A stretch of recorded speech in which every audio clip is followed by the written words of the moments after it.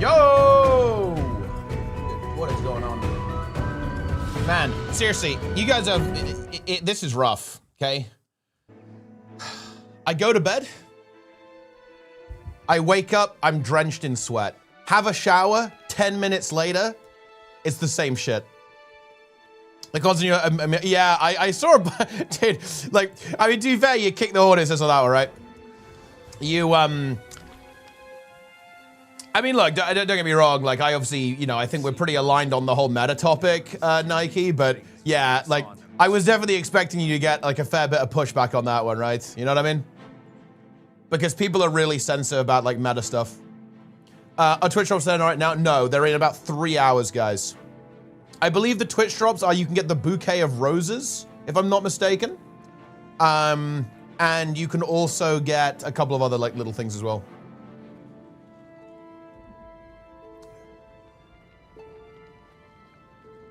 It's gonna be good. Your country is like hell burning. Yeah, this is actually, I mean, well, I think you mean that in a literal sense, right? Like there have even been some wildfires here in the UK, actually, I believe in Wales, if I'm not mistaken, which is really uncommon. So yeah, like there's definitely a very major issue right now. Because yeah, I know there are some wildfires in Europe too, which is obviously really scary.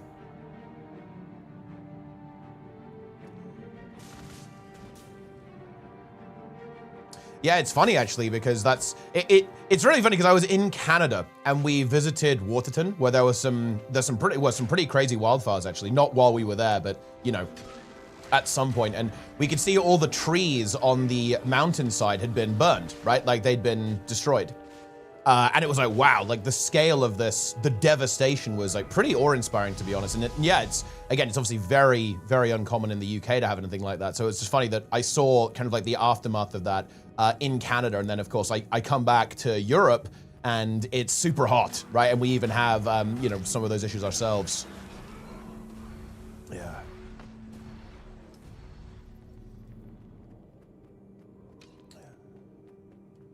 Yeah, not good. Yeah, really, really scary. Really scary stuff. The world is burning. Yeah, I'm afraid so. Very, very spooky. Going to bed at night in the summer, it's 19 Celsius inside. Yeah. Yeah, I think last night in the UK, I think it was 18 Celsius, which is super warm, obviously. But it is going down to more like 12 pretty soon, which is nice.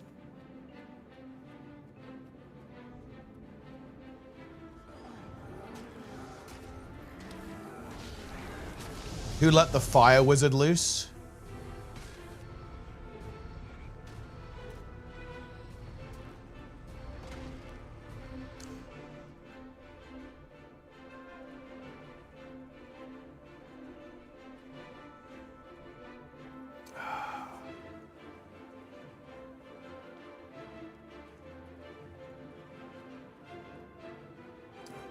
Any thoughts on Guild Wars 1 monetization? Oh, have I missed something, Nike? What's the situation?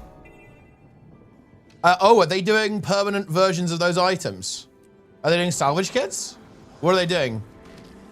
Because we were talking about this on Tea Time, right? We were talking about this on Tea Time, and we were speculating on a bunch of stuff they could add. Like, oh, Champion Planeswalker. Let's go get this.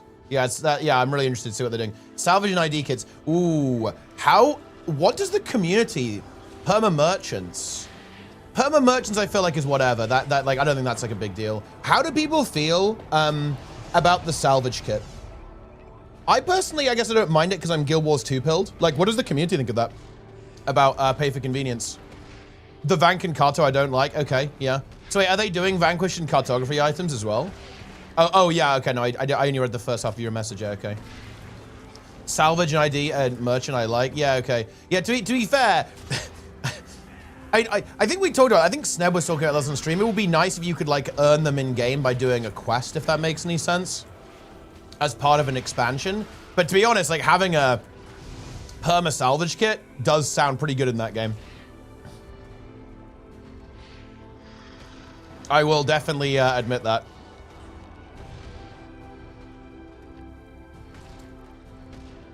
Would you argue all stability skills are reactive skills? Stability is typically proactive, or same as Aegis, right? Use it before something happens.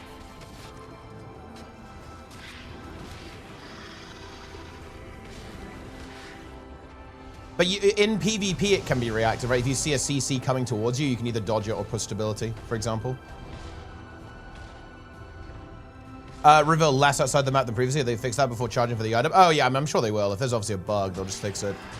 Shared inventory slots at some point. Well, you know, I think doing paid inventory space would be really interesting because I feel like one of the things about classic MMOs is that inventory management is kind of part of the game and you can't pay to make it easier. So I don't think I'd actually be a big fan of that, to be honest. I don't mind the bag space stuff. That to me is acceptable.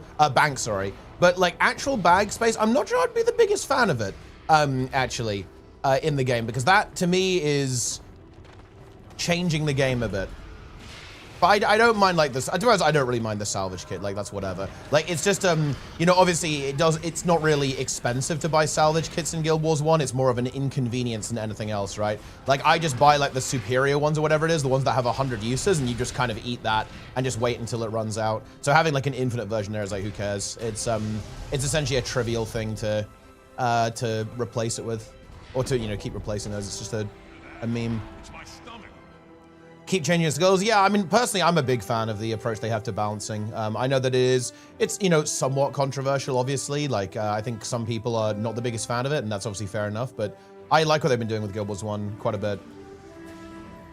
I'm very much looking forward to when they actually release the next content, right? When they do the next content drop. Superior Rune of Holding, of Invisibility, the stuff in it doesn't show up in merchant sale window. Yeah, for sure. Wait, did the champ, wait. What is this? The champion Planesworm instantly respawned. That's a bit weird, isn't it? Exploit, guys? Exploit found? I've actually sold some of my weapons back before. It's physically painful. Yeah. I mean, wait, didn't they add a confirm? Or did they only do that for unique items? I don't actually remember what exactly they did. But I thought they added some kind of confirm window for that, because yeah, that is a big issue. I've sold I remember doing this as a kid. I was like heartbroken. I remember I sold a couple of green items, unique items, because there was no confirm back in the day. You could have like this really cool item, and I used to do Tomb of Primeval King, so I had like, you know, Victo's Blade, Victo's Maul, and stuff like that. And I sold a couple of those, right, by accident, because you just, you know, you're just clicking through selling your junk, and then you accidentally sell, you know, you accidentally sell, you know, like a special item, like a cool green item or something. And yeah, that was, you know, heartbreaking, guys. Absolutely tragic stuff.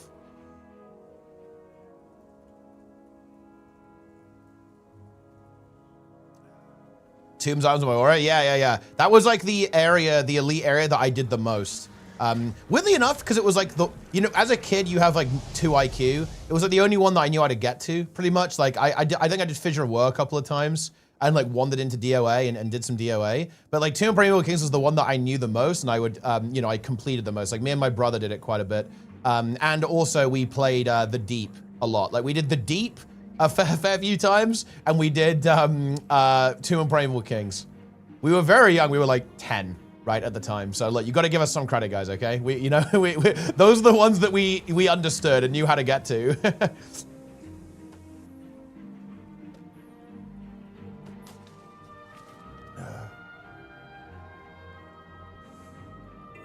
All right. Okay.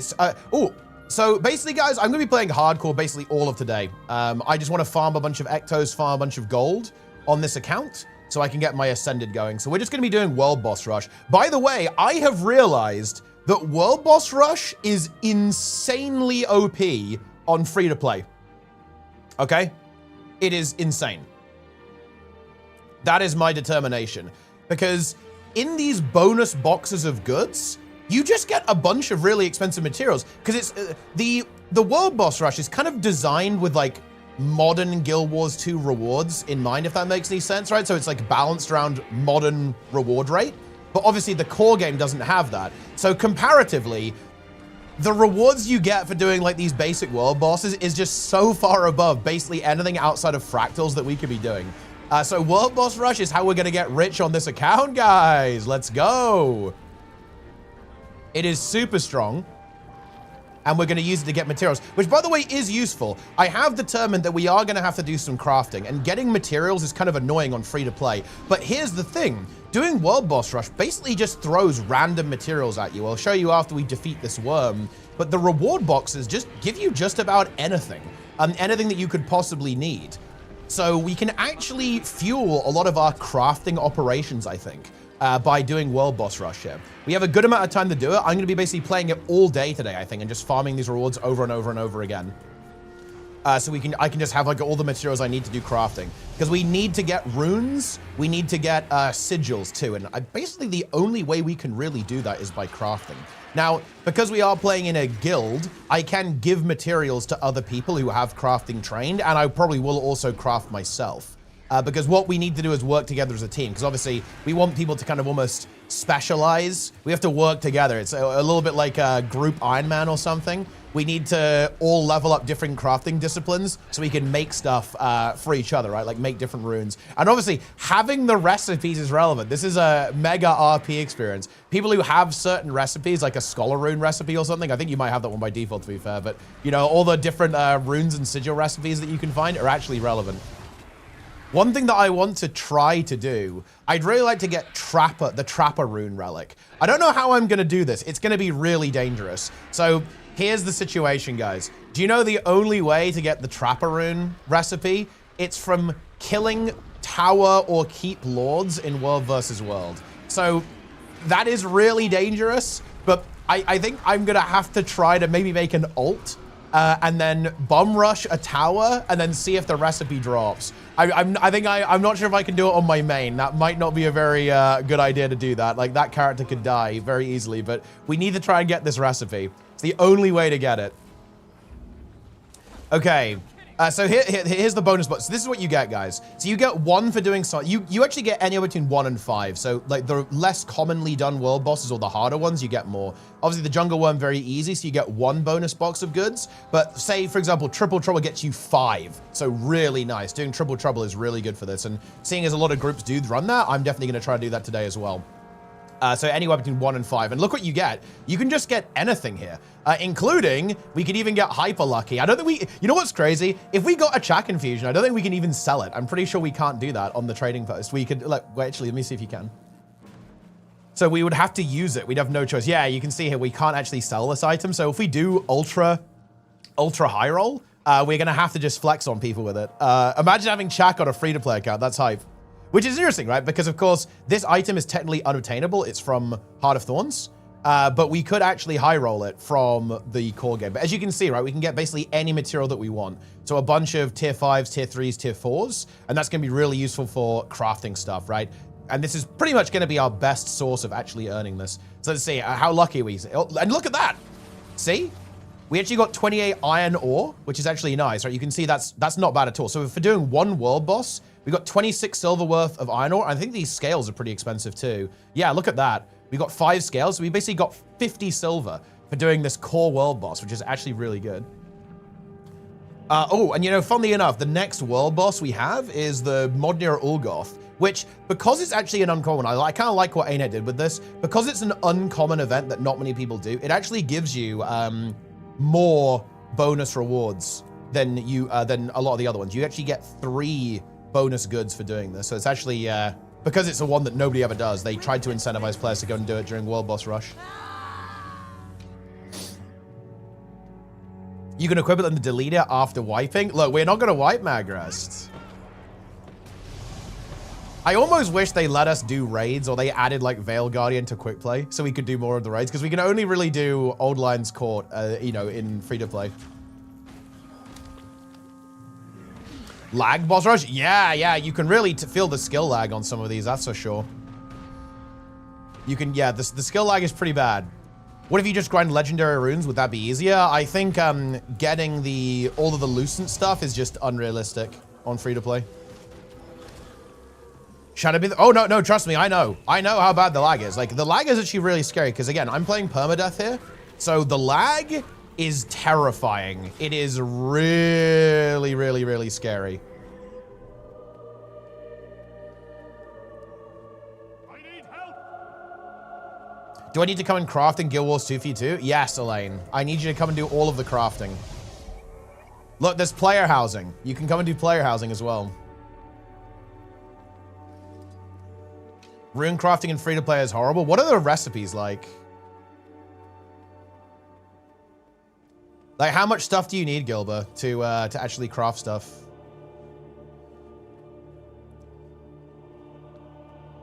Buy all the decorations for you, or do housing there? I think it's kind of expensive, but to be fair, in this game, I am mega rich because I played it for a long time, so I have a lot of gold. They're okay, but you need 5 + 2 per item of the glyphs. Ooh, yeah. So wait, how do you get the glyphs in free-to-play, Gilbert? Can you just buy them with gold? Because otherwise, aren't we going to have a really hard time with that?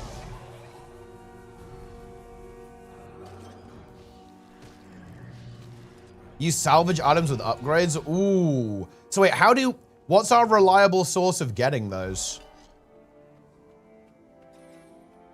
Because that's not easy in free-to-play, right? Well, we need exotics though, right? It's more than that. We need exotics. What's the best way to get exotics in free-to-play? Is it fractals? Might be fractals.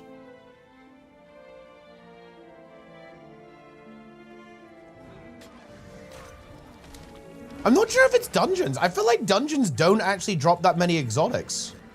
Or am I crazy? Don't they drop a bunch of rares?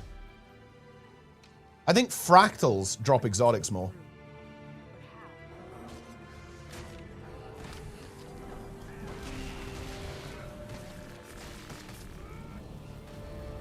You get tokens you can exchange. Yeah, I guess dungeon tokens are pretty good. I think it's got to be fractals, guys. I think fractals are the key to this, no? Because one, you could actually theoretically grind fractals, no? You could do what's the farm people do these days? Is it like fractal 45 or something? I can't remember what the number is. I guess it's changed actually because like the fractal scales change. I'm not doing Reba. I like the silver waste. Like I can't handle it, guys. I admit this. I am mentally weak to the silver waste. Like, if I have to do silver waste, I psychologically break. Like, I admit that. I'm not going to deny it. 42 farm? Wait, what fractal is that? Is that the Molten Boss one, or what one is it? Or is it which is it Aetherblade or what? It's my Trin? Oh, that's an easy one to do at least. So yeah, couldn't we just do that and just farm fractal 42? Healers need dungeons for a specific rune. You don't, honestly. There's actually a couple of really good options. You can do water rune on a healer. That one might be relatively easy to get, this one. Or you can do monk from, you can do monk as well from dungeons. They're both completely fine. It's the same with Condi builds, actually. You can go Nightmare or Trapper. Trapper is a bit annoying to get on free-to-play. I'll attempt it with an ult, maybe. But it's definitely very dangerous. But Nightmare is completely acceptable. I feel like the annoying rune to get is actually Scholar. Because you have to craft those, if I'm not mistaken. There's just no way out of that. You have to craft Scholar runes. I guess theoretically you could, you know, at the end of the day, you could Mystic Forge them, or you could just drop them. You buy? I don't think you can in free-to-play, though. That's the thing. You can't buy them, Grabber. Look. Because free-to-play is locked down. You can't buy it.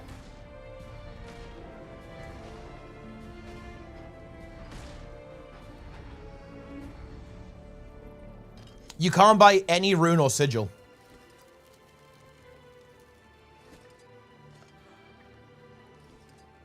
I'm getting Golomancer runes instead. Well, the thing is, can't we just like pool our resources and make them? Because I think Gilbert actually has crafting. So if we give Gilbert materials, I think he can make us Scholar runes. If people need Scholar runes.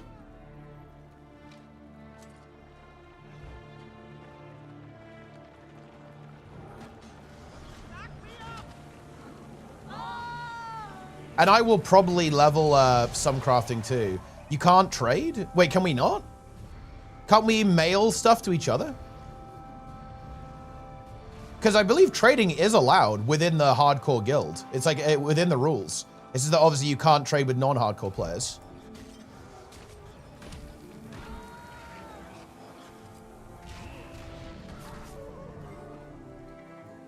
Whoa. It's pretty cool.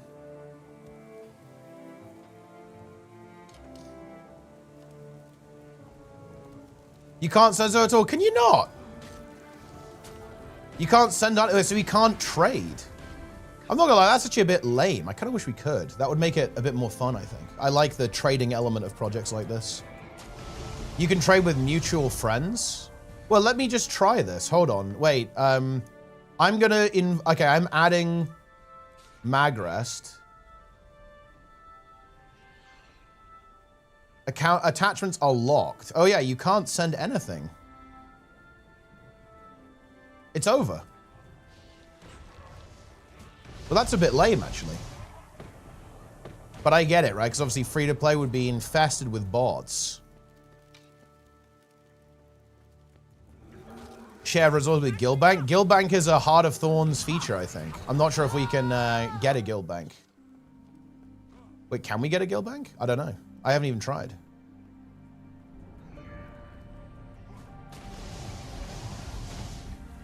We'll defeat these centaurs. I'm just waiting for the world boss, by the way. Because there's a lot of downtime in the core world boss train, I'm just going to do map completion while we wait for the events to actually spawn. Look at this high efficiency gaming we got going on here. Can we have a non-free-to-play player set a guild bug up? That's interesting, actually. We should maybe ask Syl about that, because that honestly might be worth it. Purely to, like, enable trading in the team. But I guess we have to ask Syl what he thinks about that from the rules perspective. Because I think trading would actually make this better, but if he doesn't want to have that in the rules, then I think that's fair.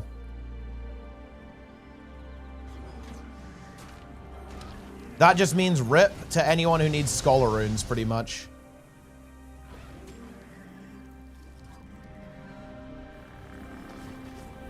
The meta is progressing. I don't think... not yet, I think. This one also lags really hard. Prepare for lag, my friends.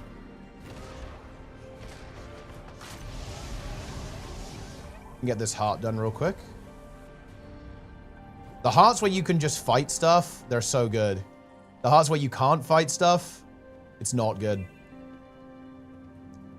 Golem Monster is not the worst alternative. How much worse is it versus Scholar? Because bear in mind, the DPS check is not going to be free. It's not going to be free at all on Old Lions Court.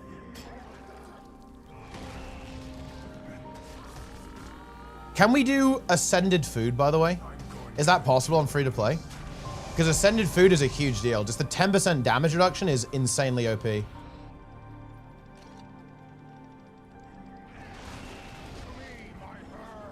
You can do some Ascended Food. Which ones can you do? Because we should actually help someone to do that. We should help them. We should help people farm for that. How'd you get it? Well, I think you can just do the quest. It's in the Grove, right? To do the quest. The World vs. World Ascended Food only works in World vs. World. So it wouldn't help us.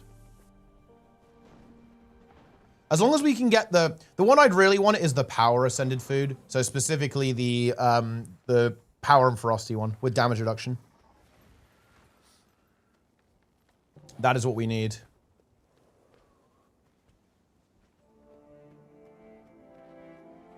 I will now go get this hero point. Boom. See, look at the efficiency, guys.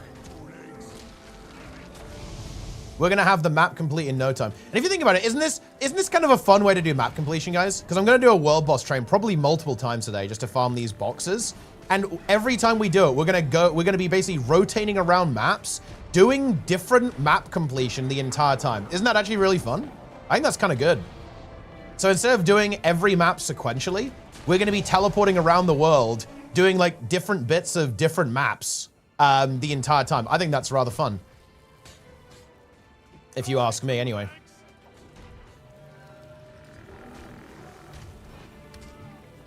Okay, boom. What gear are you going for? So what I'm going to be playing in our PvE content is actually Celestial Heal Necro. So I'm going for full Celestial. Because that's actually a really good build. And it's a really good build because Necro is one of the few classes, or professions rather, in the game that's actually quite good at healing and doing damage at the same time. So this isn't the actual build, obviously, but it's surprisingly similar. I'm going to be playing Blood Magic, Soul Reaping, and Curses in actual PvE content. I'm basically been like a hybrid Condi heal build. Warrior might be juicy with the sword changes. That's true, actually. It should be really good with Condi now, right? We'll have to see what Core Warrior looks like. However, I think I would still say that Core Ellie and Core Guard are going to be superior because they do more. I feel like Warrior is a do-nothing build. And I think that Guardian and Ellie are less do-nothing builds. Does Core Warrior still do quickness?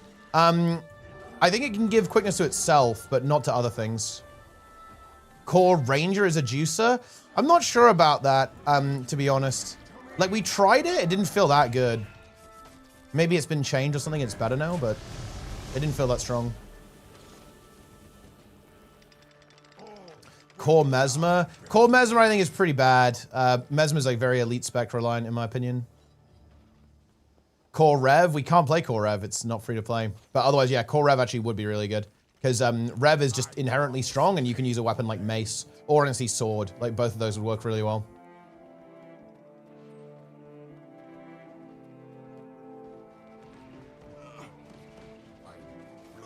All heal food. You can't make damage reduction because it needs, let me see, which is the one we'd want? We'd want peppercorn crusted sous vide steak. What is the recipe for this? Okay. We can make that. Cultivated peppercorn. Can we, maybe we can buy this. Slink back to your hole. You can't buy that.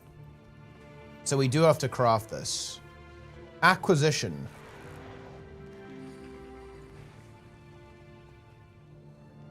What is this? You can craft this, no? Like, how do I craft this?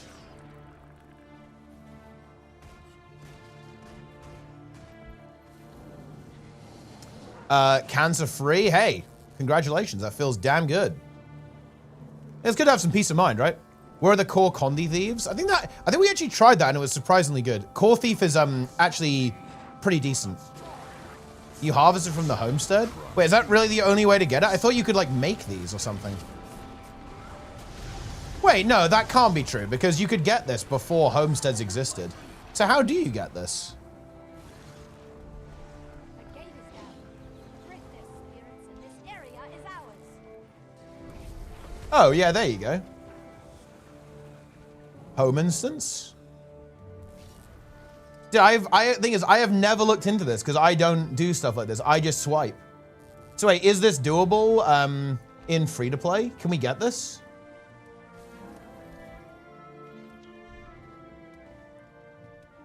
Varietal peppercorn seed.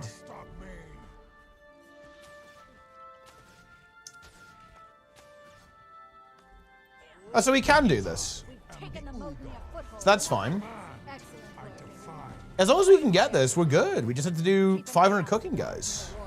It's not a problem. It's all good. Very nice. Beneath the weight of my fury. Yeah. Stand strong. Okay. To be fair, if we can't get the damage reduction feed, it's not the end of the world. It's just really good. Project Fiend.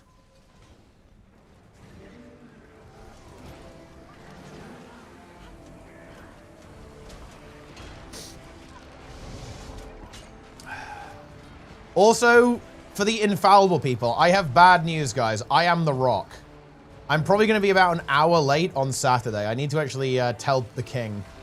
Because I am running a tournament with Sneb on Saturday, and I kind of forgot about that when we were talking about when we're playing next. You will pay So there is going to be an impact. Okay, unfortunately. The tournament is impact.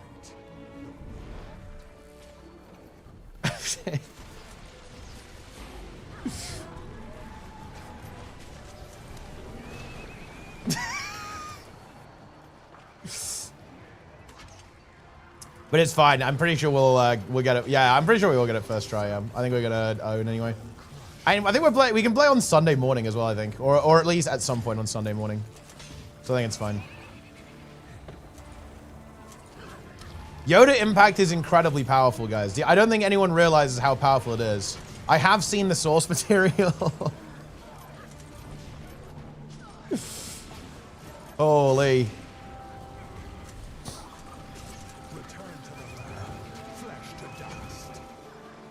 Listen, I was expecting us to be done by now. It's not my fault you guys are all fucking casuals and we play for like 2 hours a day, once a week.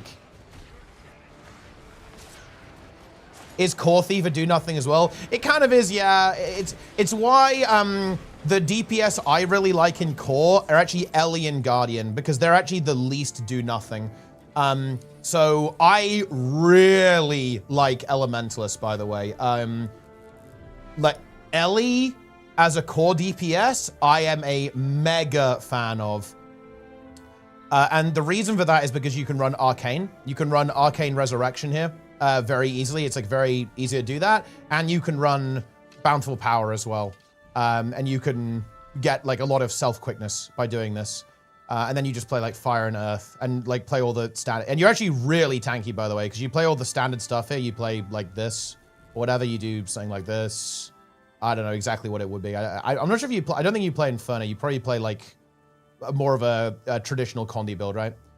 With probably like Rabid or Rampager gear or something, or Dire or whatever. I don't know exactly like what you'd go for, but the fact that you can take Arcane is huge because it means you give loads of protection uptime just by rotating around, and you also have a res trait on this build, and you're also fully ranged because you play Scepter Focus, right? So you're fully ranged. You can heal yourself a shit ton with Water Trident. You can go invulnerable as well, which is obviously super good. You have an amazing heal skill. You have a 10% damage reduction on Signet of Earth the entire time. You can do a whole bunch of stuff with this, right? You can heal people if you want to with your Elemental. You get more damage here if you want to go that direction. And you have one free utility skill. Like you can go for more damage or whatever, you know, Elemental Power or Glyph of Storms, whatever kind of floats your boat on that regard. Or like the little... I think the Elementals are optimal, actually, right? But you can also take some utility, right? You could take Lightning Flash if you wanted to. So I really like Core Ellie because it's a very do something.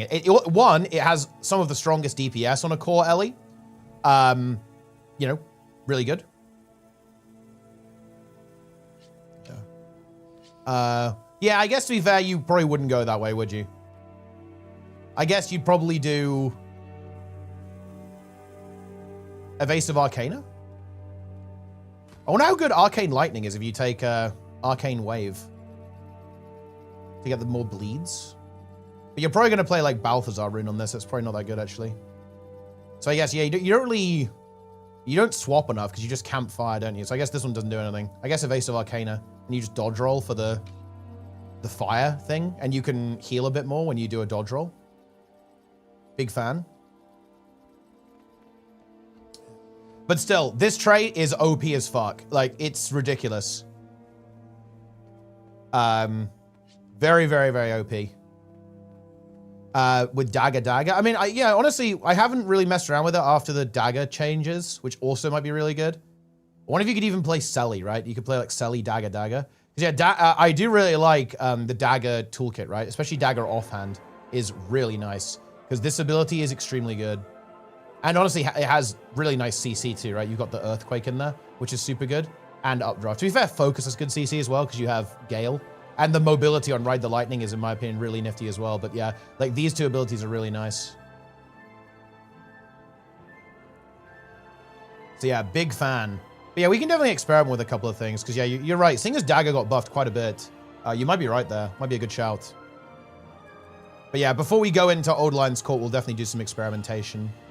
I mean, to be honest, we can experiment a lot in fractals, because we're probably going to do tier 4 fractals first, just to make sure that everyone has the gear and we have runes and sigils and stuff.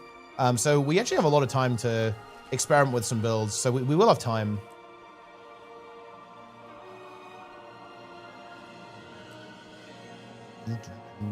Okay, let's see. Are we gonna high roll? Any high rollers? Ooh, luminous dust. See, look at all this stuff we're getting. What's up next? Oh, dude, it's the Shadow Behemoth, man. I hate the Shadow Behemoth. It sucks.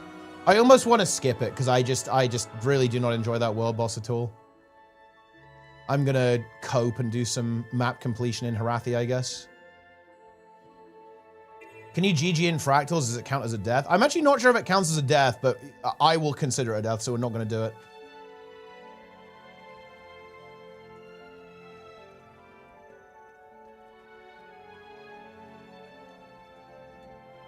Why are you doing world bosses anyway? Because to get my final ascended trinket, I need, well, a couple of reasons. One, it's world boss rush, so it's basically a giga way to farm a bunch of gold and resources on this account for crafting and so on. Secondly, I need ectos. I need 50 ectos to get my second ascended accessory, and the goal will be to get that today.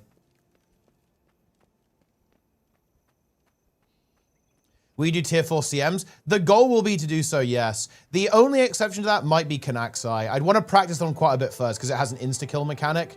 And honestly, what is it? The new one? The Jawmag one. That one's also really scary because it has an insta-kill mechanic, so I'd want to practice that a lot first. But all the other ones, yeah, we'll do them because they don't have insta-wipe mechanics. And we can do them, it's just that we have to really practice first. Because, you know, on Kanaxar, if you're looking at 2 of them, it's just GG.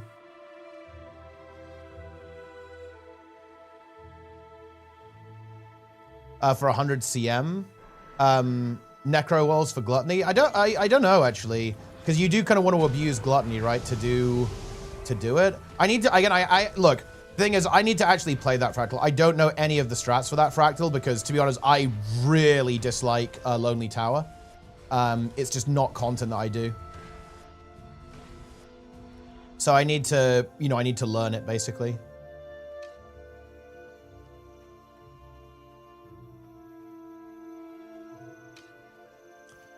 If your character dies in a tier 4 fractal before doing all that you would like, would you go again with a HD character? Probably, yeah.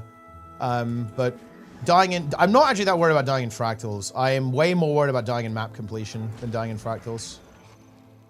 Because we're just going to play safe. We're going to play 2 healers, basically, in fractals. And obviously, everyone's not going to play like an imbecile, right? Like, when it's hardcore, people tend to lock in. And I'm only going to do it with people who I think are competent. And we're going to play 2 healers, Necro and Guardian, in every single fractal.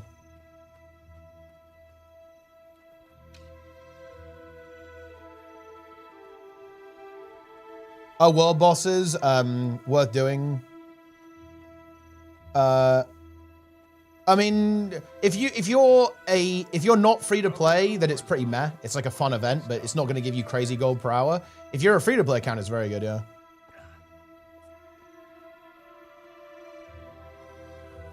But in general, no, the rewards are daily locked. You don't really want to do them more than once a day.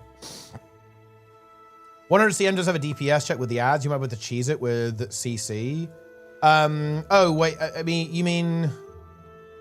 Yeah, I guess the ads in the intermission can be annoying. But can't we just, like, CC the ads and, like, pull them and stuff if they don't get in? We just need to have a good strat. I think the DPS will be surprisingly high, by the way. Like, core builds are better than people think. We just need to come up with, like, good strats. I'm pretty sure, like, if I played Necro there, I can just perma hold a set, right? So basically, I can go to one set of ads, and then the team can go to the other set of ads. Because I can just have Reaper's Mark, I can have Fear Ring, right? And just keep them away forever, I think. And they just won't get in, and then the team can do the other side. That would be my my general thought on it anyway. That's what I did on day 1, by the way. You can go and watch my videos. I played Heal Scourge with Greatsword. Yeah, Great Sword and Fearing. And I would just perma-CC the ads while people handled the other side. It was very effective. Core Guild Wars 2 rewards thing, how if all you did was play open world, you make 5 gold per hour, but if you were doing dungeon runs, the good grip was like 40 gold per hour. The modern game is so flat and reward curve. Yeah, for sure. And it, you know, that is an interesting development, right? Push you to endgame content from a gold per hour perspective. Well, because it's so flat, Nike, it's the inverse. Because if putting in more effort gets you the same reward, that's going to be perceived as that content is less rewarding, right? Because if you have to work and you basically don't get any payoff, that means essentially there's no reward for doing the work. So yeah, if you learn how to do dungeons or raids or fractals efficiently, you don't get much of a payoff in modern Guild Wars 2. And that's why people don't play that content, obviously, because it's simply not worth it to do that. Because again, it's obviously going to, you know, it's going to be effort to learn the content. You're going to have to basically do progression at the start. You're going to have to invest in understanding how to do it, and you're not going to get the payoff.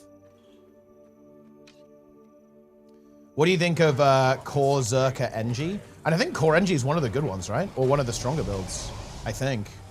The only problem is you can't use hammer, and you'd have to play rifle, and I guarantee you that's quite a bit weaker. Like, hammer is a really good weapon on NG, so I don't think it will be quite as strong in a free-to-play universe.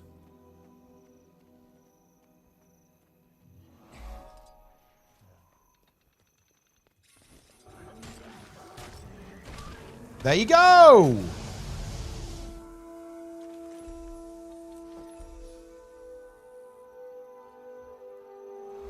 But again, in my opinion, you're better off with builds that actually do something.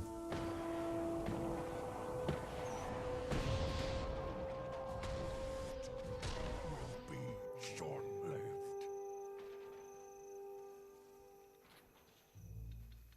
But we will decide what to do. Rifle hammer so much. Oh, that's actually surprising. I guess they did buff rifle, didn't they? All right, come on then. Let's do the Shadow Behemoth. I actually dread this one. This one is just, it's miserable. This one sucks.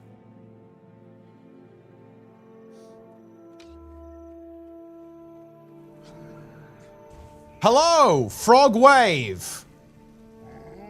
Frogs. I like how nobody's doing the pre-event. Everyone's like, oh, come to the Shadow Behemoth.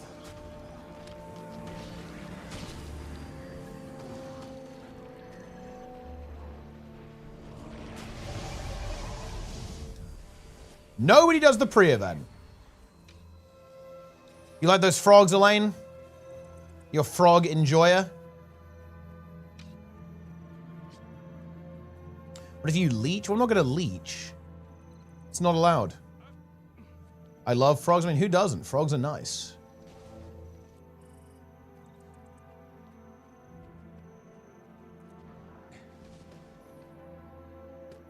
You'll fail the jumping puzzle in fractals. I mean, I'm definitely scared of Uncat. Like, what other fractals are actually dangerous? I think there's one fractal I'm never going to touch, and that's Aether Blade. I am never touching that fractal. Not even for, not even because of the heat room or whatever. It's the end boss. Like, it's just so easy to die there, and you just won't have any counterplay. If someone makes a mistake, everyone's dead in that fractal. And you're not going to have the burst just kind of YOLO it, right? Like, you're going to have to actually play the fight for a relatively long time because your DPS is going to suck. I'm not going anywhere near that. Oh, yeah, Thormanova. Yeah, Thormanova reactor, yeah. Yeah, reactor. I'm not going anywhere near that. I'm not sure what I said. I'm a little tired. I got up early to do this stream, guys. So I'm a little drained. What, have I never seen you play Azura? I don't really like the Azura character in this game. I don't like the animations. It's just not my jam. I don't go that way. The characters that have good animations in this game, it's humans, Char, and Sylvari.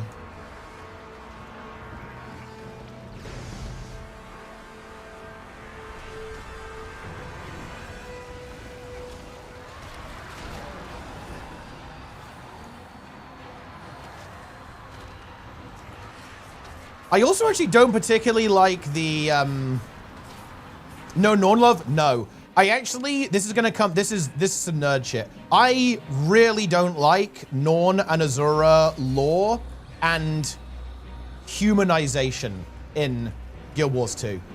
If the Norn were like the Norn in Guild Wars 1, I'd probably play a Norn. If the Azura were like Azura in Guild Wars 1, I'd be much more likely to play an Azura. But because they kind of really watered down the, I guess like the cultural differences between humans with everything, right? Like the only playable race that I think actually maintained a lot of its energy is actually Char in Guild Wars 2. Like Norn are just dumb, drunk humans in Guild Wars 2. Azura are small, annoying humans in Guild Wars 2. Right, whereas that's not the case in Guild Wars 1. Norn were very culturally different to humans in Guild Wars 1. That was kind of like a key point in Eye of the North, which I think was really good and really interesting. And so were the Azura. The Azura were very weird compared to how they are in Guild Wars 2. And I understand why they did this, right? Like they had to do it to, because if you have a playable race, by the way, WoW actually, WoW really suffers from this too, in my opinion. Like, they can't have any playable race be bad. This is actually, in my opinion, one of the very legitimate complaints about, say, you know, modern MMOs, especially World of Warcraft, is that they can't have any of the playable race be the bad guys because people are playing them, right? So any kind of like very negative characteristics that, you know, a certain, you know, like a certain fantasy race does, you can't really have it. In the game. It's funny because that's also technically not true. Like, for example, you do have this in CRPGs, for example. Like, one game that I think handles this extremely well is Divinity, actually. Like, if you look at the you know, for example, the conflict between the elves and the lizard men in Divinity, yeah, there's some fucking crazy shit going on there. They just don't give a fuck. They just do it anyway. But in MMOs, because people like really get into their character and they're, you know, they're really like, ah, yeah, this is me. I'm this person existing in the world. I think people really don't like it when there's like some fuck shit going on. You know what I mean? So that's why you can't do that. But in my opinion, that kind of kills it for me a little bit. It makes the fantasy races quite a bit less interesting and a lot less appealing, actually, because they're just different shaped humans, right? And to me, that's just not interesting. More modern world take, because Wrath did not... Yes, no, it is a more modern take, yes. 100%. But yeah, of course, yeah. In the older versions of Warcraft, 100%. Like, I mean, obviously, I mean, Garrosh would be the really obvious example of this. Like, the Horde are explicitly the bad guys when Garrosh is in charge, right? There's just no question about it. Like, the Horde are explicitly the bad guys. And obviously, if you're a Horde player, that's going to feel a little bit weird. OG Blood Elves are assholes, and I love them for that. Yeah, and honestly, I think there is...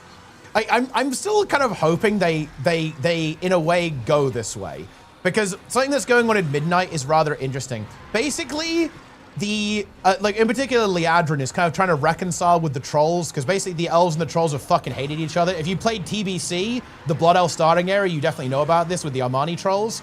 It would be really interesting if Lorthamar was like, actually, no, I still fucking hate you, okay? And you had this interesting conflict where Liadrin is very, very much looking to reconcile and kind of mend some of the Blood Elves' wrongdoings, right, towards the trolls historically.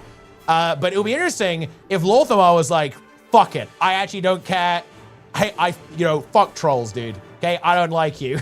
But I think they probably won't go that way, because again, they don't really want the Blood Elves to be like this kind of bad guy faction, right? Because people obviously like being a Blood Elf. Blizzard used to do nuance very well. It's not even about nuance. It's not that. It's not Blizzard's fault either. I actually kind of reject that it's Blizzard's. It is and it isn't. But the thing is, people don't want their faction to be the villain. Okay, they just don't. And maybe Blizzard's saying, wow, tough shit. You know, like you have to be the bad guy. But that is what's going on, in my opinion.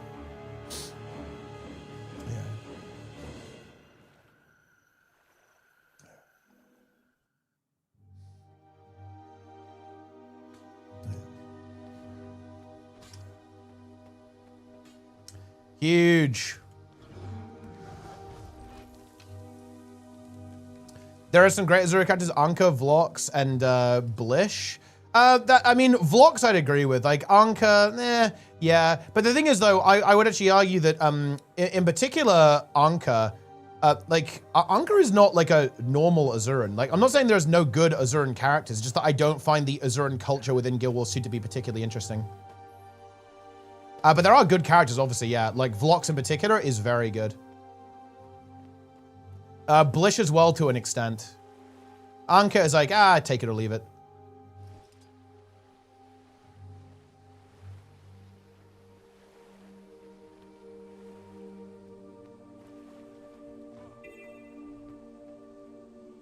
Director Vlog, oh, Commander, if only you knew what I know, you'd be helping me now. So tell me what you know. Vlog's like, oh, yeah, like, yeah. I mean, look, it doesn't matter because we're getting the story now, but yeah, you just reminded me about how much of a, I was definitely a little bit blue-balled by the last story patches for sure.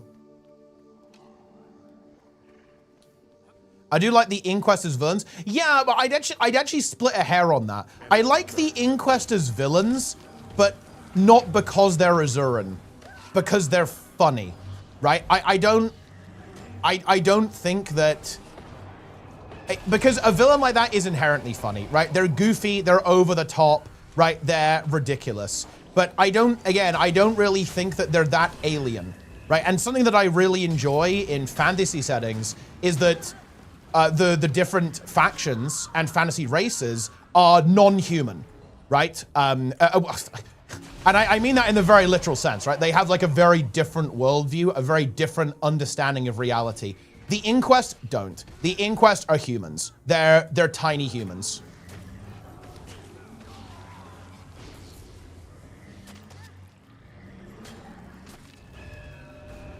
And don't get me wrong, they're funny tiny humans, but they're tiny humans.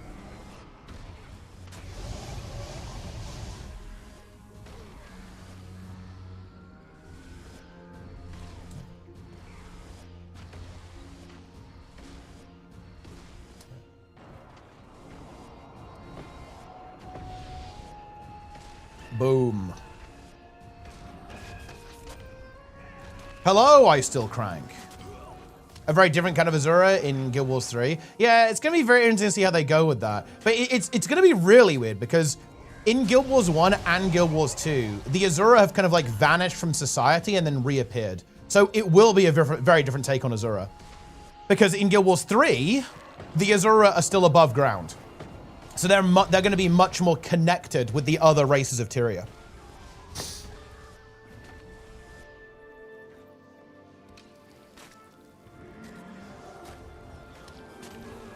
They consistently made the char soft in series. I'm not sure if that's actually true, by the way. Like, for example, I think some of the hardest dialogue is coming from Chara and the Icebrewed Saga.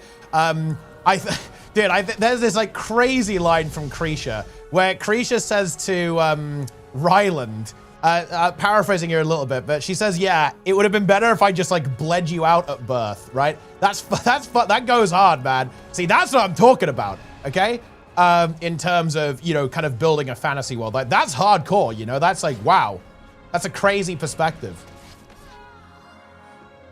And that's kind of what I mean. If you're asking for an example of what I'm talking about here, guys, when it comes to a really interesting fantasy race, look at the Char. I would say look at the Char and Icebrewed Saga, which in my opinion are very well realized within the context of that story. And honestly, I would actually argue the Char in general have been pretty well characterized in Guild Wars 2. They're the race in Guild Wars 2 that, in my opinion, has maintained a really strong identity for itself, whereas I think the other races really haven't. I think the Azura, okay, I can give you a little bit. I would say the race that actually got done the dirtiest in Guild Wars 2 is Norn. They slaughtered the Norn in Guild Wars 2. Okay, if I was a big Norn enjoyer from Guild Wars 1, I would not be happy with Norn in Guild Wars. If I was a big Norn fan in Guild Wars 1, I would not be a fan of Guild Wars 2.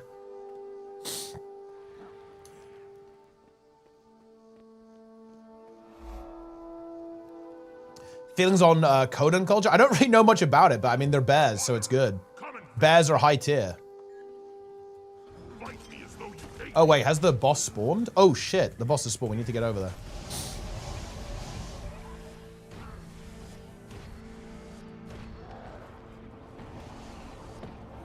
Oh, this frog has a lot of health. High HP frog.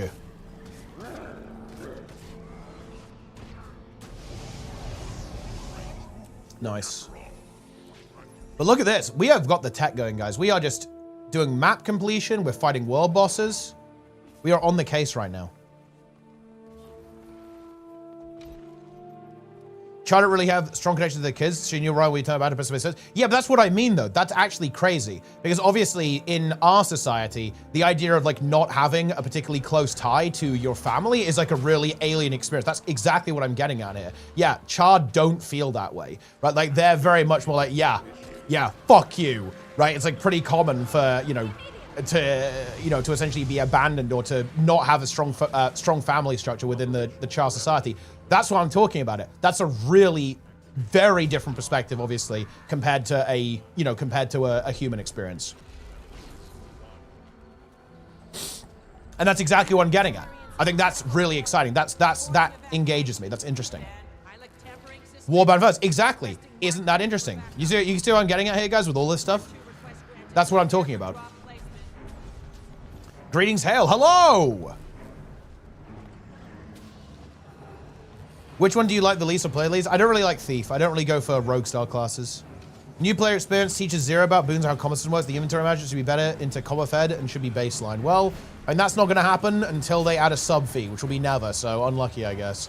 To be honest, the whole like teaching the game thing, I don't think it doesn't matter. This is a very Guild Wars 2 talking point. Like games do not.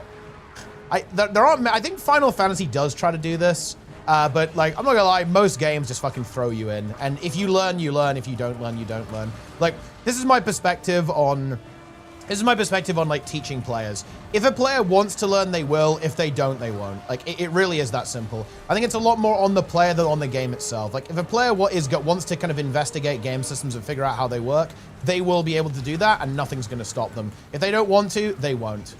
Guild Wars 2 is not that complex. I think one of my least favorite narratives in the Guild Wars 2 community is that the game is like impossible or inscrutable to new players, which ironically I think actually makes it true. That manifests reality. People are intimidated about the game and therefore are scared to even try because everyone says it's difficult. In reality, Guild Wars 2 ain't that complex. I'm not gonna lie, guys. It's basically slam all your buttons as hard as you can and make sure you have boons. Congratulations, you now understand how to play Guild Wars 2 in every game mode. It ain't that deep. I'm sorry, it's just not.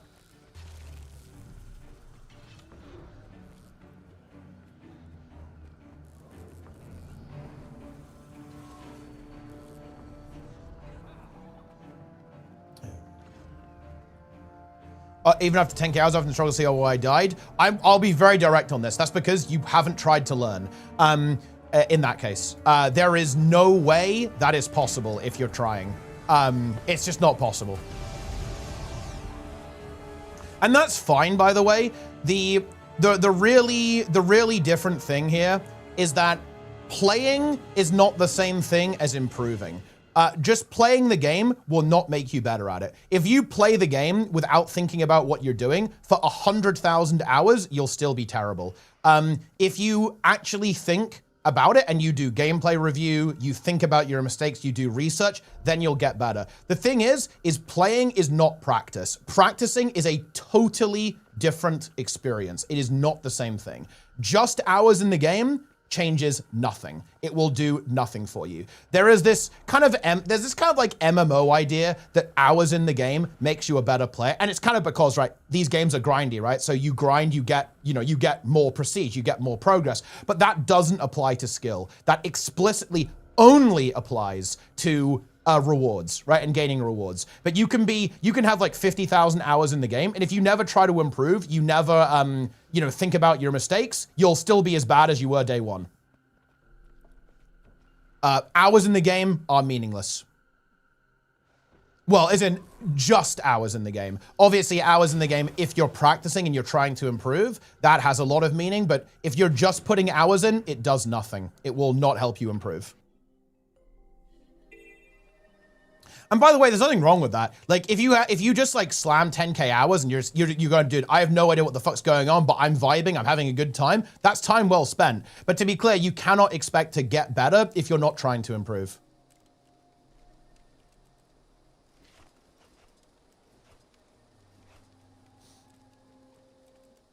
And also, here's the thing, Urena, I'd actually really challenge you on this. If you recorded your gameplay and you watched your death back, you would be able to identify why you died. I think anyone could do that. Because, I mean, you know, you've got eyeballs. Seize the moment. Wait, is there really no way to buy a salvage kit here? Sure there is.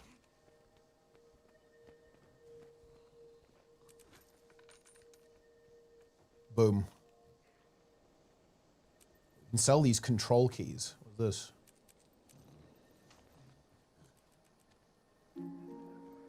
Never capitulate. Ectos? Oh, one ecto.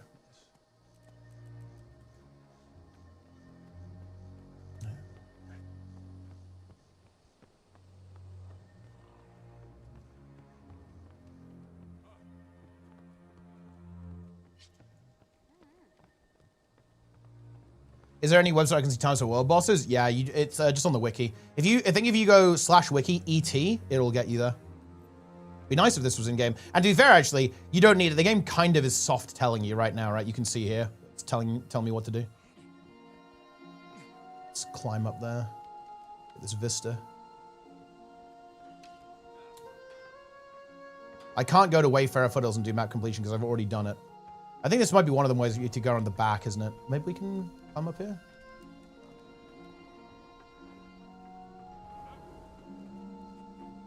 Ah, yeah, it's around here. I have to check logs and stuff and find why I died instantly, why I do. Can you tell me what fight? Like, you struggle to identify where you died? I feel like it's very, I don't know a single fight where it's like not obvious what killed you. Well, actually, that's not entirely true. I will admit that on specifically the vent shots on Ura LCM are like really badly telegraphed. But like outside of that, like everything is pretty obvious, I think.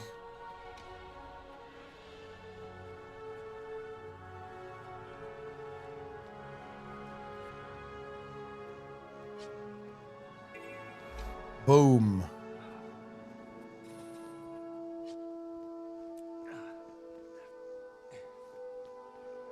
And also, there is a bit of a reality here as well. This is the trouble with PvE. In PvE, being good at the game is actually optional.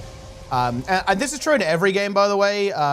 Like, being good in PvE is optional. Because at the end of the day, it is a scripted sequence, especially in Guild Wars 2. Guild Wars 2 is very scripted a lot of the time, with a couple of exceptions. You do not actually have to be good at the game to beat PvE. It helps, but it's actually entirely optional.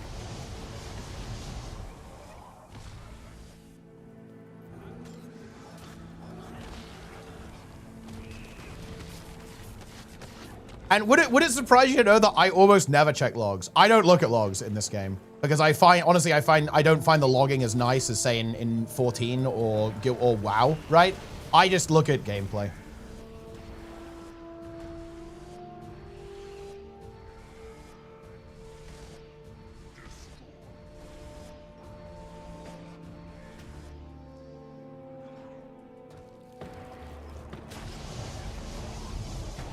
But no, seriously, I kind of want to know, like, what fights do you struggle to identify where you died?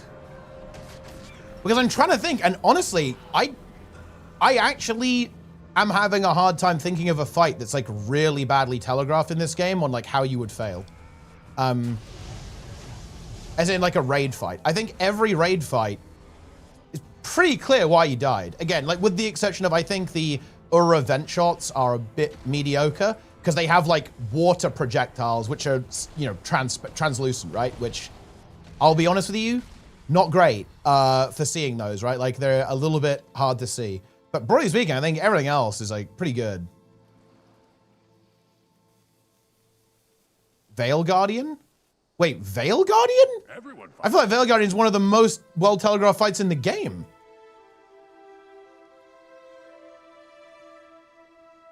Was it because I fucked up or because of missing healing? Well, I mean, I guess it depends. But I mean, you just look at the VOD. Like, did you get hit or not? And then the green hit you. I mean, that just depends like how much health you have, right? It's like, yeah, I mean, if you get ported, you're probably gonna die. If you stand in front of the boss, you're probably gonna die. I have to check the logs? Wait, why do you have to check the logs? It's like, look at the video. And to be fair, if you get punched by the boss, it's gonna be pretty obvious. If you get ported, it's pretty obvious. Or if you go down, say, to green, it's because you weren't at full health.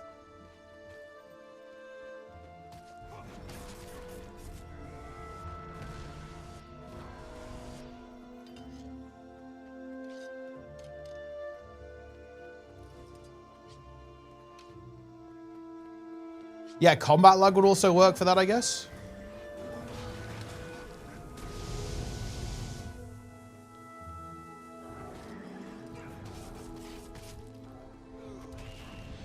And, well, I mean, I can tell you, if you ever go downstairs on Veil Guardian, unless your healer is really bad, it's you.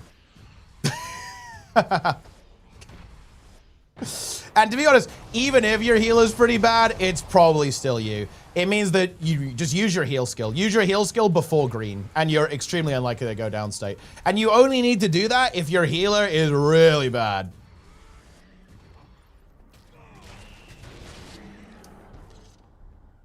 Because all they have to do is like have you, what, above like 80% or something before the green goes off.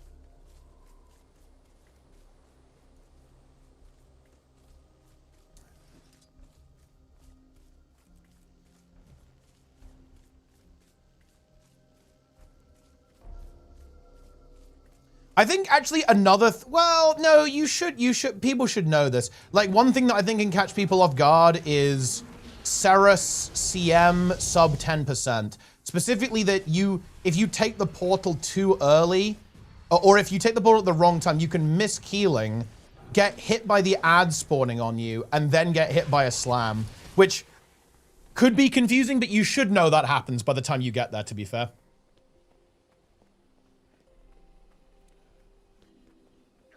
Oh shit, dude, the keepers. We go to the, oh, that is fucking dangerous. That is spicy. I'm not doing that. Not today, anyway. How did people die when Sarah stopped DLL? Well, because people are, not everyone's a cheater. That's why. Not everyone's gonna do that illegal gameplay.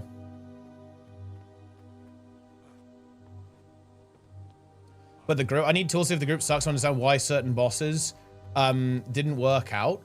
Wait, am I just like a wizard? What do you mean by this? If I look at the DPS meter, I can go, ah, yes, okay, I see the problem here. Or do you mean like, do you view the DPS meter as a tool?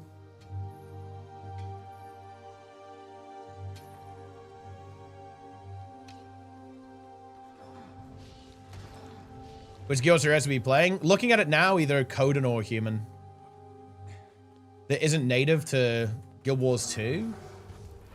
I mean, obviously, I would like a native DPS meter for sure, but I mean, is that really a big deal to install a DPS meter? And look, maybe we need add-ons, guys. Let's go.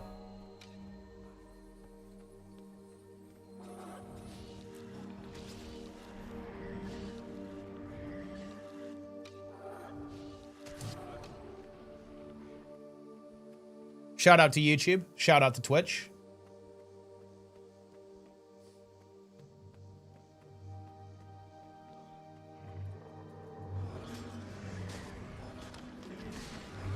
That's something the base game does not tell me. I mean, that's true. And again, I would 100% advocate for in-game DPS meters, or even some basic in-game logging. I would 100% be behind that. And I agree that that's definitely not ideal. But I do feel like this is like a really high-level concern. Like, if I'm being real with you, I do not think stuff like this is relevant until you kind of get towards CM content, in my opinion. Like, do you really need to, like, have a DPS meter to see why, like, Veil Guardian is failing? That is debatable. Like, maybe on launch, yeah, it would have been kind of nice, I guess, to see, like, who's trolling, but Veil Guardian Sloth Sabir is very obvious. Kadim 1, Adina Doom. Wait, Sabir? Wait, why is Sabir non-obvious? Kadim 2. Wait, how is Kadim? Oh, well, I see. I mean, I assume on Kadim 2, you mean the fact that it's fucking bugged and, like, the carpet's invisible. That is fair. I will definitely give you that one. They should fix that bug. Surely they will. Surely they will. Sloth. I guess the shake is relatively mediocre in telegraphing, but you'll know if you got hit by it because you'll see you got 20 stacks of every Condi.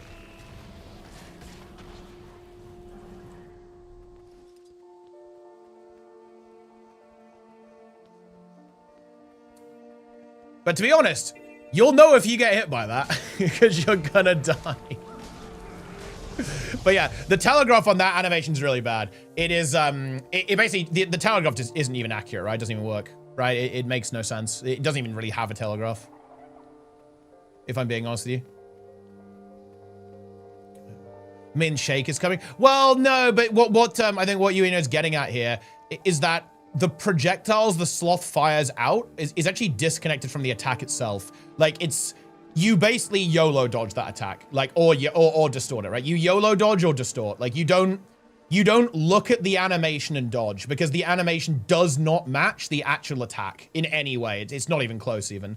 So is that attack poorly telegraphed? Yeah, 100%. Like, is it easy to play around though? Also, yes. If you just double dodge, like, you will not get hit by it. Specifically double dodge towards the boss. So it has very clear and well-defined counterplay. And if you mess it up, it's going to be very obvious, but the telegraphing is really bad.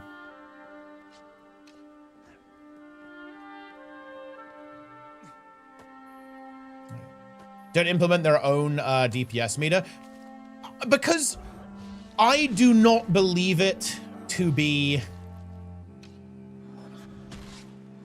as big an issue as you might think. It's definitely a nice to have. I think it's really good that WoW added their own DPS meter, for example. But do I view it as a really big problem? To be honest, guys, I really don't.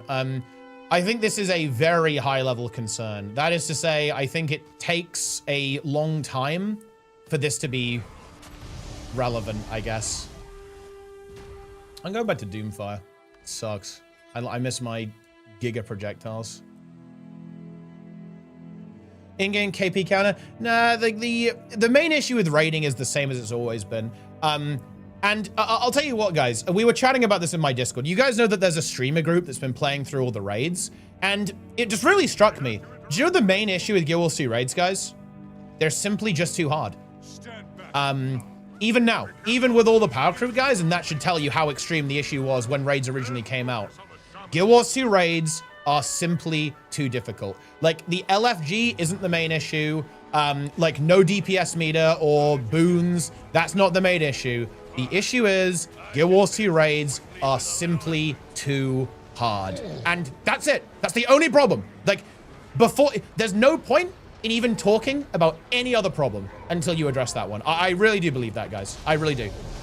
And again, look at the other games. Look at Final Fantasy and World of Warcraft. They have story modes. They have LFR. Hell, they even have added an explicit solo mode in WoW raiding for the end bosses. You can literally go and have NPCs kill Laura for you on story mode. You do not even have to interact with another player, and you can AFK and they will clear the boss for you. The NPCs will kill it for you with no interaction from yourself. Like, yes, the raids are just too hard.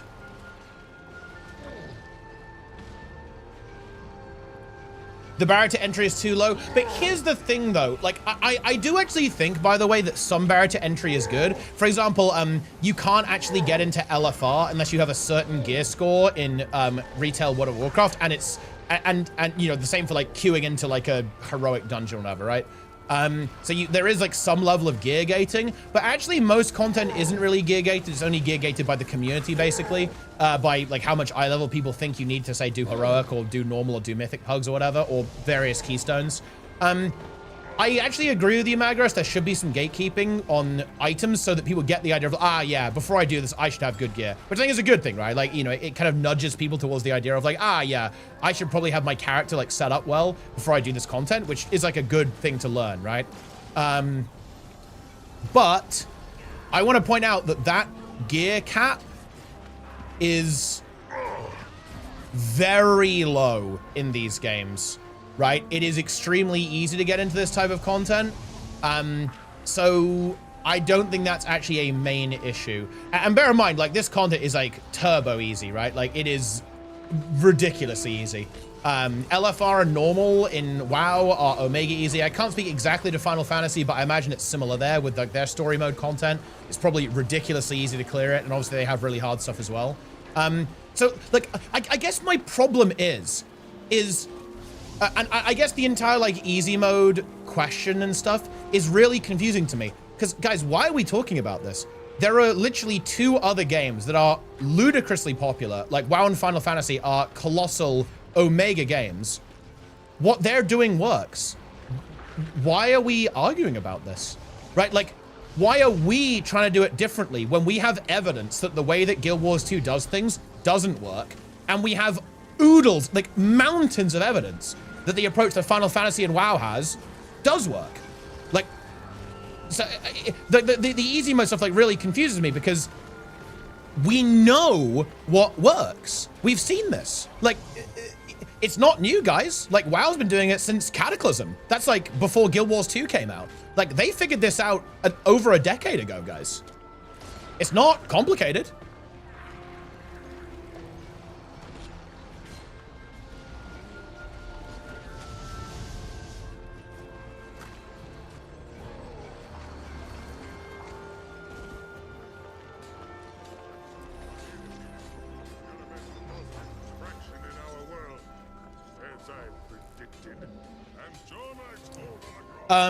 Does anyone do you think fill raids are too easy in Guild Wars 2? Well, you can probably find me a clip of saying that I find this content too easy, because I do, but bear in mind, that is a very different thing between me saying that it's too easy for everyone. Like, because I would not make that claim. And also, for the record, I've always been very pro easy mode. You can go back and look at all my tea times. Like, in general, the people that I speak to have always been pro easy mode. Funnily enough, with the exception of MMO Inks. I think MMO Inks was not a big fan of easy mode, which is, you know, that's fair, right? Like, you know, it's good to have different opinions, right? But in general, yeah, like, me and a lot of my community has always been very pro, you know, story mode, normal mode, easy mode, whatever you want to call it. Yeah. And the point of raids is to be hard? No. The point of raids is to be fun and exciting and like a really fun encounter experience. And the challenge is something that can be there, but I do not think it is necessary for the experience. And ultimately, the really big question is challenging for whom, right? Like, for example, something that you might find challenging might be too difficult, right? Or really unfun for another individual. And here's the thing. Something that you might find challenging, another person might find too easy, right? And therefore unfun. So the more important factor here is challenging for whom when you're talking about difficulty, right?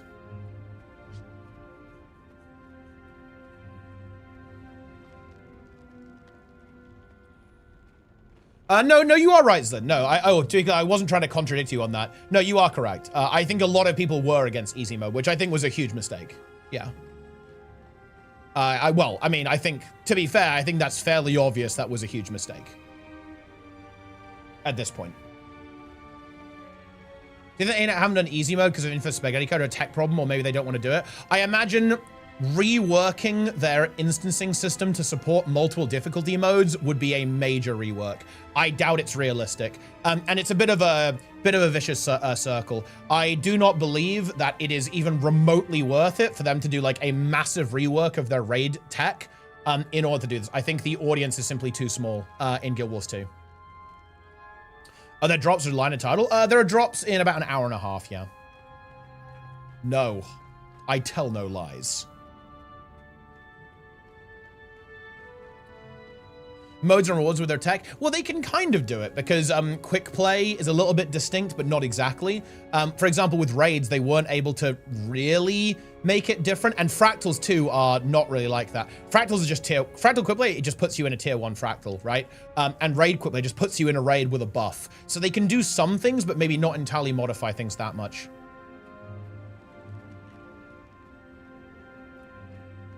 Yeah, embolden mode again, they can definitely add a buff to stuff, right? But that's, again, not quite the same thing as what we'd be asking for here.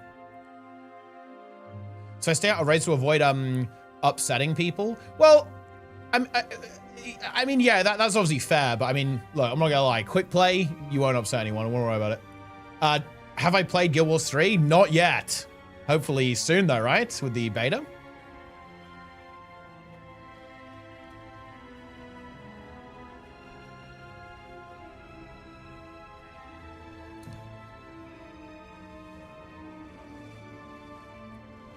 Funny thing about Final Fantasy raids is the dungeon, they have a normal, which is a joke and not interesting in any way, and second difficulty salvage is too hard for 90% of people. Well, yeah, that actually does sound like a little bit of an issue, potentially, with how the scaling is done. I'd argue that it's really hard to do difficulty right, because if you only, you're not going to have a level of granularity that works for everyone, right? So going from, like, normal, say, in WoW, right? Going from normal to heroic is quite the jump. And I'm going to be honest, going from heroic to mythic in WoW, yeah, that's an experience. Like, the difference between like a mythic end boss and a heroic end boss, yeah, those two things are not the same.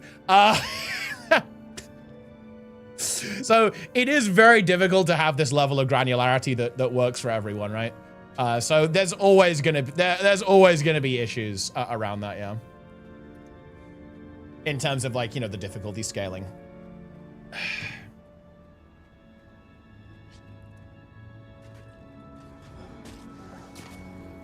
Making a third difficulty at the middle of those. So that sounds like a great change then. Because if there is like a really big step up from that normal into Savage, that could be problematic. So having a middle in between, that sounds like a really good idea.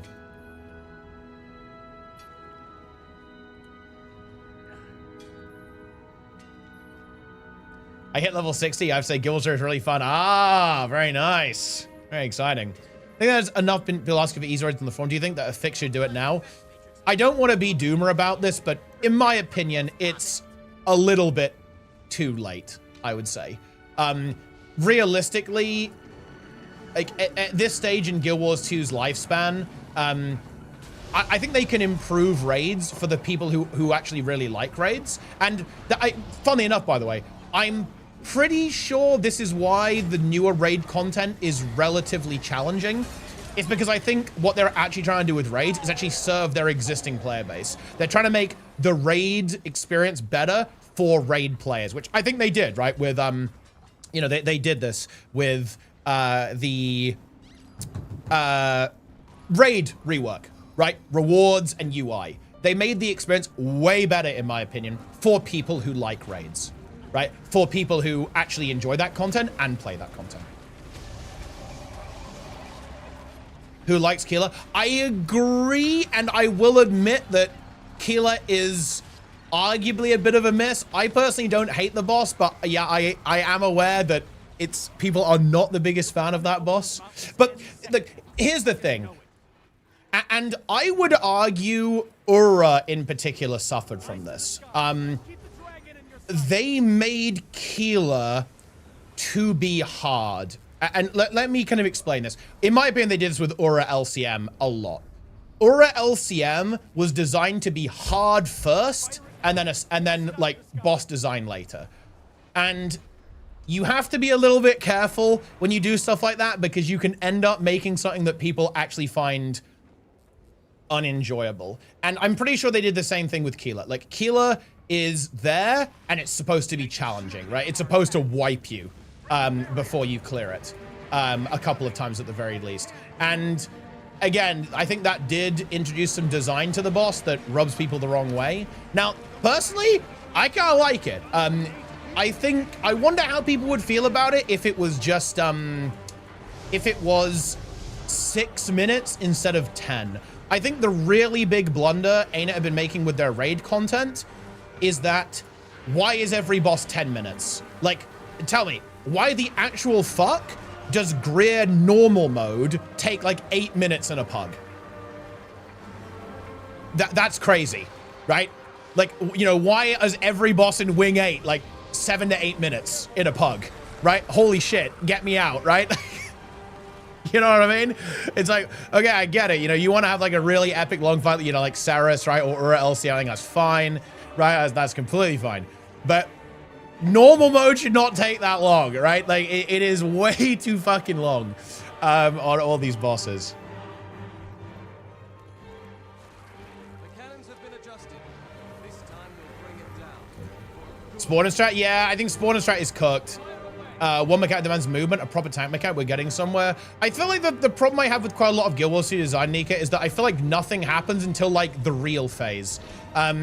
Like what I'd really like to see is like 3 distinct phases. So Ura in phase 1 has like different attacks, right? So she does like different stuff. Then when you phase to phase 2, she has different moves again. When you phase to phase 3, she has different moves. My problem is that when you're doing a prog, right? Like you're doing Ura LCM, nothing fucking happens until 40%. Like the boss literally does nothing until you get to that point. And then the real fight actually starts. It's the same with Saris as well, really. Nothing really happens until sub 50%. Like, it is essentially just a warm-up. It's like a time gate until you get to the actual encounter. Which is like a little bit whatever. Is a movement and tanking stuff. I definitely agree with that. I think the CC mechanic, or, well, it's kind of a bug, right? Like, but the ability queuing stuff that happens on Ura is mega unfun. Like, and yeah, I actually agree with you. I think would have been really cool. I recall we were speculating this when we were watching progression, obviously. It would have been really cool if you had to, like, force Ura to jump in order to like move her away from, let's say, the vent shots or something, or move her away, not even necessarily from the vent shots, right, but from you know, from the geysers in, say, the last phase, because the pattern like demanded you to do that. I think that would actually be a rather interesting approach to that encounter there as well. Then you're the sleeper. Yeah, exactly. It is a little bit similar to this on HTCM. HTCM, at least the phases are kind of short, so they're relatively hype. You know, it's pretty based. Shout out Cameron, my king. But yeah, for sure. Like, is Kralkatorek fun, right? When you're deep in prog? I mean, I don't know about that one. It's like, okay, we've maybe seen this one a little bit too much, right? But again, at least the phases are a bit more distinct. Funnily enough, do you know what fight I think actually is really well designed in this regard? I do actually believe this is Kaineng Overlook. I think Kaineng Overlook is actually really good. You have an escalating boss phase, and you have 2 ad phases that have entirely different mechanics. So honestly, KOCM I actually think is really nice in terms of, it's a bit too long, don't get me wrong. I think, you know, again, having like a, you know, you're getting towards potentially 10 minutes, especially when you're doing it for the first time, right? It's a little bit cooked, but it's really not that bad. I guess it doesn't take, to be fair, it doesn't take 10 minutes anymore. Avids too, I can agree with that, yeah. You don't fight the boss for long enough and the ads do take too long. I definitely agree. Yeah, quick play KO is, it's, yeah, it's something. Yeah. That's something, I'll tell you that. Oh, nice. We actually are going to Fire Elemental next. So we actually get to do map completion now for a bit in Metrica. That's pretty good. Enjoyed Matthias. He's been power crept as Ruin boss. Yeah, no, Matthias is good, yeah. Matthias is good. It's actually a very good boss.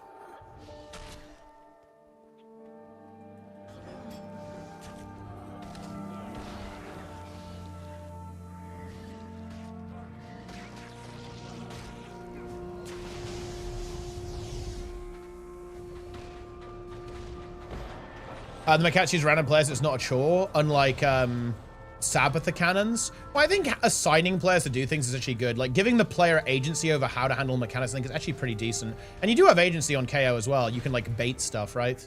Like with the, you know, you can bait the shots, the rifle shots. But yeah, I agree. Randomness is good. Some level of chaos is good in an encounter. You don't want things to be entirely scripted. I think that makes the fights very dull.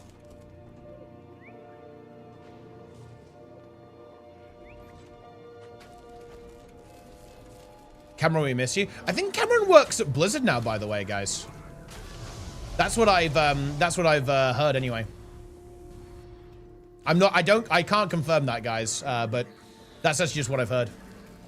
So he might be designing WoW encounters now, which is kind of cool if you think about it.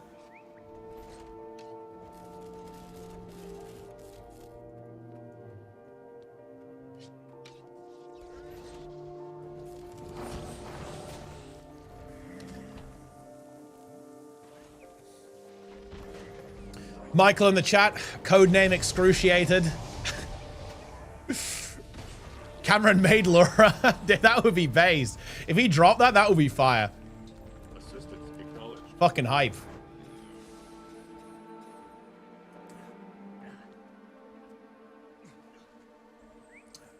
Ah, 1.5 hours KO normal mode. Fucking hell. 55 DPS drag. Of course, it's a DH, by the way, guys. 55 DPS DH.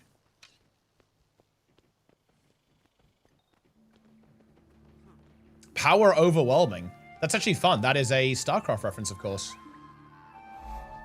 Wait, does it note that on the wiki? Power overwhelming Guild Wars 2. Assistance acknowledged.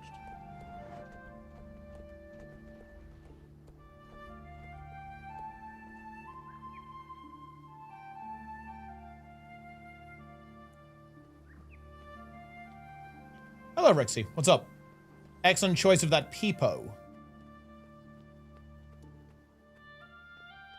Amazing Laura, Secret Phase Squad's better. Yeah, that was insane. Because I was there, obviously. I was watching Liquid. I was like, oh shit. They're gonna get the world's first, right? Like, they were getting hyped up, right? They were gonna finally make that DPS push to finish Phase 3. Everyone thought it was gonna die. Matt did.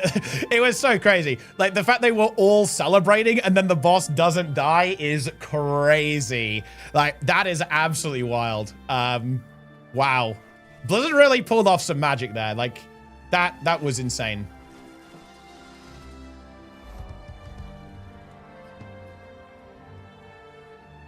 Yeah, exactly. Yeah. People were getting up from the chairs. They were just going crazy, right? They're like, oh my God. Yeah, it's world's first. It's world's first. And then the boss casts reintegration. And then it wasn't over. I dropped live in about an hour and 20. VOE ins? Yeah. VOE is, I mean, final patch September 1st, if I'm not mistaken, guys. 33 days, just a month until, until the final patch. Yeah, I recall this. Yeah, I recall Mythic Sylvanas. Yeah, everyone thought it was going to die and it lived, yeah. The thing is, here's the big question, guys. How are Blizz going to top this in the last Titan? I think, I'm actually worried for them in this way because Laura was so insane. This race to world's first, this raid was so fucking crazy that it's going to be hard to beat that. It's going to be very, very hard to top that. They're going to have to do secret boss.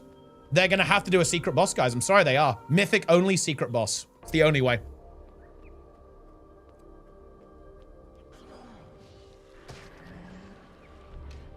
Guild Wars 2 Ore map. Yeah, that's actually going to be really good, I think. I'm very much looking forward to that. I think that's going to be great. A new core map is super cool. So it's going to be a fun year for Guild Wars 2. I know we're kind of memeing about maintenance mode or whatever, but I don't think it's going to be, I think it's going to be fun. It's, what I'm looking forward to is actually having like a really engaged, really excited community. And that to me is going to be really cool. Because, so in other words, I think everyone's going to be logging in to do the HOM, because there's going to be like HOM updates I think they said like every 2 weeks to a month or something like that. I don't recall exactly what they said. That's going to be really fun, social experience, right? With everyone logging in, like everyone having a good time, right? Like everyone playing the new content, getting excited for Guild Wars 3. I think that's going to be really fun. So I'm actually looking forward to that a lot. Does WoW have door bosses? It doesn't, but I could actually see them doing something like that. That would potentially be, wait, he's here! Sheriff Cole! What? I didn't realize that Cole Summers was a Lion Guard.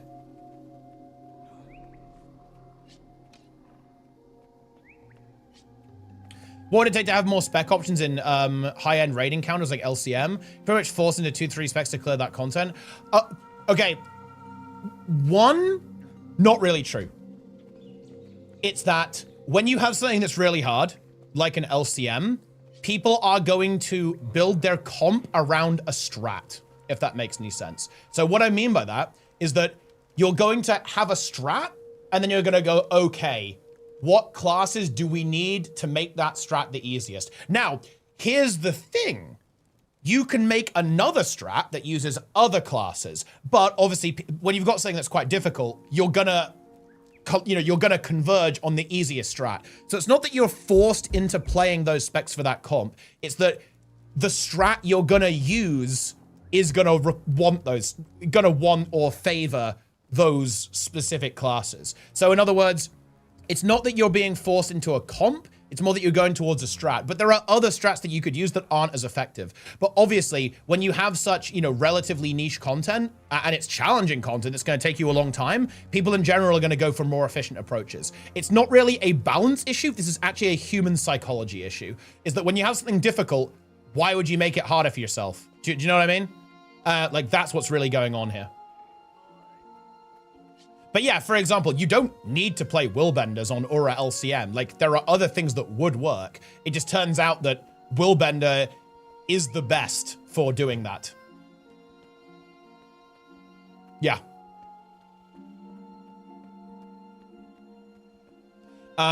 Watching Race to World First was very, from Pure Cinema. Progging it was such a slog in my experience. That's because if we're going to be critical of Laura, Laura has a major design flaw. And the major design flaw is that phase 1 is the hardest phase. That is just, well, you know what's really interesting? That's half true. Phase 3 was extremely hard in Race to Worlds First, but no guild outside of the top 10 actually played phase 3 in its normal state, basically. So what happened is that when the nerfs came through, particularly to the health and obviously getting a bit more gear, you never played the psychotic part of phase 3, which is the single seed quadruple memory game double set and the really hard DPS check at the same time. So you had to play incredibly aggressively and incredibly precisely, but nobody had to do that because it was right at the end of the fight and you could basically muscle through it outside of the top 10 world. So Lura had a very major design flaw, and it's that the fight was very front-loaded towards the phase 1 in terms of its difficulty for every guild except Race to Worlds First. And honestly, even Race to Worlds First, phase 1 was still the hardest. Like phase 1 that Echo, Liquid, and Method and other top 5, top 10 guilds, the version of that fight was inhuman, to be honest. 3 sets of 6 glaives on the final memory game. That is ridiculous how hard that was. That was insane, right? Like, bear in mind, guys, now, this is, okay, for comparison, guys. So basically, there are these, like, spinning things on that fight that just one-shot you if you touch them, basically, or wipe the entire group if they hit one of these seeds you have to carry around.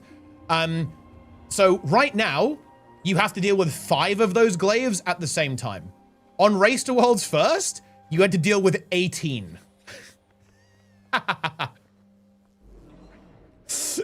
So that's how much harder it was, okay? So the version of the I Killed, which is like the Hall of Fame version, we had to do 10 glaives. So we had to do 10 glaives, which, don't get me wrong, it was fucked up. But the Race to Worlds First guys, they had to do 18. Which was just, like, unbelievable. Like, that's insane. Was too obvious to most of the strike bosses, for sure, yeah. And this is kind of an interesting meme as well. Like, ease of use is a very important point that Nika brings up here as well. So basically, stuff that's like easy to play and do the fight is very good, especially for progression, because in general, if you do the fight until the end, it will probably die, right? A lot of the time. This is true I think in most games really, but certainly in Guild Wars 2, right? If you do the whole fight, you'll be able to kill it, more or less. But yeah.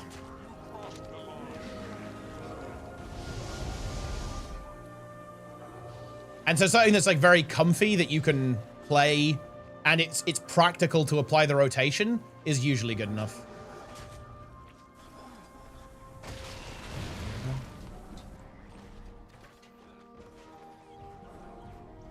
I yearn for my seed to be hit by the glaive. Well, I guess I have good news for you. Golomancer git. Boom.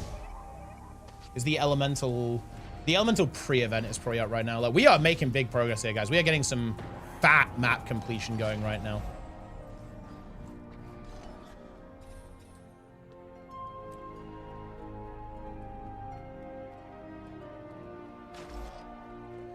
What the HCC I think is really interesting. I feel like we would. I think other people were just kind of goofballs then, but like no. I'm not sure if anyone really bothered to check if power damage was doing more, because that's the weird thing about HCCM, right? Is that Condibill is just a fucking shit there because the because the boss just takes more power damage. Condiva is theoretically fine, but yeah, not on that one.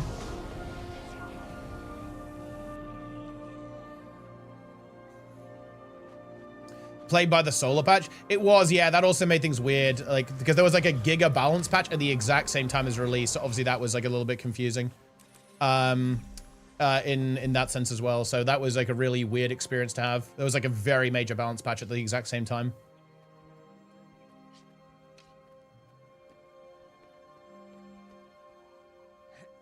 In the Classic Plus cycle, Cope or Doom, I'm very hopeful for it.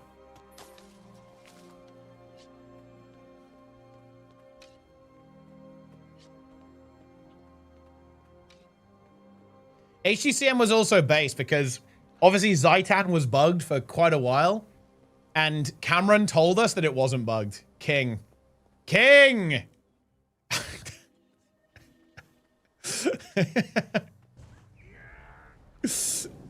Inquest should be condemned for their contrivances. After that, before it's too late.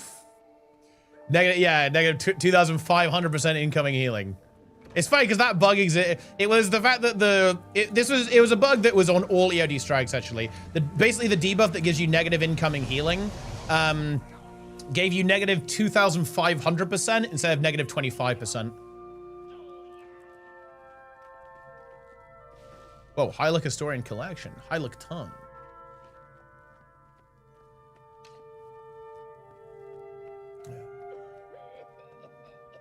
So the thing is, we spent like a couple of days like trying weird shit. Like, I don't know, we tried all sorts of bizarre stuff. Like, okay, if you like do this or that, like you can prevent it. We did like loads of weird shit. Yeah, like ways to avoid it wasn't even avoiding the fear, it was like avoiding the debuff, right? Like if you stand in the tentacles, if you go to the edge of the arena, right? If you portal away, if you like do all sorts of weird shit. But yeah, obviously nothing worked. Oh, I came here a little bit too early.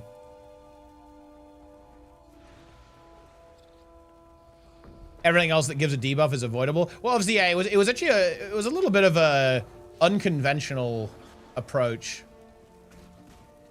And you get to heal up enough time short. Oh no, I think it was definitely possible, but obviously quite a bit harder, right? And theoretically, you could kind of imitate it now, right? You could just not press a healing button until the debuff falls off, and then just like slam all the healing. So you could test this now. I think theoretically it would be kind of awkward to do, but. You could do it, but yeah, it's definitely possible, for sure. Like, no question about that. What do you want, Brit, for the new Convergence? I have very low expectations for the new Convergence. I was very disappointed with Janthir Wilds. The really thing I want, cut the goddamn pre-event. Just, and no moving every 25% health. I want a full-on boss fight. Just get me into the boss fight. If you want to do a pre-event, make it like the Soto one, so you can like speed it up by playing well. And then get me on the boss. I don't want to run around the map. I don't want to be running around in circles. Get me on the boss, and we fight the boss for like, you know, 5-10 minutes. World boss style. Don't do this crap with teleporting around the arena and having to like run through the mountain, having all this downtime. Just let me fight the boss.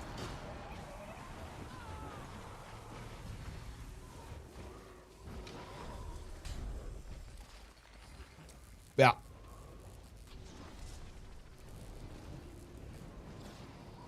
It is what it is. And yeah, I hope the last meta of it. Look, for me, This is the big one, guys. The meta event needs to be nuclear. Look. You guys are going to make fun of me for this. I want them to go harder than Dragon's End. Final meta event in the game in an expansion for like 2 years. In my mind, they should go Apocalypse.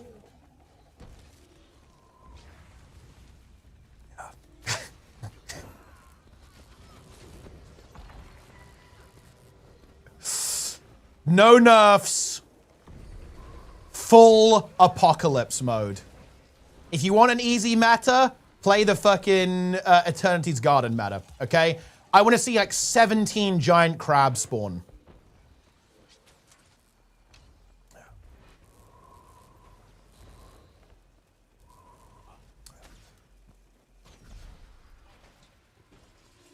Drain Gobbler, I know for a nuclear meta map, we all do. We all want it. We all want a nuke. This is basic. This is basic stuff, right? We all want a nuke to drop.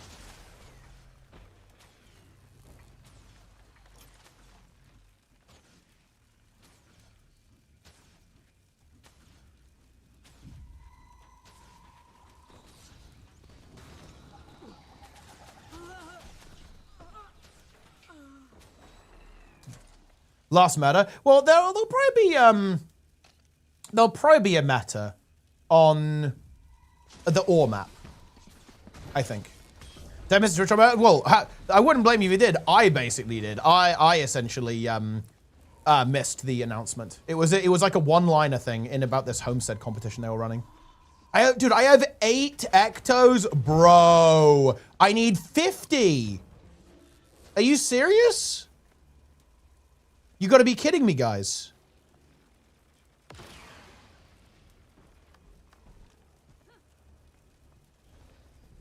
And yeah, but I think we can still get our final accessory here.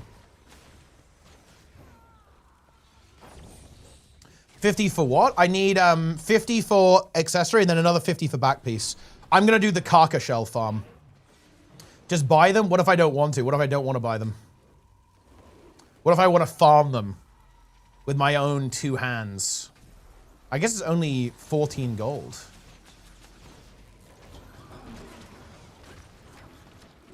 Yeah, we're gonna do crab farm, guys. I'm gonna farm I'm gonna have to get people together on HC because this is my end game, guys. This is the end game. Check this out. Do you know how I'm gonna get an ascended backpack, guys, and free to play? Check this out. 250 Karka shells, 100 passion flowers, 50 ectos. Boom. And then we need to get this, but this is just laurels. This is easy to get, right? That's just do weeklies, basically. And you'll get this. That's the nuke. And this is the ascended backpack. Easy. What about the quiver? The quiver would honestly be another pretty easy way to do it, but this way is more entertaining. What stat combination? I'm pretty sure it's selectable.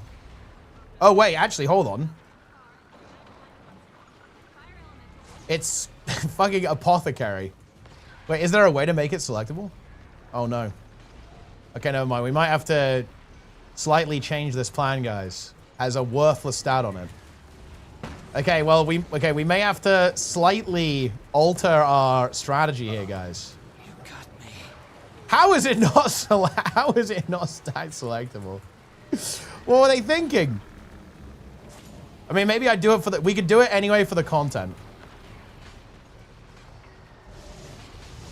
Fractal capacitor? Well, at least I think that one comes with Berserker, at least. We can get it for the skin. Oh, that's actually a big reason why we're doing World Boss Rush too. World Boss Rush is massive because we get a +10 Agony Infusion, which is gonna be nice. Bonus event. Oh, look at that. There we go. Look at that. 29 hardwood logs, platinum ore, iron ore. We are getting rich off these world bosses. Let's go! Okay, next one is... Ooh, Karka Queen, actually. That one's big. Wait, can we do Karka Queen, then immediately come and do Admiral Tyder Covington? We probably can. I think we can probably leech both of those if I had to guess. I need the salvage-o-matic, but that is not something that I can get. Good morning, Madigon. With the rush event, the door HP scales to millions, trillions. So yeah, I guess we probably can. Turns to despair. Yeah, but if we leech, it's less despair. Are there any leeches in the chat, guys? I love drops, by the way, guys. I love drops so much. Oh, I love drops. Anyone else here love drops? Delta in the chat. Yo, Delta, you come in Gamescom, bro?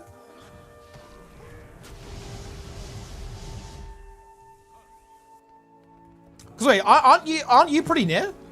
Aren't you really close to Gamescom? Or am I crazy? Drops are like, no, drops are in 1 hour.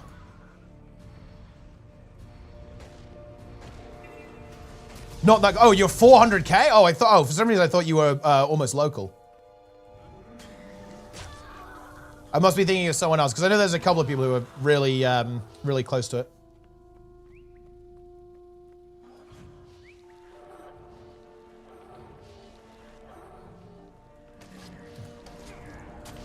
But yeah, Gamescom, bro.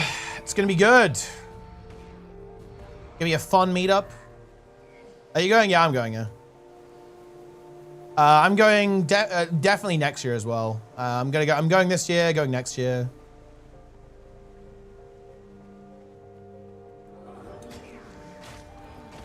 I'm probably gonna go, because like, obviously there's gonna be like, you know, infinite fucking Guild Wars promo, right? I'm gonna be going Gamescom and probably PAX as well. I'm not sure which PAX. I think Sneb's planning a bit of a meetup, right, to align with one of the PAXs at some point, as well. So I imagine that might be the PAX West, right, in Seattle or whatever. Because I think that one like kind of makes sense.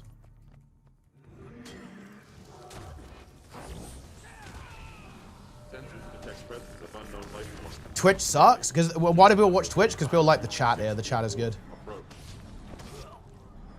Snebcon? Yeah. I mean, it will be Snebcon, but stream. Because we basically did Snebcon or CabalCon, whatever you want to call it, in Canada. But there obviously wasn't a lot of content going on there for reasons.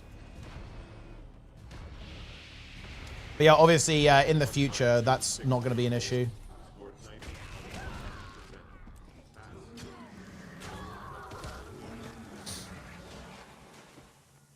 PAX West, you got to come. Yeah, I'll probably be going next year, I think, is probably the plan. But yeah, I'm definitely going, because obviously there's going to be loads of Guild Wars 3 stuff, and I'm definitely not going to miss out. And it's also a really good chance to actually just meet up with people, you know? Because I haven't, well, I've never been to America, so that'll be fun. And obviously, I know that there's a lot of people who are involved in Guild Wars 2 and hyped up for Guild Wars 3 who are from the States as well. Tim Strike with the prime smiley face. Excellent choice of emote. What was this? Yeah, we got to go to the next world boss now. But yeah, no, I think I'll be showing up to some of this stuff. We can game. We can do a little gaming, guys. We can do a little gaming. How much is a hotel or hostel during Gamescom? Is it expensive? It's expensive if you don't book it early. Yeah, it's gonna cost you. Let's see. Is anyone Karka Queen? Let's see if we can get in this map.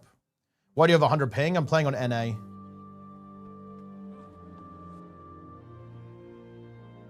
Nice, we get the one when you can actually waypoint to easily. This is probably going to be laggy as hell. I need to be careful here. It's actually not lagging, which is nice.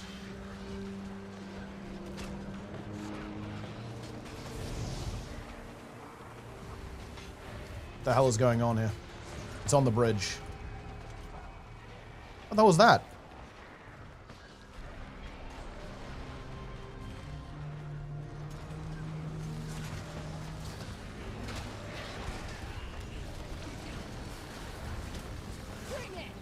Okay, watch this, guys. We're gonna get... Wait, he's live updating the HP in the LFG as based. Karka Queen 30%.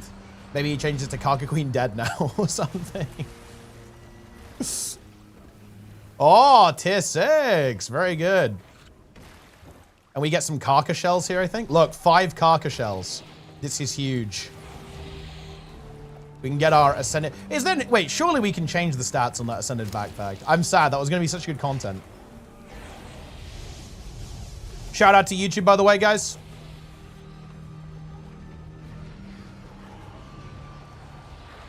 But yeah, you should definitely come, Delta, in my opinion. Because like, me and Darren's are both going. We're going to do some content, obviously.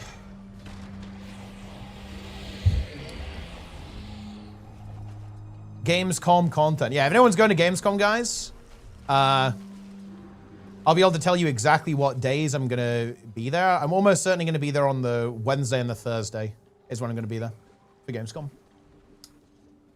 So I think that's the 26th and 27th or something. Where's Gamescom? It's in Cologne. Cologne, Germany. Let's go Leech. Tyler Covington.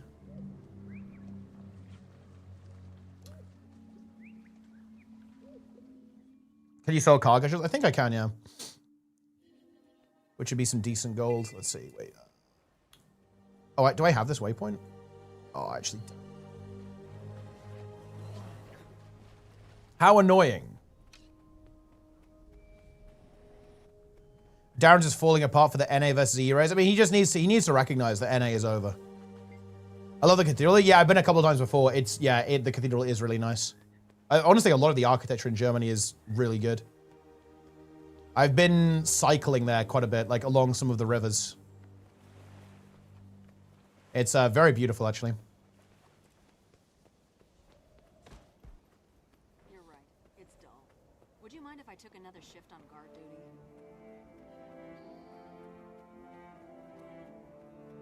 Some game convention in October in Poland. Need to convince my brother. Oh, that's nice. Maybe Guild Wars 2 will be there. Or Guild Wars 3 even. But probably not this year, actually, in October. I think a lot of the Guild Wars 3 stuff's going to be kicking off next year, right? It's a little bit too early now. SlugCon? Yeah, I mean, look, I'm telling you guys, CabalCon in Canada is some good shit. CabalCon will return.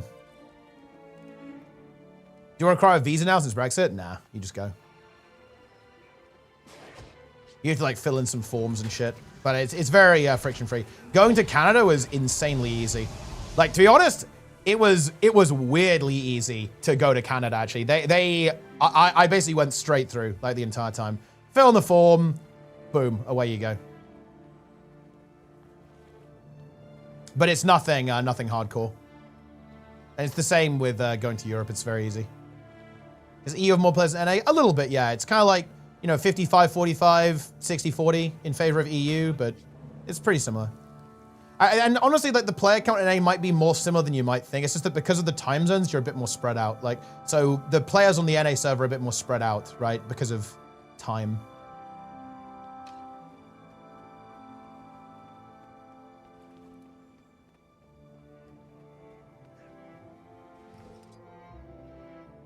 But yeah, it was super easy to travel around.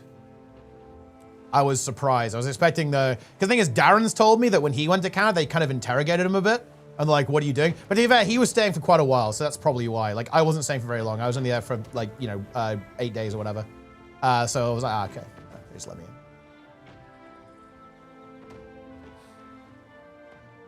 Bro, this world boss, this is one of the world bosses they should probably change. This one is fucking ass.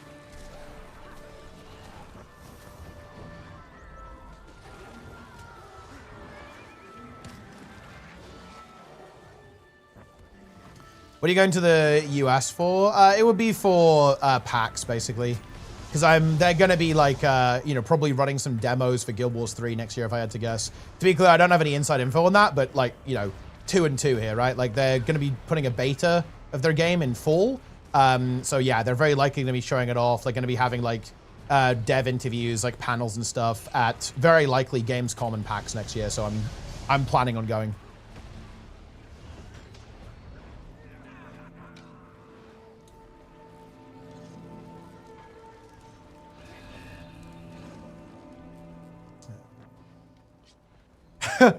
Bro, dude, Darrow's just sent me a nuclear DM. This fucking guy.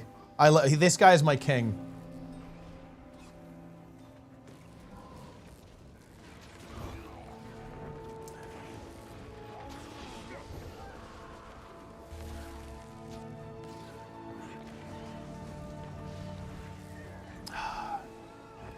Quick reminder that Darren's is based. In so many ways. King. We all know. I think we all know. I think we know. I do believe we know, guys.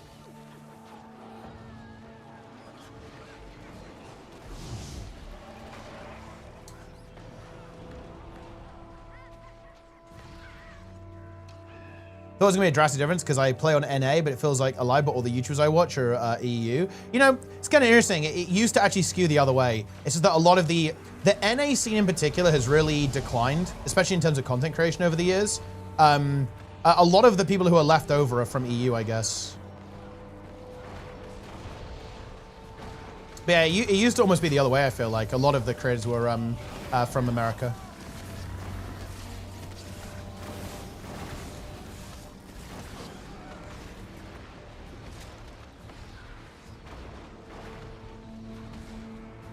I'm taking this powder keg.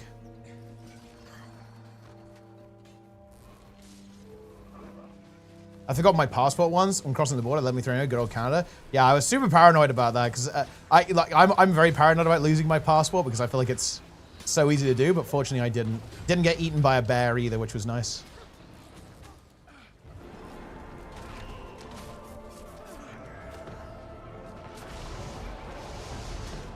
The boss, exactly the boss. The boss could have made an appearance. You or the passport? The passport. Well, I guess me too. I also didn't get eaten by a bear.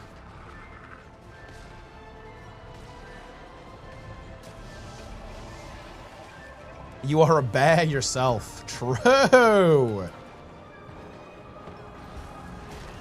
The bears were intimidated by my presence. It's even good. Yeah, you're welcome. Yeah, I hope to do a lot more. I've kind of been slacking a little bit for 2 years, but I'm kind of ramping up again now because of Guild Wars 3. I think I've been more consistent streaming in like the past month or two than for a very long time, which is pretty nice. Yeah, I'm gonna be on the grind over the next like year and a half. We are gonna make some serious content. Let's go.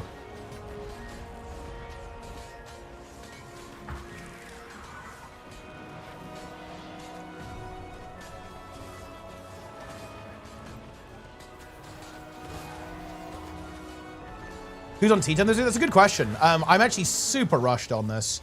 I'm mega rushed on this because I've got this tournament with Sneb, and I had to, look, I was awake a little bit late last night getting Sneb's fucking tech to work because he's trying to use some of the tournament software that I use, and we had to sort that out. Fortunately, it wasn't that late. But yeah, I'm a little bit stressed on time right now.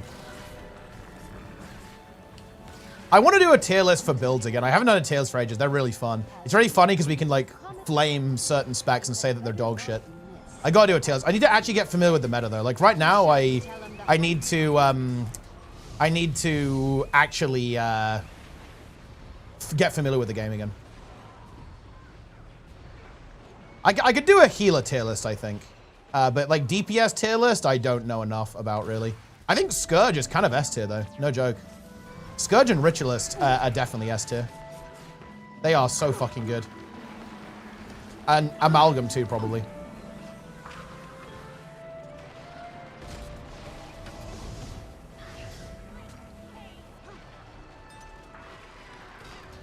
You can sort that out on morning time. Well, the thing is, he's from Canada, so it's actually kind of hard to do that. Because he is, you know, he's obviously many hours behind. He's in the west of Canada as well. So the time difference is kind of big. Scourge heal is self-report. I don't think, I'm not sure I'd say Scourge is S tier, to be honest, in terms of healing. I don't think I'd say it's S tier. It's probably A tier. It's good, but I think it's, thing is true. I'm not sure I'd put any build in S tier except for Troubadour. I think it's very much in a class of its own. C tier, I don't think it's that bad. I don't think Heal Scourge is that bad. Another 2-in-1 for sure, yeah. Whoa, dude, people are getting owned. Get my heal well down there.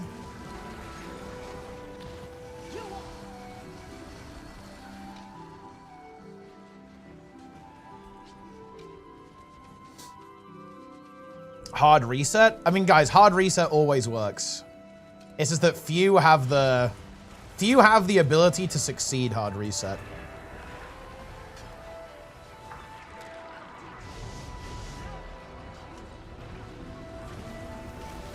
Ren, I'm coming to meet you. Boom. Dude, my inventory is out of hand. It's because I didn't buy salvage kits, right? That's my my problem here, or my mistake. Can I sell this stuff? Can I sell anything?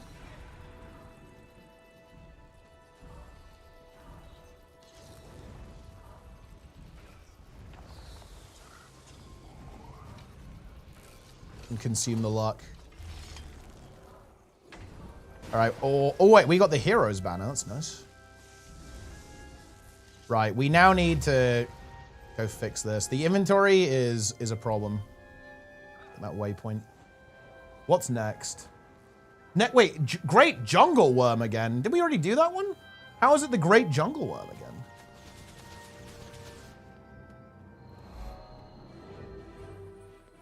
Swedish guy wakes up with a tick on his eyeball. Ugh. That's not good. That is not good, guys. How did that even happen?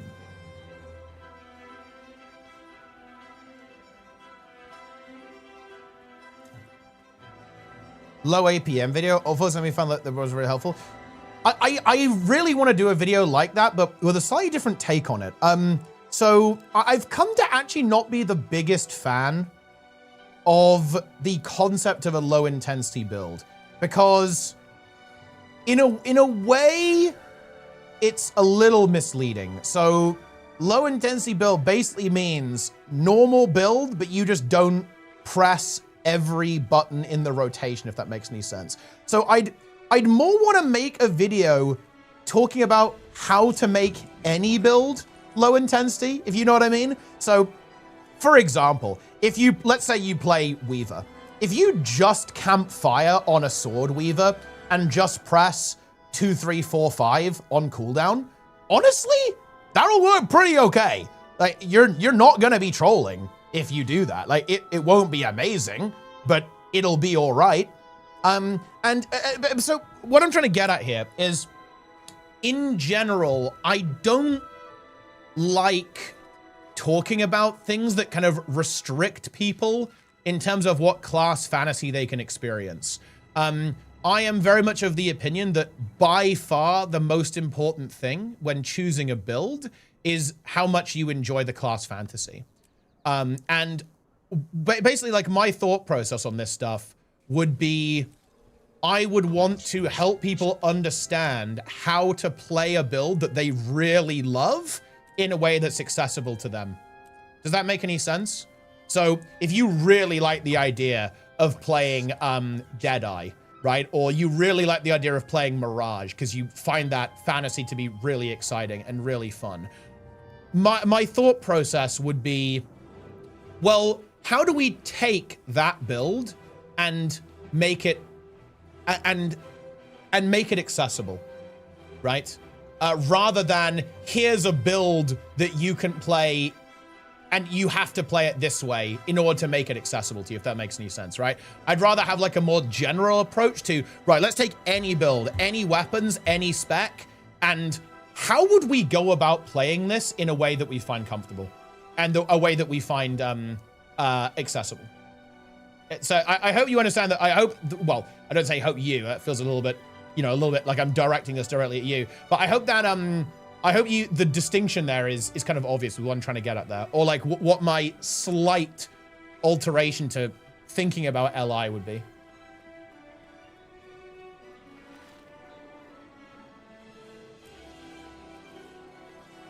Just put this food down, I guess. I'm gonna buy a couple more salvage kits so I don't run out. And I guess we'll just go and do Jungle Worm again. How close are we to doing World Boss Rush? Oh, we're actually kind of getting there, aren't we? Yeah, we're on... Wow, we have to do... Wait, how many... You have to do way more. Wait, we have to do 30? That's crazy. We really want to get this ring, by the way, because it has a plus 10 agony infusion on it. So I guess we just keep going. Tequaddle's coming up, which is nice.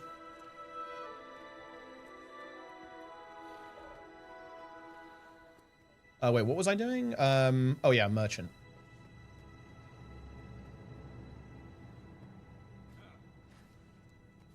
Here we go. Wait, what is this, guys? Big Pharma invented the term health to sell more medicine. This is how I know I'm on the NA server, guys.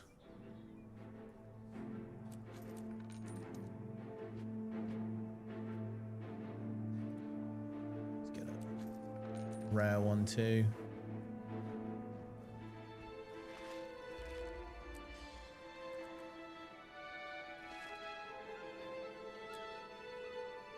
I guess I should just... I mean, I kind of wanted to save this exotic for when I have a Black Lion salvage kit, because I can get stuff out of it. Which I could actually get with my statuettes. Is there anything else I'd want to save up for with my statuettes?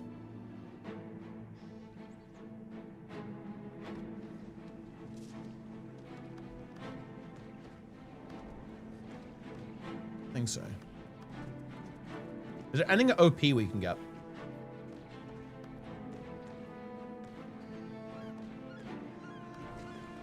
We can get the hardwood logging node. Like the sun.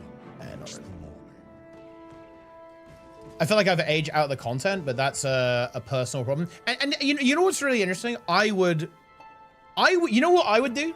I want to convince you that actually, I'm not sure if you're correct on that. Yeah, you can get it from the vault too, actually, can't you? So maybe I'll just save up some wizard coins. I kind of need to get the gold and the MCs first, though, so I might not be able to afford it this time around.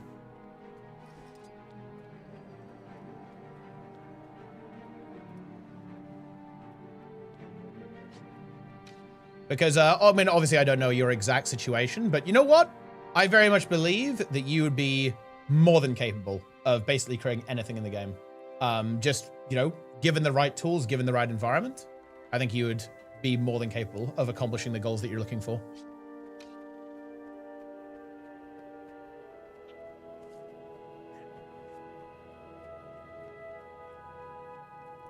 Ooh, scary.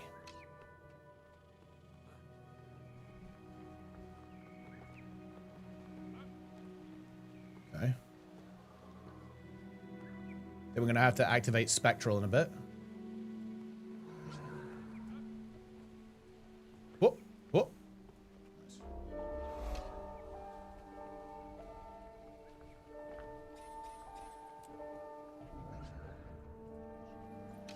How'd your character only have 3 bags? Let's don't all characters out with 5. I'm free to play, so you have your less. We're a pleb.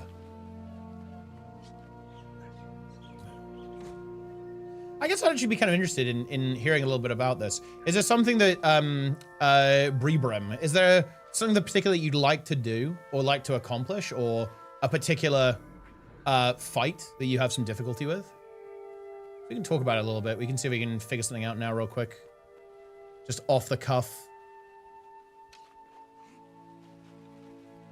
Shout out to YouTube, by the way, guys.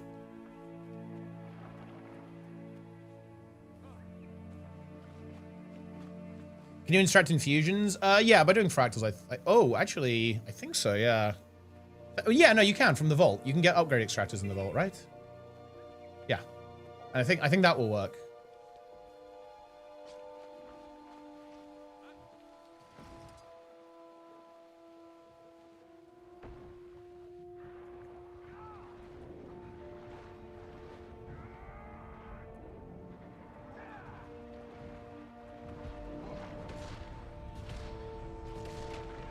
Boom.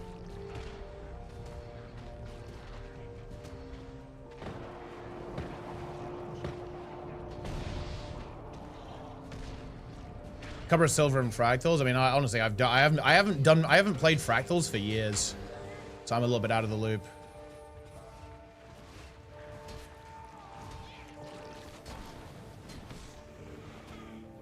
The crate altar.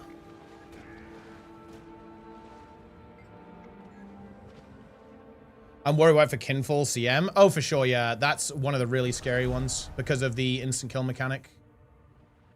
Because it just has a no downstate mechanic.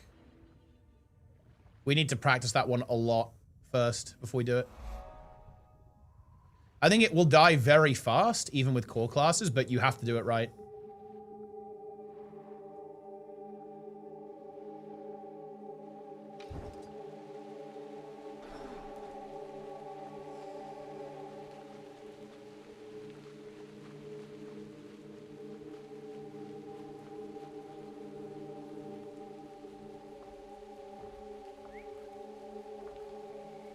Okay.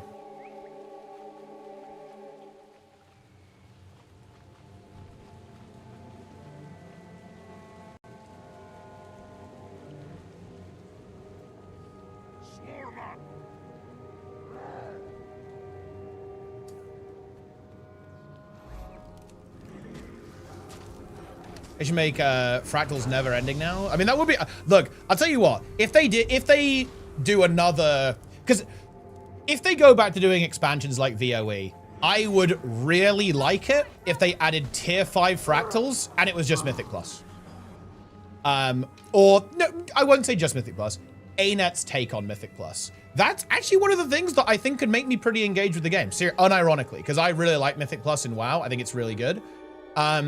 And if ArenaNet added their own take on it, tier 5, no consumables allowed, obviously, no potions, no fractal god, obviously that would all be disabled there. Okay, that would be pretty exciting.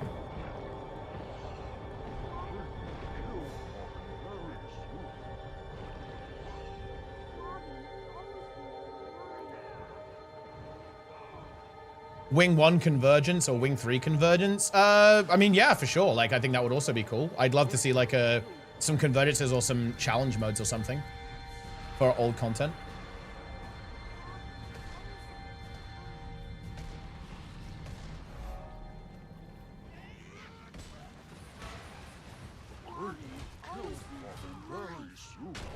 Mythic Plus is dog shit? Nah, Mythic Plus is the best. That game mode is, I'm not gonna lie, that game mode is like crack. It's, in my opinion, Mythic Plus is the best dungeon system that exists. And it wouldn't be like all of fractals. It would just be for, tier 5. So it would be like very optional, right?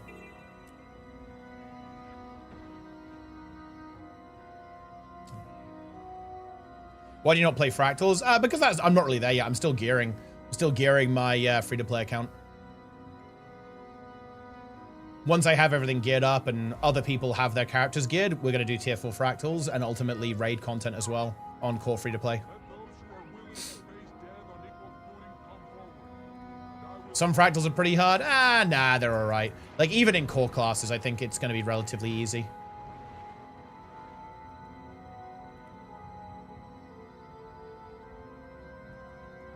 Because we're just going to go in with good builds. Good builds. We'll be fine. Not having quickness is going to be fun. No quickness, no alacrity. But we're going to have protection. And that's all you need. And we're going to have 2 healers. Necro Guardian in every group. I probably want to make a Guardian as well, actually. Because I want to be able to play either of the healers. Because obviously, there won't always be someone online who can play Heal Guardian. And that means I need to have it as well. Man, gearing is, I guess gearing is fine. Like, after you have the first character geared, you can basically use it to gear your second character. Gearing is a pain. You probably just play Celestial and Guard. In fact, no, you definitely do. Like, you definitely just play Celly Guard, because it's the only way to get concentration with water runes. So you can actually get some decent boon duration. Ellie Healer good? I think Ellie Healer sounds like complete dog shit. But I'm open to be proven wrong on this. I struggle with proper rotation. I think some of it is confidence. I feel like I'm a terrible contributor to a group. Do you use a DPS meter? I assume you do, right?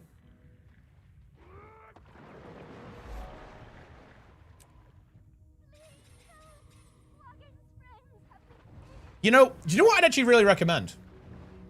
I'd recommend playing a boon DPS build in that case. Because a lot of there are many of those builds. Let's say Quickness Herald. Right? If you played Quickness Herald, even if your rotation is shit and you're not pumping, you will still be one of the top DPS contributors in the group. Purely on the basis that you are going to be giving everyone in the group permanent quickness. Oh, I just realized I completely missed this event. Whoops. Yeah, it's way too late. Shit. And that means you'll be massively contributing. Especially on Herald, because you can also do stability. And you can also give damage reduction to people with the Jalis Elite. And you also give stuff like swiftness and protection and super speed to people. when you need to. So I would actually take a look at that type of build, I think. Because there you can feel really, really useful, even if your own personal damage isn't particularly amazing. And like, you know, again, like you're not like the most rotationally crisp player in the universe.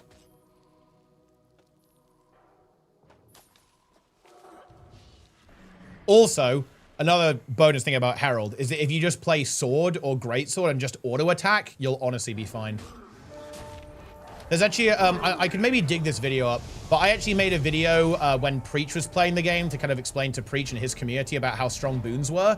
And I think Rev auto-attacking with boons is like 17k DPS with Greatsword. Is Quickness Herald a spec using high-end content? Not for like LCM content so much anymore. It used to be, but it will clear literally everything in the game outside of like very high-end LCM content for no problem.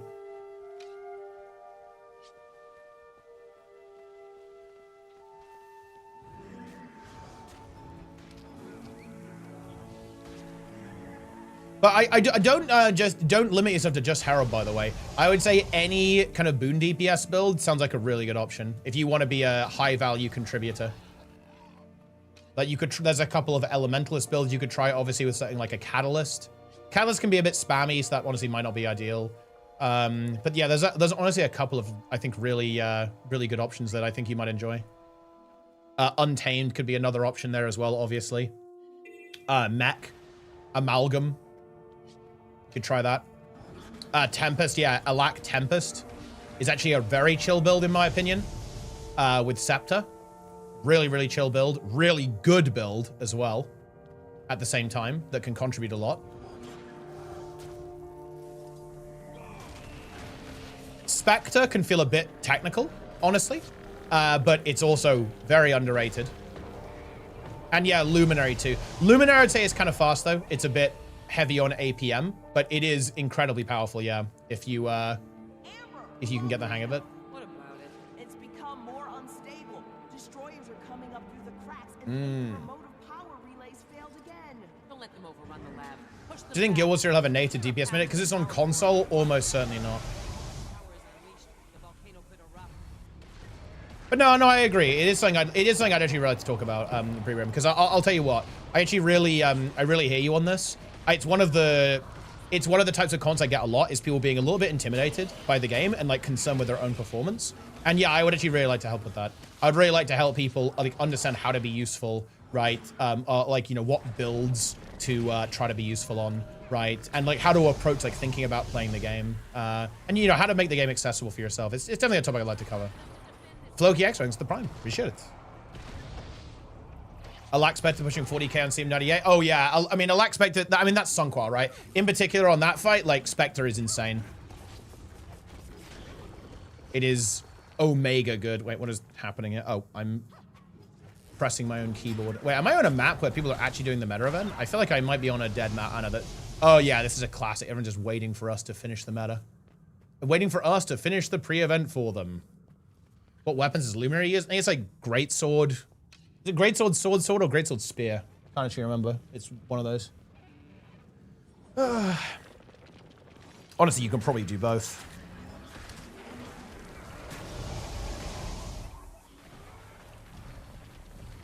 Greatsword, Longbow. Oh, yeah. I think we were talking about this, right? For Keeler, weren't we? Like playing Longbow to have a bit more range DPS. I'm reinstalling Guild Wars 2. I haven't played since Jan Wars. What should I do first? I just played through the story. Luminary Guardian, let's play the new start. That's a really good choice. I really like. I enjoy Luminary a lot. But yeah, I just played through the story. I think that's always my go-to.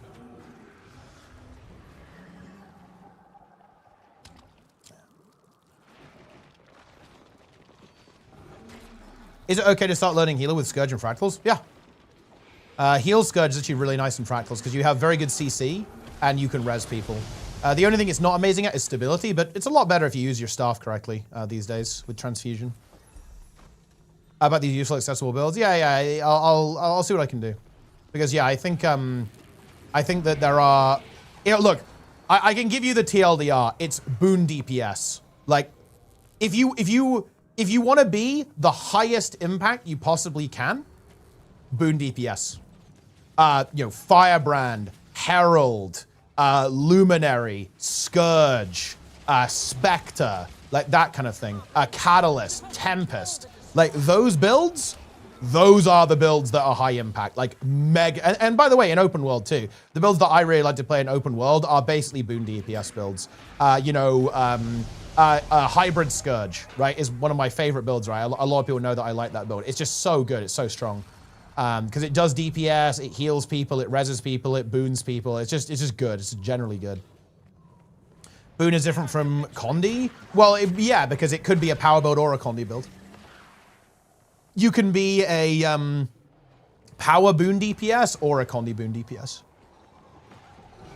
Doesn't matter which type of damage you do.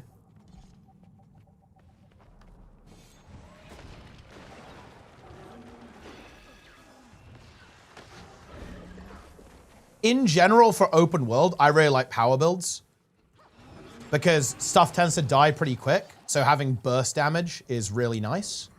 But Condi can work just fine too. Anything that has good cleave. I hate playing an open world build that doesn't have good AoE, right? I will do everything myself. To the core. To the core.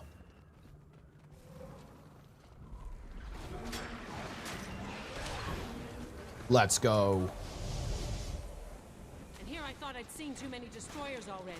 How many people didn't know about the secret passage in, guys? One of the, I think, relatively lesser known things about the Mega Destroyer. Like sneaking in this way. I started Luminary as support for World's Order. Is fun. Is DPS also good? Yes. Yeah. You can play it as a DPS build too. Would Condi be more for fractals? It actually depends on the fractal. A lot of fractals, because the bosses don't have a lot of health, you really want power. Because having like Giga Burst is extremely good. But yeah, especially for challenge modes, a lot of Condi builds can do a bit better. Not for all fractal CMs, by the way. Some fractal CMs are very burst oriented, like Nightmare Fractal, for example, and also Shadow Observatory. But some of the ones that have, like Sunquar Peak, for example, there's a lot of Condi builds that can do incredibly well there.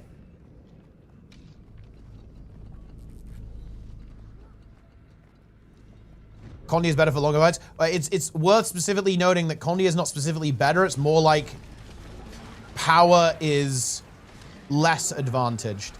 Like in general, power damage is always better than Condi damage, and this is like the classic. Here's the thing, guys. Do you want to tell? Look, I'll explain to you guys why power damage is always better than Condi damage. Here you go. What would you rather have? Would you rather have $1,000 now, or $1,000 in $100 installments over 10 days? The answer is pretty obvious there. Like, you obviously want the money now. You don't want to like get it slower. It's always like strictly better like to get something like immediately versus waiting for something. So power damages are always better than Condi damage. It's just that when you have a longer encounter with no phases, the disadvantage of Condi converges and they get closer and closer together in terms of effectiveness.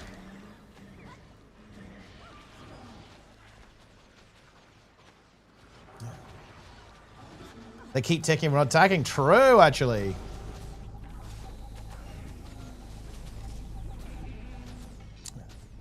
Tick. Condi gets advantage on moving targets, I guess? Nope. That's not true. Or not necessarily anyway. Well, actually, funny enough, I think a lot of Condi builds typically have fields that things need to stand in as well. It is fairly common for some power builds to have that as well, like Guardian, for example, with its symbols and so on. But no, that's not necessarily true. Good example of this would be, let's say, Pistol Thief. Pistol Thief obviously doesn't give a shit about if the target is moving or not, right? It doesn't have any AoE fields it puts down. Oh, actually, I guess, do you play that little pulsing field on Deadeye? Maybe you do, but you know what I mean, right? Broadly speaking, you know, you can just pew-pew stuff as it's moving around. It's not relevant whatsoever. Condi is not inherently advantaged there in any way. It's like, if a build likes movement, is entirely a function of, like, how that build's damage works. If it has a lot of AoEs, it drops down, which can be power or Condi. Yeah, and exactly, it's even entirely the inverse, right? Like, Torment actually really doesn't want the boss to be moving. It wants the boss to be stationary because of the way Torment works. The pulsing damage on Deadeye? It might not, I can't remember. I haven't, I am a little bit out of the loop on how DPS builds in this game work. I've only played support for quite a while. I just haven't been as engaged with the metagame in this game for some time.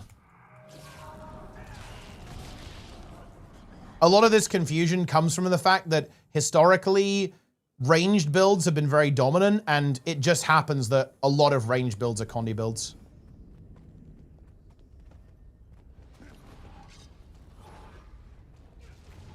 Is everyone ready? The Arcano Power Hammer Amalgam is God Open World. Oh yeah, for sure. Because you can just turbo boon yourself and do giga damage. And Hammer just is also just a really fun weapon too. It's like mega AoE, which is always nice. variation modules paused. Ready? All together now. All together now. Oh, and watch out. Condi has more exponential growth in that concept? Nope, it doesn't. Chance they might be attracted to the Arcano pulses. Wait, what? Think about it. Condi does not have exponential growth. There is no fundamental difference between power and Condi damage. 1 point of power damage is the exact same as 1 point of Condi damage. It is the same thing.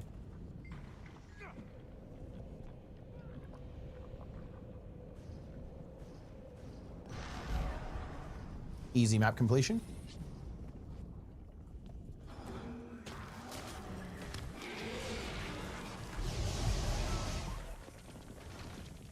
Condi will be advantage against high toughness enemies. That's correct, yes. That is a situation where if an enemy has like very high toughness, then obviously power has a direct damage reduction.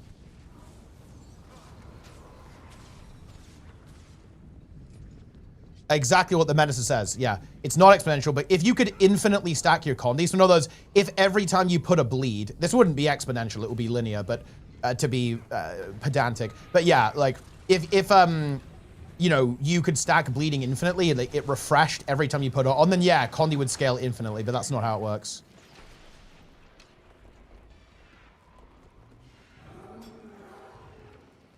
What's your opinion on mobs having resistance and weaknesses in Guild Wars 2 that will make Condi versus power more interesting?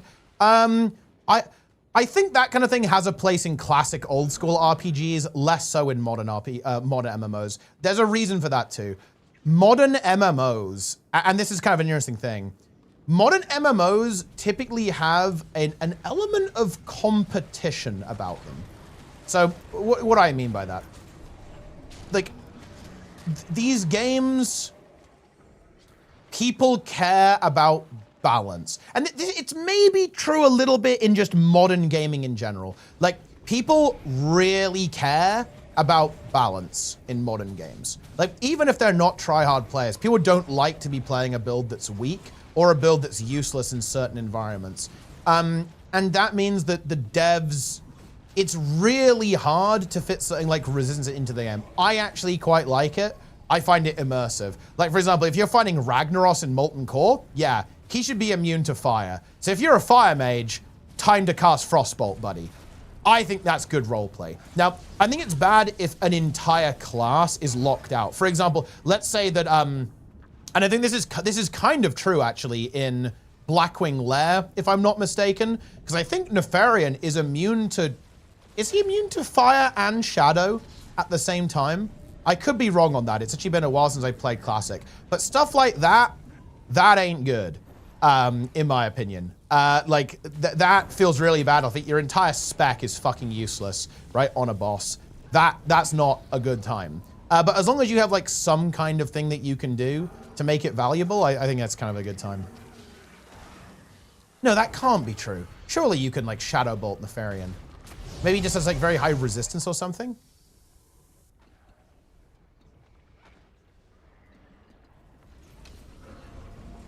Invuln targets, balance. Yeah, exactly, yeah. Yeah. Condi builds have same high benchmarks, have even more damage dealt, which doesn't happen because of gold. Exactly, yeah. What's the explanation for Condi builds always being top DPS despite power Condi being tested on the golem that isn't moving? In order for the Condi builds to perform as well as power builds, they have to have higher benchmarks. Because, I'll tell you what, I can show you exactly why. I'm gonna go on the website snowcrows.com because they show logs. I can tell you exactly why. So, this is the DP, this is the #1 benchmark. This is the Condi Chronomancer build. And let me find the top power build, which is a power, I actually don't know how bursty this build is, but I assume it's relatively bursty.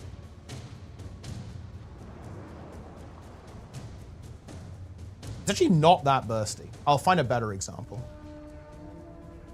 Give me a bursty build. Get back. More minions. Kill them quickly. Why is this site not loading? Everyone's on it. Everyone's fucking locked in. Ah, power amalgam. Let's try this. Oh, powered the Corio. That's actually a really good idea. Yeah, let's do that. Hold on. Yeah, let me do Condi Hub versus Power Hub. That's a good idea. Get it.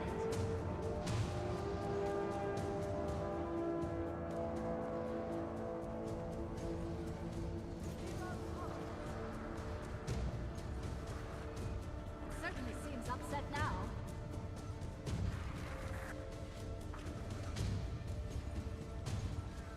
So, Scrapper Amalgam. Okay, I fucking leeched based. But this is important. Okay, so the reason why is because of these graphs. So, and actually, let's kind of do a bit of an exercise here. Can you tell me what the difference is between these two? This is actually very important to actually look at this. And actually, can we do this? Oh, we can do this. Nice.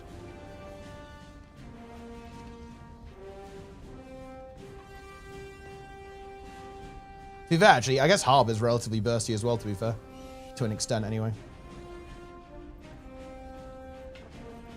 So, the really key insight here is that notice how the Condi build has a ramp.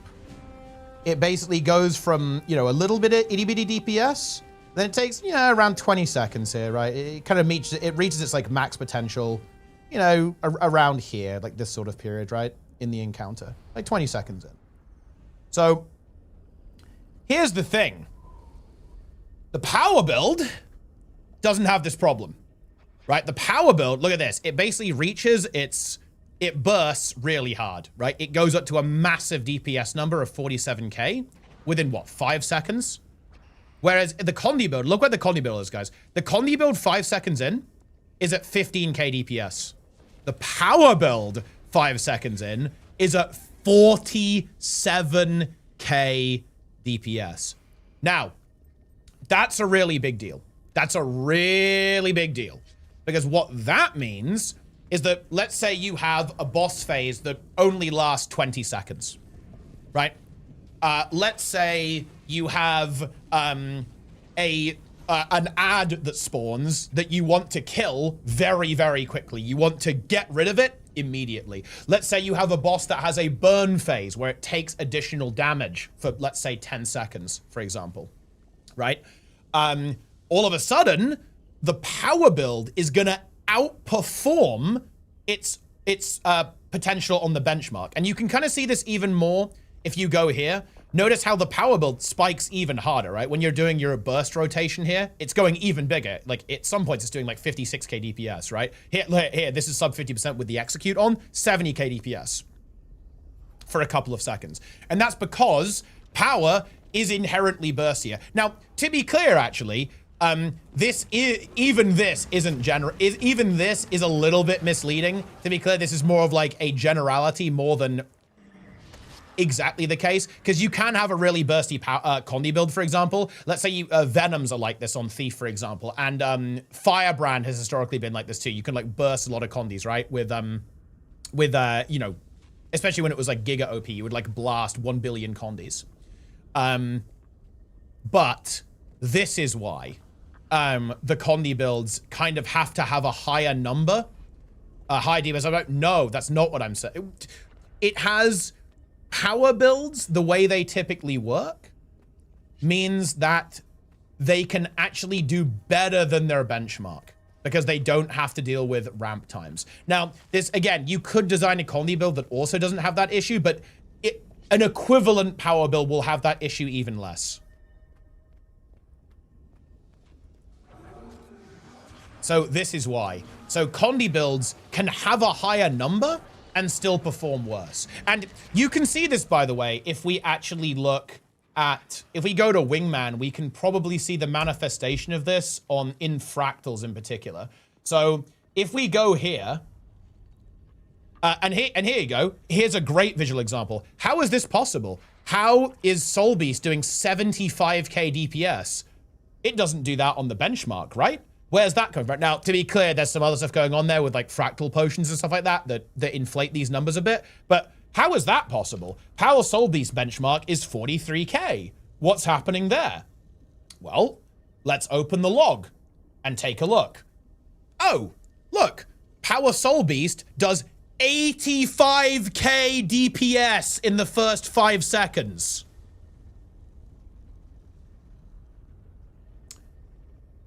Now I think we're kind of getting the picture here, right? And obviously, if you apply that rotation to a bursty boss like Syax, and it's got a Defiance bar, and you're just unleashing like crazy, yeah, that boss is going to go down real quick.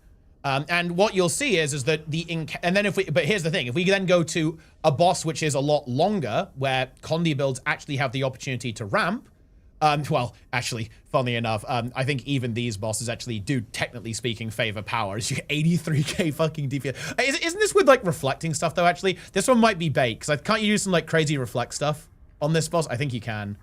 Yeah, you can see that Spectre is doing super well here. But I think you can do, like, some weird shit on this boss, and, like, make it kill itself. So it's a little bit different. That's, like, a bit of a bait log, to be honest. But yeah, you can see that like you've got some like really strong. I think this is probably Condi Harb, right? Yeah, Condi Harb is doing super well here, as you can see, because it actually has a really high number and it can ramp up super effectively as well. I guess also Defiance bars when you've ramped are also really good for Condi builds, because obviously Condi builds do exposed as like more impactful, right, towards a Condi build. Yeah, and obviously being range is really good there, which Harb obviously has like some strong range components. But yeah, hopefully that makes some sense on like why it is that way. It's because of the spiky nature of how power builds operate. Dude, Shadow Behemoth again? Are we kidding, man? Oh my god.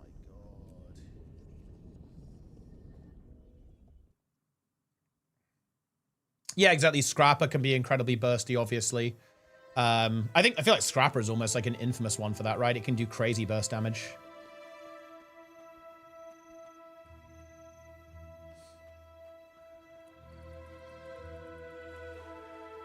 This literally puts them on top of each other. Oh, there's like a thing on Wingman for exactly this purpose. Very nice.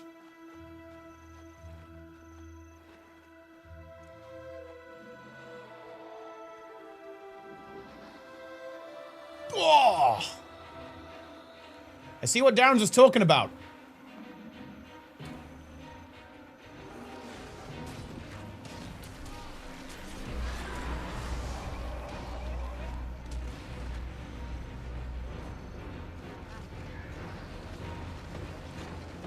Well, yeah, it was reworked, but in my opinion, I actually like the reworks. My favorite one is the Jungle Worm. I love the Jungle Worm rework, actually. And I think the Fire Elemental one's decent too, but the Shadow Behemoth is the one that didn't really land for me.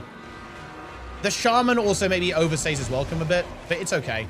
But yeah, this is the one, there's too much downtime. I don't like the fact that you have to do this phase 4 times. It's like run around in circles before you can go fight him again. I'm actually not a big fan of this one. But generally speaking, I like the reworks. I'm not going to shit talk it too much. I'm in favor of them. I think it was really good that they did this. I wish they'd continued and done all of the core bosses, actually, because I really like what they did here overall. But yeah, I'm just not a big fan of this Shadow Behemoth rework. I think it's, if anything, it's less fun now than it was previously.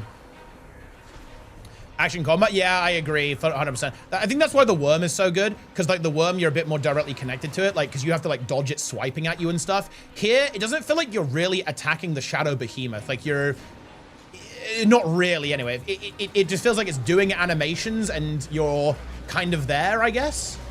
But yeah, it doesn't feel that tactile. Yeah, exactly. The Worm spin is cool. It feels very interactive. You can dodge its like spin attack and stuff, and it's slamming at you, which I think is actually good.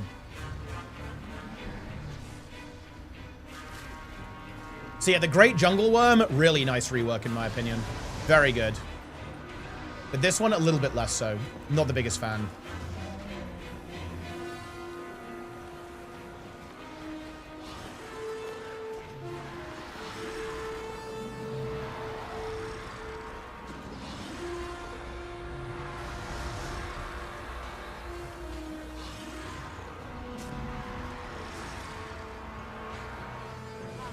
Boom.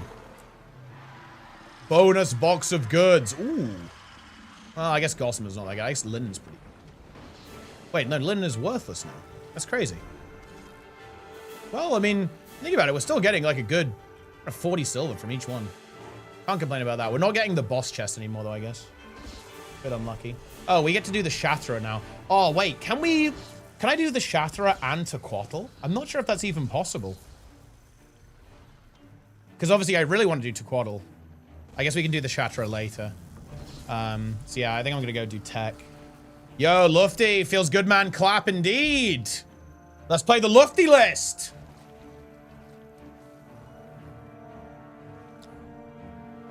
For those who know, guys, Lufty is a very big fan of German party music. He loves that stuff.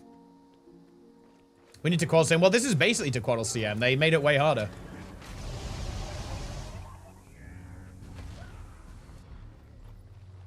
Maybe we turn song requests on so we can listen to Mama Lauda again in honor of Lufty.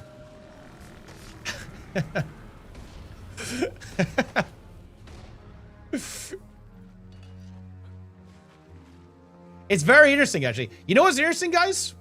Is that when Lufty used to request a lot of that song, I think it has a special name. I can't remember what the name is. But what's interesting is that half the Germans hate it and half the Germans love it. Because obviously there's a lot of German viewers. I think it's actually the second biggest demographic who watches the stream after the US.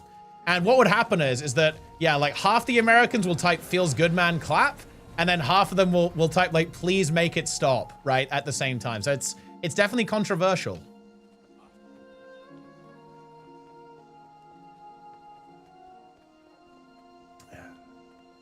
How do we climb up here?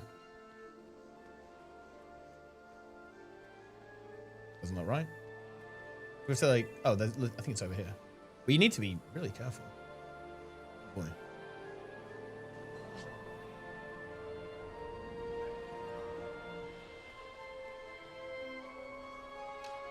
I'm gonna wait for Spectral here. So I think falling from here is death.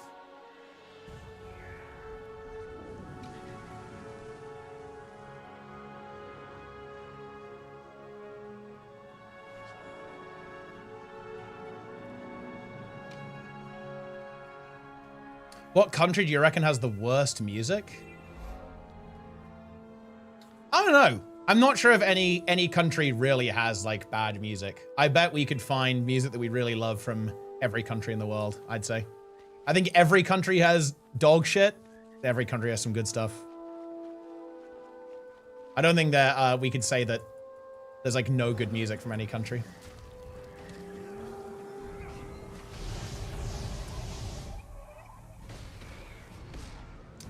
It's Lawrence, thanks to the Prime. Oh, hype train incoming, guys. Very good. Hype train, yo, scam train. Let's do this. Let's go.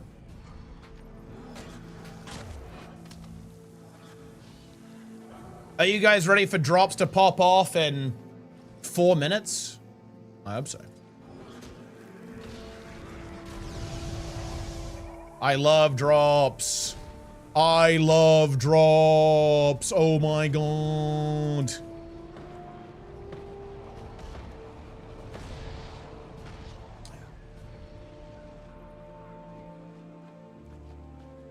Any political bans? Oh boy. It depends what you mean by political, I guess, but to be honest, I feel like music has been pretty historically quite political. I think a lot of really popular music definitely has like some social messaging. Drop viewers debate. Skelling in the chat. Skelling 1v9. Rat King.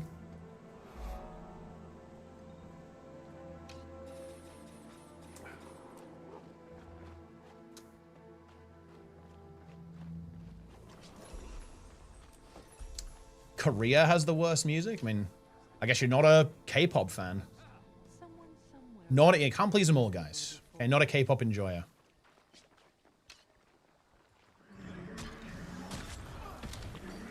Rage on behalf of the machine? Wait, wait, is that what you're calling rage against the machine? Or is that another group that I'm not aware of?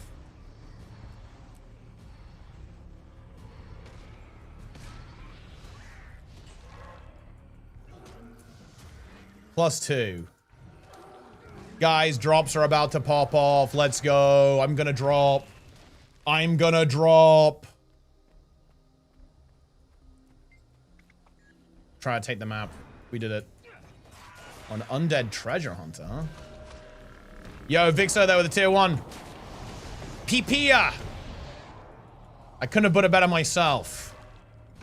Hype train begins right as the drop train begins. We love to see that, guys. Zero to Hero, Guild Wars 3 already. I mean, look, we're going to have to do that, obviously.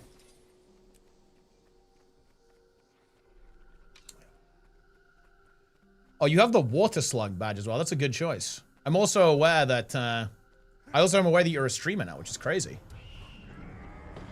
What do you think of Midnight Season 2 dungeon rotation? I quit WoW and came back to Guild Wars 2 because it's awful. Well, and I haven't actually played it that much on PTR, but as always, I'm sure it'll be fine. I think in general, they, I guess maybe, I don't mind Ruby life pools. I know some people really hate that one, but I don't mind it. Look, it's M+, it'll be fun. Like, you know, sometimes the dungeon pool is Pog. And I guess what's unfortunate is that we're going from a really strong dungeon pool, I think. Specifically, the Season 1 dungeon pool, I think, is really good. So going from that to one that might not be as good. Yeah, you know, it is what it is, right? It could be a bit of a downgrade, I guess. Avatar of the Raid, Guffle TV. Are you coming Gamescom, actually, Avatar? Also known as Master of the Universe and Held Dazite. What is he also known as? I think that's basically all of them. I'll probably not go next time. Okay, yeah, nice, nice, nice. Are you coming to Gamescom? Yeah, I'm going to be at Gamescom. And next year as well. Double Gamescom.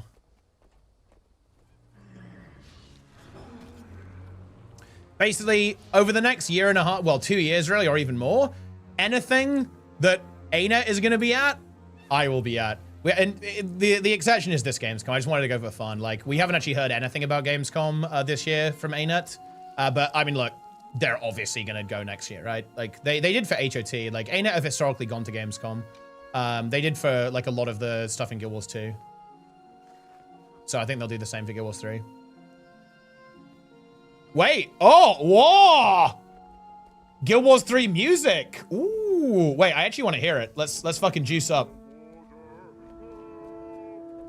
Let's go. Wait. Ooh, Guild Wars. Oh. Guild Wars 3 main theme reveal.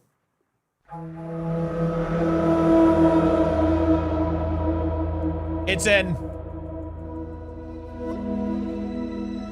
Ooh.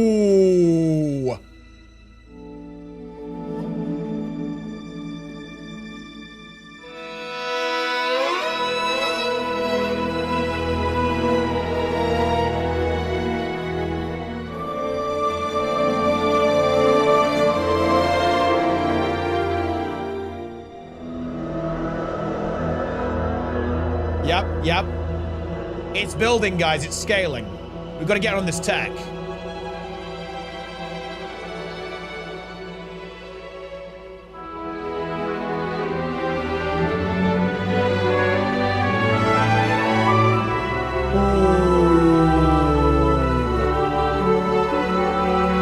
It's very high fantasy, right? Very high fantasy.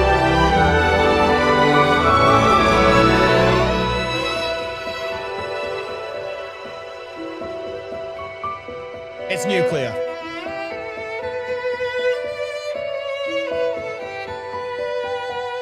Yeah, it is swelling.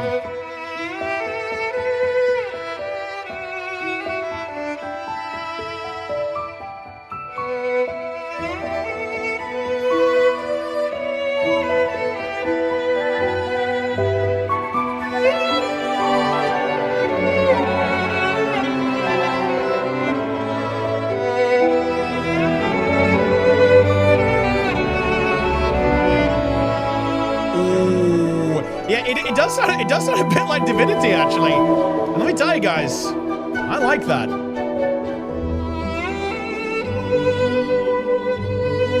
Guild Wars 2 music sucks when you start composing. That's actual disinfo. Everyone knows this. Guild Wars 2 music is better now without Soul. Soul was a bit too generic for my taste, to be honest, guys. Guild Wars 2 music got way spicy. Way spicy without it. Also, this is insanely loud.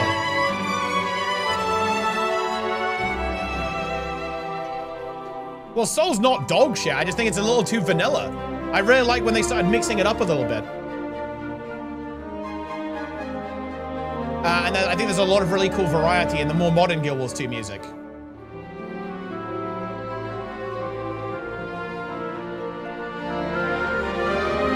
Electric Fangs in the chat. Shout out, Eel.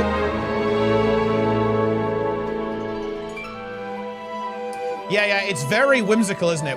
It's actually really exciting, guys. It just sounds like this game is going to be really colorful, really bright, and really high fantasy, right? Which, tell you what, guys, I'm definitely into that. You know what I'm saying?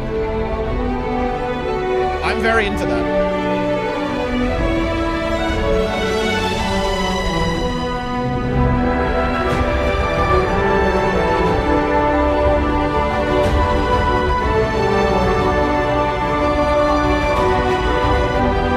Drops are enabled, by the way, guys. Shout out to drops. Ooh, I like this.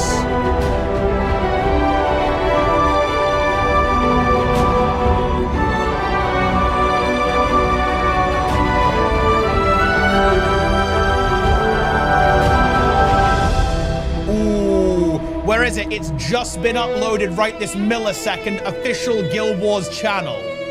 3 minutes ago. Boom. That's the end. Should we listen to the video?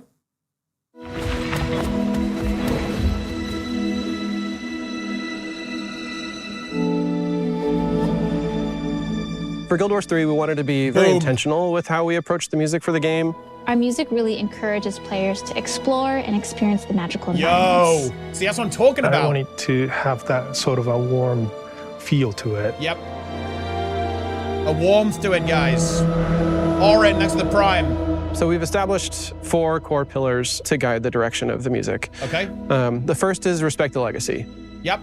There are countless iconic music moments across the franchise, so we're excited to bring them back in meaningful ways for players. Ooh. Our second pillar is that melody is paramount. Having those core melodies that players can remember afterward and stick with them is a really core piece of how we're approaching the music for the game.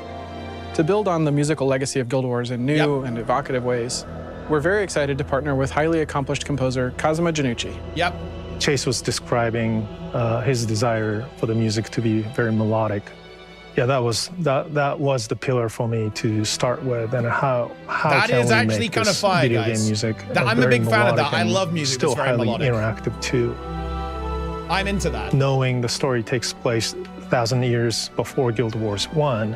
Yeah. I was naturally turning to solo strings. And I think what you said here is very true, by the way. It makes it, I think the music is going to be very identifiable, right? It's going to be extremely, you're going to know it's Guild Wars 3 instantly, right? Like every track is going to have a very strong identity like that. And solo violin happened to be my choice. And how I met Yuki was through an event that was hosted by Seattle Symphony. And I got to hear her performance right in front of me. And I fell in love with the texture of the sound she was producing, and kept thinking how we can collaborate. And Guild Wars 3 showed up in front of me, and I was thinking, oh, this is a perfect opportunity for us.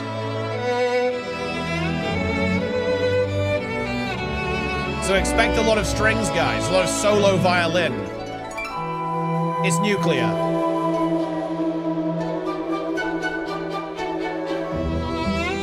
I've had the pleasure of working with Kazuma before on a couple of Halo games, but his score for Suzume in particular, I felt really pulled at the heartstrings. The emotional depth of that score is really what we're going for with this game. His grasp of electronic textures was a great match And we really wanted the music to feel as spiritual and magical as the environments themselves. Yeah, see, there you go, there it is. You'll also hear additional music from composer Asuka Ito. We're also excited to have orchestrations by Nobuka Toda. Okay. Both have worked closely with Kazuma to help realize his musical vision. Well, there you go.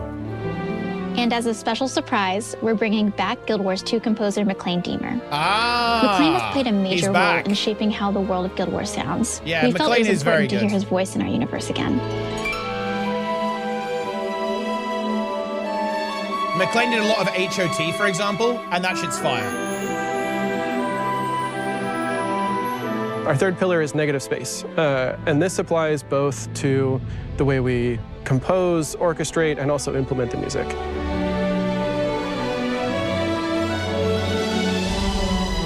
Kazuma really nailed that negative space pillar. Our music is comforting to come home to. It's peaceful, it's meditative, and you don't really hear this type of score that often. We wanted to come up with unconventional instrumentation with unconventional way of performing it. We've been really exploring some unique instruments, unique textures, and playing some instruments in really unconventional ways. We want to make sure that the music is comfortable with sparse and more intimate instrumentation, and also gives enough room to breathe so that when it gets grander or bigger, that it hits especially hard. Our audio programmer Cameron McNair and tech audio lead Zeke Fenelon really helped develop a music system that can scale and contract based on context. And what we've ended up with is probably one of the most intuitive music systems I've experienced.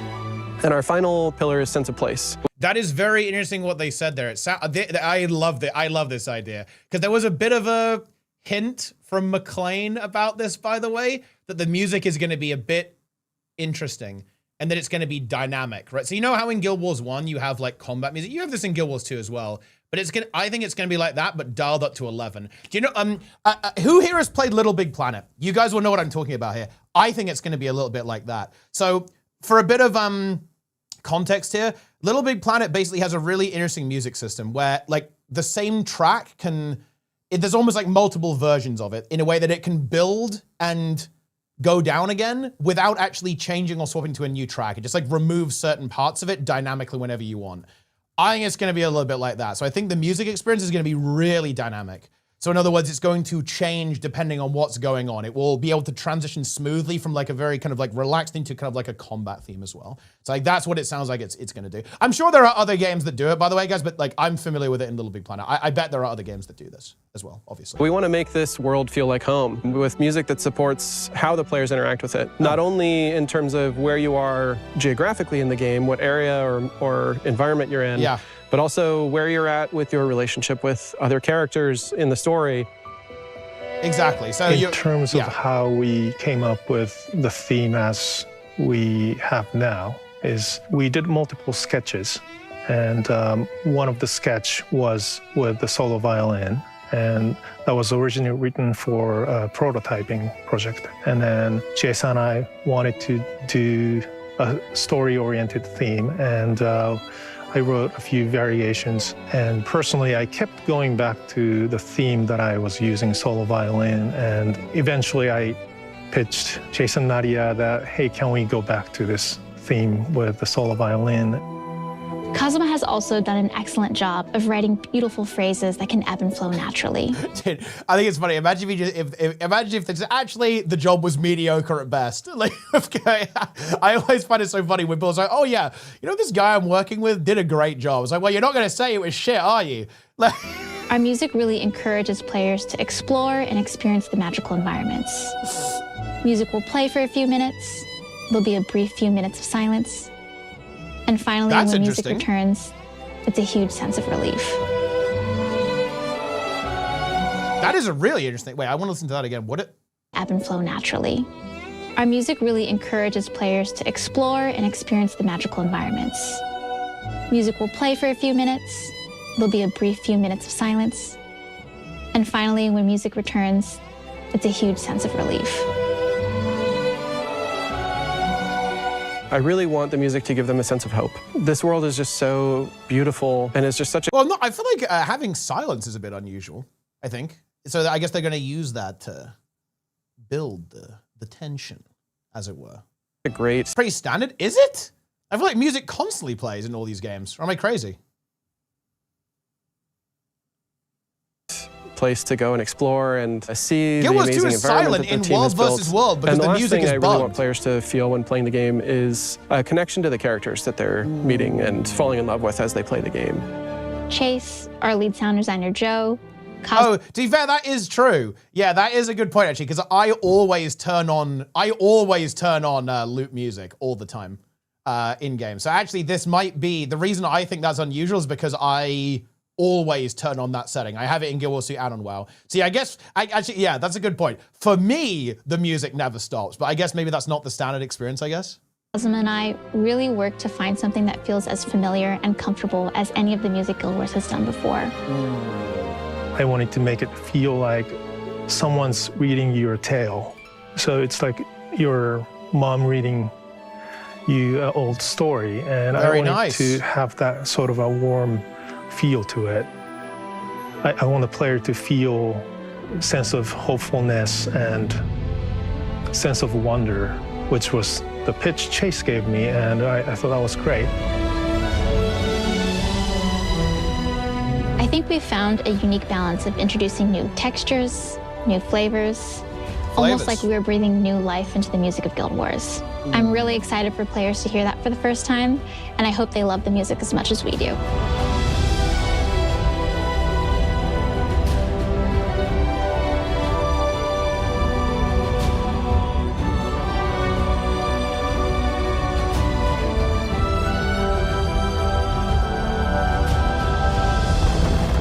You heard it here first, guys. Guild Wars 3 is a bedtime story game for children.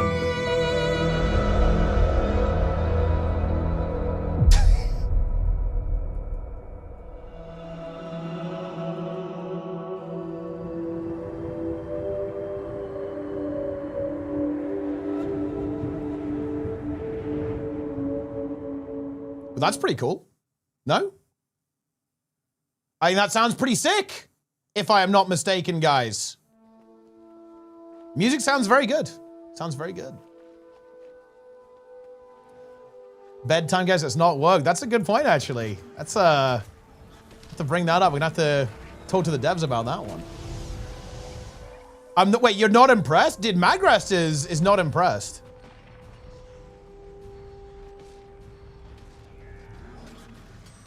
Wow. Nothing special. Oh my god. I guess you can't please them all. Are we now in weekly news drops for Guild Wars 3? Hopefully, yeah, that would be nice, wouldn't it? Do better. Wow. You guys are a tough crowd. I think that sounds really good. Sounds very pretty, but I mean, I don't know. Look, not everyone wants a more gritty experience. I mean, I really like how that sounds. I'm looking forward to a much more high fantasy experience than, I guess, like the standard. Do you feel that Condition has a place in current PvP? I'm 6 strong bursty builds. Actually, yeah, Condi builds actually struggle a bit right now because there's just too much cleanse. There's a lot of cleanse in the game right now. Like Condi does struggle a bit. You can still play Condi builds for sure, but they're not. I don't think there's like the one that is meta right now is Condi Conduit, and that's because that one is like mega disgusting, to be honest. Mega disgusting. It's very, I mean, fair enough. And look, you know, it is at the end of the day music. If you don't like it, that's fair enough, I guess. It is what it is. I personally think it sounds really good. And I really like the ideas they're talking about that, to be honest, right? Like, you know, what they're talking about there sounds very, very good.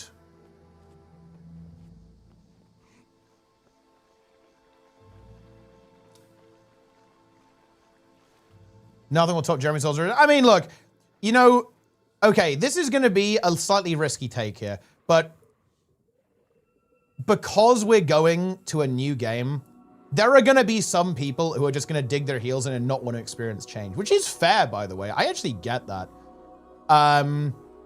But it is what it is. Like, you're not going to please everyone with this. Like, some people are just going to be not wanting to experience change. And Guild Wars 3 is a game that's all about that. Like, the game is going to be so different in basically every respect. If you don't want change, you just shouldn't play Guild Wars 3, which is completely fair, by the way, right? Like, if you don't want a different experience, then Guild Wars 3 is not for you, right? Like, you are not the target audience for the game.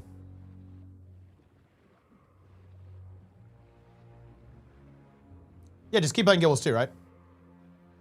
I'm playing engine. Some games that go well, but some games where I have hard counters where it feels like I can't do anything. I'd recommend playing like the hybrid amalgam build. It's like Tyrant Amulet.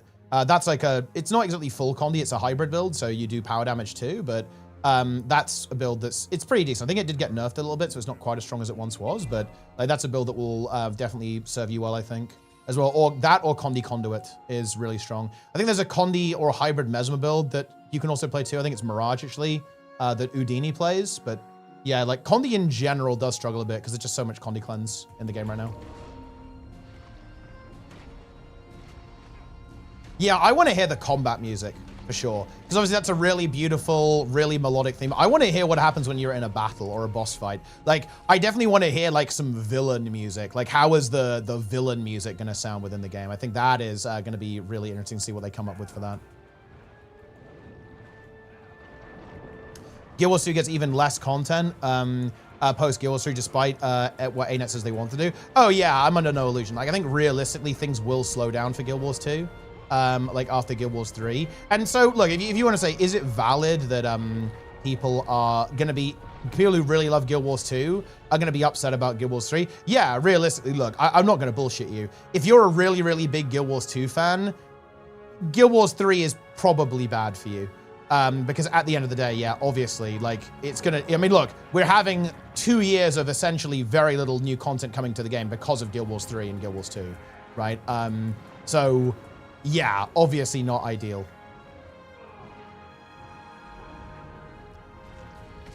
Is Elemental so super weak without being an advanced PR player? No, and to be honest, that's never been true.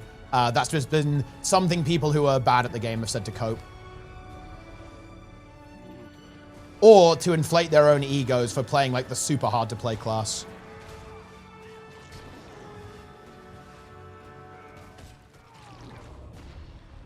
I'm afraid that maintaining 3 games might hurt Guild Wars 3 is actually the bigger concern. I'm not super worried about that because as long as ArenaNet don't completely fuck up this marketing, this game will have literally over 1 million people playing concurrently at launch, which is insane.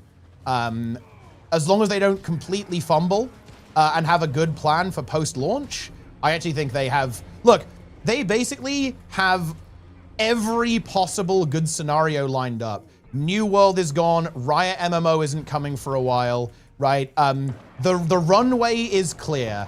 It would be a fuck up of biblical proportions for them to mess this up and it to not work out.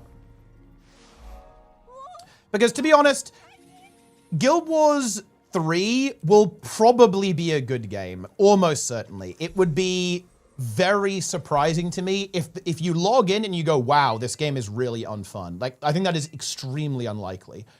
But what am I scared about? I am scared that they could blunder the follow-up, right? And not have a good content plan, because that's ultimately what went wrong with Guild Wars 2 and held Guild Wars 2 back to some extent at least. So that's the concern. They need to have a good plan for how this is going to go.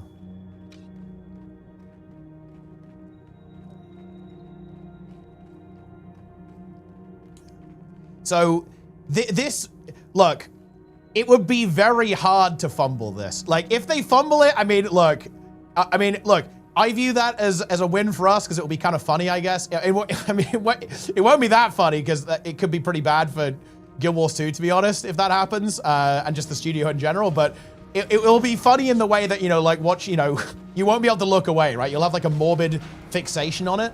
But hopefully it doesn't go that way. But like, yeah, I think it would be very hard for ArenaNet to fumble this.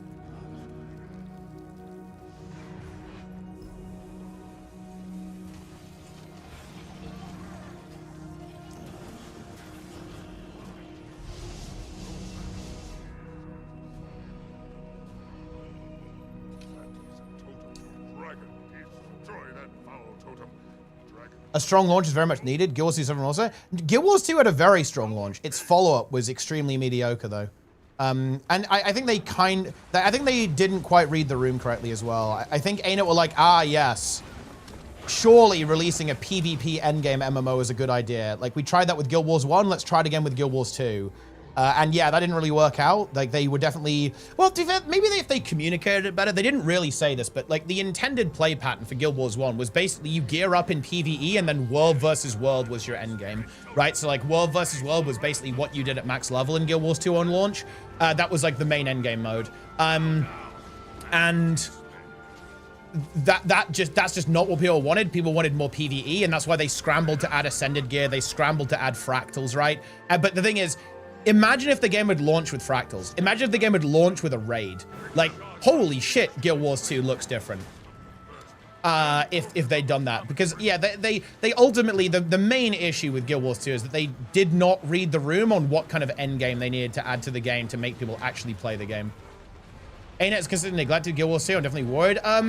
To be fair, they've only done it once, specifically in like the layoff arc and the alternative projects arc. Yes, they 100%. I mean, look, we even know this, guys. We know from leaks from Jessica Price that the writers were told make season 4 work as an ending. So to be clear, guys, let's actually translate that. There was a time when ArenaNet was saying, yeah, wrap it up, we're going next. This was in season 4, a long time ago. So yeah, we are aware that they literally did have this potentially on the cards. It was potentially going to be a roll credits end of game. But obviously they didn't do that. So they haven't, to be fair, I think they've been very attentive to Guild Wars 2 since Grouch came in. I think Grouch, I'm not gonna lie, I think Grouch kind of saved the game, to be completely honest with you. I think if it wasn't for his leadership, the game would maybe unironically be kind of dead. So that's good. Shout out Grouch, based king. But yeah, obviously now they're cooking Guild Wars 3 as well.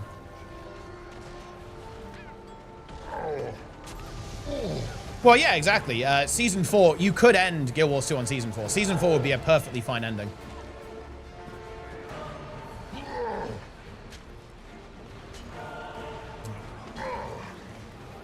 It really felt about to roll. Yeah. It's funny because we felt that, by the way, Loken, even before the leaks came out.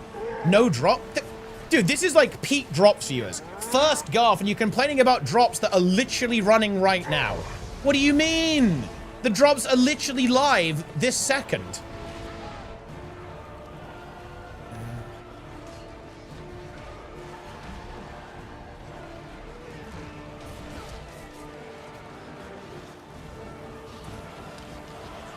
What do you want me to do? I'm not the biggest fan of this event either. I don't like how he resets here. First Garth.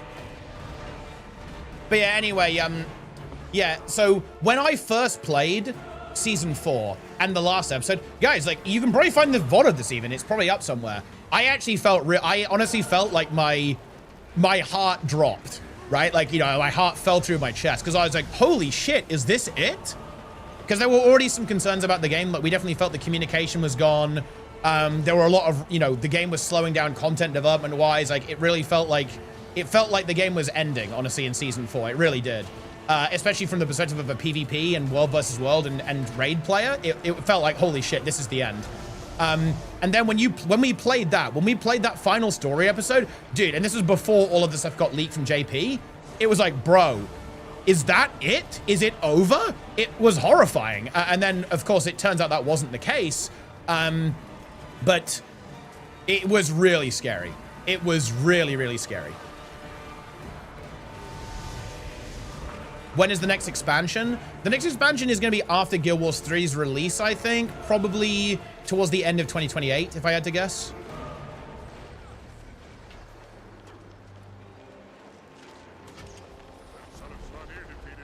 Boom. I think the only world boss I haven't done is Shatterer. Will Guild Wars 3 be a Gooning game? Yeah. Reality is, any new MMO will be marketed towards Kumas.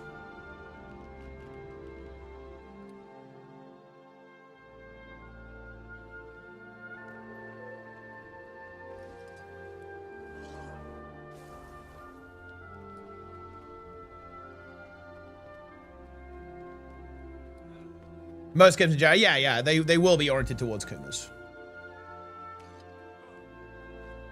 Unless the game is super... I mean, Guild Wars 2 is a woke game, and this is a Kuma game. No question about that. I don't think being woke and being a Kuma are mutually exclusive, guys. There are a lot of woke Kumas. Darren's, for example. He is a woke-based king, but he's also a Kuma. Yeah, Final Fantasy, obviously, I think is a pretty woke game in community, and obviously full of Kumas.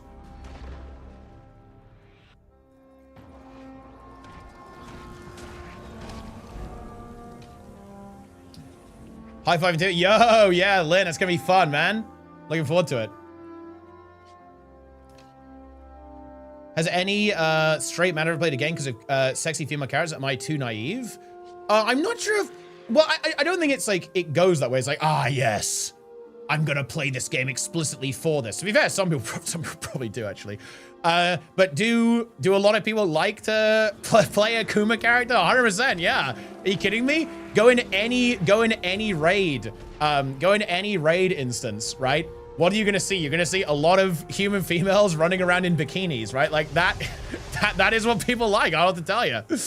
It's yeah, it is what it is. Is being woke bad? No, I don't think so. Being woke is based.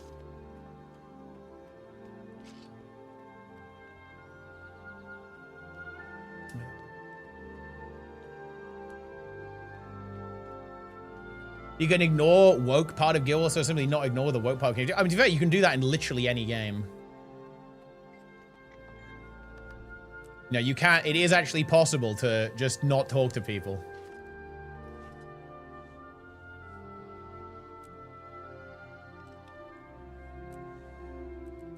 Drops viewers.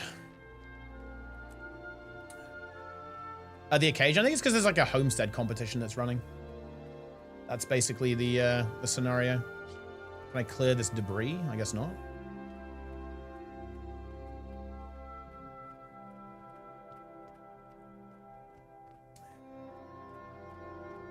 I saw the odds there. Yeah, I mean to see it because obviously I was like very, everyone was like saying it was dog shit, right? It was, and honestly the trailers looked very mediocre. I was like, oh man, that's not looking great. But then the reviews came out and people were saying it's good. So that's actually a pleasant surprise.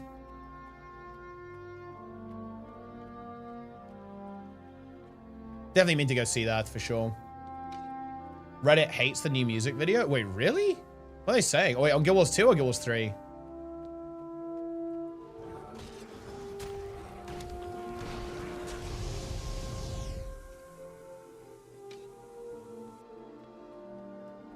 Guild Wars 2 Reddit? Are they just not a big fan? Well, okay, I'm gonna go read it then because, wait, am I crazy, guys? I was really hearing some Guild Wars 2 DNA in there, right? On the theme, if you know what I mean. Like, I was actually really hearing that.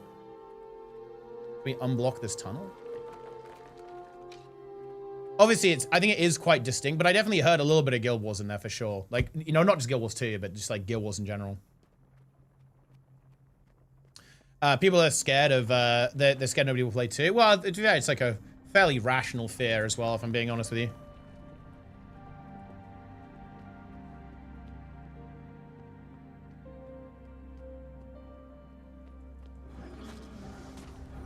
I think one thing, do you know something that's kind of interesting too?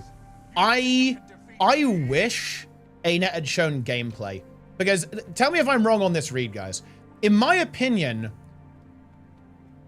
music, in order for music to become iconic, I feel like you almost need a visual to go alongside it, right? Like, for example, when I'm playing a raid boss, for me, I need to like see or have played the raid boss for that theme to really take on its full meaning, right? To really have the full experience, is that you want to see something that goes with it. Yeah, it needs context. Yeah, exactly right. Yeah, I think having some context with music really gives it that identity.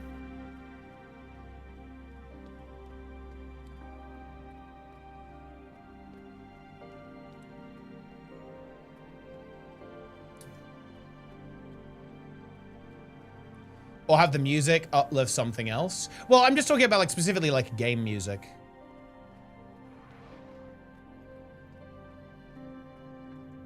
Why would what, do I need like a shovel or something to clear this debris? What is this?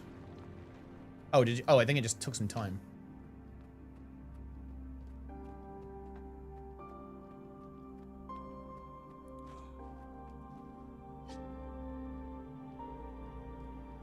Weird. Just scare thanks to the Prime.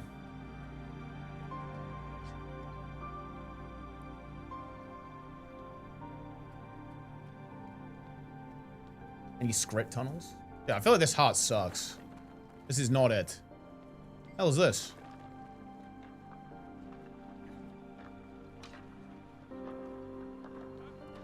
You get infallible? Nah, we're back at it on Saturday. What a links to the Prime. Appreciate it.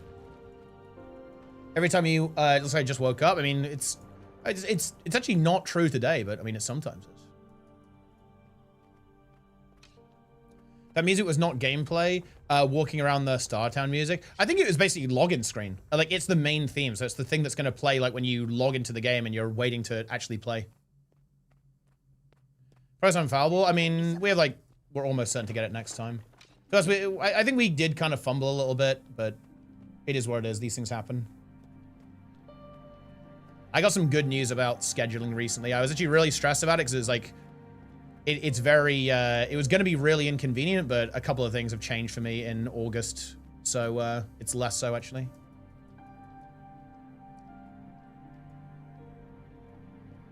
It was all over those, no real cohesion. I'm not sure if that's necessarily churchy. Look, I really want ArenaNet to show gameplay. I feel like a lot of these criticisms, and again, I'm mind reading here a little bit.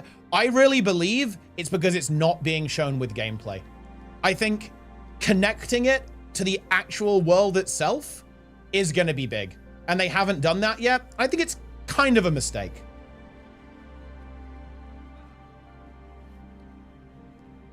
The music identity of the game, I agree, but I think it can only really do that. Okay, so hold on.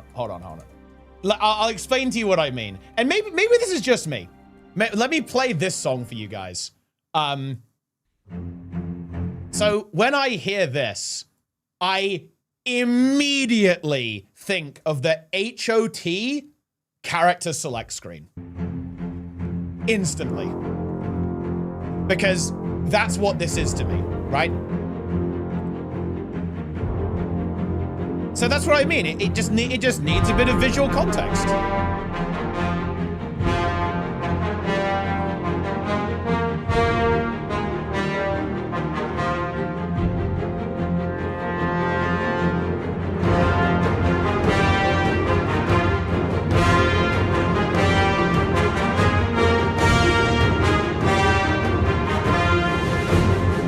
You can still appreciate the music without the visual aspect. Yeah, of course. But what I'm saying is that it's always, I feel like it's all the new music for a game that you don't have context for is always gonna struggle a little bit compared to music that does. So in other words, like when we're listening to stuff for a game that we haven't played, we don't know what it looks like, we don't know what the gameplay is, we don't know what the UI looks like. I think that's a fundamentally different experience compared to a game that we've played for 10 years. Right, and we have so much context for. We have so much visual link, right, and evocative imagery that we connect to that. If that makes any sense. So yeah, obviously the new stuff is going to sound weird, and obviously yeah, like the game is just different, right? Like oh shit, we need to get to the boss.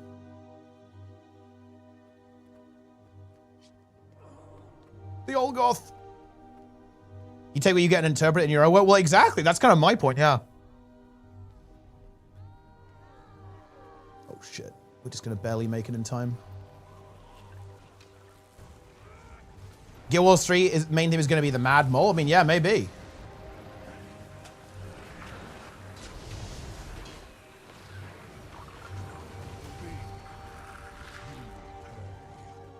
And, okay, look. Okay, let me give you an example of my own experience, guys. When I heard the theme for the March on Caldenas, basically for the most recent raid in WoW. I thought, you know what, this is great, but yeah, you know, I'm not sure I like it as much as Dimensius, right? But you know what, guys? After I played Lura on Mythic, I was like, this is the fucking best track ever. This is amazing. It's even better than Mana Forge Omega. And it's because I didn't have the experience of actually playing the fight with that theme until after I played the fight, whereas I already had that. I had that experience already when I played on some of the previous bosses. So I think it's really different. Like, it's very, very different, especially when you have gameplay attached to it. Ooh, bit of skill lag here. Nice. Brutal skill lag, actually. Goodness me. All the Americans are logging in.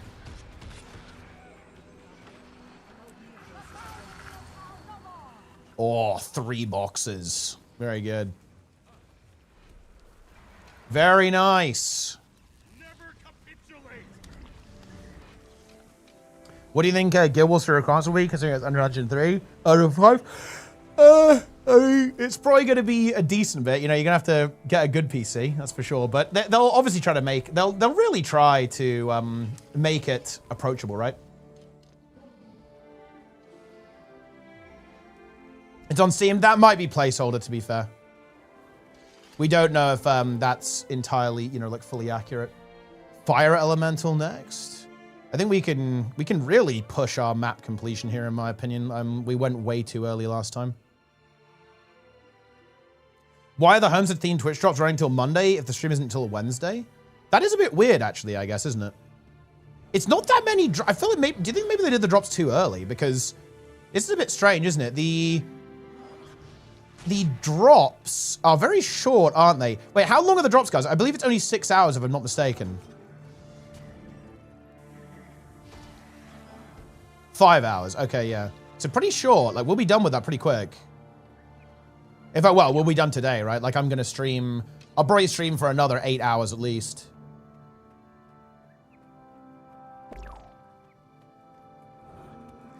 So what do you get for, what are the drops, guys? What do you get from the drops? I think you get some flowers or something. I know you get that.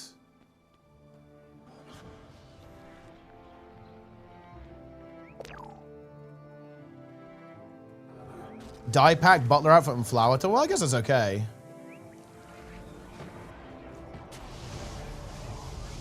Not the fattest drops. They need to do bag slot again. Bag slot, that's the real shit.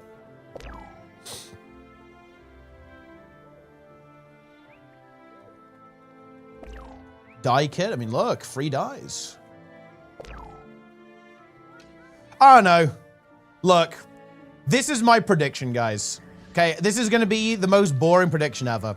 I think almost everything about Guild Wars 3 will be relentlessly shit on by people who play Guild Wars 2. And you know what? I don't give a fuck. Because at the end of the day, Guild Wars 2 players are not really the target audience for this. Like, they're a side audience, but the real target audience for Guild Wars 3 is people who probably don't play any MMO right now. And they're looking to capture a new audience. So I'm expecting almost everything they do to have, like, pretty negative feedback in general from Guild Wars 2 players. So it's all priced in. I'm expecting it. Guild Wars 3 is already doomed for us? No, not if you want something new. But the thing is, like, MMO players are not known for MMO players are not known for wanting something new.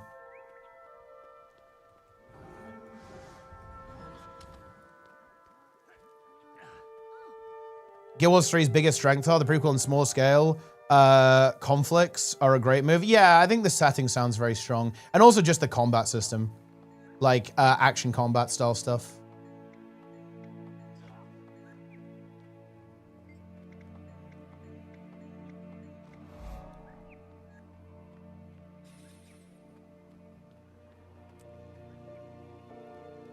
I think Guild Wars 2 canon will be objective, and you can already spot a lot of problems with the Guild Wars trailer. I don't think I actually agree with that. Like, it obviously looks different, but I mean, no shit, right? Like, a lot of time has passed.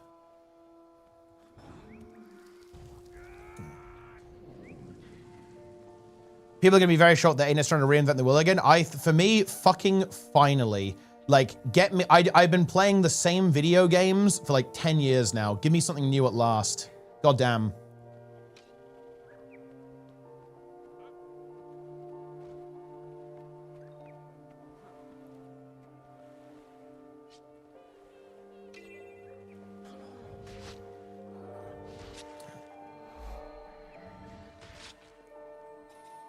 Guild Wars 3 does have a bigger Guild Wars 1.5 than Guild Wars 2. It does, yeah. It looks like they're trying to kind of... they're certainly being inspired by some elements of Guild Wars 2. That's for sure. Or Guild Wars 1, rather.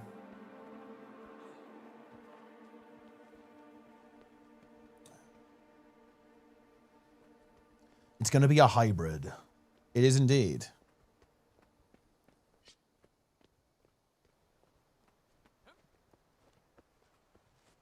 The armor of the guy? I mean, what's wrong with the armor? The armor looks fine. But to be honest, this is what I would say, Myl905. Don't play the game. It sounds like you do not like what Guild Wars 3 is, and you know what? That's okay. You don't have to play the game. In fact, I would recommend you don't play the game. You should stay in Guild Wars 2 or Guild Wars 1.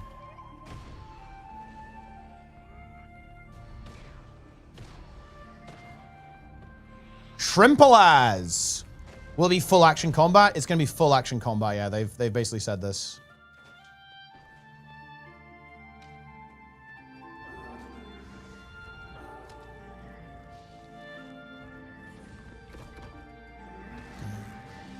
Guild Wars 2 opposite of MMORPGs, you get pissed that their newfound haven might get less updates. People say this, but it is really worth noting, by the way. The MMO refugee narrative is weird to me. Always remember that WoW is by far the biggest game. So yeah, no shit, people quit WoW and go to other games. But bear in mind, by far the biggest game is WoW. It's not even close, by the way. So it's a weird narrative to spin. It's like, okay, well, yeah. Like, obviously, there's going to be more WoW players going to Guild Wars 2 than vice versa. There's way more WoW players. Like, it would be really weird if it was not the case.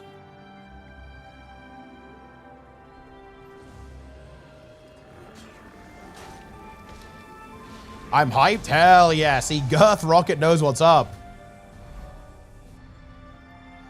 No, I don't actually think so, Sugar GW. For what it's worth, I don't think it's actually particularly important that people are hating on it now. Again, and I think this is to an extent part of ArenaNet's marketing strategy, or at least their understanding of the situation. Like, if literally 0 Guild Wars 2 players play Guild Wars 3, I actually think that's irrelevant. Because ArenaNet is not looking to, like...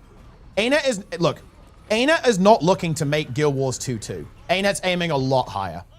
ArenaNet are aiming to actually challenge big games. I think in a weird way, ArenaNet is actually looking outside of the MMO genre. I think they want to essentially make a mainstream MMO. Because, you know, weirdly enough, WoW, maybe you could argue WoW is fairly mainstream, but it's not fucking Fortnite, right? You know what I mean? And I'm not saying that ArenaNet's going to make the Fortnite of MMOs, although it's funny given the Unreal, right? But you know what I mean? I think they're aiming extremely high with this. They are not aiming to have a player base similar to Guild Wars 2. They are aiming to have a much larger player base than Guild Wars 2. So in other words, even if no Guild Wars 2 players play, it doesn't matter. Like, they're aiming a lot higher than that.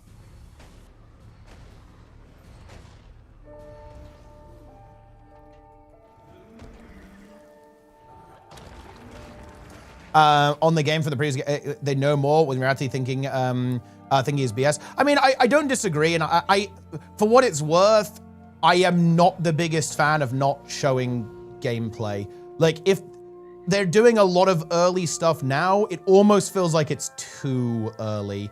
Because, okay, I get it, right? They wanted to announce it early, but in my opinion, just wait until you can actually show something. Because right now, we're not really getting a lot of juice. We're getting some, like, interesting little tidbits and stuff like that, but, you know, give us the meat and potatoes, right? Like, and that's not happening yet. And likely because they're not ready to do that yet, which is obviously fair enough. But it just feels like this marketing cycle is perhaps a little bit, it's kicking off like a little bit too early almost.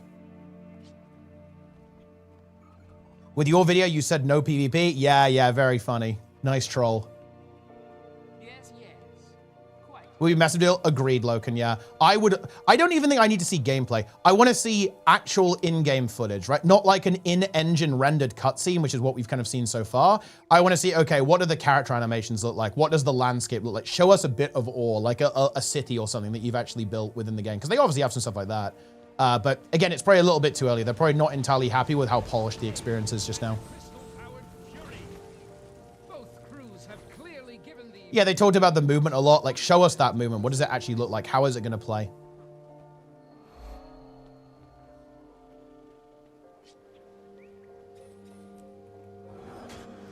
Resume normal functioning.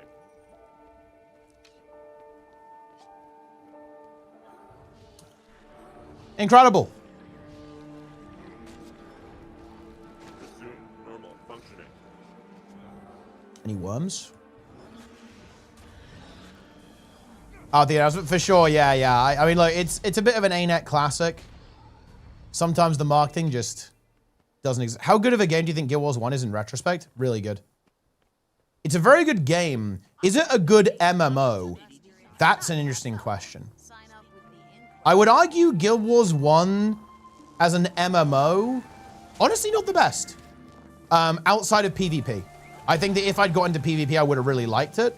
But the MMO endgame PvE stuff didn't really grab me that much. But from a perspective of like playing through a game as like an RPG experience, like a story experience, a world and exploration experience, really good. Kind of MMO gameplay loop though, somewhat mediocre, I'd say.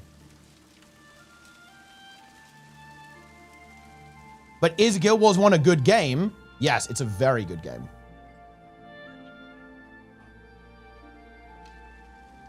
They're not Rain, so they're doing the ArenaNet Classic. Everything is a spoiler, and that we might actually see anything in game until the beta. Well, for what it's worth, that would obviously be a little bit of a meme, but I don't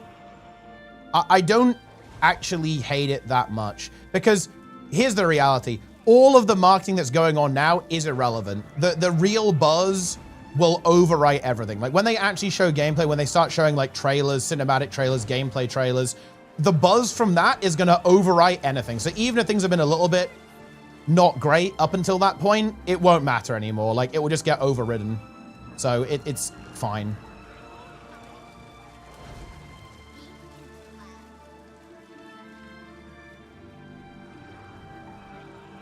Boom.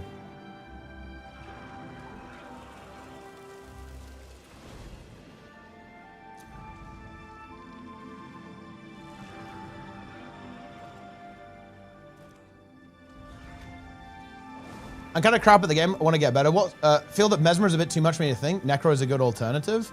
Necro is fine as well.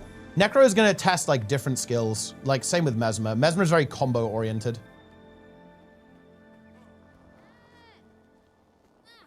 But if you like Mesmer, you should keep playing Mesmer though. You can do it. It's very much like if you like the roleplay. If you really like Necro as well, then just play Necro, yeah, and just try it. But if you really like Mesmer, then just keep playing Mesmer. You'll get there. Yeah, Virtuoso is like one of the easiest builds in the entire game. You'll cook on that build for sure. You're also probably not at Gamescom. I'd say unlikely, yeah. Please, hear me out. Please hear me out. Please, hear me out. New CM Fractal wishlist? Oh no. I would argue any fights where the boss moves favor Condi builds. Oh, yes. Yes.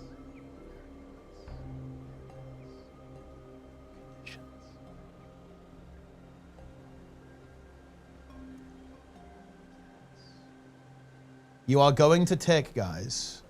You are going to tick. You will tick.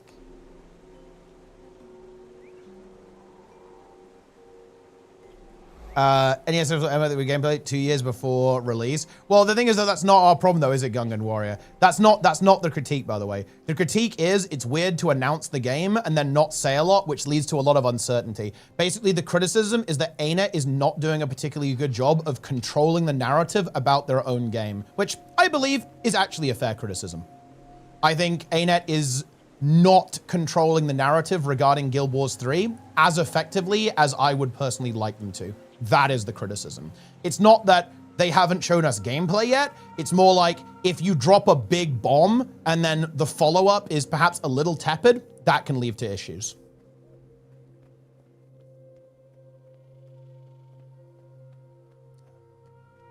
Yup.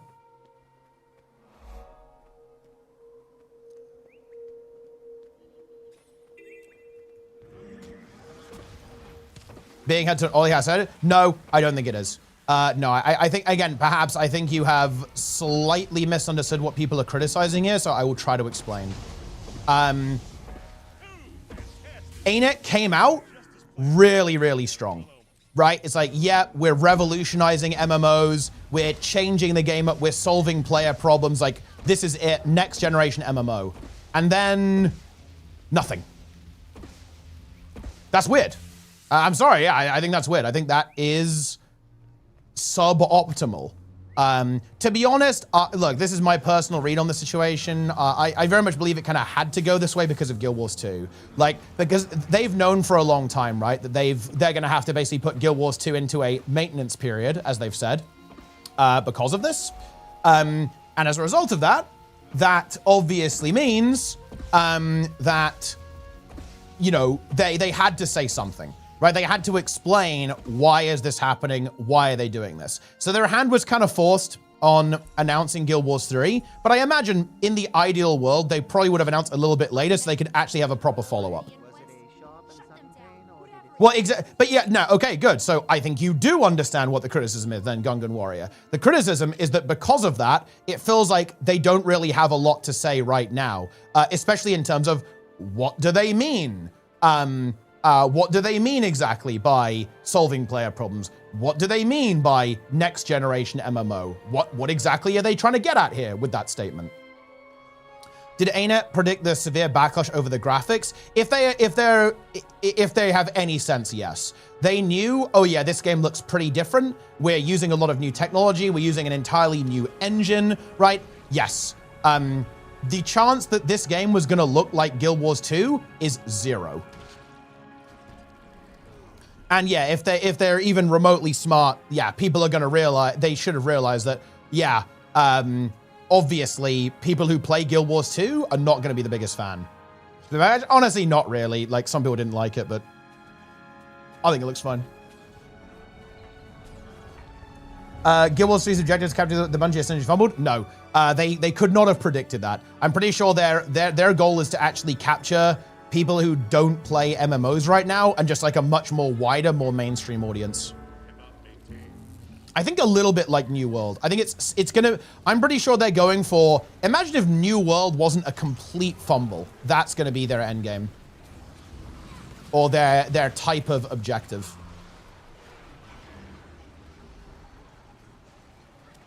Asgard, yo. Tier 1, buddy. Appreciate that, my friends. Thank you very much indeed. Any concerns that Guild Wars 2 will fall into some of the same marketing problems that play Guild Wars 2? Oh, for sure, yeah. But, you know, you know, we have to have a little bit of confidence. About to watch your Guild Wars 3 videos, not less possible. Ooh, very good. Well, yeah. Hopefully more on that when we get more info. Very exciting.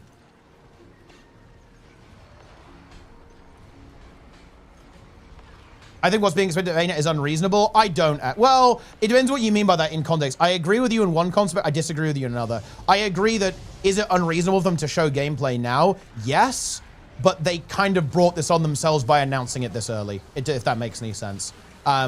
So as a result of that, they are going to pay a price on losing some control over their narrative, and I hope they have a good plan for that.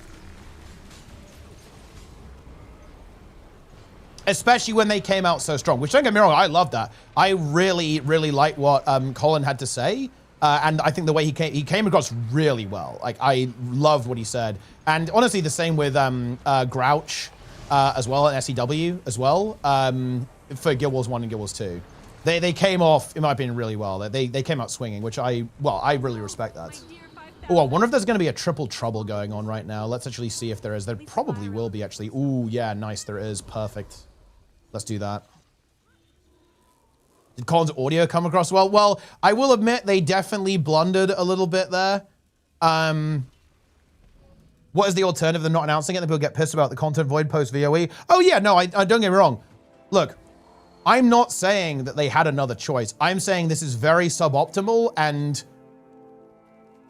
it would have been good if they could have showed more. I don't know what that looks like. I don't know. If that's not possible, then yeah, it just sucks. But then in that case, I don't think we even disagree, because you would agree that the situation is like pretty damn suboptimal, right? Like this is not obviously not an ideal scenario for ArenaNet to be in, right? Like regarding like how the narrative for Guild Wars 3 is currently going. This is obviously suboptimal. I'm not saying they could even do anything else. I'm just saying this is clearly suboptimal, and I can't wait until it's fixed, essentially. Oh, fuck, I didn't queue. Maybe we'll get in.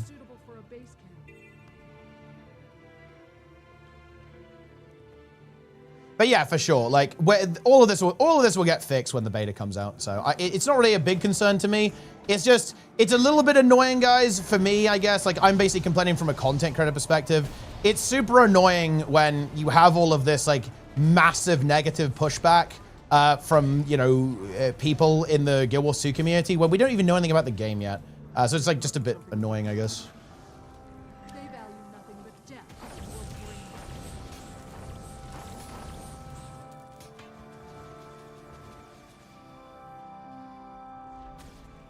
The beta will be there on time. Oh, I think it definitely will be.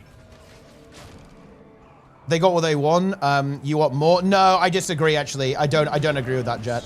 Obviously, I want more naturally, but no, I don't think so. I think that the narrative around Guild Wars 3 right now is highly suboptimal. Specifically around the how many players, is it a real MMO? Do you know how many videos I've made from I've seen from people talking about it, like saying that Guild Wars 3 is not going to be a real MMO, it's going to be MMO light? That's really, really suboptimal. And ArenaNet has not been able to control that narrative because they haven't actually made very declarative statements about what the game actually is. The same is also true regarding the graphics and the art style, because we haven't seen actual in-game footage. That's also deeply suboptimal, is that they haven't really got control of the narrative around that as well. So no, it's not because of the fact, oh, it's a teaser campaign, you just want more because you're a dedicated player. No, that's not it, actually. That's not my criticism, in fact, really. Like, nothing wrong with the teaser campaign, but what I think is deeply suboptimal is the lack of narrative control around various aspects of the game, specifically the MMO component and the art style. So, yeah. Let me in. Position the Q5? I mean, we could get it. Because the Aeon 2 guys slip up. If I was at ArenaNet, I would be very unhappy. I do believe it. A big part of it is because of that, the Aeon 2 exec or whoever it was, who basically slipped up and made that comparison. That is extremely unfair. And to be honest, guys, look, I am very happy to say this. I think that is a really poor showing from NC there. It is extremely unfair to ArenaNet, which is, of course, is one of their subsidiaries. And honestly, fucked them over insanely hard. Because again, it directly took control of the narrative away from the developer actually making the game. Yeah. Again, I don't work at ArenaNet, so I'm not going to be like mad at them. But if I did, yeah, I would be extremely unhappy with what happened there. If I was Colin, I would be I would not be happy. What happened? So basically, there was some article about talking to an NC, I think an executive or something, kind of talking about, you know, Aeon 2 and Guild Wars 3 and kind of competition within their own studio regarding different games. And the Aeon 2, like, I think it was a producer or something, I'm not entirely sure. They said something like, oh yeah, well, you know, Aeon 2 and Guild Wars 3, they're very different, right? Like Aeon 2 goes for like the massive scale, like 500 players, and Guild Wars 3 is very different to that. It's like much more small scale. Very vague statement, and again, made, you know, external to ArenaNet's own communication when they, in my opinion, they were very clearly not ready to really talk about that yet, like how the game is actually going to end up looking. And I think, again, that obviously really made the rounds. It really made the rounds. A lot of people reacted to that. Like, that's now part of like the narrative regarding Guild Wars 3. And it's, yeah, it is one of the key things, one of the key things that makes people believe that Guild Wars 3 will not be a real MMO. No, guys, no. This is not the point. No. Oh, dude, guys, no. This is not the point.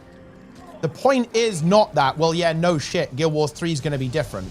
No. The point is that comment massively fueled the Guild Wars 3 is not an MMO thing, right? Which I don't believe to be accurate whatsoever, by the way, and is obviously very negative for ArenaNet. Like, it's not that, oh yeah, the games are gonna be different. Of course they're gonna be fucking different, but that's not how people interpreted that statement. Exactly, yeah. The waters have very much been muddied, which is really bad, in my opinion. It is, well, it's really disadvantageous for ArenaNet's, like, communication. Am I getting into this map, guys? I might not get in. I guess we'll try. Not an MMO, just Guild Wars tourists? Well, I mean, theoretically, like, those are some of the people who ArenaNet might actually be interested in, right? People who maybe don't necessarily play MMOs or are kind of, like, looking in. Guild Wars 2 are not being MMO light, so why don't they say? Because, honestly, they probably don't want to make a statement like that without having, like, a very clear picture of what the game actually is. They also probably think it just doesn't matter that much, which I'd also agree with at this point. Think they meant the world design? No, they're players. No, they were very explicit. It was the number of players in the comment.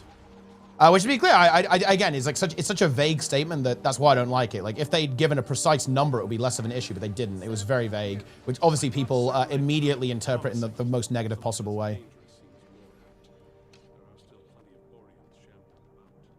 It might well not be an MMO for a lot of people. Yeah, but no! How is this so complicated to understand? The point is, guys, is that if it's spare a lot of uncertainty about the game, the semantics is completely fucking irrelevant. It doesn't matter. The simple fact of the matter is there now uncertainty about the game when there was no need for there to be uncertainty about the game.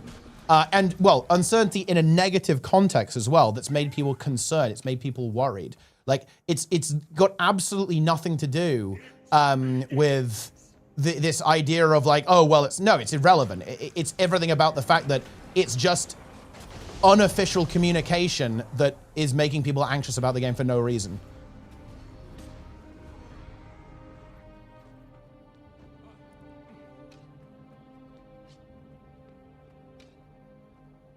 Not good.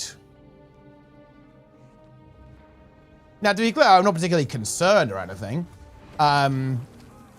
Because I'm pretty sure ArenaNet are cooking, but I mean, I don't know, it's not great.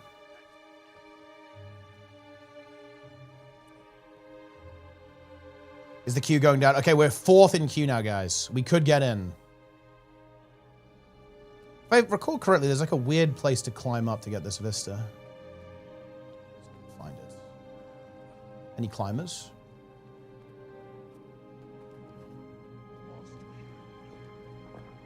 Oh, this looks good.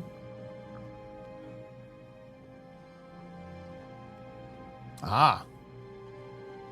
Let's go!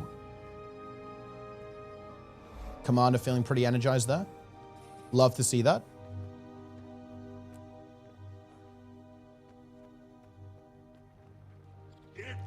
What's the first MMO you ever started playing? Going to the MMO world? It was RuneScape. But other people are justified in being worried. Well, I think people are justified in being... I didn't say people aren't justified, to be clear. I think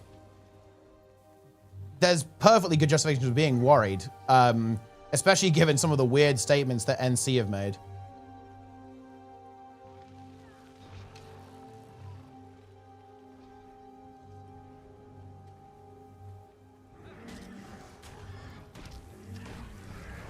But I guess also, like, my take on this is the following. Like, if Guild Wars 3 sucks, then unlucky, I guess.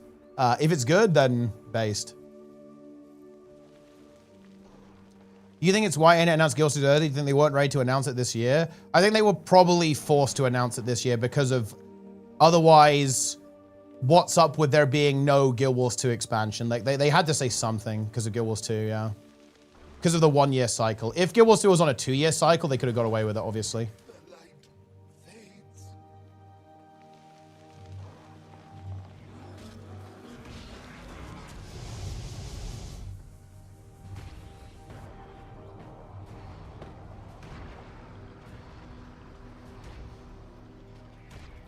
Guild Wars 3 main theme? Yeah, I think it sounds pretty good. Are you full ascended now, bro? No, bro. I have to get my Actos. Are you full ascended, Jester? There's no shot. Have you just been doing dailies? Oh wait, there's actually a worm group, but this is not an organized map, so it has like no way of succeeding. Oh, nice. We're actually nearly in. I think we're gonna get in.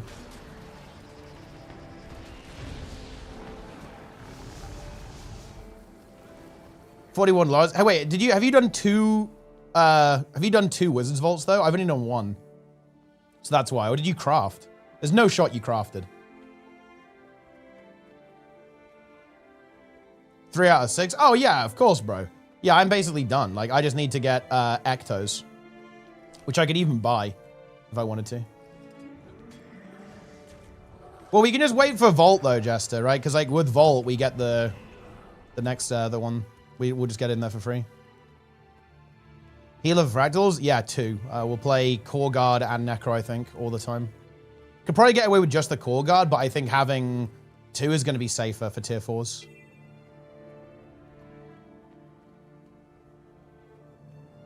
Because, you know, obviously core healers are pretty bad. And like having more stability uptime is always going to be good. Like more stability, more protection. How to Mesmer on hardcore? It's not great, but honestly, it's obviously doable. But it's definitely not amazing. Come on, 1 in queue. Let me in. Thing about Mesmer is you can give yourself perma 25 might. You can do 25 might and quickness, which is always pretty nice.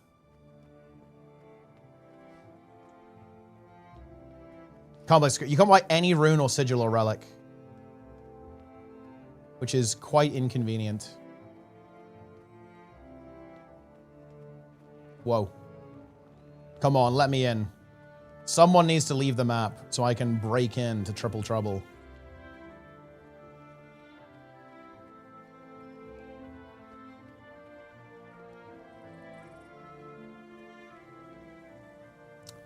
Everyone's extremely excited. Slash share in the chat. Damn, I'm loving this. This com is very enthusiastic.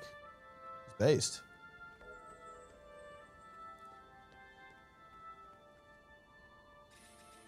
Com is hyped up. Is Scourge still top meta? Scourge is really strong, yeah. I don't get the point of this game. You just farm for things. Pretty much, yeah. That's kind of what you do. Guild Wars 2 is a bit interesting actually because it is a gold farming simulator, which I suppose is a little bit different from other games. Other games you typically like farm for, you know, items that do something, like give you gear. But like Guild Wars 2, yeah, you basically just like farm for gold. What's your slash played? Let me see.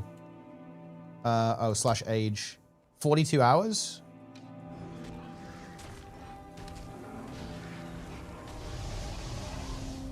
I'm in the instance you're trying to get in. Look, quick. I need someone to get DDoS so I can break in.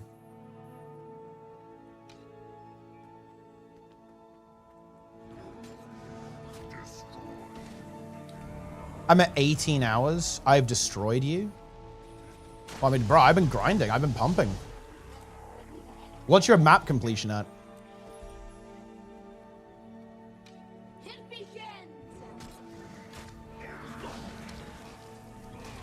30%. Jester, you're over. I'm 50%. Dude, your career is fucking over. Oh my god. You seriously think you threatened my career? You're over. And Jester, should we do some log review? Should we do log review of your DPS on Decima? Let's do it. You know what? Let's do it. That sounds like fun. Everyone, come! God damn it. Am I really not going to get in, guys? I think I'm not going to get in. I'm going to be for 1 in queue forever.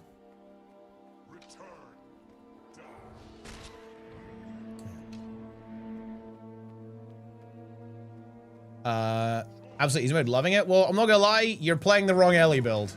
Like, Ellie actually has some of the strongest, most survivable builds in the game. You're just not playing them. Like, try Celestial Tempest or Celestial Catalyst. To be honest, those are actually better than Necro builds, to be honest, in open world. Necro doesn't actually have the best self. I guess I think Harb is really good, to be fair, actually. Like Harb is really good and Ritualist is really good, but like Elementalist has some like insanely good builds for like survivability and stuff like that.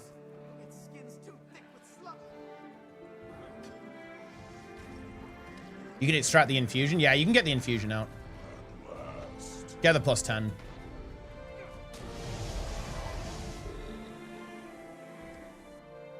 Come on, someone needs to leave. Surely someone on that map is just doing some like random map completion and they'll leave soon. And allow me to get to triple trouble.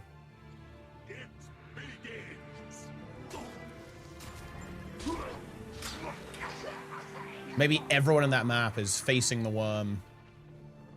Wait, is this map actually being attempted? Have people actually calmed up for this? I think Amber's gonna fail though. Yeah, no, Amber is cooked. They didn't get the harpoon off.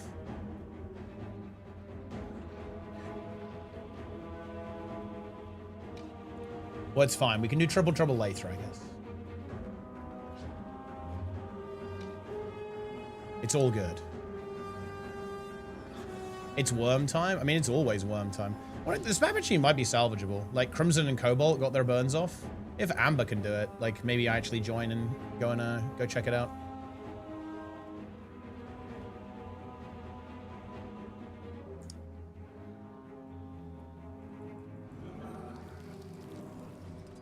Any worms? Any wormers? Do you think that "Okay, here we go" in the guild is a reference to Yoda? Wait, is it actually? Wait, what guild? Okay, here we go. Oh, actually, look at this. I think this is the same guild, right? Like this Casfam Gaming. Is this guy blocking? They might be trying to play this map as well. Oh shit, gonna res this guy. Oh, to be fair, he's probably trying to get into the same map that I'm trying to get into. Oh yeah, we do not have blockers here. Fucking lava and worms all over the place.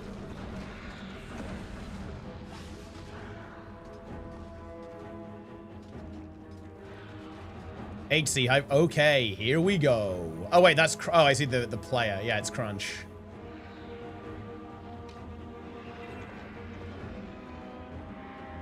Jester, thoughts on the impact that's coming soon?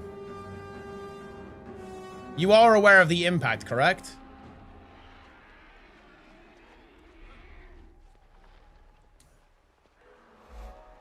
Been there, done that. Ah, 50% map completion. Nice. Oh, yeah, wait. Oh, yeah, we have to make these little potions, don't we, or something? Is that what it wants us to do?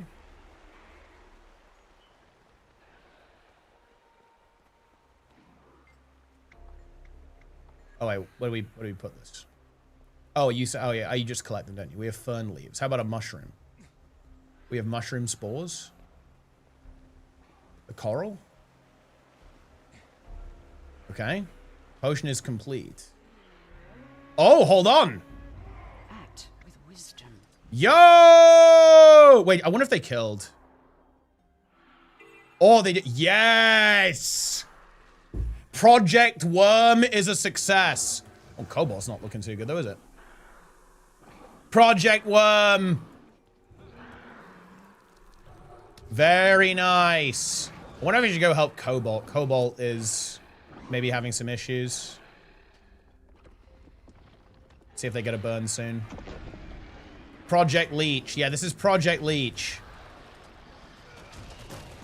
Ooh, a big hit there. I think Amber is my preferred worm, but if I need to go to Cobalt, we can 100% do that. Well, that's the thing, right? I don't have the waypoint, so it would take me ages to get over there. So maybe it's not even really worth switching. Holy shit, everyone's getting destroyed. Need to not eat the nutrient, just use my blood well to res people. Actually feeling a bit of lag. Oof. Yeah, a lot of people on this map, I think. Very populated map. It's lagging a bit. There was a pagan named Yoda who got kicked out of every guild except Salt. Then everyone went to Hardstuck and didn't tell him he felt abandoned and quit the game until he pressed. No, that's not true, Nike. He made it. He contacted me and we moved him into the new guild. Yodo is still active within Hardstuck to this day. There was a really sad story. He messaged me and said, oh, wow, I don't see so many people around anymore in the original guild. Like, what's going on with that? And I said, no, yeah, we're just in a new guild now. So no, Yodo was actually migrated. Feels good.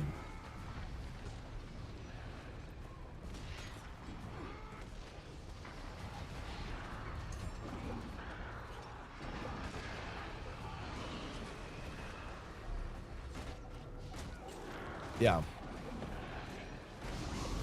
Impact. Okay, Cobalt's burning. Looks like it's fine. I honestly kind of want to do like one more small burn. Obviously, it's the comms choice, but I think I would do one small burn here. I don't feel maybe we have turbo DPS on this worm or something, but I do not feel comfortable, guys, at all.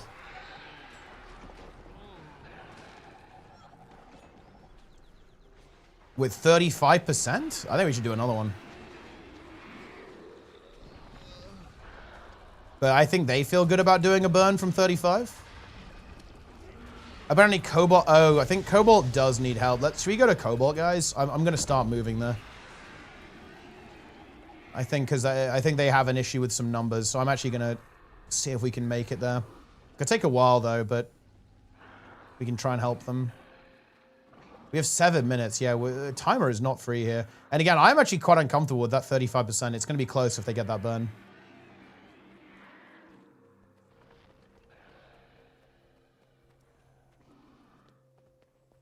Teapot mentally crushed his cock. No, that's not true. Like, me and Jester, our goal is to remove Plenix from the vice. He must not experience CBT.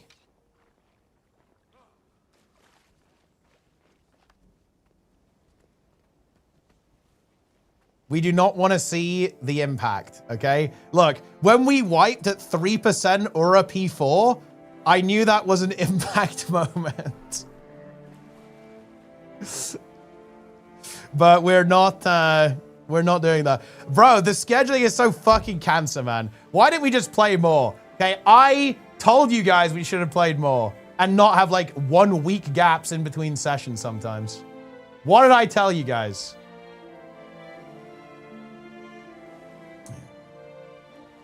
Yeah. 2-hour raid session is cock and ball torture. Fact.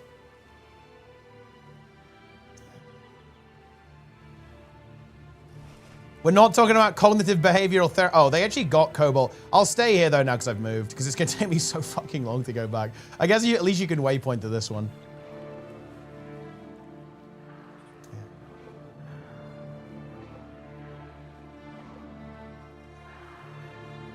Again, look, they better get that burn on Amber. I mean, maybe they have big DPS, but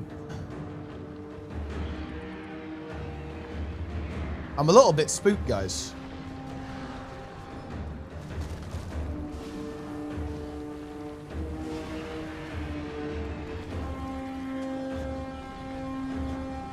But I guess we'll see.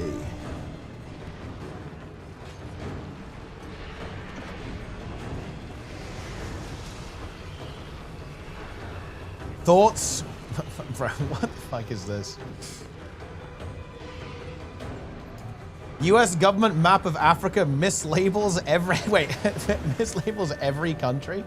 That's actually impressive. How did they get it that wrong? That's crazy. Well, I mean, listen, I guess that's the, you know, cuts to the Department of Education kicking in. Unlucky.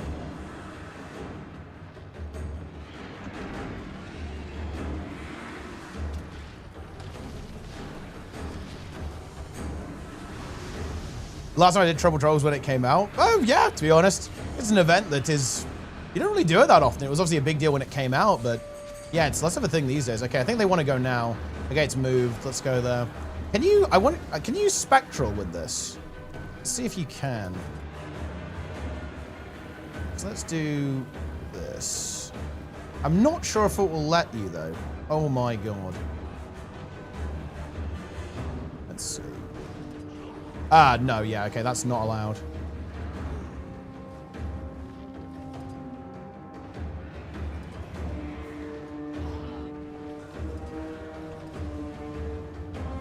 But where's the fucking bomb? Oh, wait. Does it still think I have one?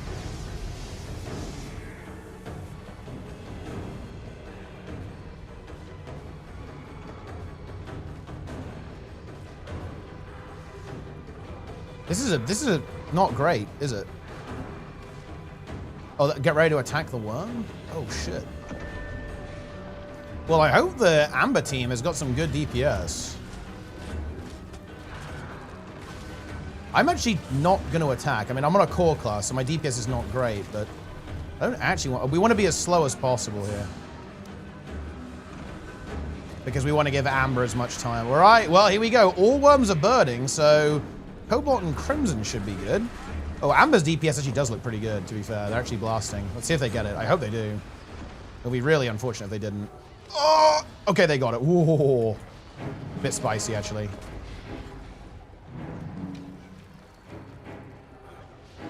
Good DPS from Amber. Very good. Sana Softpaw. Casfam Gaming Official. Worm. You have to be very careful with taking the portals here. The portals are often troll. So we're going to avoid that.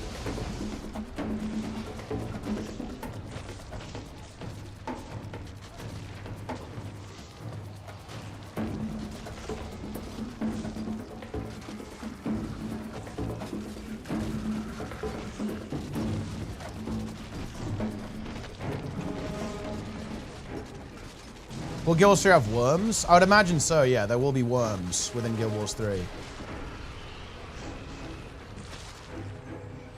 Boom! Cobalt Worm Slayer! I think that's going to give us 5 chests as well. Look at that. 5 ooh! 5 boxes of bonus goods. That is beautiful. Okay, let's see if we get an Ascended Armor piece.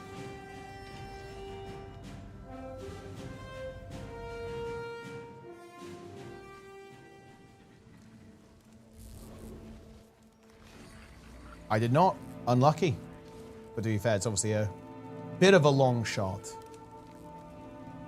Claw of Jormag coming up next. You can do a little bit more map completion here, I guess, in Bloodtide Coast while we wait. Get some POIs.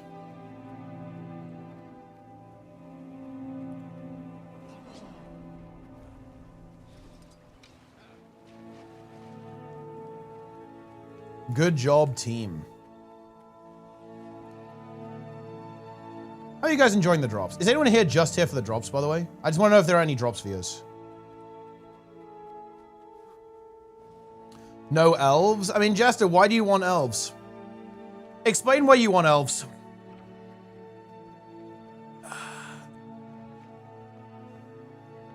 Let's actually talk about it.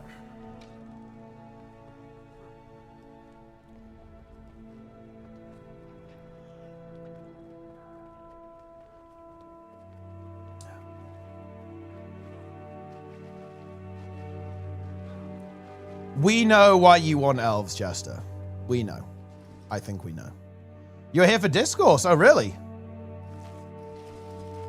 So, I take it then, awesomeness, you're coming to the next CabalCon, and we're doing a political broadcast? With Sneb? With the goose?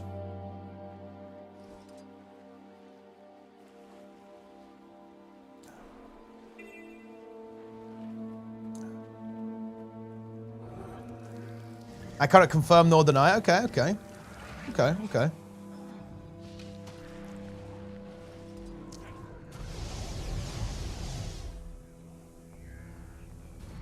Did Count Binface win? Not yet.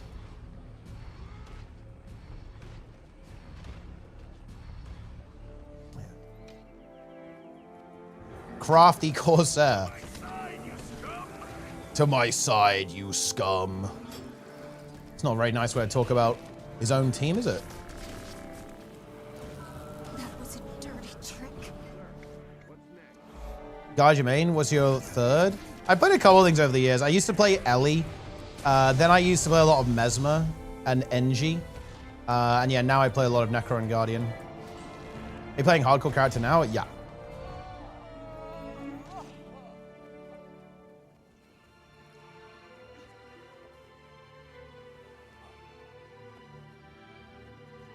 The Bug Box. Rifle Hollow was goated. Yeah, Rifle Hollow I think was one of the most fun builds in the game.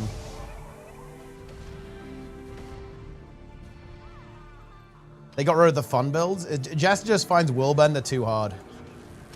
Bug warts? I mean, yeah, there's bugs in these boxes. Look, it's literal bug, by the way.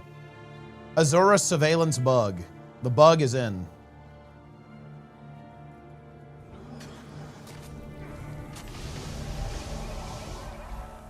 Boom.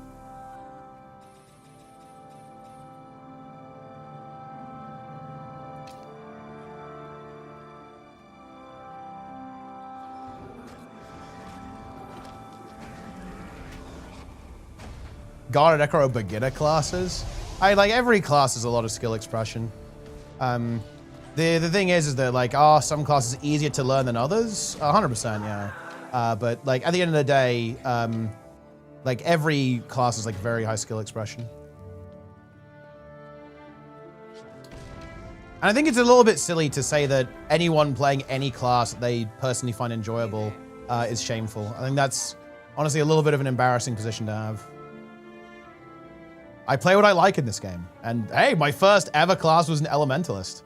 And the thing is, I'm abnormal. I didn't find Ellie too hard.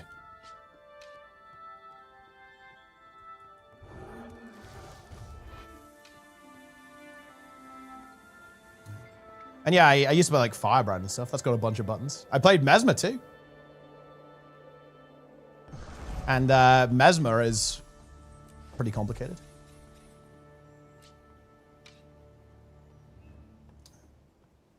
NG harder than Ellie? Yeah, it's because NG is harder than Ellie. Broadly speaking.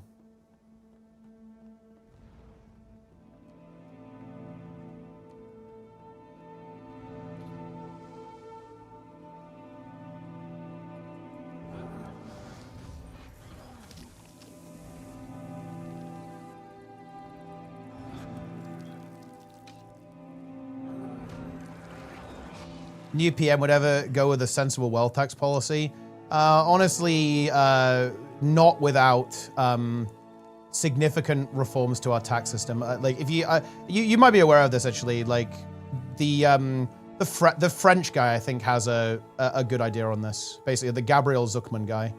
Like, I think his approach is really important. If you want to do a wealth tax, you're going to need to do an exit tax as well, in my opinion.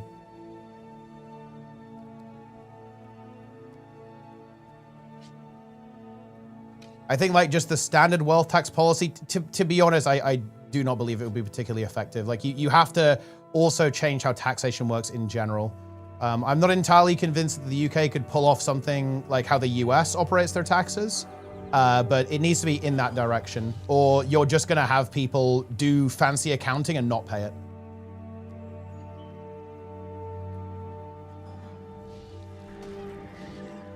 So it's more complicated than that. Like you can't just, I don't think just like a wealth tax on its own is going to be particularly effective. You need to also make sure that you're plugging holes in how you could get around that at the same time. So it's a complicated procedure.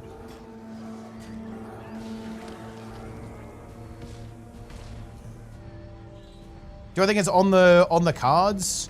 If I'm going to be honest with you, I think it's actually fairly unlikely. I don't think it's on the cards in the immediate future. But to be honest, like I think it's within the conversation, and that means it's something that could happen over time as well. But there's like definitely there's definitely like a really big problem right now. Like I think it's very difficult for any government, I think in a lot of countries actually, to have like a really strong mandate. Like the mandate of a lot of the parties is kind of dangling by a bit of a thread, right? So I think it's very scary, I think, for people to have like a really strong progressive agenda.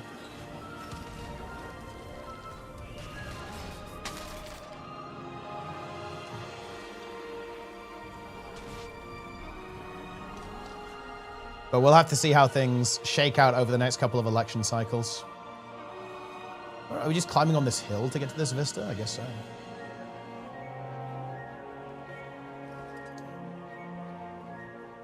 With the base game, didn't understand the meme. I got into HOT and it was never the same. Yeah, you gotta get some lava fonts down.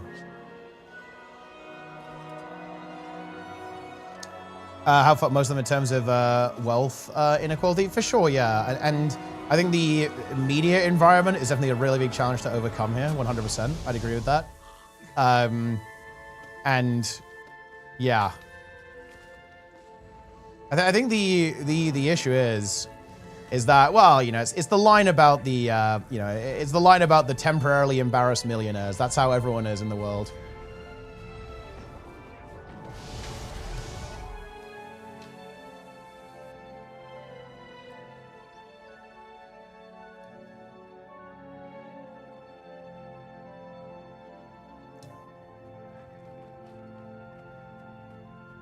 I get to vote this weekend. Feels good, man. That feels good, man. Very nice. Very good.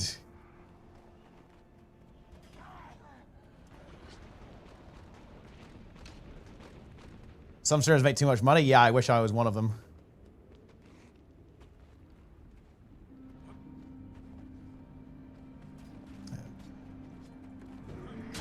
The ego on this guy? Wait, the ego on this guy? Because I said that Ellie isn't that hard to play? Listen, okay, that's not ego, that's reality. That's cold, hard reality.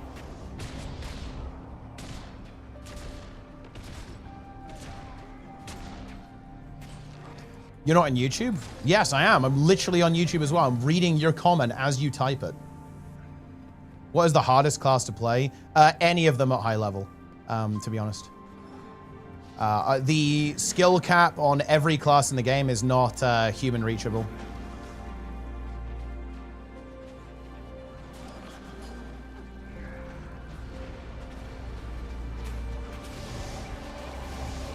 The irony of saying Ellie isn't hard to play while playing Necro, it's not ironic at all. Like, the first class I ever played, and this is when Ellie was harder to play as well, was Elementalist. I played Tempest. Well, Core Ellie for a start, obviously, in the core. It was my first main. And I played Ellie there. I played Tempest in PvP as well, when Tempest was a thing in PvP. Played Tempest in PvE as well as my main. I played DPS there. And then I also played Weaver, DPS Weaver, in Path of Fire 2. And I've actually played Elementalist DPS relatively recently as well, because I like that build. It's kind of a fun build to play. And I've also played Mesmer too. I played Chronomancer, which at the time when it was being played was considered basically the hardest build in the game to play effectively. So you want to play some credentials, alias Ana? Let's do it.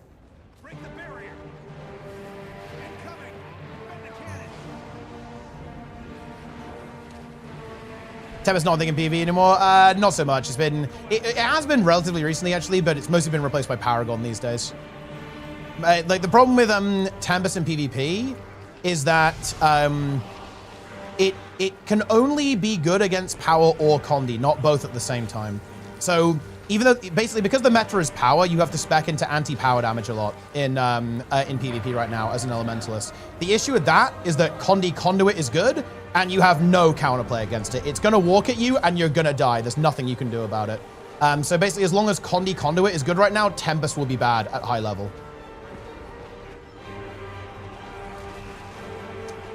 Like I think its stab is okay, actually, because you play Staff, right?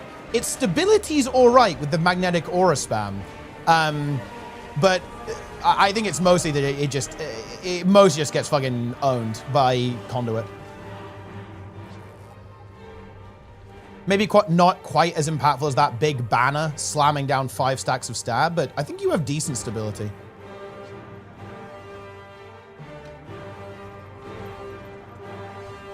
Spellbreaker still meta.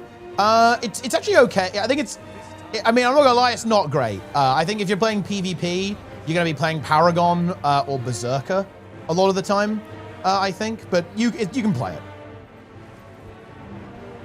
Conduit eats both. I mean, it doesn't eat Paragon that much, though. I mean, don't get me wrong, Conduit eats everything, but Paragon lives it better. Because Paragon has really good self-sustain. If you put every spec in Berserkers, Ellie is the hardest. Nah, I don't think that's even necessarily true, by the way. Like, in terms of how punishing the spec can be, I'd actually argue Thief is quite a bit more punishing. But again, the reality is that like playing like your class is not going to determine like how skillful you need to be. Like in order to play your class effectively. Like broadly speaking, like every class has infinite skill ceiling. Like you can arbitrarily get better. Like when people talk about how difficult a class is, people typically mean how difficult it is at the start. Like how difficult it is to learn something, but that's not the same as how difficult something is to actually play perfectly.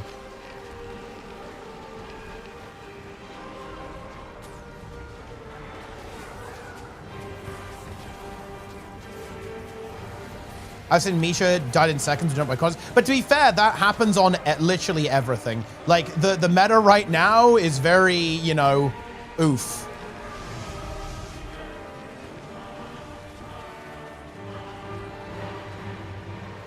There's just, you just die sometimes in the current PvP meta, right? This is actually kind of bad, huh? Need to actually lock in a bit here.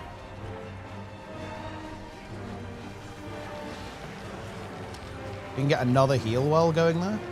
Yeah, this jaw mag is not very populated.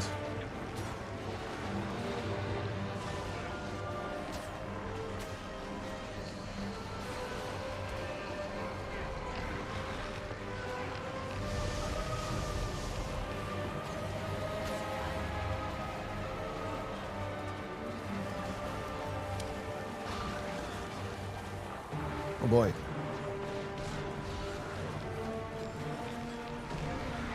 I actually kind of like this guy being here. We can get some lifesteal off him.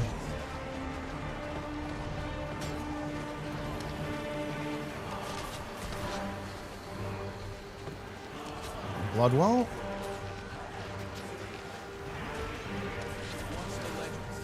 Get a second heal off.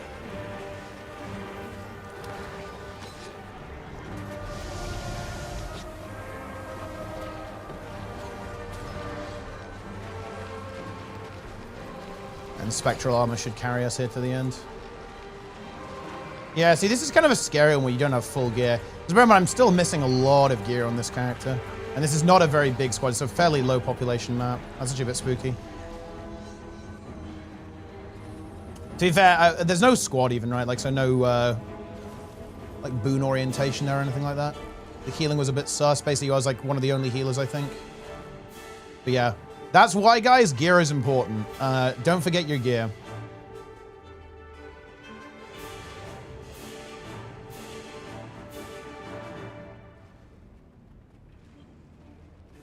Which class is the best skill expression?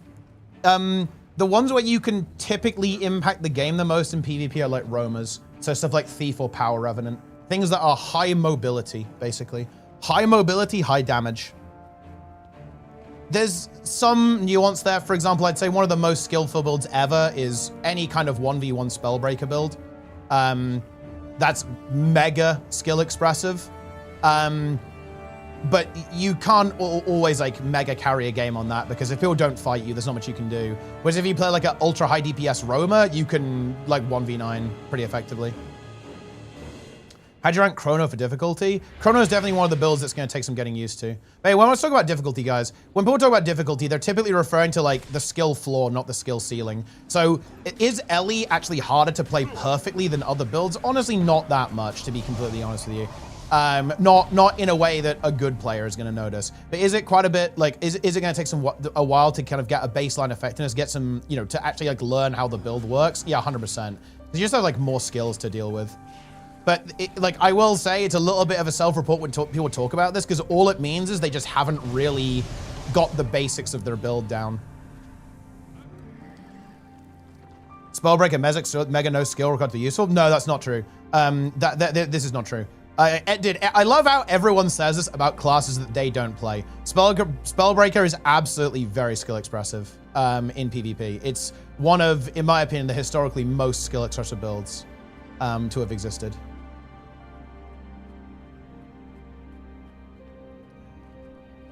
Which class is the best PvP AMV moments? It's Thief and Rev, for sure. And Thief, Rev, and Warrior.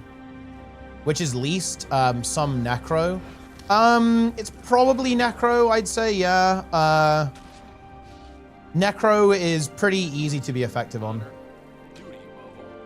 In general.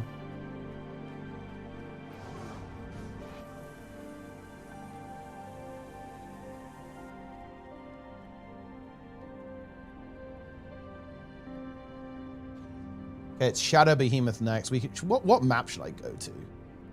Did I start making any like really good progress on some of these maps that we could try to finish it off? I guess we can just, and it's here. I've kind of done all these maps.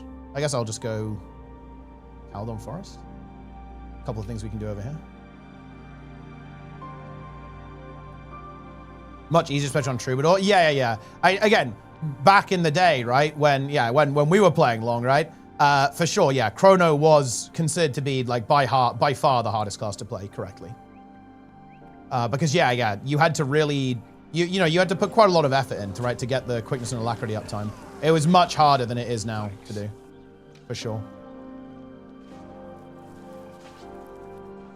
The powerful darkness.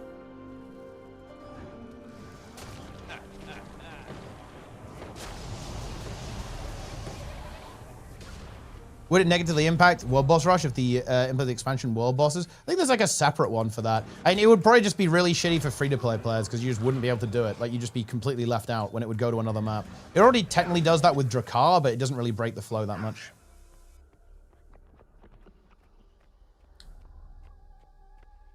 What's the reason for drops? There's some kind of a homestead competition.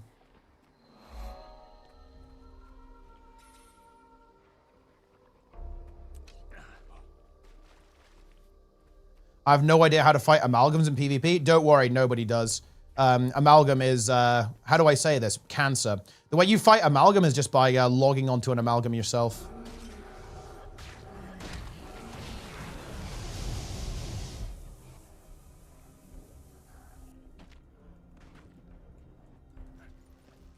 Never. Should I try with Condi Conduit or Condi Spectre? Spectre is, both those choices are honestly pretty good. Spectre is pretty based. Homestead eyes? Yeah, I'm sure you don't like homesteads, do you? Like my whole 995.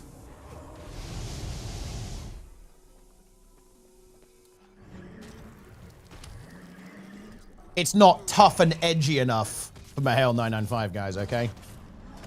Earlier, he was talking about how he doesn't like... Look, guys, he's not the kind of guy who likes all this girly stuff they added, okay? Do you know they even added the color pink to some of these games? Can you believe that? It's just not tough and edgy enough for him.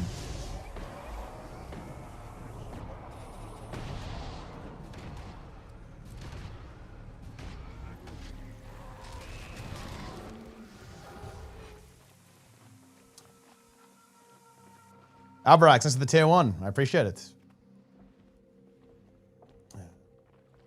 A town event's game called Warsteads? True, actually. True. I'm afraid we might be next. I'm afraid we might be next. Oh, why did you finish that? Oh, nice. I'm afraid we might be next. Oh. Please help. Yeah, no. I'm leaving you. Enjoy. I guess we've done a lot of the stuff in the north. Let's have to move towards the south.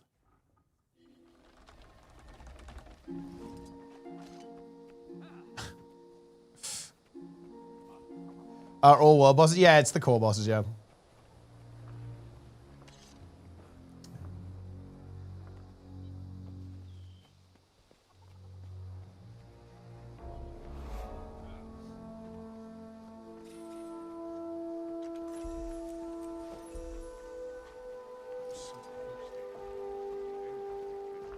You know, I don't want to get baited on this, but I'm actually interested. Do you like Lord of the Rings? My Hell 995. Do you like Lord of the Rings? I'm actually interested. I'm interested in how you're going to answer that question. Because I am a little bit baited now by conversations like this. I am one guide, of course. Well, okay, yeah. So, like, here's the interesting thing. Do you know what? I feel like really stands out about Lord of the Rings. And something that I think is one of the things that sets it apart is because the characters are really affectionate with each other and they're really compassionate with each other. So I'm curious why you don't like seeing that sort of thing in games, is what I'm getting at here. Like, look at the interactions, you know, all the characters there, right? Like, in particular, obviously, like, the one that really stands out is, like, obviously, like, Sam and Frodo, right? Like, Merry and Pippin. And, obviously, like, basically, literally every character Aragorn interacts with, right?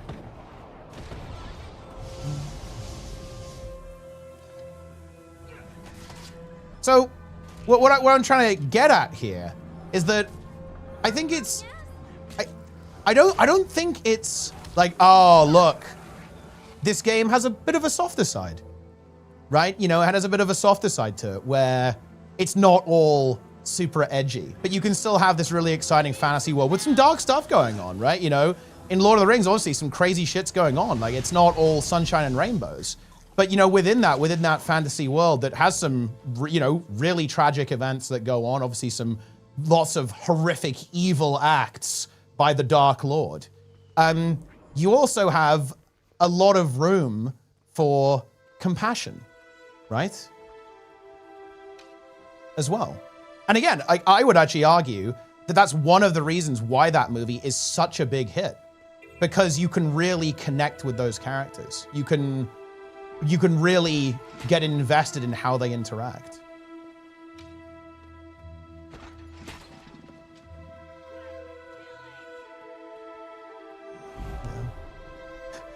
Yeah, I mean, well, yeah, there are some like weird things there. Yeah, like some of the characters like don't interact with each other that often. It's pretty interesting.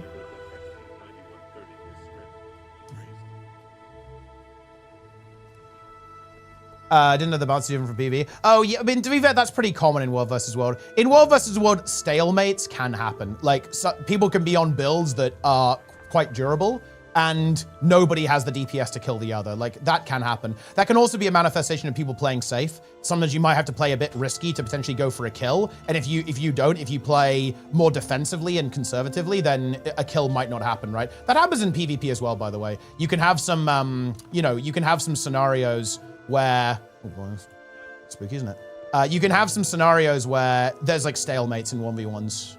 It's it's relatively common in both game modes, I feel like.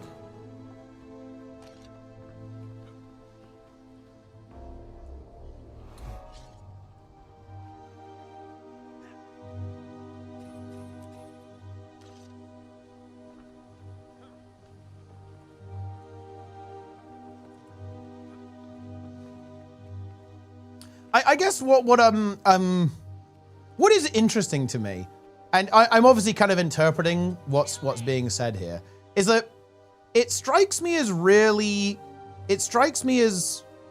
weird that anything in a game that isn't targeted at you can be like so offensive to people, or like such a reason to roll the eyes, right? Because obviously, look, not everything is targeted at me. Let's say in Guild Wars 2, WoW, or a lot of these games, right? Not everything in that game is aimed at me. It's not for me, right?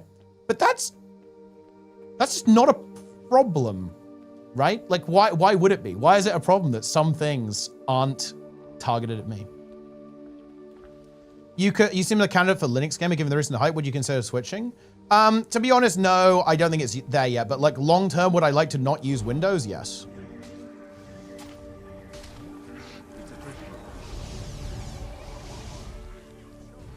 When do we have drops? Right now! You're getting them.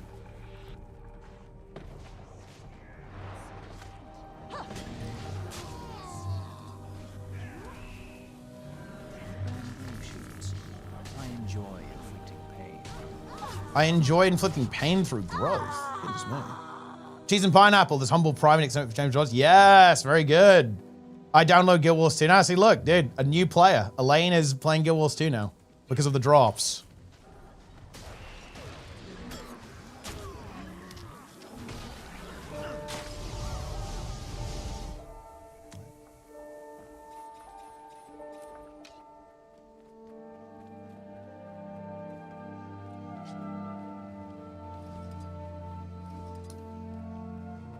think people more have an issue with poor writing, quality, and inclusion, and deflecting criticism by. Well, but here's the thing, though. Then say that, then. So, but people, here's the thing, though. No, that's not quite right.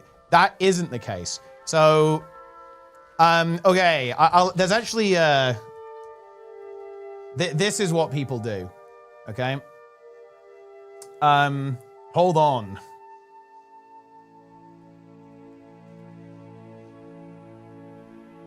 So, this is basically what happens. This is the XKCD, okay? If you have like a regular game that isn't quote unquote woke, people just go, yeah, you suck at math. But if it's a game with a woman in it, they go, oh yeah, women in games suck, right? If that makes any sense. So, people don't do what you're describing. If they did, I wouldn't have a problem with it. If people said, wow, this game has really poor writing and this is ass, right? That's fair, you can do that. And that would be a good criticism, but that's not what people do. What people say is this game is shit because it's woke, right? As opposed to saying, actually, I think the writing here was really clumsy, was actually very mediocre. That's not what happens.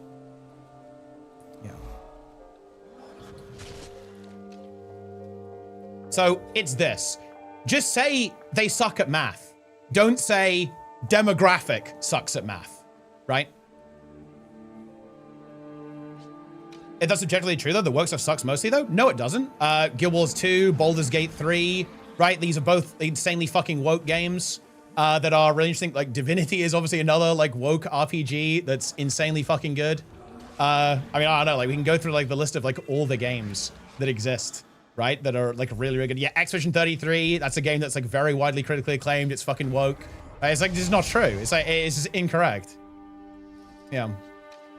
Cyberpunk as well. Yeah, obviously like a game that definitely explores a lot of progressive themes. Very critically acclaimed. Right, people really love that game. I would say Deus Ex as well, which is a series that I really enjoy. Definitely has some progressive ideas. Why we went into this conversation? I'll tell you why. Because it's important. Frightfully Fresh, don't you think? I think it's really important.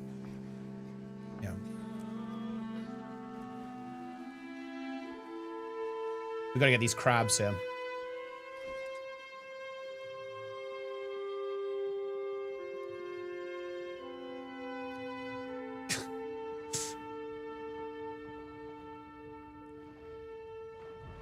And that we haven't even talked about movies yet. Like obviously like movies, like movies, music, right? Like often have like, you know, progressive ideas, progressive theming in them. For example, I don't know how you feel about Pink Floyd, but I absolutely love Pink Floyd. And Pink Floyd is definitely like a band, like a musical project that has some like very progressive ideas in there. Yeah, Alien, Terminator, like you can go through all of these. Yeah, like they're all real good.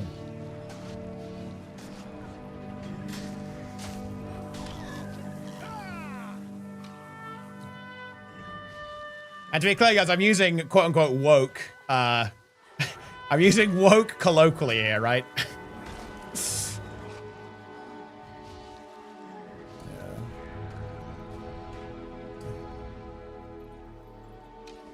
Woke games that focus. Yeah, but here's the thing. Like, do you know what you're saying though? You're saying that games that are badly written suck. Like, yeah, you're right, obviously. No shit.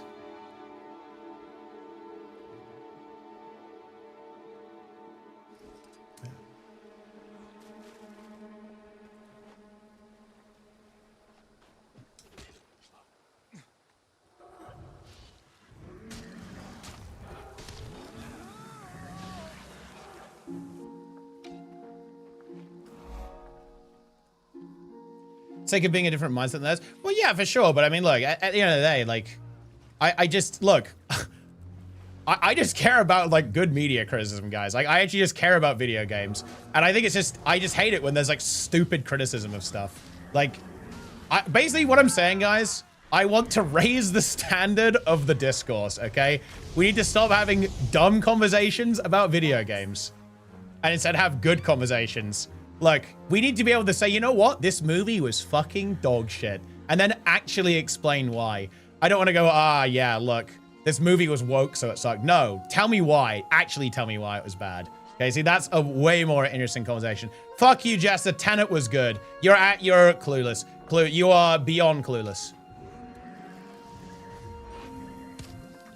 Tenet was good. Tenet was good.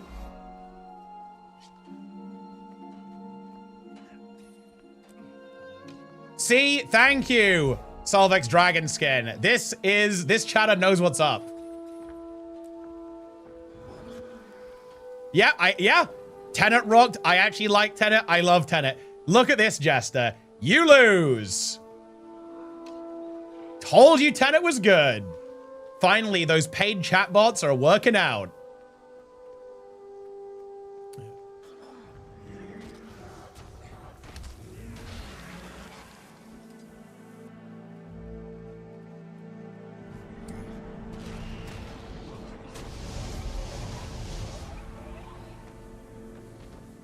Here we go.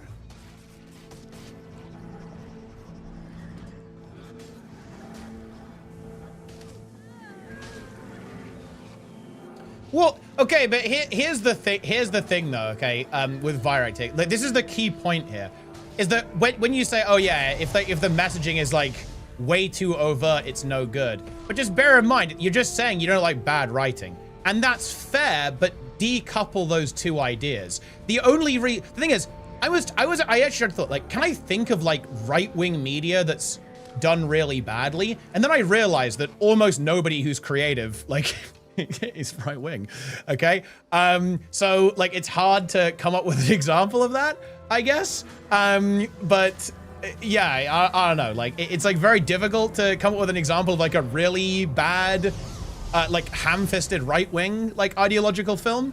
But like, I can imagine it being the case, right? It would be like some stupid shit. Like, I don't know if you guys remember this film that was doing the works, like God's Not Dead, but that's like more of a religious thing, more of like a specifically conservative thing. So it's like very difficult to to draw that parallel.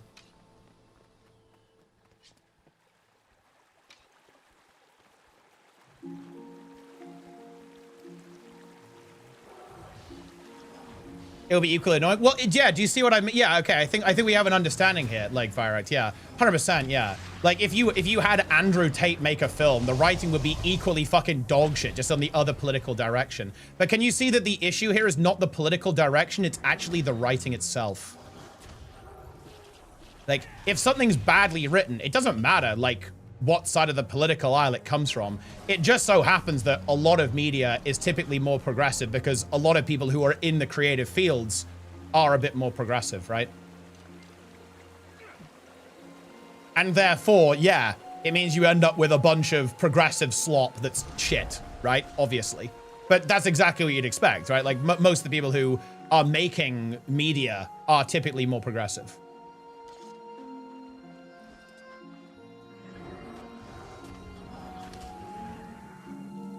Have the right for absolute. Well, I mean, that is definitely an issue. Like, I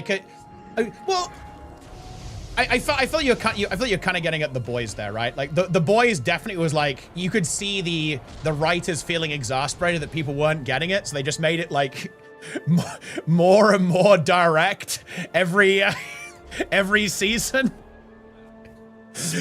You know, look, and to be fair, I guess they succeeded, right? Like, by the time we got to season 4, people started to realize that Homelander wasn't the good guy. Which, you know, like, we got there in the end, guys. We got there in the end. Slow and steady.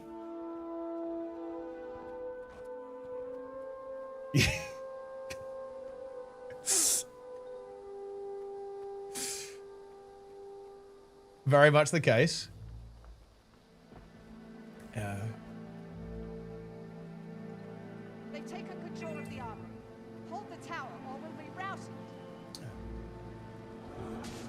If I think he was the good guy, I'm being a little bit silly there, but I think the writers on The Boys were definitely a little bit exasperated with the fact that a lot of people were like, yeah, Homelander is based, actually.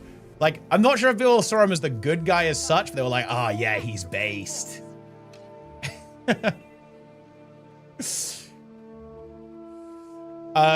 They made him sushi, right? That I mean, you know, to be honest, like, I was definitely not the hugest fan of how The Boys ended. The actual end of the character itself, I think, was actually pretty much exactly how it should be, but certainly, like, we didn't really get that really big payoff, right? that I think a lot of people, including myself, I was hoping for like a really big showdown, right? We didn't really get that. But, you know, it is what it is.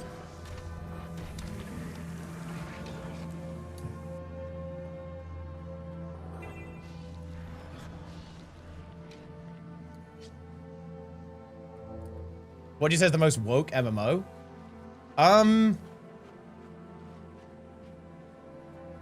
I feel like it's Guild Wars 2, WoW, or Final Fantasy. WoW is pretty woke. I'm telling you guys, WoW is pretty fucking woke. That's all I'm saying.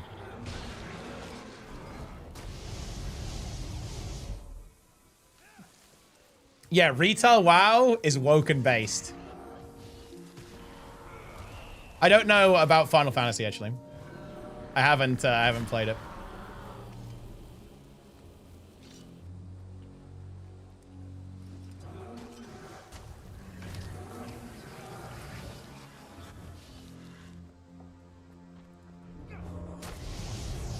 I'd have to mock their own side. I mean, yeah, for sure. Yeah, I think. Well, I mean, people play all this stuff like, you know, team sports, really, right?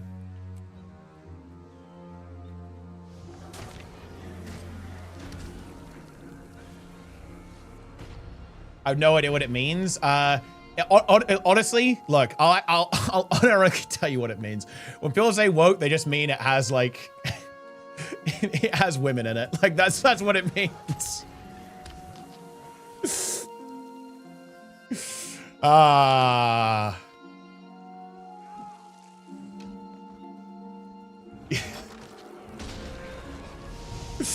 What if I saying Necro the Guard on this new account is asking? Because I like playing Necro and Guard. I like playing Necro. And also, it's kind of one of the... Basically, I would play either Necro, Guard, or Ellie. And I might end up making all of them, right? I actually might, you know, gear at least one of those on this account. Maybe even make a new account after this. But yeah, that's basically it. Because the builds we're going to play on Old Lions Court CM, it's going to be Necro, Guardian, and Elementalist. Maybe Engineer too.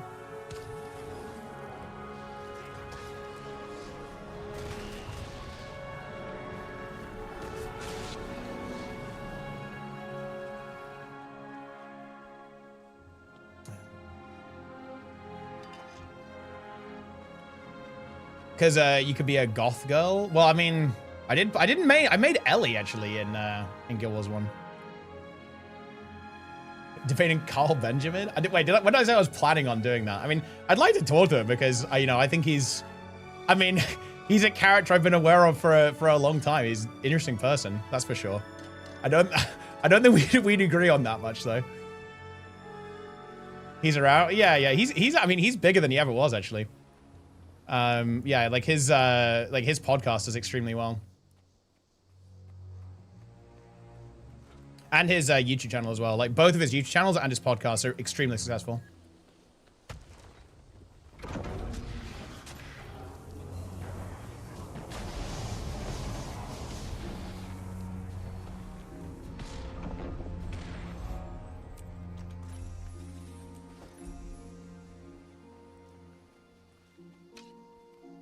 Want to see the return of multi-classing? I think it'll be cool, yeah. I'm not sure entirely how likely it is, but for sure, definitely an interesting prospect going into Guild Wars 3 with a couple more little bits of Guild Wars 1 flavor coming into the game.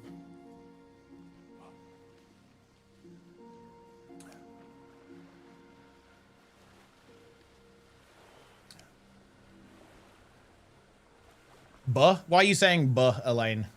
Buh XD. What do you mean by this?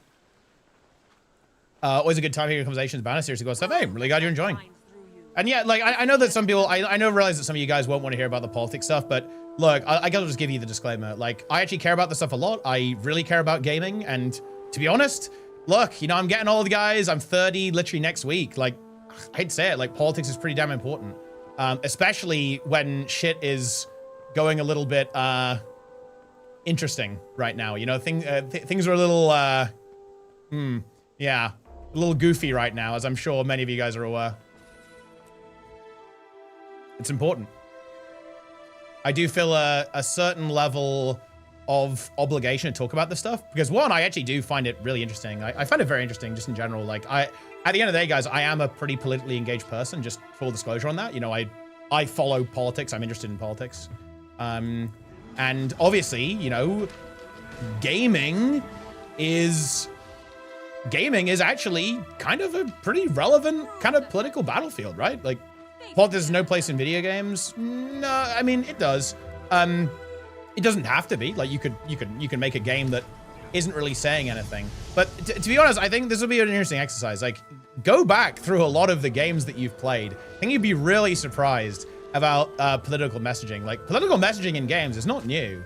Political messaging in art is not like a new thing, like music, movies, film, right? Like a lot of, I mean, media says things a lot of the time, right? Like, I'm not gonna say like all media is trying to say something, but a lot is. It's not a new concept.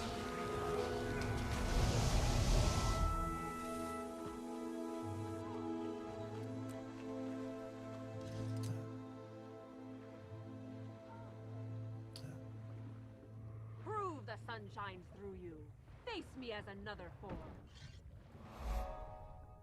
Video games should be defined in politics. That makes sense. Well, I mean, I'm not sure I actually entirely understand what you mean, but you know what? Maybe, I'm not sure. I don't know.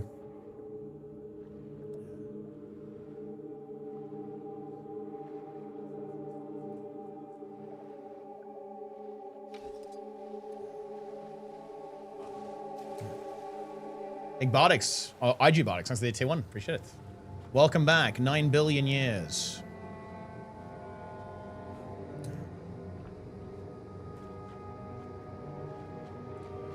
I wasn't familiar with the game. Yeah, I talk about this stuff sometimes. Like, don't worry, it won't be like a daily politics show, guys. You're not gonna see me on livestream fail saying something unhinged, okay? But but yeah, no, it's something I talk about from time to time. Because again, it's something I find personally interesting.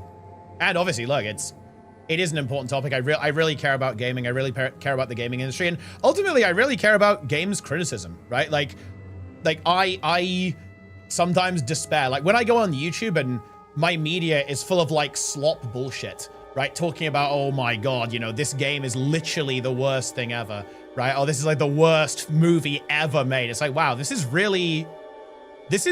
useless to me, right? Because people view this stuff as like team sports almost. Like, so opinions start to mean less.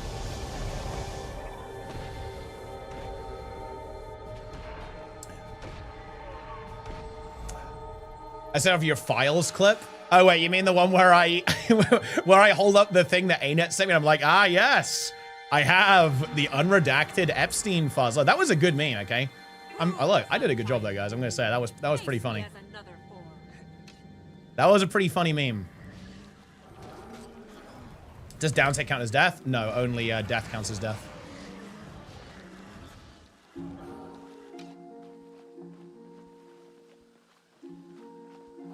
Yeah, that's a good clip.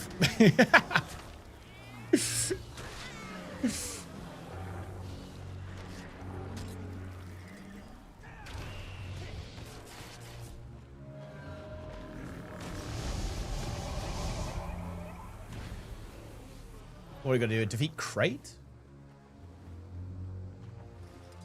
Yeah, I skipped Tyder Covington because honestly, fuck that. I might skip the Spanish Shaman as well. I'm not. Well, I guess I should do more because I haven't actually finished World Boss Rush yet.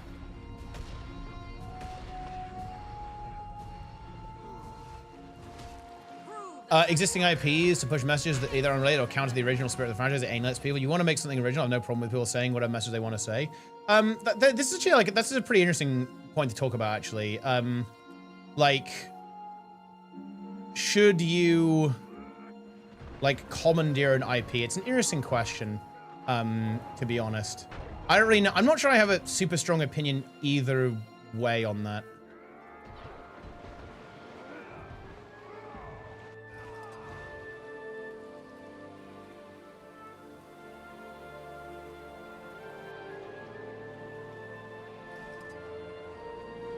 But yeah. Actually, can you give me an example of this? Actually, I guess I need to know an example. I get the feeling you're talking about. Yeah, I know. I'm not even gonna suggest anything. I'm curious, like what example would be. Maybe I'm familiar with it. I'm not sure. Because it's hard for me to give an opinion because I'm not exactly sure what's going on. Guild Stream main theme. Yeah, really cool, I think. What are you working on? Map? Yeah, pretty much map. I'm basically doing world bosses at map completion. So what I'm trying to do is to kind of make world completion kind of fun. What I'm doing is I'm just going to whatever map the next world boss is in and just doing map completion there and kind of just repeating that process until I've done world boss rush. Dragon Age? I don't think Dragon Age was really commandeered though. I guarantee. I mean, I'm actually not super familiar with the franchise, but like, do we think that like the earlier versions of Dragon Age probably didn't have some like pretty progressive messaging in them? Like, if you actually like listen to what's going on within the game, like I feel like CRPGs tend to go this way. Again, I'm kind of extrapolating from my experience with Divinity, but Divinity absolutely does, 100%.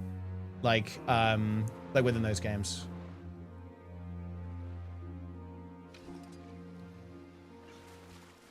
And yeah, obviously, I think Veilguard was a mediocre written game, right? I think there's some like very legitimate criticism about that game. I've seen a couple of videos on it, and yeah, there's definitely some like super clumsy writing there. But again, the problem there is the clumsy writing, right? Not the message it's trying to communicate. It's just the way it communicates. It seems to be very poor.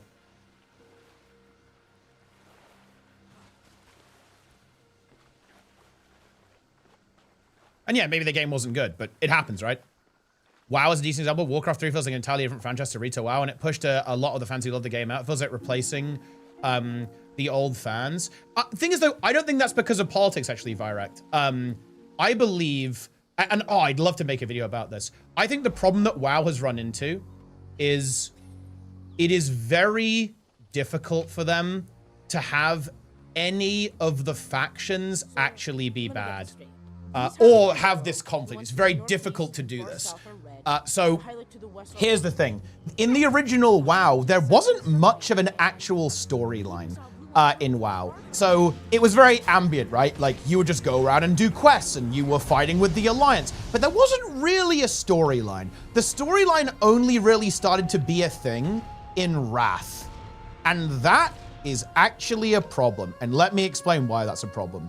That's a problem because it means someone has to lose, okay? It means one faction has to be the bad guy. One faction doesn't win. And guess what? That means a lot of your players are not gonna like that if you wanna go for a kind of like a golden path narrative in that regard. And that has meant that, yeah, in a way, the story in WoW has kind of been, how would I put it? It's been neutralized a little bit.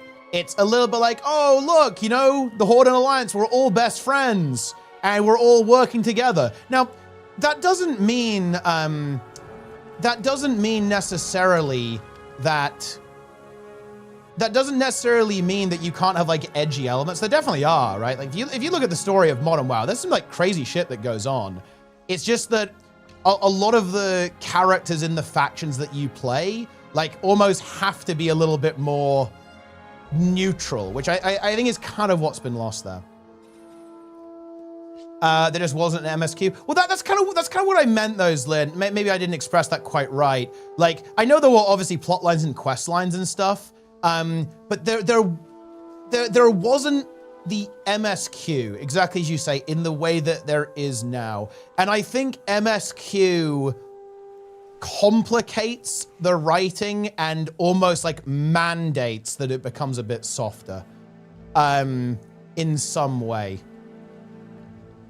Or at least in a very specific way, in the very specific way of Horde versus Alliance. Because like I said, you can have like horrible shit going on, right? Like a lot of stuff, you know, on the face of it in, let's say, you know, Shadowlands or Dragonflight and Midnight. There's some pretty dark stuff that's going on. It's some, like, you know, some pretty horrific stuff is happening. But you don't really have that faction conflict that I think a lot of the older players like really engaged with and felt really connected to, this like Horde versus Alliance thing. There's definitely a lot less Horde versus Alliance.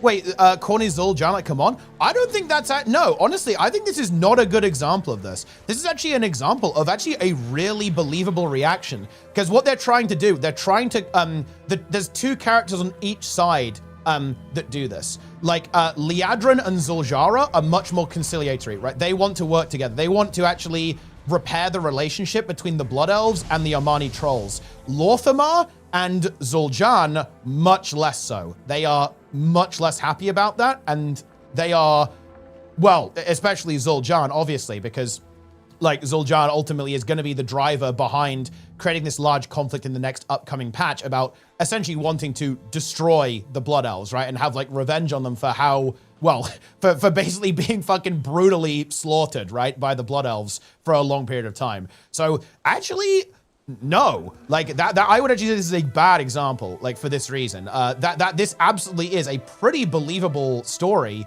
with like two different sides that have this conflict. But again, it's a little bit different because it's not Horde versus Alliance. It's kind of like third-party factions that are going that. Again, I think people really miss the Warcraft, right? Like the Horde versus Alliance dynamic, which obviously is much more difficult to do when you have players on both sides of that and an MSQ at the same time. The whole we must put a different side to work together has been a central point of growth. This is actually true. This is a good point that is worth bringing up. Like you particularly see this, of course. I mean, in a way, that basically is the plot line of Warcraft 3. Specifically, that is literally Warcraft 3 Reign of Chaos. The only reason that Archimonde was stopped in the final mission of the Night Elf campaign is precisely because humans, orcs, and Night Elves all work together in order to actually combat this threat. Now, you could argue that the Horde and Alliance are very much not united on this because the Rexxar campaign, which is ultimately the lead up to World of Warcraft, very much has a very interesting conflict where, of course, like Jaina's father, Admiral Proudmoore, right, Dalen Proudmoore, he is not fucking done. Like, he is like, nope, I remember Warcraft 2. I played Warcraft 2, great game. And he was not a big fan. He's like, nope, fuck that. We're not going to be friends. I'm going to kill all the Horde. And ultimately, of course, like the Theramore humans, right? Like, or the ones that are led by Jaina, like ultimately kind of like essentially assist Thrall and kind of getting, doing what needs to be done in that capacity. And honestly, you know what's interesting, by the way? You could argue this is actually a bit of a potential plot hole because, of course, the Theramore humans are still very hostile towards maybe there is a lore explanation for this, but the Theramore humans are hostile to the Horde in World of Warcraft, which you could argue maybe shouldn't necessarily be the case actually, given that Jaina and Thrall have a very good relationship. Like they're obviously in-game allies and in-game friends as well there as well. So it's actually there's some complexity there.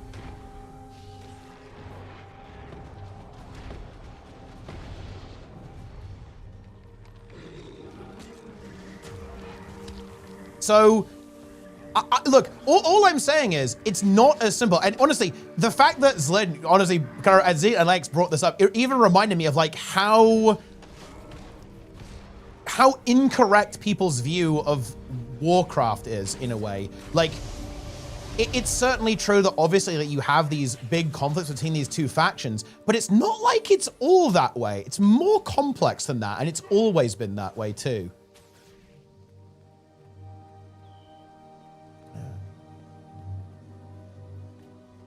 Do you feel the challenges to cascade? Do you feel the challenges to cascading against every scenario is very weighted towards only good things happen, so everyone is good in some way? Yeah, for sure, 100%. I think that MMOs in general really struggle. I think this is true in movies as well to an extent. I think it is really difficult to write stories where you lose, and that takes away some of the weight. And that's also linked to like the MSQ. Like I think writers are very reluctant to do this. I was hoping they were going to go this way in Midnight, and they actually kind of hyped this up a little bit. And I feel like they actually didn't quite deliver. I guess Illyria is technically cooked, but and maybe there's going to be nuclear shit that happens in the final patch of Midnight, but I was expecting it to be like fucking bloody. I think the Last Titan might be, they've been kind of implying that, yeah, we're going for a bit of a reset and not everyone's getting out of this alive, which I think would be good, right? Because again, I think people are looking for this kind of hard-hitting, like slightly a grittier tone to it, and I think I'm all for that. But we'll have to see if they actually deliver on that.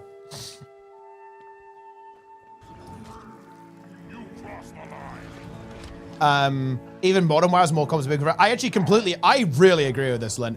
Like, when people say that, oh yeah, like, retail WoW is this happy-go-lucky Disney-fied game, I'm like, have you played retail? Like, or did you just watch the ending cutscene of Dragonflight and go, that's what the whole game is like, right? You know what I mean? It's like, that is not how the game is, right? Like, it's weird. It's really weird.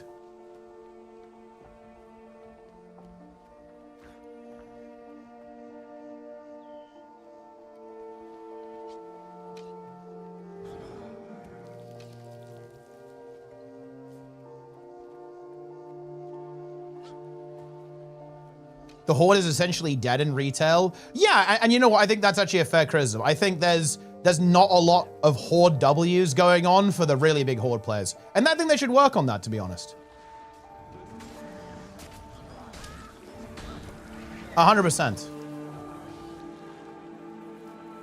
I think that I would love to see a really important, I would love to see Thrall come back. I was excited to see that because, in the War of the Within cutscene, it was like Thrall and Anduin were having this big interaction, like talking about how they, this particular Thrall was in contact, he was hearing the voice of. I was really hoping for Thrall to have a really big part to play. Didn't really happen. Disappointing for sure. Yeah, I think we need some big Horde Ws, 100% in WoW. Absolutely. They regret having the war in World of Warcraft? No, to us, I think that quote is a bit bad. I definitely wouldn't put it that way, but let's be charitable. What they're getting at is that they think that the word war can be potentially off-putting to people. And the game isn't just for people who want to, have brutal fucking warfare. That's not what the game is for. It's also for people who want to live in a world and socialize. It's also for people who want to decorate their housing or, role play or, dress up their character and collect skins and do achievements and gather and craft, right? Like, that's what they're getting at there. To be honest, Goofy, I don't agree with that, to be honest, but that's what they were saying, right? Like, that's what they were saying.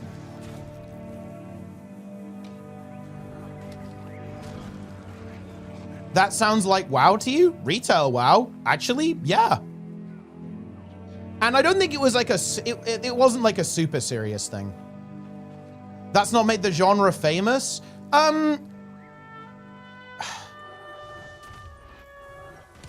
That is debatable, in my opinion. I would slightly challenge that.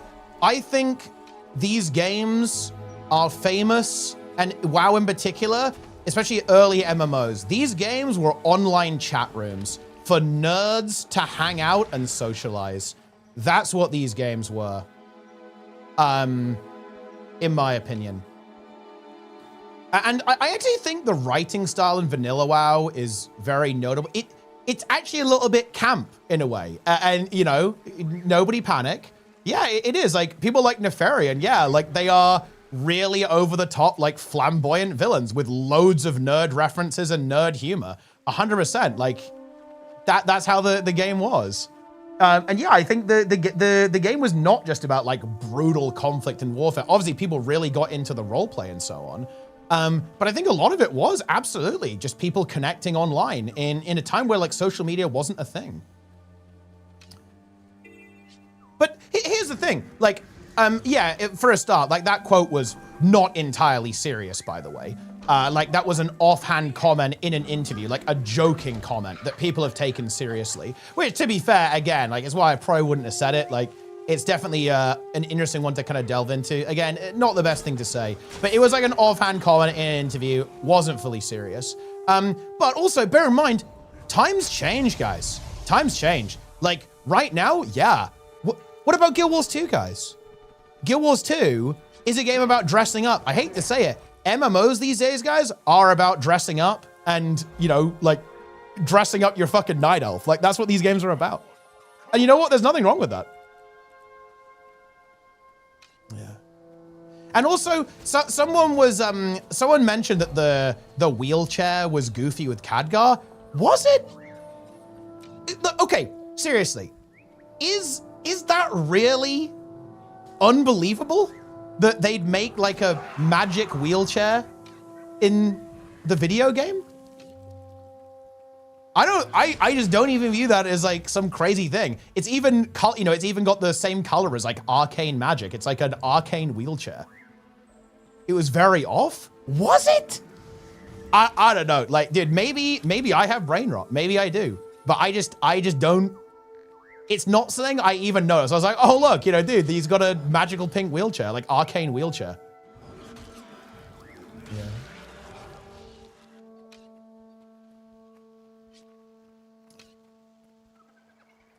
It's corny? Is it? I mean, I don't know. Like, I feel like Warcraft has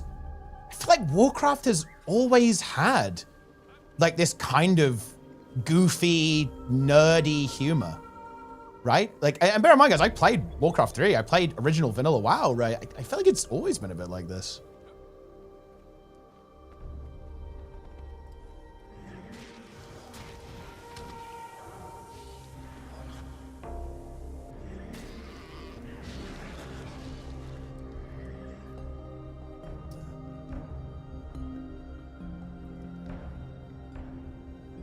I am disabled propaganda brain rot. I mean, I actually kind of want to ask you a direct question. Do you think it's bad to show like disabled characters in World of Warcraft? And if so, why? Don't want politics in video games? I don't think. I mean, I don't know. Do you not even find it personally interesting to perhaps explore the perspective of a disabled person in a video game? Why does it have wheels? Well, I mean, why not? It's magic.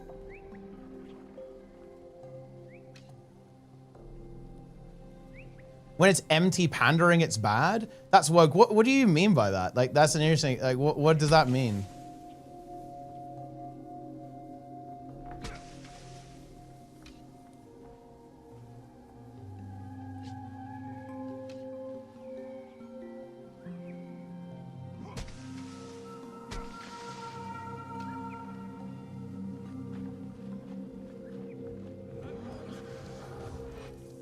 Would you drive in a car with wheels if you could hover off the ground? Well, I mean, maybe, look, I mean, I'm not gonna lie, the chair is magic. It can probably fly. Like, I mean, it's magic. It's like made out of like purple arcane magic.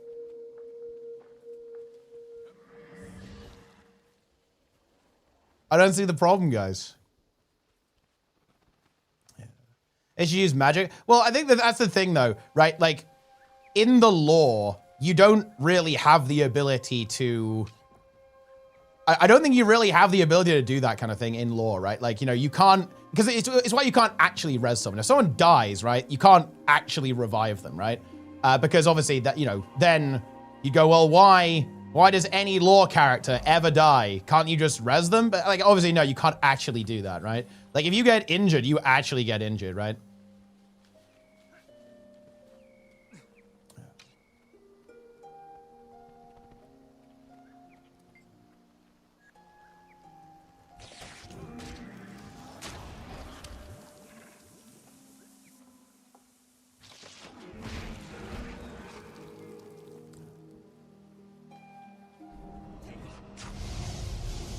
It has to do with the suspension of disbelief.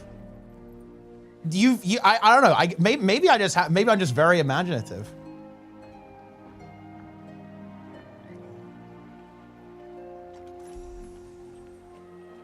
How is revive explaining the lore? I think you're basically like near death. I'm pretty sure like whenever you res, you're like very close to dead, but not actually dead. Same as Guild Wars 2.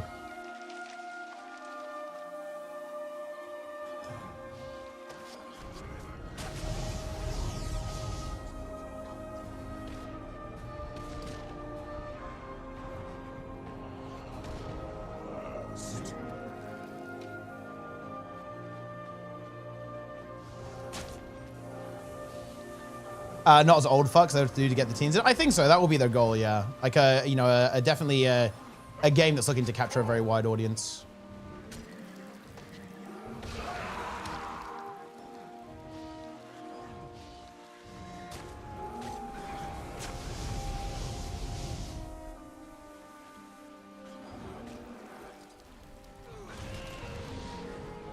It's just very difficult for me to reconcile this, guys, when we had Pandaren in Warcraft 3.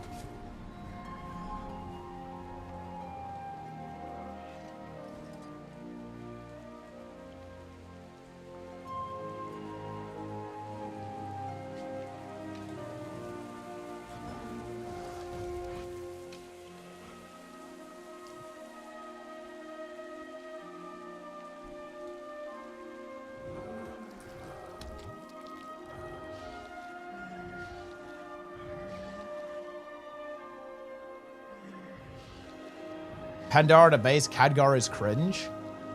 Wow, I mean, not a Khadgar fan.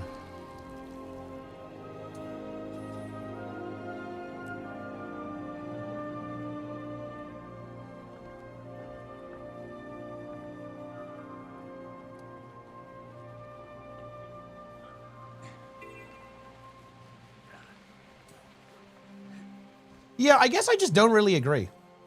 I suppose is the big thing. I guess I just don't agree with this. Or I suppose like my experience. Look, I guess what I can say here is I actually find retail very immersive. Actually, I feel very connected to the story and the world in retail. WoW. I do in Guild Wars as well, especially in VOE. I felt a little bit out of it. I'll be honest with you. In like Soto and Jamfir. But in VOE and definitely Icebridge Saga, like I feel very connected to it. So I guess I just don't agree, which is fine, right? We can just disagree on this. But yeah, I don't. I guess I just don't get it.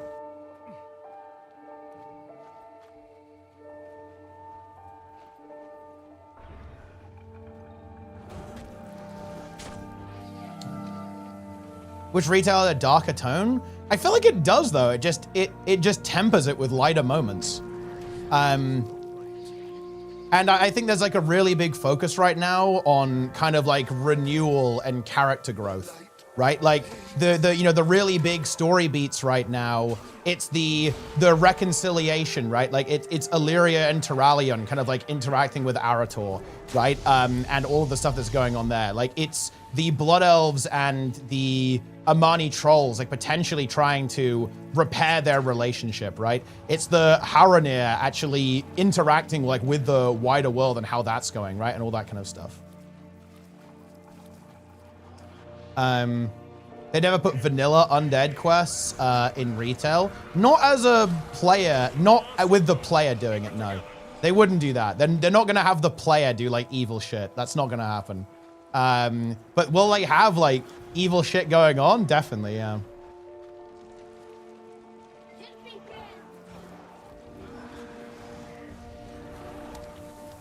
Well, I think that's a much more reasonable criticism. Because basically you're saying you want to play as the baddies, which is fair. And yeah, retail is definitely not going to deliver that for you. Like you're not going to play as the baddies in retail WoW. You're going to play as the goodies and you'll like it. Only a matter of time before the undead return.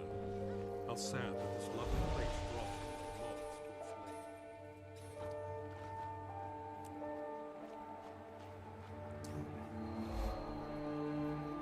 a flame. Everyone is friends. Well, okay, but look, can you see what I've managed to do here, guys? Okay, now we've actually determined what the actual problem people have is, which I think is good. Like now we can do some actual good game criticism. Like you basically want to play as a faction that is a little bit more morally ambiguous. That's actually really fair. See, that's a good criticism that you can make there.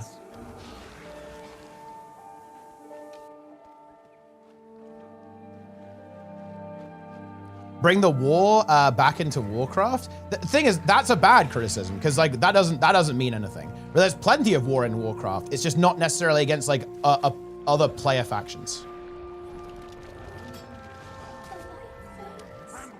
Complex moral choices. Well, I mean, I don't think you've really ever had complex moral choices. It's more like you know, you either fucking plant the humans, okay, or you like, you know, you use a hex to, like, turn these elves into like frogs or something. You don't really make decisions.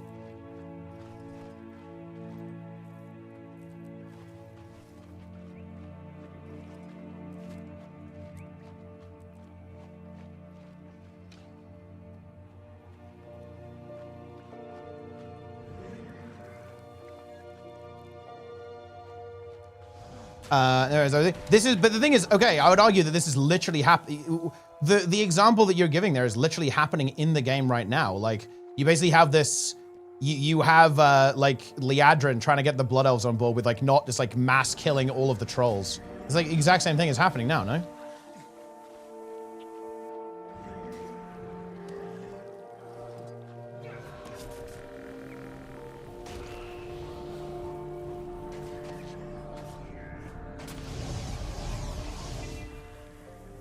Hardener Revolt from Trolls is a better idea. Yeah, I think it's a little bit mediocre the way they went with that, right? Like, I get what they wanted to do, and I guess it kind of makes sense. It's like, ah, yes, like the Hardener, like then the Trolls and Elves diverged them. I guess I don't hate it, but I think it was already pretty established that Trolls were the origin point, and then that's how it went, but I guess it's like basically the same.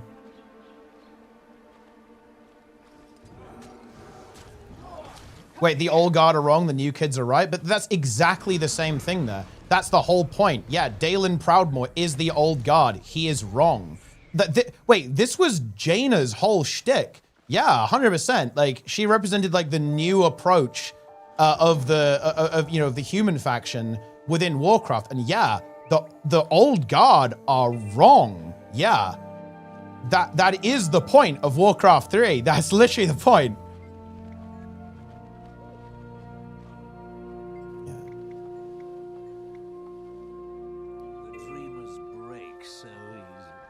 Separate them from their roots. In the end, they will find common ground and be friends. Yeah, yeah, exactly like Thrall's Horde and Jaina's human faction.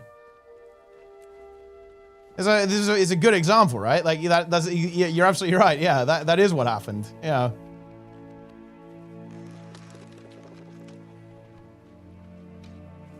Thrall's Horde hated humans. I mean, they did that. Actually, that's not entirely true. In the Rexar campaign, they had a tenuous peace between the two factions. The conflict there started because they thought they were under attack from Jaina's Theramore humans, but they weren't. It was from Dalen Proudmoore's humans.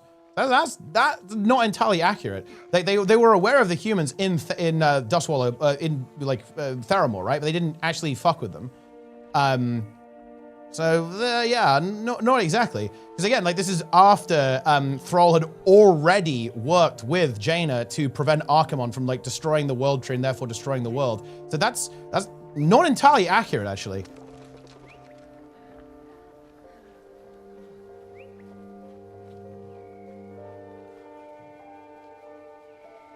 Gotta pet these hounds.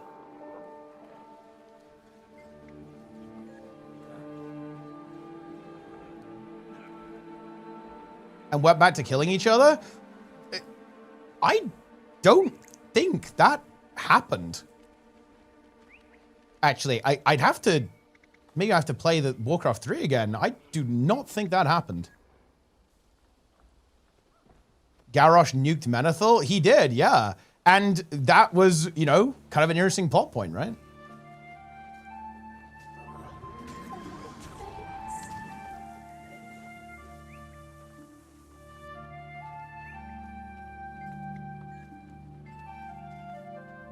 The Hound is afraid. What the fuck?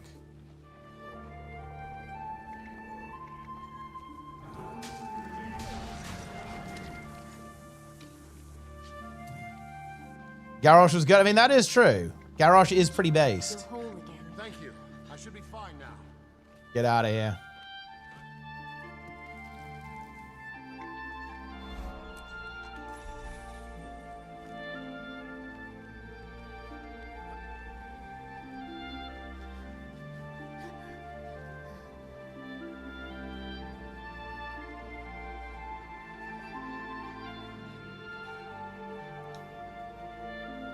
Dark Thorn Patch. Owned.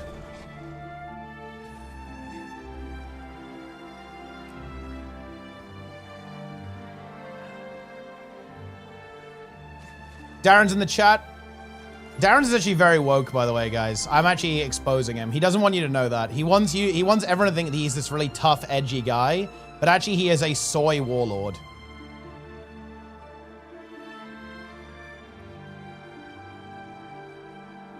He's literally made out of soy.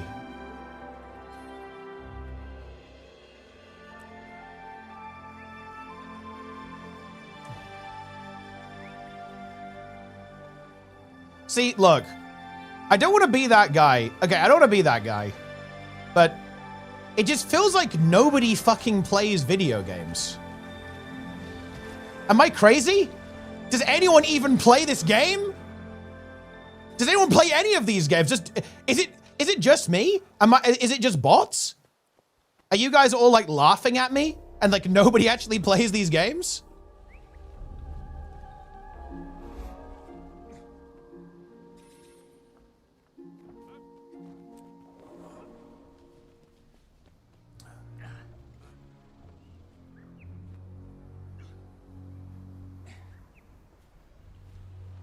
Because look, guys, I'm gonna announce this, so I pressure myself into doing it.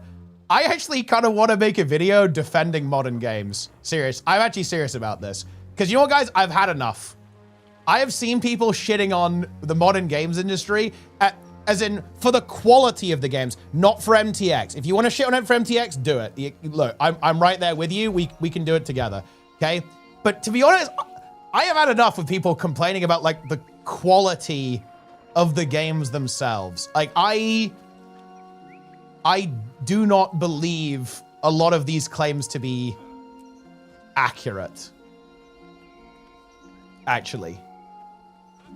Writing went to the shit? Yeah, and here's the thing. I don't agree with that, actually. I find it very weird to say that writing went to the shitter when we have games like Baldur's Gate and Expedition 33 and Cyberpunk that exist. And all of these story games that people really, really like.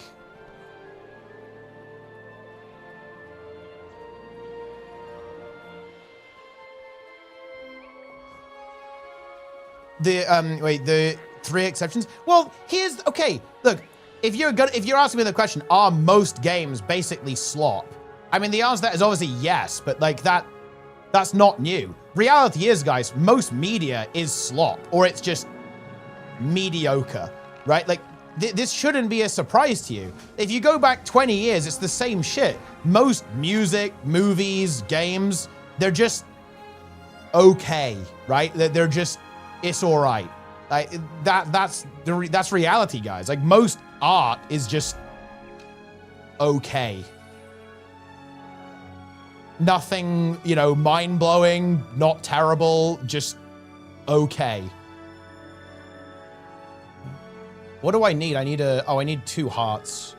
I can go talk to this. Oh, it's this one, isn't it? Yeah, there's 2 hearts, and there's 1 here, and I guess there's like 1 over here or something. Everything after 1945 is slop. Oh, really? That's interesting. What part of pre-1945 did you like?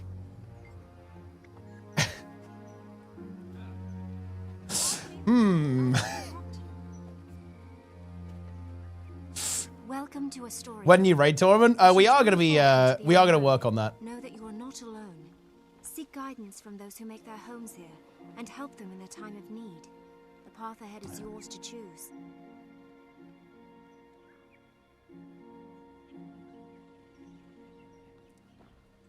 Of this time around, when it comes to Troll and Blows, could have had more conflict. I actually don't disagree with this. See, this is another good point. I actually think WoW's story moves way too fast for its own good. It makes it difficult for them to actually give things a lot of weight. Like, the game moves on very, very quickly. You have 6 months. You have, like, 1 patch to tell, like, a major story beat. I think it would honestly be better if the story beat stretched out more, but there's a big problem there. The big problem there is that you then have this issue where you kind of require multiple expansions to tell, like, 1 block of story, and that actually is a problem in and of itself. So I don't disagree there's some issues there, for sure. I do actually wish they'd focus a bit more. For example, in my opinion, they shouldn't have done the troll story at all. And there's some downsides to this because then everything would be void themed. And I think a lot of people like, again, the variety is great. I love the variety in retail. So maybe it's good. But did we really need a goblin side story in The War Within? Did we really need a troll side story in Midnight? That is debatable. Because yeah, as a result of this, like I think Xalatath's arc is pretty underdeveloped overall. And it also means that these side stories go past like wicked fast. They go through extremely quickly. I don't actually hate the material. I don't like, yeah, exactly. The material's good. Like the Goblin patch was amazing. It was fucking crazy good. But the problem is that, yeah, like it's very hard for them to like do a lot of this stuff justice for sure. Please help me. My pet broodmother has been turned by the undead. Incredible.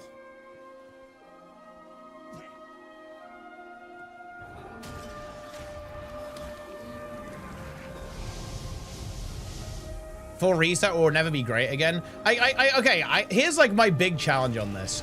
Okay, okay, so do you know why I really get whiplash when I see it? Because I've watched a lot of videos like this, saying that, oh yeah, WoW's writing sucks. Oh yeah, retail WoW is terrible. Nobody likes retail. Nobody thinks the game is good. The reason I get whiplash here is, how is it the most popular MMO by far then? I'm struggling. And I feel this way about modern gaming in general. It's like, well, how do these games all suck, yet they're simultaneously very popular at the same time? Like, this is a problem for me that I think is difficult to resolve. Popular doesn't mean good? No, but it doesn't mean good. It means people enjoy it or people like it. You know, for example, you could, fast food is not necessarily like good food, but people enjoy it. And, it's a little bit of fun to, get yourself a pizza or a burger sometimes, right? And just like, kind of, have a bit of junk food.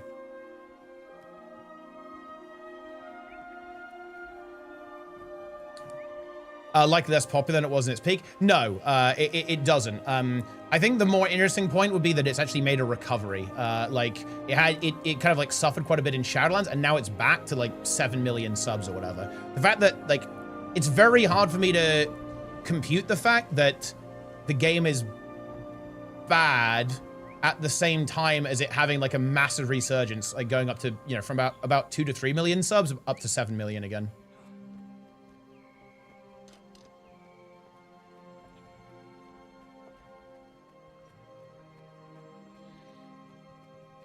It's bad for the old people who played it 20 years ago. Well, that's because the game is fundamentally different, but that's what Classic is for. But yeah, I mean, retail WoW is not Classic. If you want Classic, you play Classic. You do not play retail. Most of WoW's success comes from nostalgia. I actually really, really disagree with that. I think most of WoW's success comes from that it's a very good game. And I mean Classic and retail. They're both extremely good.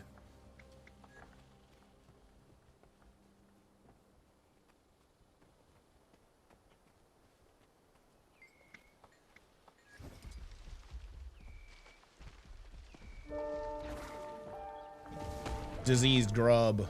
Guild main theme? I like it.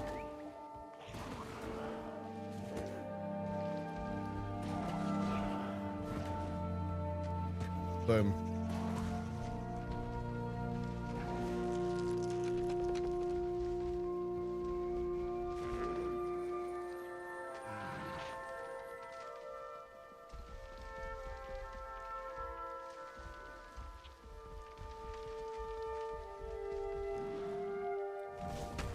Yoga thought they feel betrayed because Red chases a different audience. Yeah, I mean, this is something that I actually personally really relate to as well. Because to an extent, guys, I actually feel the same way about Guild Wars 2. I wonder if it would surprise you guys to hear that.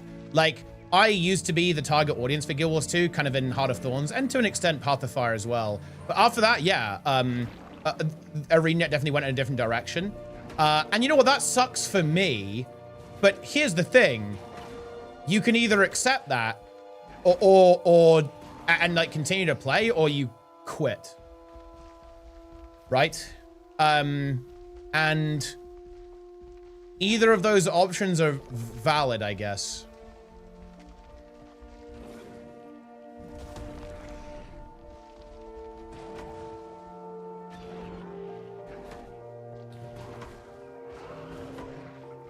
and many did quit, and yeah, but a lot of people didn't. And a lot of, well, here's the thing. Oh, okay. So you think the game's decline is because of this and not because of the, or rather the game not being at its peak is not because the genre changed, right? And because like gaming changed in general. Like, but that's, in my opinion, that's not accurate. Like MMOs had to evolve, right? MMOs had no choice but to evolve. And I'll tell you why. It's because other genres started competing with them for their players. Specifically MOBAs, I would say, were a really big thing for MMOs to compete against. And just in general, games that do some of the things that MMOs do, but in a more concentrated form, right? Like single player RPGs getting better and better and better. Like Souls-like games, right? Like co-op RPGs. These games started competing with MMOs. So MMOs had to evolve to survive.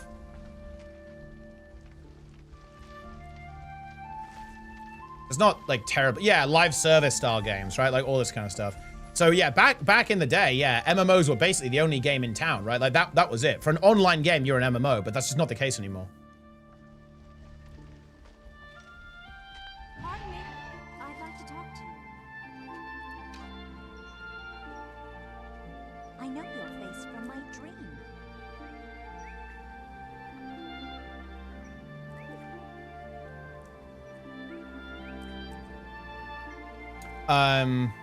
Million prices of this, and yeah, now we've got both, so what's the problem?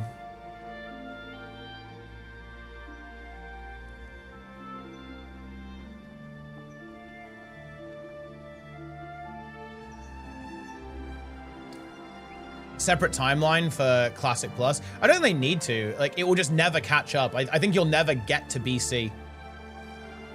Because like theoretically, I think there's like quite a bit of time in Classic. You just probably won't ever really get to Burning Crusade. Or maybe you will. Maybe it will be kind of a similar approach and it will expand to include BC, but it will be like a different version of it.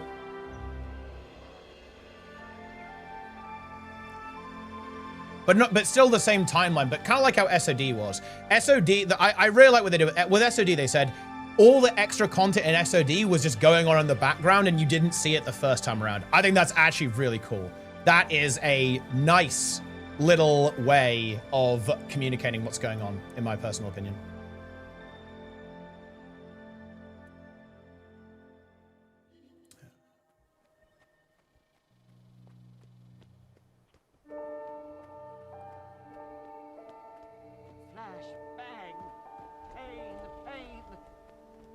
There's always catch-up in WoW. I never knew for Guilds too. It depends what you mean by that, to be honest. Like, catch-up in WoW is trivial. Like, the game spoon feeds you. Like, the game wants you to play it. Like, you can be up and running. It depends what you mean. It depends if you mean for, like, if you want a mythic raid, then, yeah, there'll be a bit more time investment. But unless you're talking about, like, if you're talking about, like, heroic and normal, like, the game is gonna get you in there in no time at all.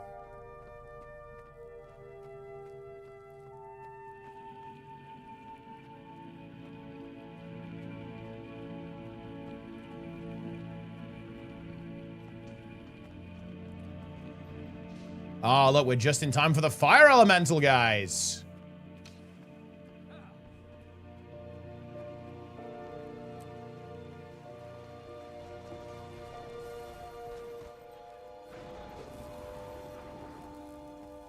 I want my loot box. It's time. But no, look, I actually, this is something that people say, but you know what? I'm actually going to simp for these games, guys. I will definitely grant you that some people, like Mike, for example, are basically addicted to the game and are in it for the sunk cost fallacy. But you know what?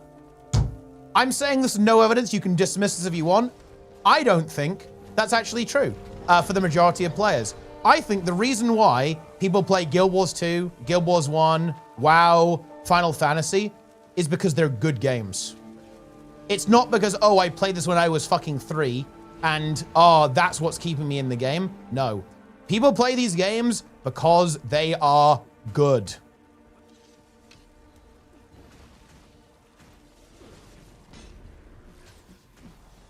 Huge.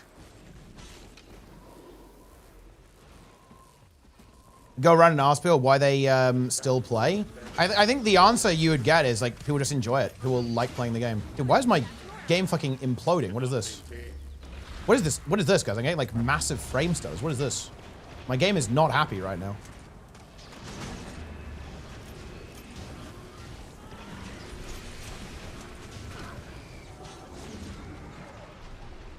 They're good, but there are really bad parts of it. Yeah, but that's always been the case. Like, for example, like, okay, the fact that hotkey groups have a cap in Warcraft 3, this is one of the things that, like, makes it really hard for me to enjoy older RTS games, because they all fucking do this slop.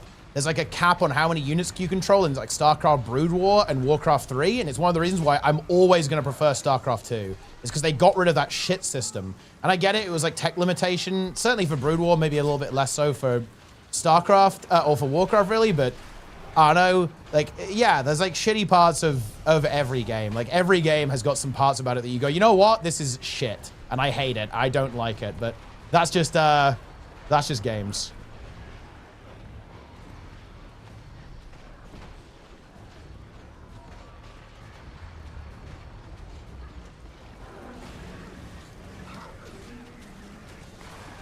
A decent and feel, things feel familiar, things feel safe. I think that's a powerful motivator, but I think people tend to really underestimate how many, like, not necessarily newer, or necessarily younger players, but newer players are playing these games. There's a lot of new players who play Guild Wars 2. Like, if I had to think about all of the players who are playing now, almost everyone I have ever known who's played Guild Wars 2 has long quit the game, right? Like, it's a cycle of people.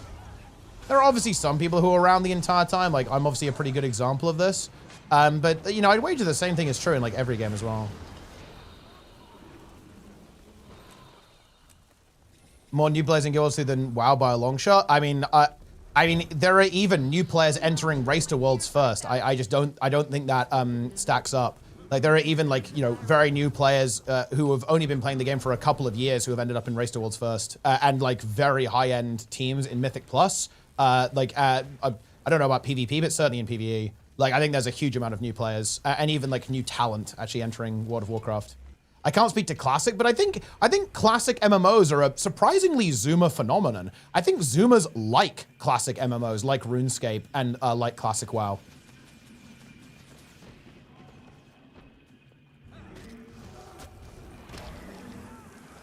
Gen Z are mostly right-wing and based. That's actually not true. Like right-wing, the Gen Z in general are still, young people in general still lean left. It's just more that Gen Z are more right-wing than previous ends.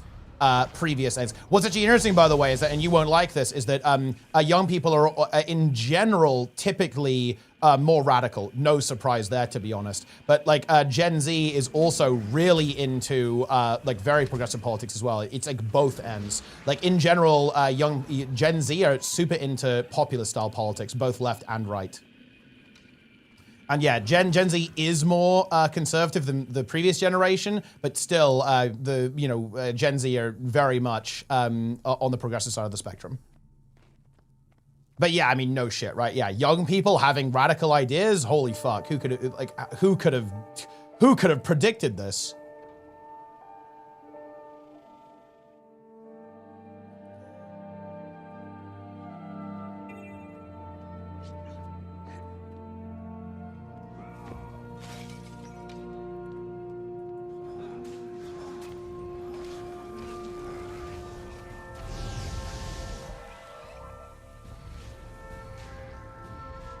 Boom, heart complete, 1 out of 15.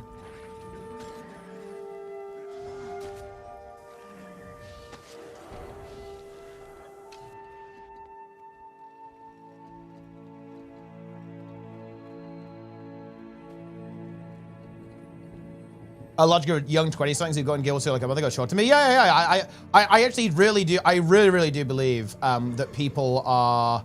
I think people tend to underestimate like how many new people are playing these games, because obviously everyone's in their own little bubble. Oh, is this like a scuffed? Am I in a scuffed map, guys? Free trial? Yeah, I did. I already used it. Yeah. I just kind of wanted to get rid of it because I didn't really want to use mounts. I just wanted to start it so I could get it off my UI.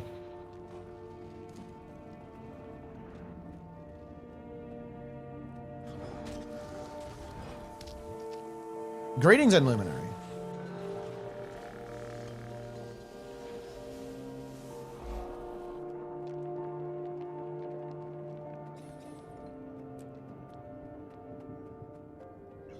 The longer commitment than most things about that's crazy. 56-month resub. Very impressive. Tier billion sub. Keep it up, guys. Keep them coming. More subs.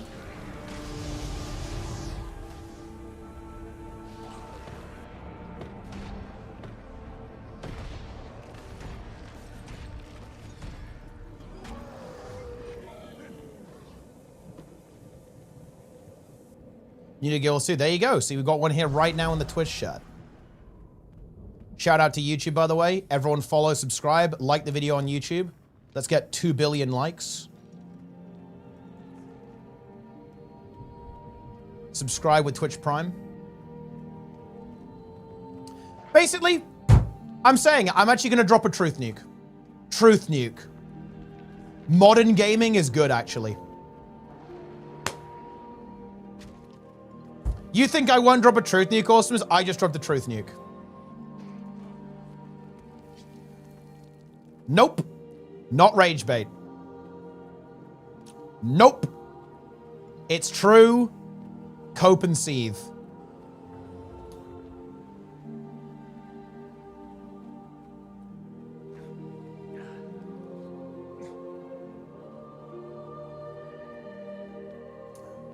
As long as I'm breathing, the more will dominate the brand.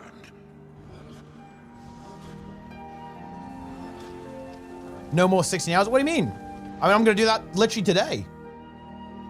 Do you mean games that are coming out now? Yeah.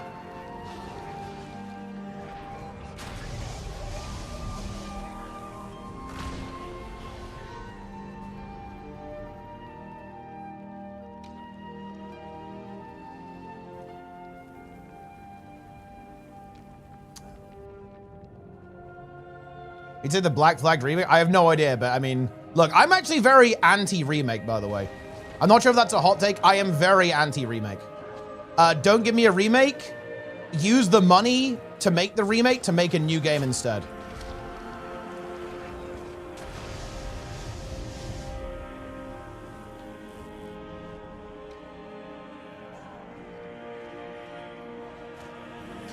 Well, I didn't say that was a truth nuke. To be clear, if I don't say this is a truth nuke, I'm going to give a boring opinion, basically. That's not a truth nuke.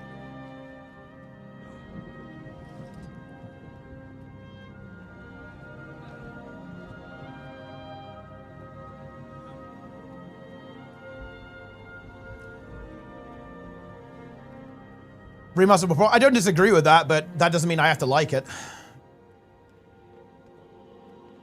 Yeah, and remasters are also safe because people will just swipe for it. Like, for example, they did a there was a Command & Conquer remaster, and you know what? It was great. They like Petroglyph Studios genuinely did an amazing job with it. Like, I have to tip the hat to EA. Like, EA is probably my least favorite company, gaming company in the entire world. But I will tip the hat to EA. They did a fucking good job there. They let Petroglyph cook, and they did a very good job. They did.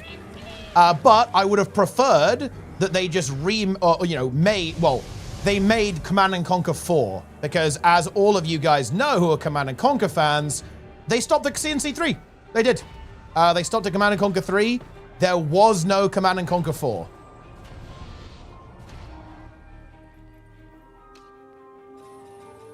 But they didn't do that. They made a remake, which was nice. Wasn't bad.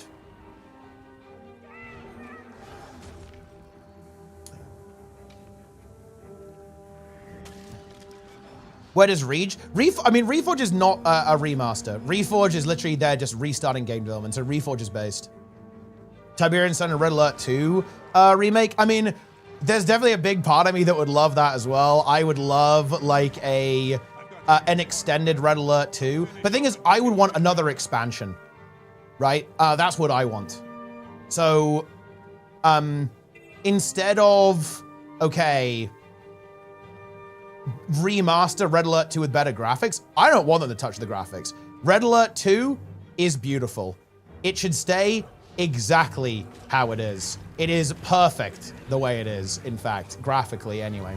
But would I like another expansion? Hell yeah. Give me like an expansion after Yuri's Revenge. I am down for that. Some units are not acceptable. In Yuri's Revenge, you're fine. In Red Alert 2, you're fine. In Generals, you're not getting away with that. Okay, like when you have a unit called a terrorist and one of its voice lines is "I love a crowd."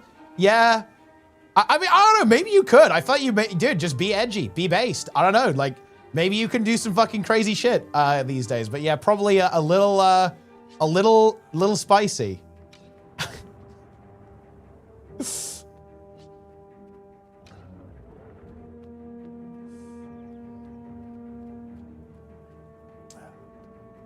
Before Tim Curry passes. Well, to be honest, the Tim Curry was one of the very few good things about Red Alert 3. Red Alert 3 was dog shit.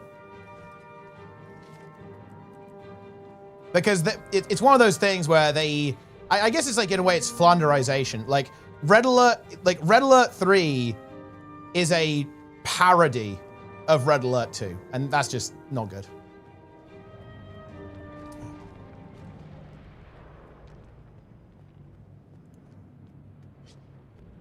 CNC Zero was so base. Yeah, I mean, Command & Conquer Zero Hour, I think, honestly, is probably one of my favorite games ever. Like, Generals, I think, is kind of a very, very underrated game. Oh, well, underrated outside of, you know, Command & Conquer fans. But yeah, no, I think, yeah, CNC Generals and Zero Hour is some of the best games ever made. I think I need to restart my game or something. My game is just dying.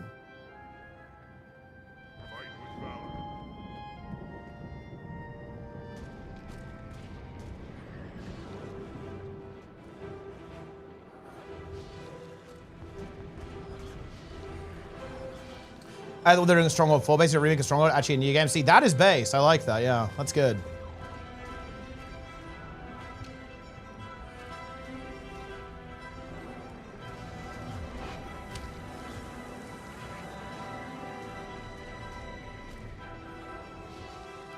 We Giga offended, it will be banned everywhere. I mean, here's the thing, Michael. I'm actually gonna, Generals is the perfect example. Because, do you know what the critique would be from people on the progressive side of politics? People would dislike the fact that Command & Conquer Generals kind of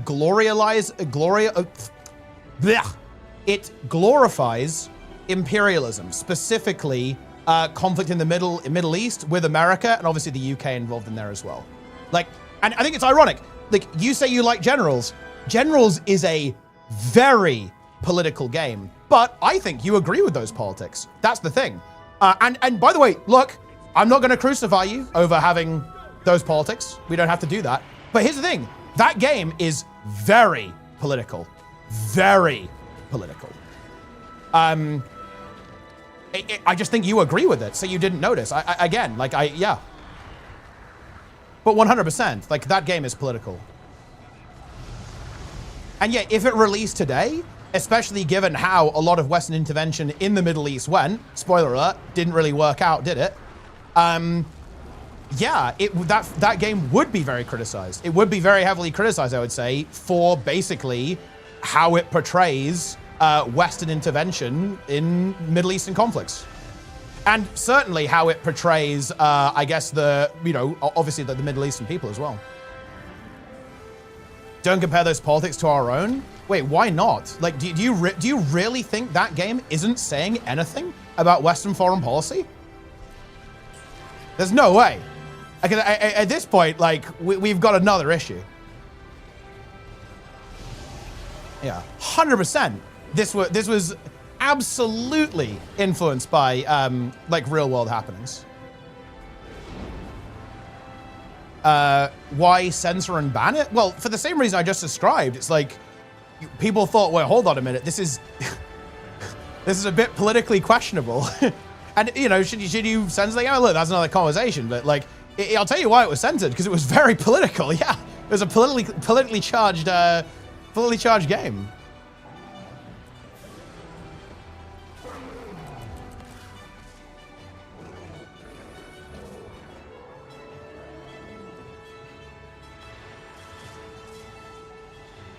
And by the way, calling it sci-fi is debatable. It is semi-sci-fi. There are a lot of very grounded units within that game as well.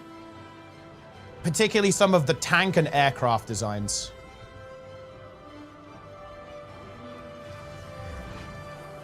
Just bear in mind, I actually am really familiar with this game. I played Generals a lot. I really know about this game, right? And yes, this is true. I believe it was banned in China and in, well, no, it wasn't banned. It was censored. So to be clear, guys, what they did in Germany, and I believe in China, maybe it was banned in China, I'm not sure, but in Germany and in a couple of other countries, all of the characters were replaced with cybernetic robots to basically distance them from real humans. They did this to try to slightly disconnect the game from real conflict, right? Wasn't cyber? Oh, it is a little bit. You have laser tanks. That's obviously not a real thing. You know, in the game, there's absolutely some, you know, sci-fi fictional elements within the content in general. You have like a giant laser beam. You have a fucking ion cannon, right? Like there's 100% like some sci-fi elements within the, you know, within the context of the game.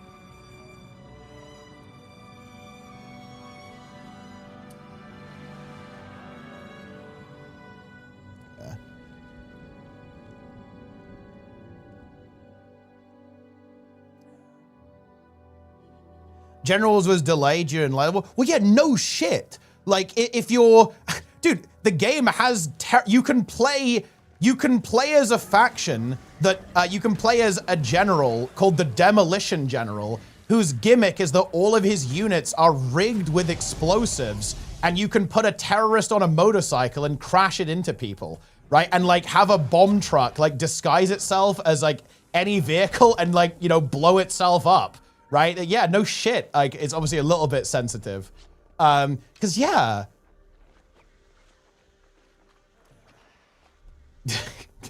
It's 100%. Right? Like, it's a very political game.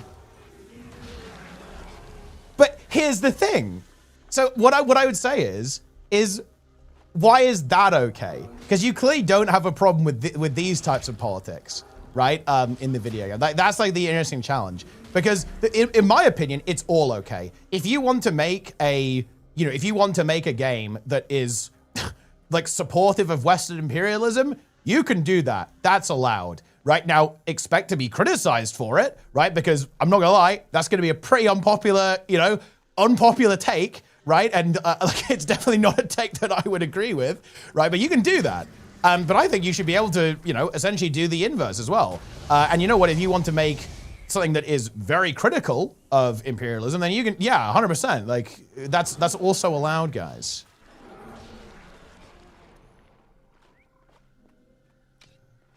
No game studio would make that game. Well, yeah, because it probably wouldn't be super popular, to be honest.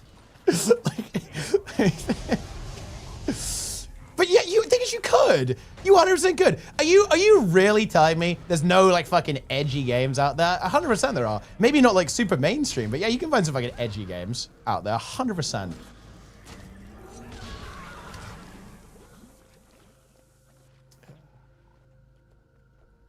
Or politically incorrect games, I guess, if you want to say that, right? Of course, there's politically incorrect games.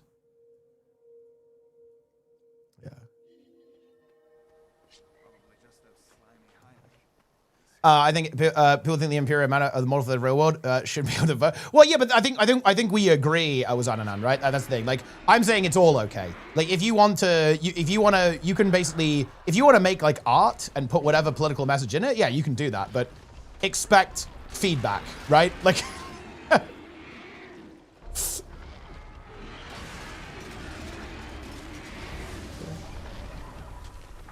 yeah.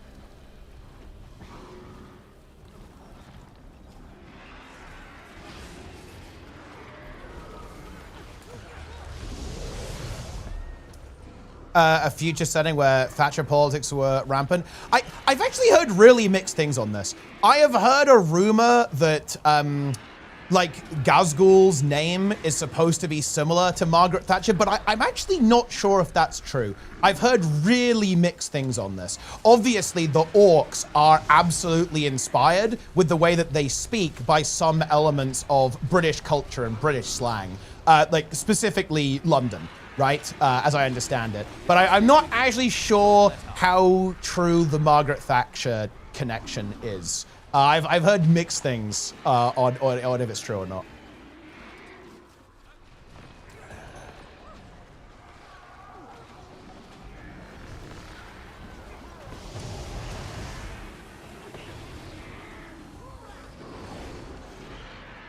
But yes, I mean, well, I mean, there was like the recent thing, because like Warhammer had to put something out because obviously there were a lot of people who have some pretty extreme politics in Warcraft who were like, the Imperium is based actually.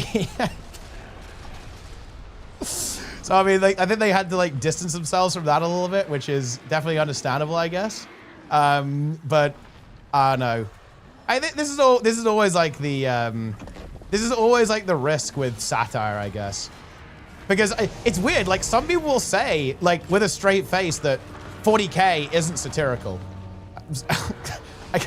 Guys, it absolutely is. Are you kidding me? Like, of course it is. The Imperium is kind of based. I mean, I'm not even sure if you actually think that. Do you really think that? Do you think that if you could, would you like the Imperium to be how we operate our society? Because listen, I'll tell you what, that wouldn't go well for you, okay? You'd be like working on some fucking dog shit hive world, and then some like random like space marine says, oh, we found like 3 Tyranids here, time to fucking blow up the planet, and then you're just dead. Yeah.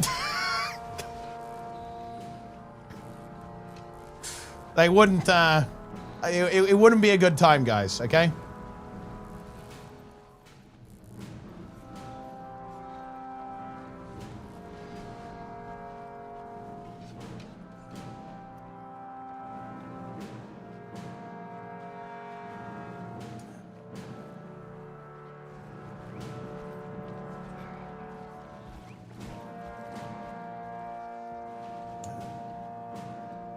Majority of the 40K fans, like 40-50, got into the 90s and hate all the new stuff within the setting. I mean, like, that's just the way it is. Like, again, that's just like the risk with satire, right? If you, whenever you make satire, some people are gonna take it seriously, I guess, right? Like, I don't know what to tell you. That's just the way it goes, I guess. It's the risk you run. Given the situation, you're absolutely right here, by the way. You can argue that the Imperium doesn't really have much of a choice. Like, again, I'm actually not an expert on 40K lore, so I'd be hesitant on making any strong statements, but I can understand how that could be the case. It's like, well, if we don't do this, we're gonna all get devoured by the warp, and it's like, you know, you're literal like turned into a fucking fungus, okay? Like, yeah, that's 100% the case. That you know, that might be true, but there's a really big difference between saying that, oh yeah, like we're in a horrible situation, but you know, we have to do this or we're all fucking dead. And that is preferable, and we should take inspiration from this. Those two statements are very, very different. And the people who are missing the point are the latter, not the former.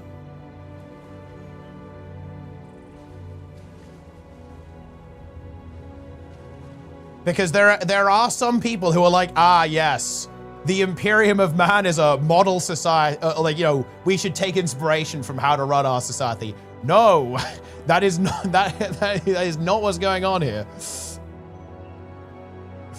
Not good.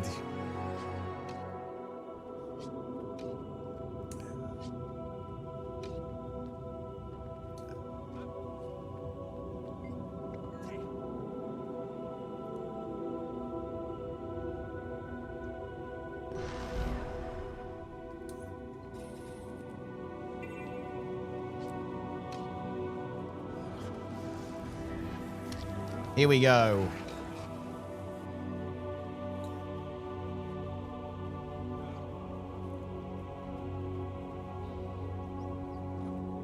Necrons are a model society. I mean, look. You fucking robot. It is what it is. Trimple as. Got agents in the field who need help. What's this?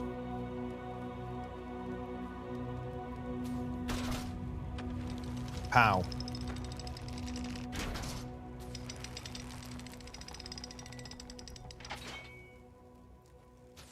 The target moved. Attack. Okay, this sucks. Let's get the rat nest. This is taking ages.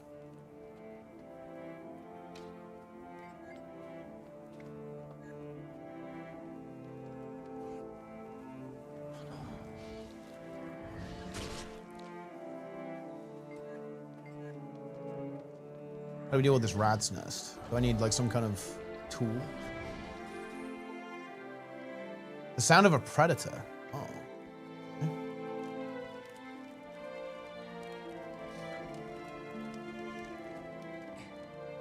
This guy. We're here to serve. Give me the thing. Warbird Shriek. Okay. Get him! Get this rat.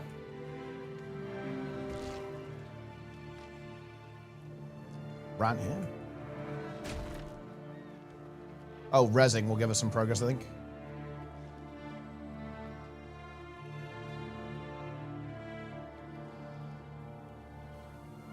Ratga. May the Six watch over you. Okay. Strength in numbers.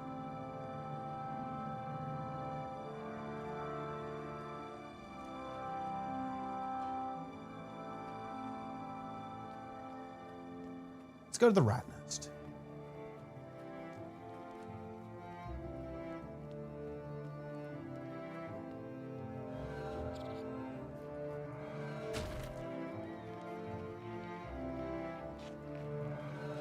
Dude, the birds are just brutal. Look at this. Holy shit. The birds just brutalize these rats.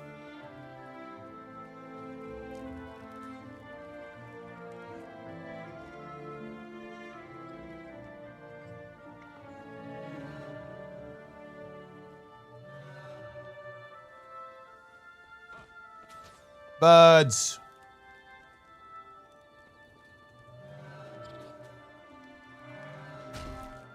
But actually, look, once again, I actually want an answer to this. Okay, why are the politics in generals okay and not something that puts you off the game, even though it is extremely overt, okay, and like honestly sledgehammer level of subtle, but not in other games. I actually want a response to that. Look, I didn't forget. You thought I forgot because of the 40k arc, but actually, I didn't forget. 3 damage? Because it's a parody? Wait, how does that make any difference? Can, like, parody not communicate something? Can humor or comedy not communicate a message? I think it can.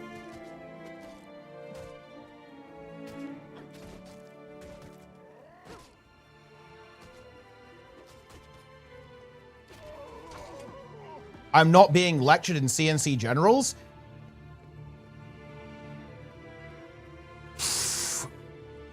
You aren't. Honestly, that is debatable, by the way. You don't feel that way because you're not on the short end of the stick of that game, right? But I'll tell you what, like, you probably might feel a little bit differently if you were.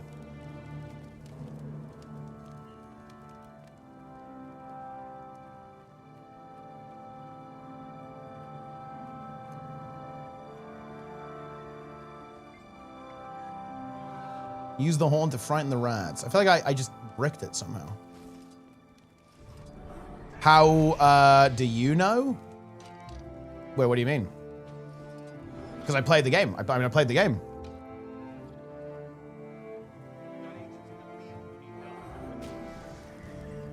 Oh. Apparently killing the rats without the warhorn doesn't even count. Really? That's crazy.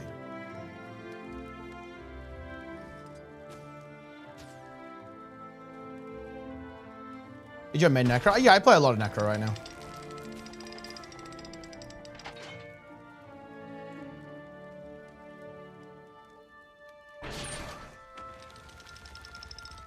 What I'm trying to get at here, and look, I mean this in absolute good faith. I would really recommend going through all the media you recognize. I would be very confident that almost all of the media you've ever consumed and enjoyed is actually political. It's just that it's quite possibly well written, or you agree with the politics, or you just didn't notice. One of the three. Or more. More than one of the three.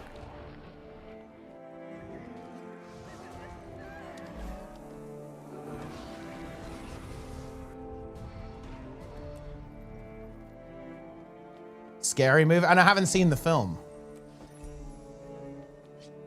System of a Down, not political, funny.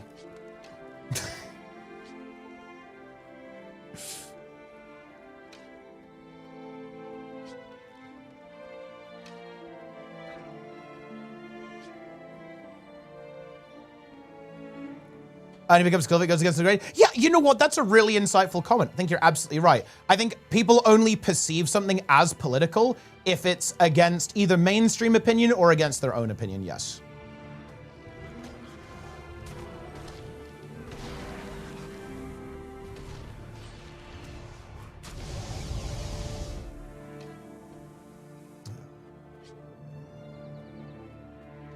We ascend. Maybe not.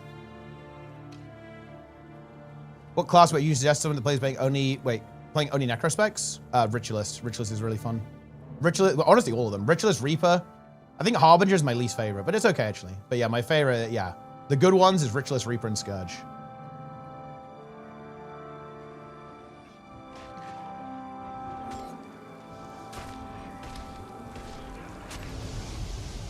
Dude, maybe I need to do like movie analysis with you guys. Like I could sit you down, you could do a little Peepo gather, right? A bit of a Peepo gather situation.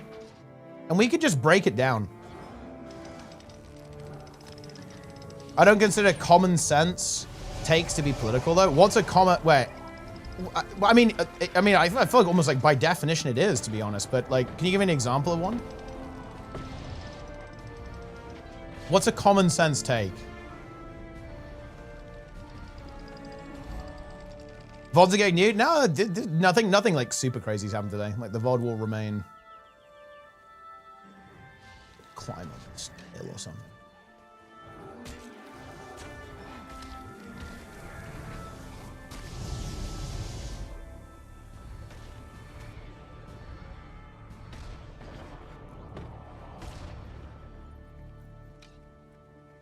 If I say because I'm getting banned, I give you my word, I'm not going to ban you.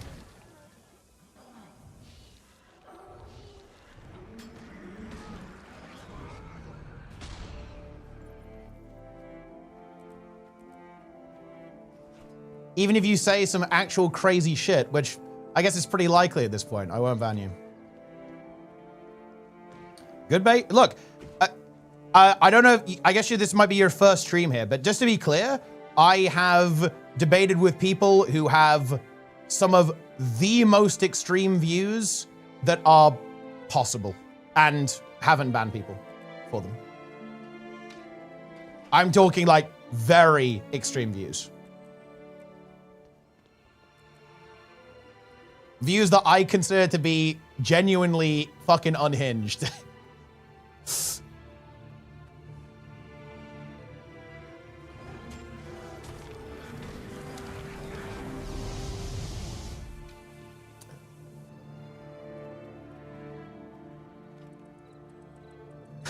To be honest, I'm not sure I want to debate someone's common sense takes because, like, whenever someone says something's common sense, they say the most fucking unhinged shit ever. But you know, I think it'll be interesting to know like what common sense is. I think you have to like climb. Where are we climbing here? Why exactly does that was he in a bad light?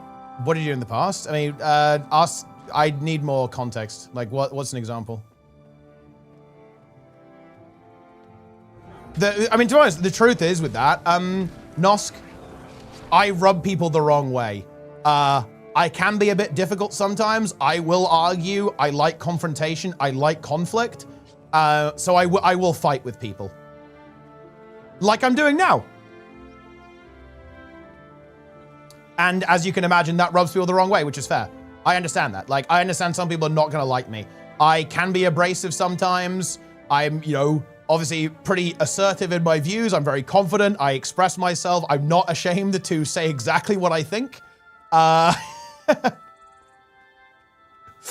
I do so regularly. And yeah, that pisses people off. And that's fine. I harbor no ill will to people that I've upset. You know, I get it. Like, you know, it happens.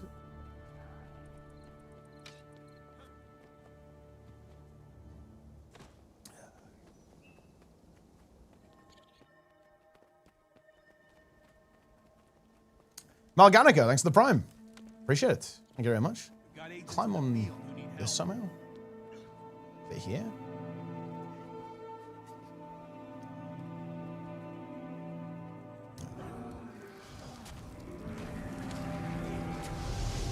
I think I have to go do the boss now. Is the boss up? Oh, the boss is up. We gotta go. What was the comment says? Well, we're still trying to work on that. We don't know yet. A lot of discussion is felt as taboo now. Now, you say that, but if I go on YouTube right now, I can find debates and videos and content of people saying basically fucking anything. If I go on TV in the UK, I'm gonna find some crazy shit. If I go on the official US wonderful CDC website, on that website, it says that it is incorrect to say that there's no link between vaccines and autism. So, honestly, nah. I think you can say whatever you want, especially on YouTube. Now, here's the thing. Will people still want to talk to you if you say certain things? No. But I honestly don't know what to tell you on that one.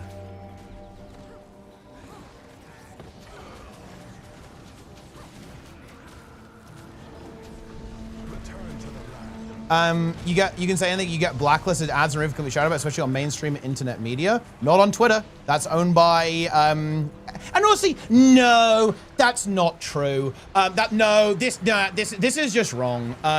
Like for example, there is a massive YouTuber from the UK who basically exclusively promotes anti-vax bullshit and anti-science, anti-medicine bullshit. It's a massive channel. It's very popular.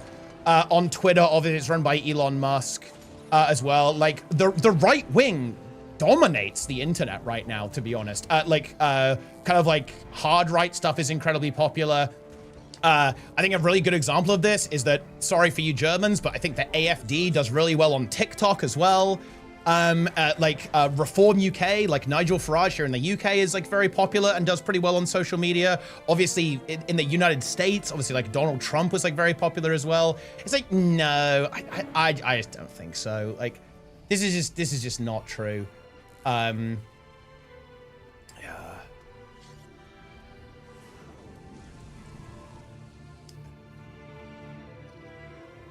It's just inaccurate.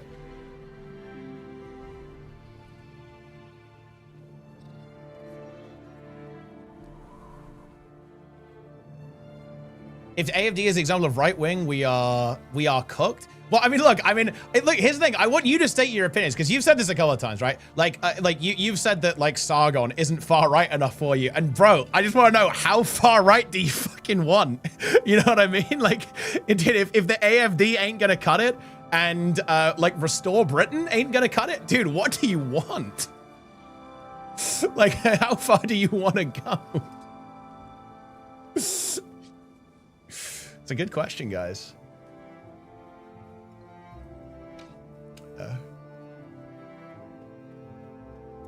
Everything is labeled far right itself? No, I don't think so, actually. Like, for example, I don't think people would call the Conservative Party in the UK far right. People would say it's just a right, like a centre-right party. I don't think that's actually true.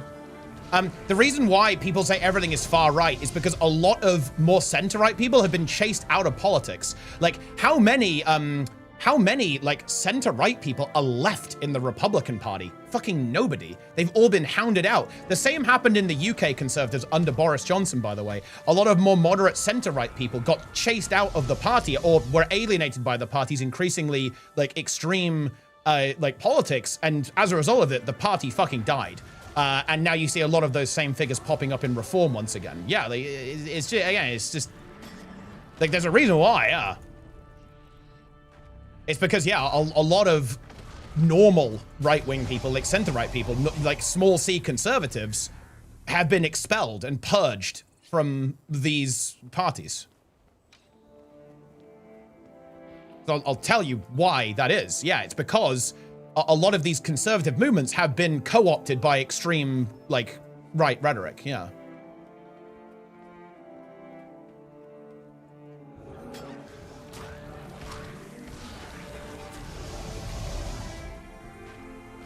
Bill Maher considered right? I honestly can't comment on Bill Maher. I don't know his positions.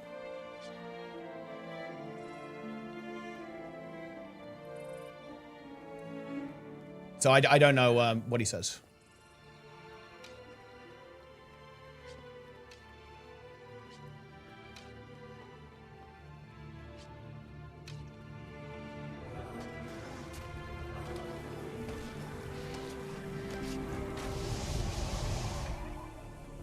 Well, we're on a hype train, by the way, guys. Yo, send in the chat. Time Fate Karma. Black Merlin.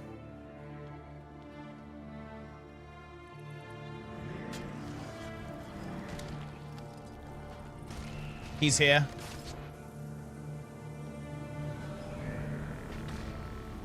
The Bounty Hunter.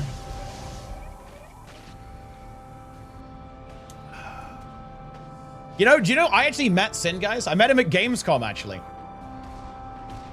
We had a hug. It was a long time ago, actually. Oh, goodness me. We're all so different now. Perhaps we'll meet again. I met you. Maybe you'll come to next Gamescom, Sin, yeah? Because I know you might be a little bit interested in Guild Wars 3, perhaps. Would be fun, I think. McLean Deemer's back. Nice to hear. Yeah, it is nice to hear. Yeah, it's good.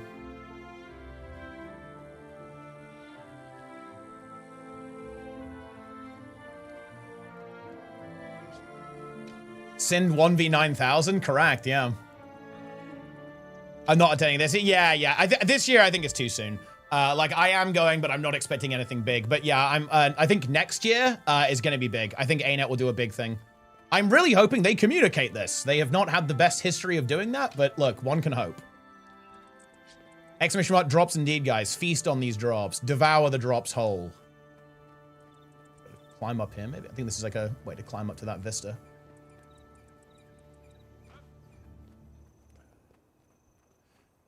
But seriously, come on. Look, I feel like I have been super honest with you, MyHL995. I feel like I've been super honest with you. Like, and look, again, like, everyone here in the chat is telling you, like, nobody's gonna ban you here. Like, that's not something we do here. Like, look, I'm pro free speech, okay? I'm a free speech Andy over here. You're not gonna get banned. I'm actually interested in, like, what you think. I'm not gonna crucify you for it. Like, I have a really big suspicion I'm really not gonna like your political positions, but you can say them. Like, nobody's gonna get you. You're not gonna get banned. Imagine getting they show early beta on Gamescom this year. I mean, that would be amazing, obviously, but I think they would have said. Do you say people? Do you ban people if they say the bad? You mean people like yell racial slurs? I mean, yeah, that's no good.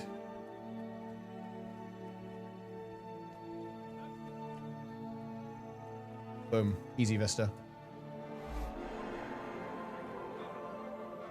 Randomly? I mean, yeah, like what, like, why would you do that? Like, what, I mean, what?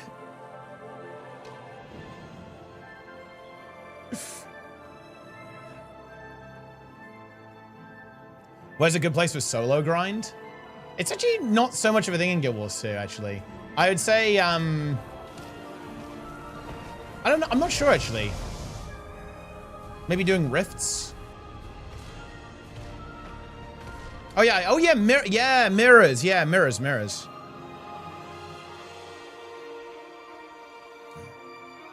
Mirrors are very good in VOE.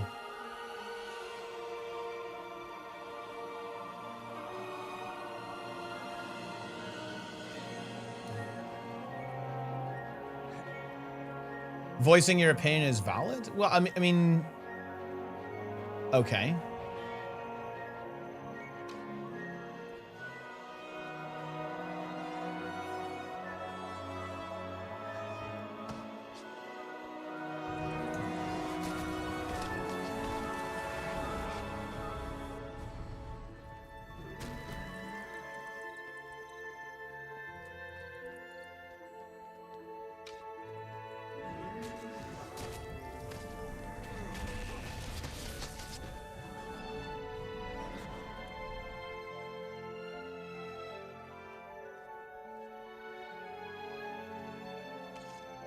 Reading like hard in this chat here. Listen, it has to be done.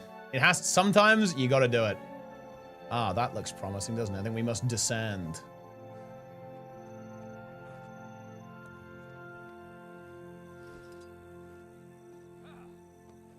I will now descend.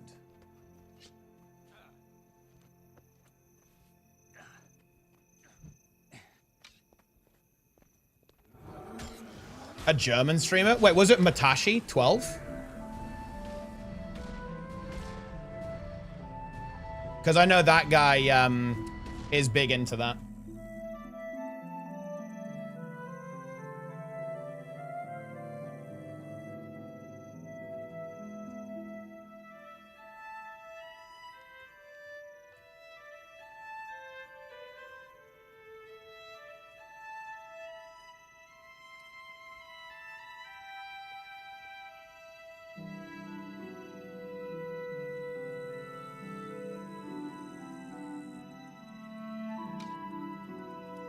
I'll send you a DM, awesomeness.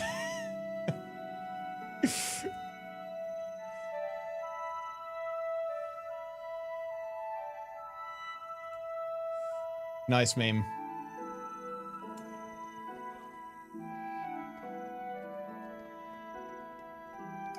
See, this is very wholesome, very relaxing music. No, Matashi's good. I like that guy. We've had a couple of good interactions in the past.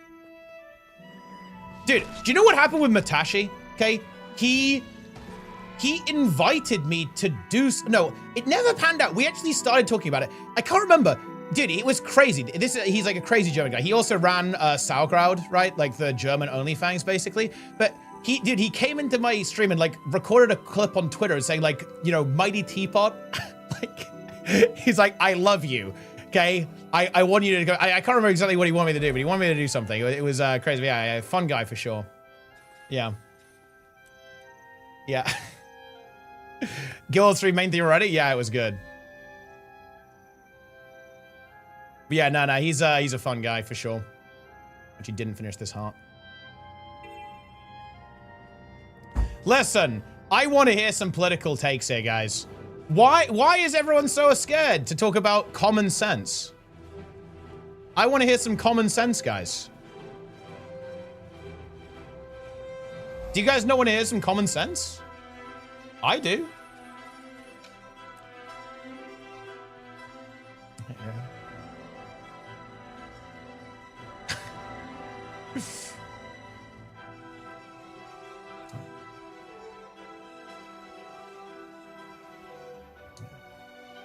Healthcare education should be free. See, that is base. That is a base take. See, that is also based. I view that as giga-based.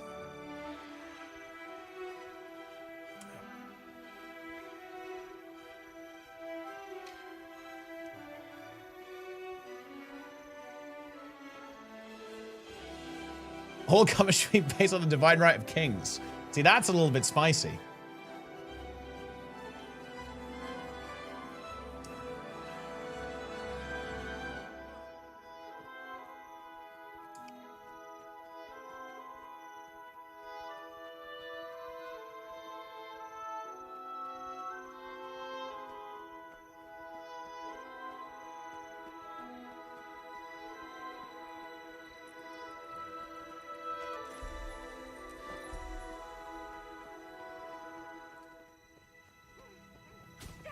glad they ignore their opinions. We're listening for the sake of comedy. I mean, look, it is funny though, so I kind of like it. Common sense, maximum pain I must endure. Correct.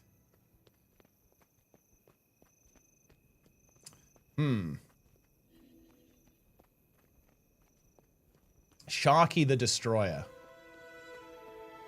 Do you think the August anniversary expansion is going to be the same or better than the current expansion sale? I have no idea. Probably the same, I guess.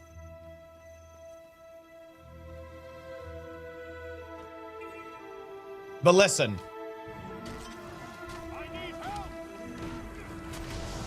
This is a new rule. Okay, listen up, MyL995. You are not allowed to engage in political discussions unless you state your position. Okay? This is actually a new rule. I've been very open and transparent with my positions, as have a lot of people in chat. It is now illegal to say anything political unless you actually state your positions. That is the new rule. And honestly, I think that's a fair rule. I do believe that, guys. I do believe that's a fair rule. What is hardcore gaming? I'm playing permadeath. We're playing permadeath free to play. Are people still grinding Guild Wars? Hell yeah.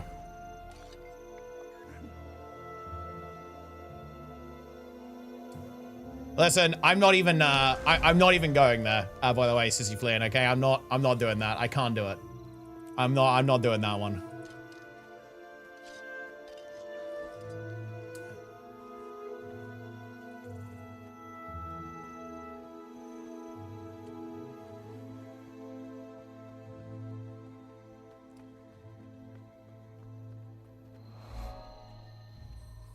We must climb to this vista.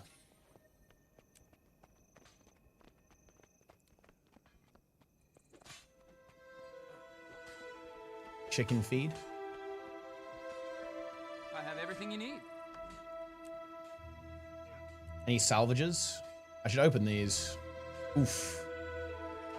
We've got to be getting there now, man. I think we're actually we're gonna end up rich after this. We've got some good cash now. Great wealth has found us, and it feels good. Another 2 Actos. I mean, we're really getting there now. I should identify this, and I guess I will.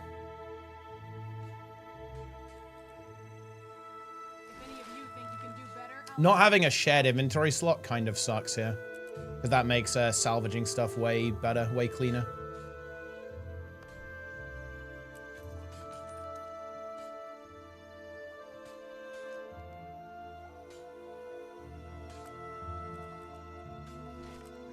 But unfortunately, that is not something we have access to. Hot take. Hitler, bad guy. Wow, we've got a controversial one here today, guys.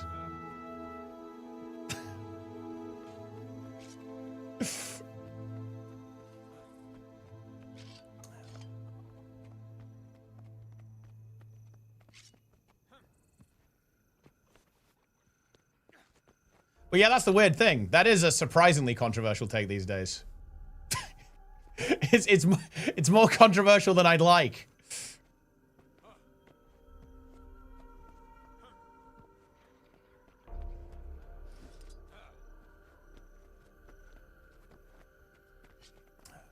Here we go.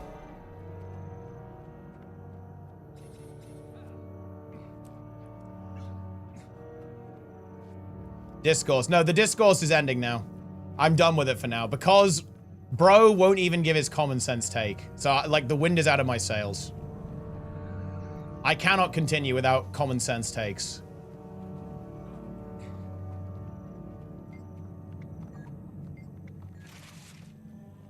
Plan despair.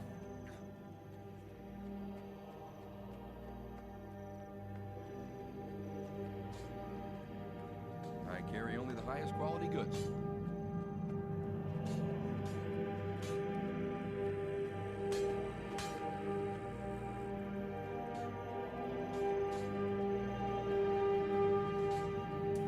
Every week is designed to sell a solution, and I can't unsee it. I don't know if it's me being cynical, though.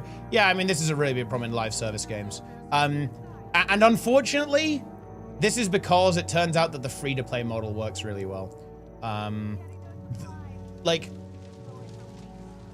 free-to-play is really, really effective. And because of that, companies have found that it's better to just get more people through the door and to have a lower barrier to entry. And the lower barrier to entry means that you have to monetize the game in another way. And it turns out that that's usually pay for convenience, yeah.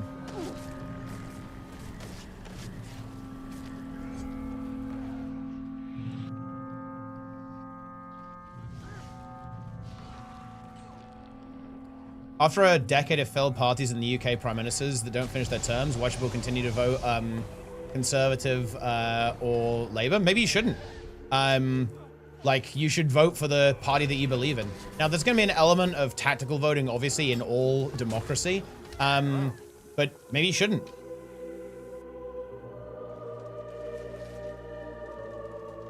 Or you should make your voice heard and get involved in politics and, you know, like, pressure politicians to change their positions.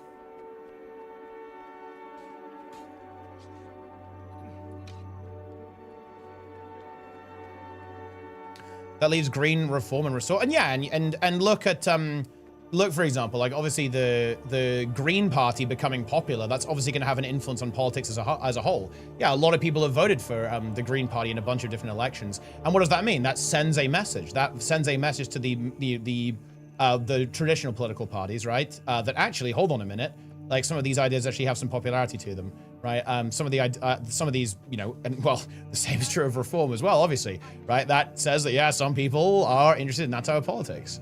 And obviously the political parties then have to try to respond in whatever way they see fit.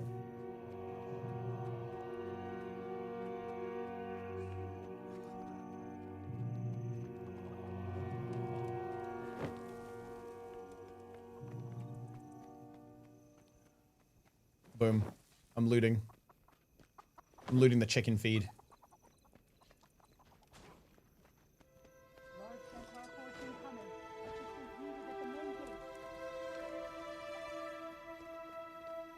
Gotta feed this bull. Enjoy.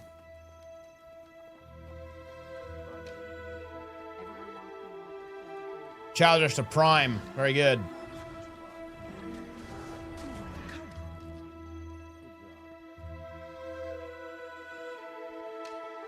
It is quantitative two-body system. Yeah, and I think that's why perhaps exploring other ideas like rank choice, for example, can work. Because there's definitely some issues with representation or how representative our democracies are. I don't know exactly what the voting system is in Canada, but yeah, in the UK, there's definitely some issues with how representative our democracy actually is with first past the post. Is it true the UK dropped the digital ID thing? To be honest, that it wasn't ever really going to exist, but yeah, like Andy Burnham confirmed it. But to be honest, they were never going to get that through anyway. Like, that was something that Keir Starmer wanted to do, but it wasn't going anywhere. Should have been a nightmare. To be honest, like, not really. It would have been stupid, right? But broadly speaking, like, irrelevant. Like, the reality is, like, you exist on a database somewhere right now. The government already knows everything about you. Yeah. It's whatever. They already know. Don't you worry about that.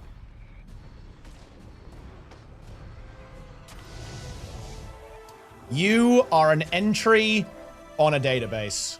And to be honest, the government is the least of your worries, okay? I'd be more worried about all of the fucking evil companies that have everything about you.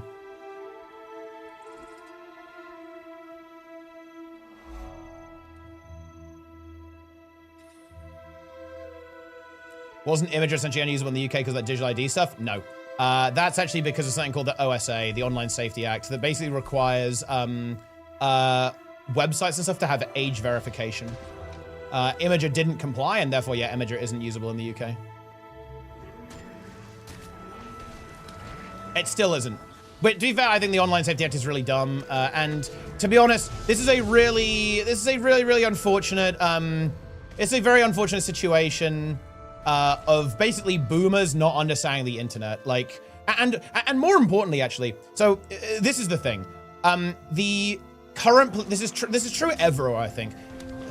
The current political privacy nightmare, it's really stupid. But let me explain what's going on here. The issue is that a lot of the politicians just don't understand the internet whatsoever. And more importantly, they're actually like really terrified of the far right in particular. And their solution is dumb. They think that, aha, if we just keep people away from extremist ideas, then it'll go away. But everyone who's ever been on the internet knows that's not how it works. But yeah. It will fester and it will get worse. Yeah, it just doesn't work. The only real answer is education, to be honest. Like, yeah, if you educate people, then it turns out these ideas don't really work super well.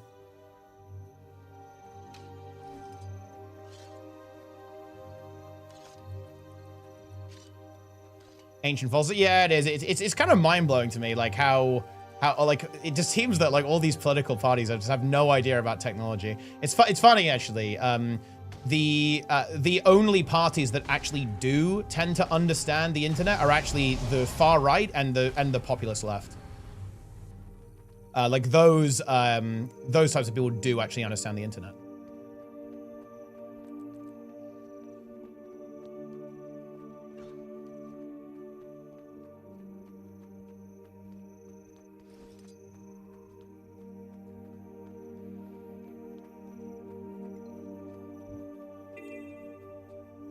Another free-to-play account. It's not another one. It's the same one.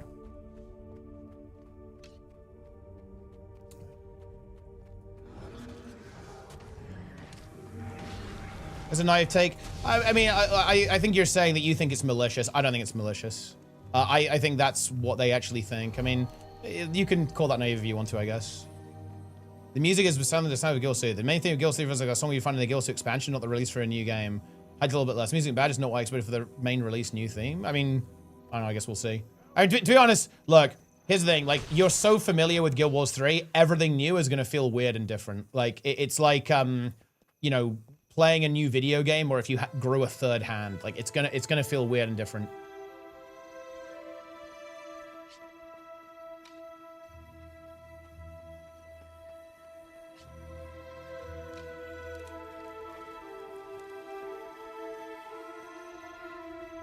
But no, I am definitely very against, like, I think the stuff like the online safety act is incredibly stupid. It's also really bad because it means that you're just alienating young people, which is never a smart idea in my opinion. You want young people to be to be engaged in politics.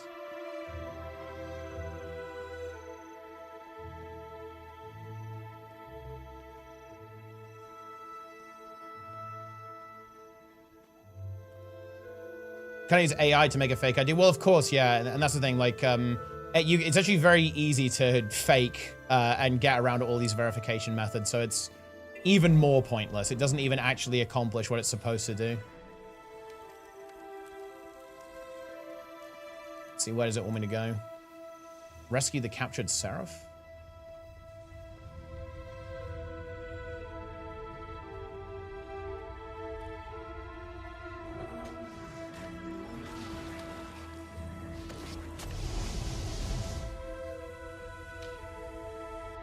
We don't feel heard, so we don't feel like engaging. Yeah, but this is a bit of a self-perpetuating cycle. So since because young people aren't a voting bloc, I hate to say it, you don't matter. This is why young people not voting is so fucking horrible. Because yes, it means you literally do not matter. It's not that it feels like you don't matter. No, it means you literally do not matter. The only thing that matters in politics is votes.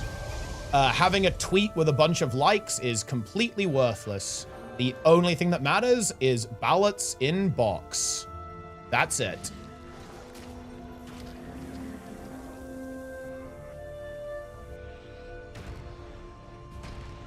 And yes, unfortunately, it is a vicious cycle, right? Because a lot of young people don't feel engaged with politics. They don't engage with it at all. They don't vote. And guess what that means? It means your opinion doesn't matter.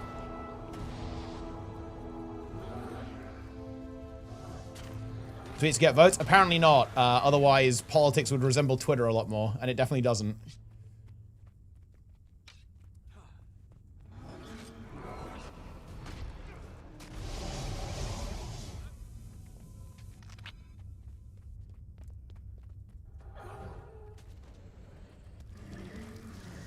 Well, yeah, maybe, to be fair, maybe these days, okay? Maybe these days is a bit closer.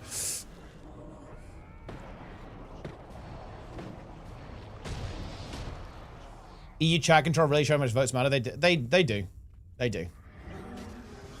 See, this is actually the mentality that I would really urge you to not fall into.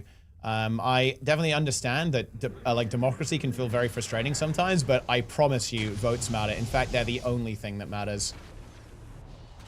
It is objectively false to say that they don't matter. And look, let me put it like this, actually. Like, here's a interesting thing. The people who you probably disagree with a lot, Hanaris gw2, they're counting on you thinking that. Just so you know. You know that, right? You know the people you really don't like and whose politics you hate?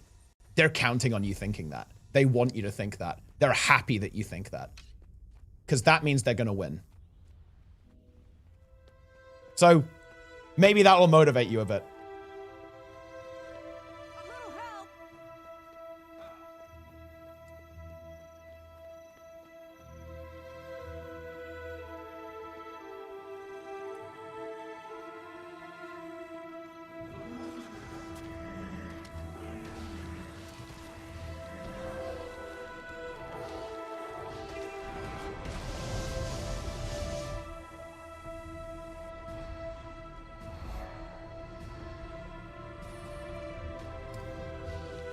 I mean, I'm obviously aware of gerrymandering, and I'm obviously aware of districting. We have there's a similar concept in the UK, and obviously that stuff is super bad, right? Or at least, at the very least, dubious.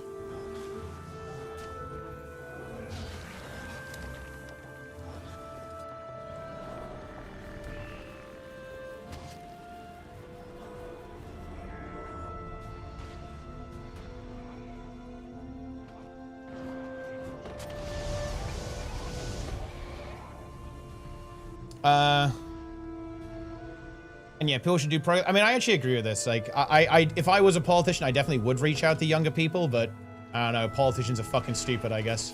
But to be honest, I think that there also is a lot of responsibility from young people to actually push for this as well. Should everyone be interested in politics? Probably, yeah. Because that's how we run our countries.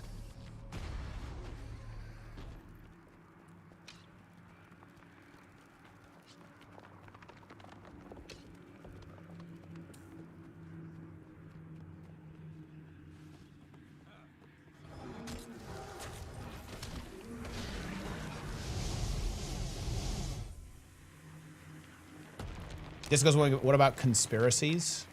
I mean, I guess it depends what kind of conspiracy it is. But, I mean, I think they're probably fine. There's like a bunch of those on YouTube.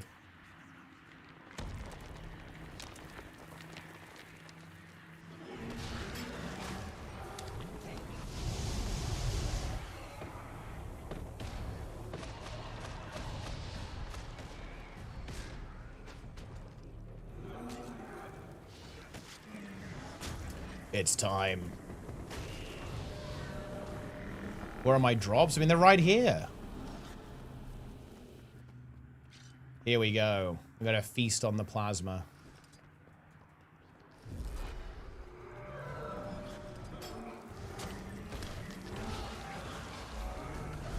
Here we go.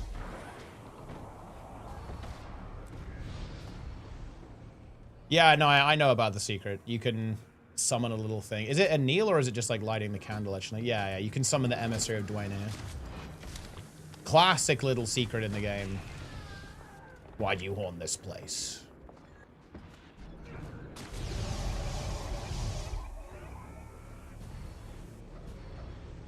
If you're taking political advice from Twitch streamers, you need to re-examine your life. You know, I mean, obviously I would say this, but like, here's the thing. Like, this is where the conversation is right now, Jestrack. And look, I'm not pretending to be some kind of political expert, but, you know, I like to consider myself fairly well informed, at least when it comes to the UK. But I mean, look, this is the reality. Like, politics is no longer, dude, nobody gives a fuck, especially with young people. People do not interact with politics in the real world. People interact online, on Twitter, on Facebook, social media, right? Twitch streams, yeah, 100%. Like, this is where the conversation is.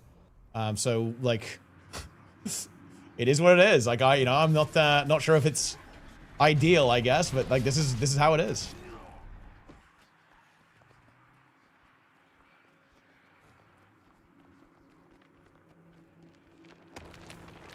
Shrimple as, indeed.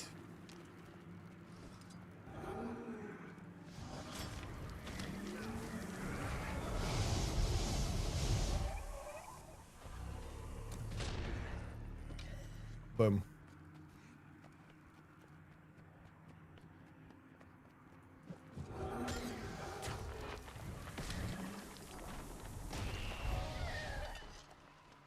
Easy heart complete. We've got a lot of map completion done today. Look at this. We're 74% on this map as well. We're actually cooking. I've slightly got a bit disengaged with the world bosses now.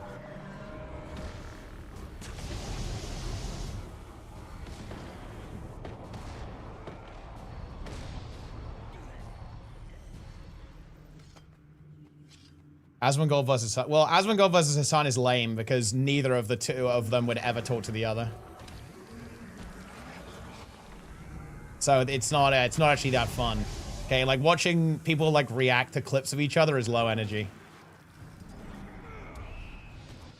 It's a shame actually because they have actually talked to each other in the past, but a very long time ago, before things were quite as heated as they are now.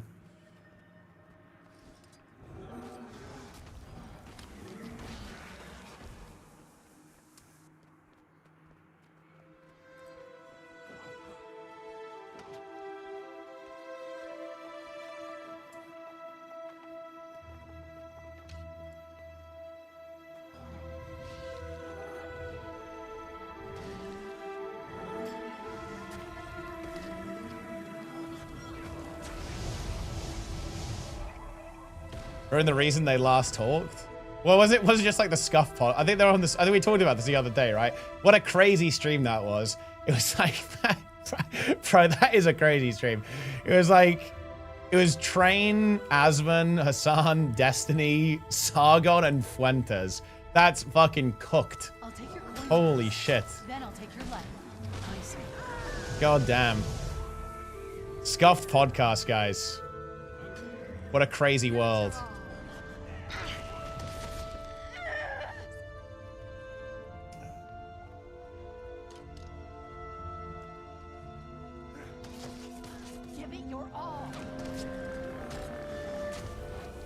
Train moved on. Well, he just says Gamba now. He just says Gamba stream on Kick now. I haven't seen his stream for ages.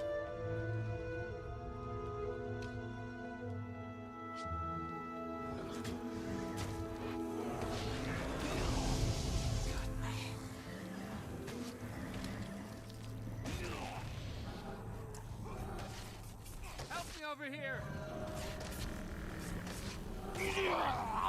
It is time for this waypoint.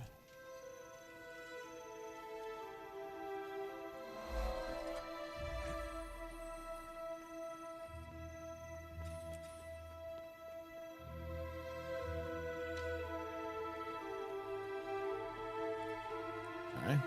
I think we've got to go in this cave. We enter the cave.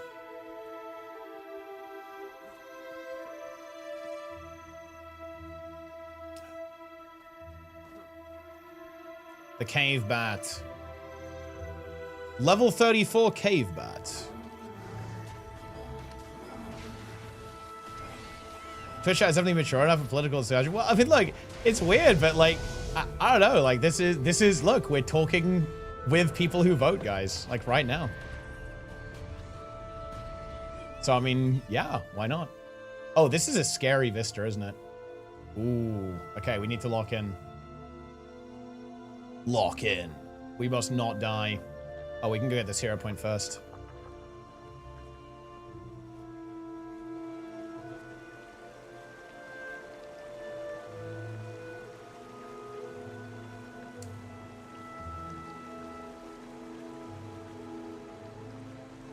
It's time. Drop farming mode engaged. Ah, very good. Feast on the drops. Consume them.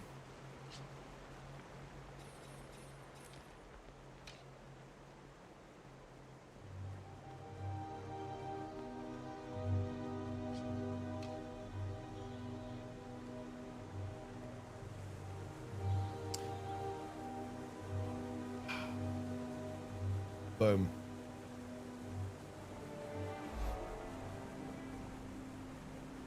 Bone Rattler Caverns. That vista was not as dangerous as I thought it was going to be. I guess there's 2 ways to get up here, and we went the really safe way.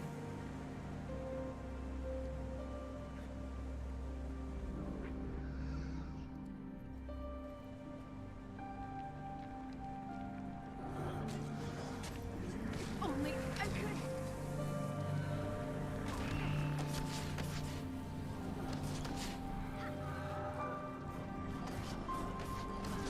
Shout out to drops. I mean, I love drops. I mean, who here doesn't love drops?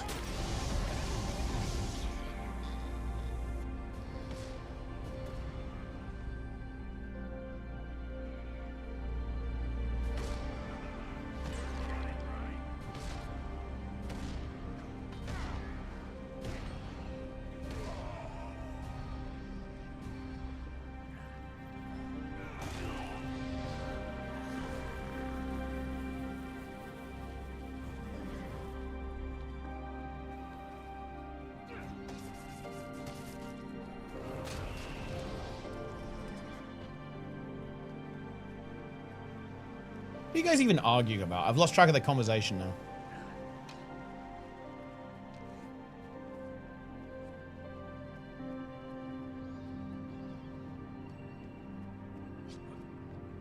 Ooh, mushrooms. It's a nice little spot, isn't it? Mountain Root Lair. Oh.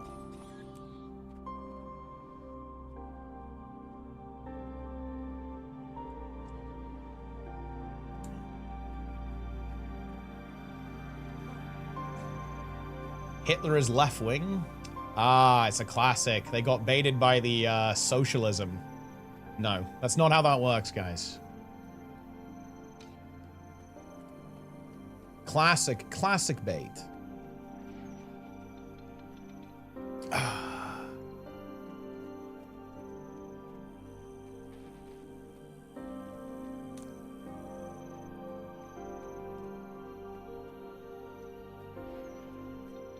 The ultimate range beta.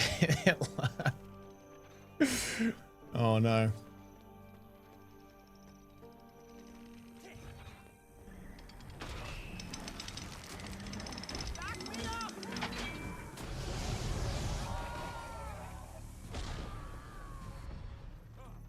But anyway, to be honest, guys, I think that'll do it. All I'm saying is modern games are actually based. That's my take. Do I really have to say anything else, guys? Modern games are based. It is what it is, guys.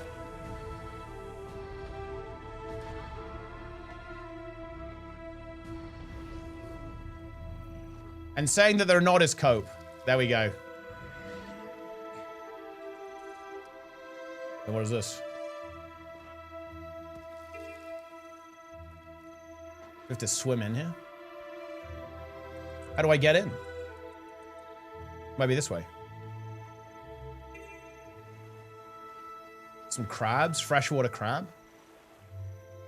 Are there more world bosses to do? Oh, it's Jawmag coming up. I can go and die in Claw Jawmag. It's time.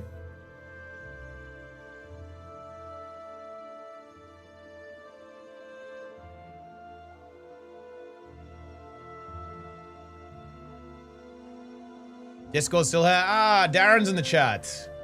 You a big fan of Discourse, bro? Wait, when have you done Discourse stream, Darren's? When have you done that?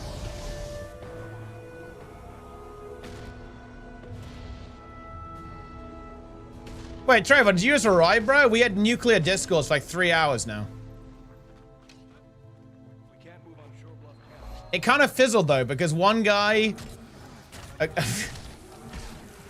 wouldn't give his common sense takes. He was saying that like multiple far right parties were not even right wing. So he was like, you know, he wanted more, you know? And I was like, okay, well, you have to say your opinion then, but he wouldn't do it.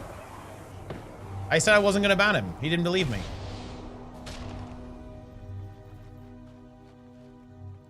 I think he was probably about as far right as Jester is.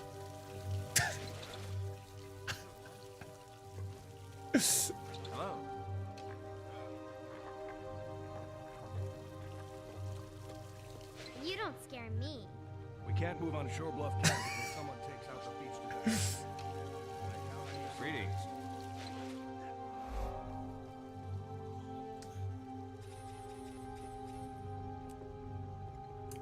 Since wasn't very common. I think there's some chance of that, yeah.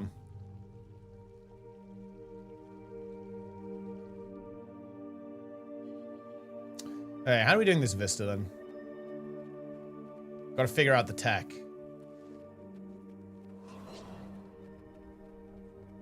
You have a powerful outfit pick for the UK? What's it gonna be?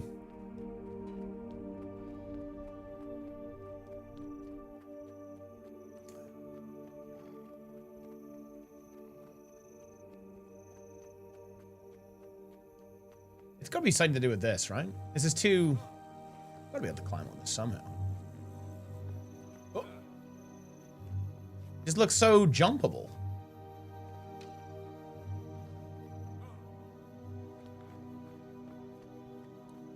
Oh yeah, there was immediate discourse. Drops triggered discourse within seconds.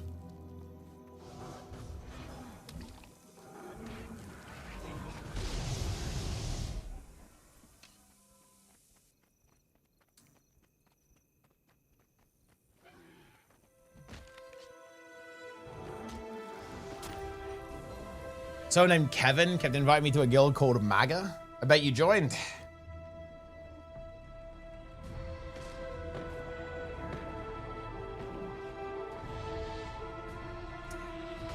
Inv.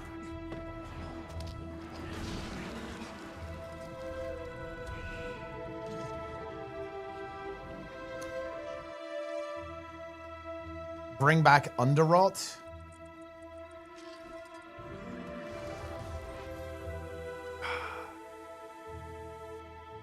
The value of poultry, I can't leave the mowers alive. Yeah, because the poultry meat's actually pretty valuable, isn't it? I don't think it will drop for me, though, because I haven't done the quest.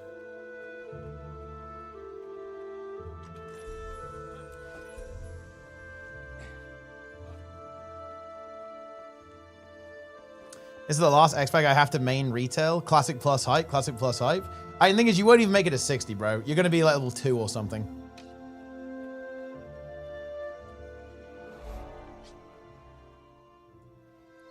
You won't even make it to 60. I'm 2-0 on New World. I mean, yeah, because you bought a boost, probably. You likely bought a boost. And also, Jesse, you have faced multiple embarrassing deaths in New World. And in Guild Wars 2 as well. No, and Classic WoW, rather.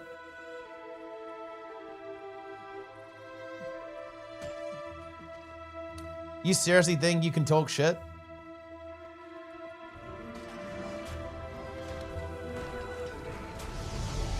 Well, here's the thing. Jester is going to be in Group 2 as well. He is going to be assigned to Group 2.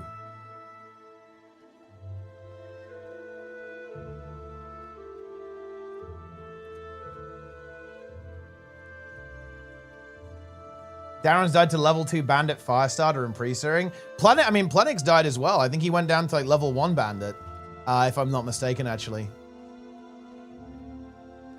Jester also went down in Guild Wars 1.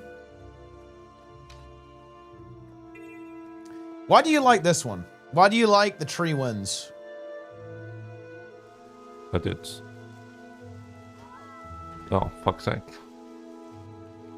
Oh yeah, now we gotta do that, man. But it's... Oh, fuck's sake.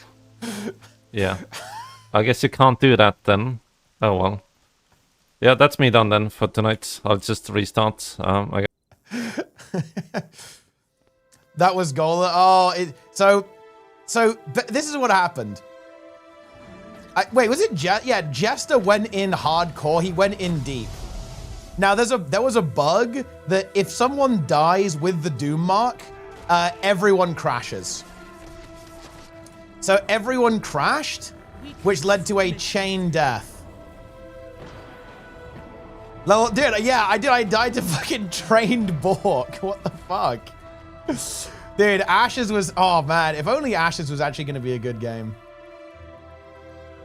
Yeah, I think... Wait, did Darren's go down? Darren's went down. Lynn went down, I think. Mice went down. A lot of people went down.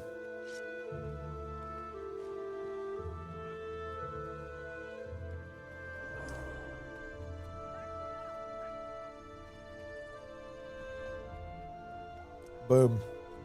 Was that Ashes? Yeah, Train Bork is Ashes. What a shame. What a shame, guys. We will never get to experience Trained Bork in any real way. Died to level 10 Etten in Guild Wars 3. Exactly. Level 10 Etten is coming.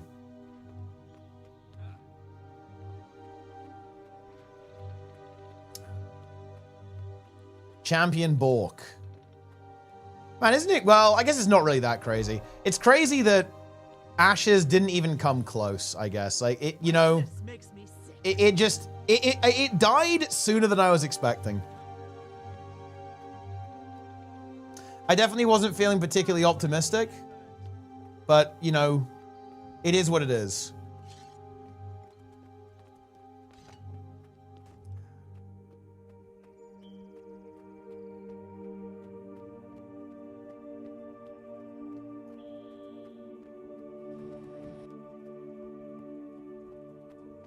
I need help!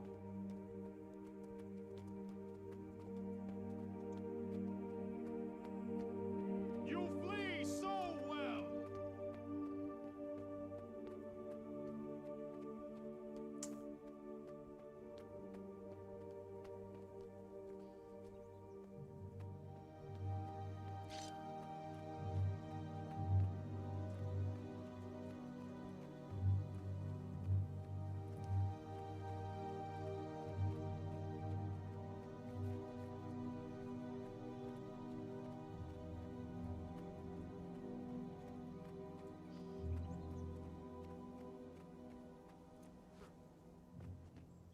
Maybe this next open world PvP MMO will succeed. Well, I mean, I don't think open world PvP is necessarily the problem, actually.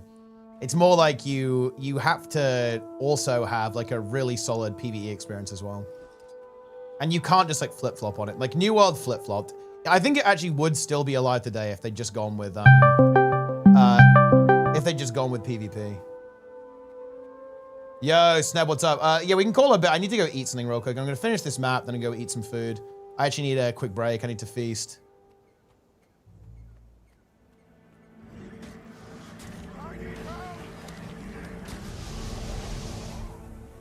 Snab in the chat. The goose. Yeah, I don't have streamer mode on. That was insanely loud. But I do like that it made the chat type wokeger, so that's actually kind of content.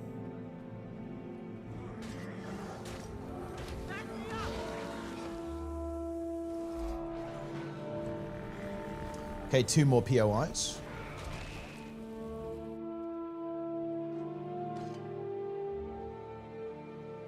We have nearly finished the Harathi Hinterlands. Never been the biggest fan of this map, to be honest. This one is not so good. Or at least I think so. I think it sucks. Oh, one with the 10k map currencies each from Soto. Any tips? Just, to be honest, just don't look at it. Like, keep playing the game. And just don't even think about it. It will happen a lot quicker than you think.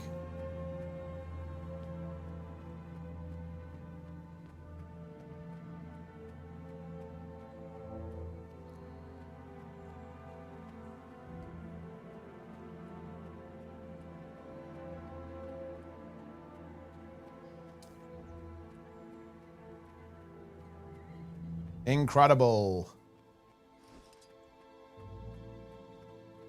What's your favorite core map? Maybe Kershaw.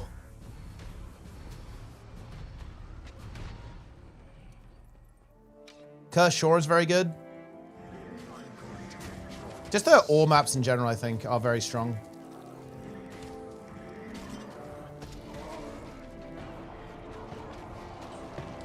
Malkor's Leap, straight to Devastation. All very good.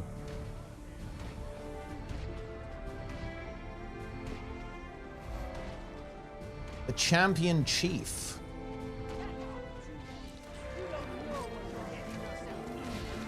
Okay.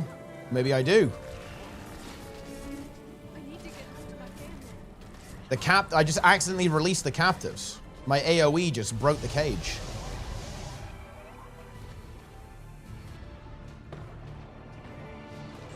Gotta CC it again.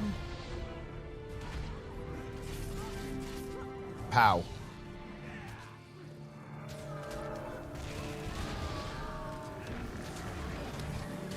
Timberline? Yeah, Timberline is good.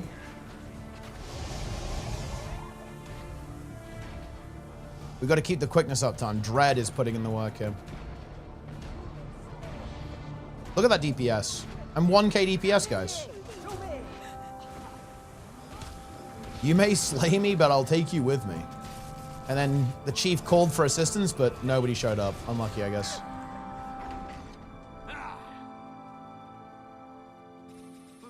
We did it.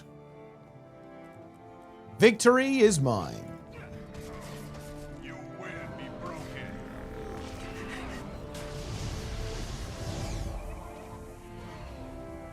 All right.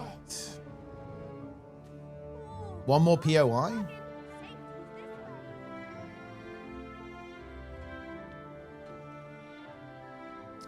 And then we are complete.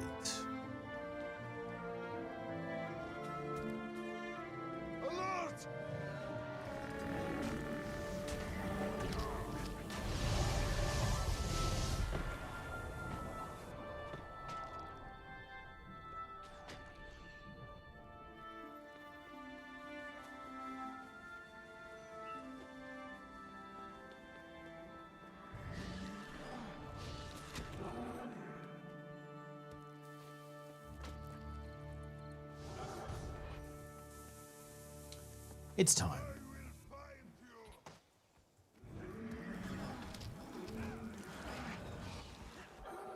Oh, blessed dream. Hey, thank you very much, Sun for Life.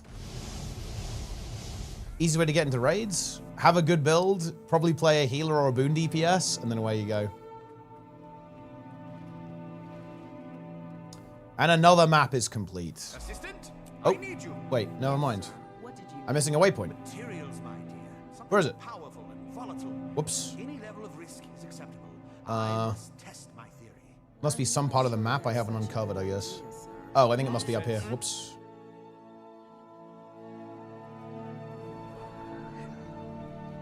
Sharky the Destroyer. Look, with a goofy name like that, I'm afraid, guys. I'm not going anywhere near that shit. It's going to one-shot me or something. It's going to literally nuke me.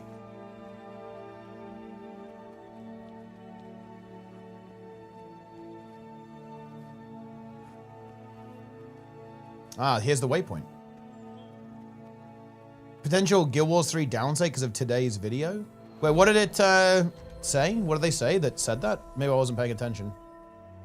And yet another map complete. Beautiful. What's our map completion at now? 54% map completion on hardcore. And if you think about it, we've kind of got a really big part of the way there. Because we've done 192 hearts. That's a lot. Oh, wait, is there a leak? Oh, wait, player down. Interesting. Ah, okay, yeah. I mean, that actually does look pretty, pretty likely then. Yeah, I mean, if that's in the video, then I guess yeah, it looks like there is maybe a downstate element to it. There we go. Look, another map in the puzzle has been completed. So we could actually finish off all of the eastern part of the world, couldn't we? We could do all of that pretty quick. Plains of Ruin, I feel like takes a while.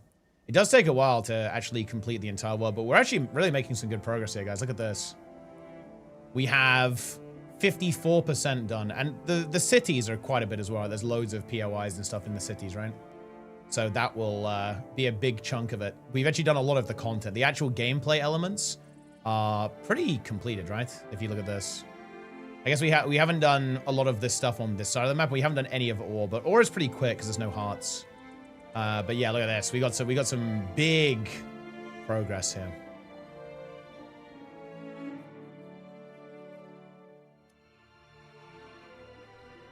Maybe you could show me some moves.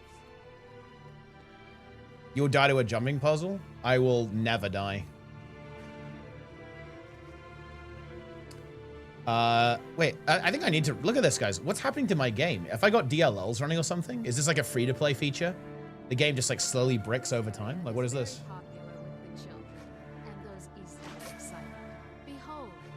This is really weird. Incidentally, this is also where 80% of all tour-related injuries occur. Please watch your step. Was happening to me earlier. Wait, this was? I'm just gonna restart the game, see what happens.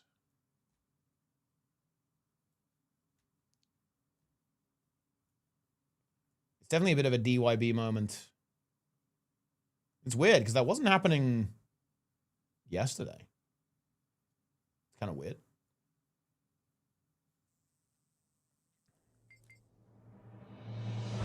Oh, it was confused with where I was too. It tried to put me in Harathi, but then realized I'm not actually there. Huh, and it spawned me at the default spawn location. What the hell? Does appear to be back though. All right, we are so back.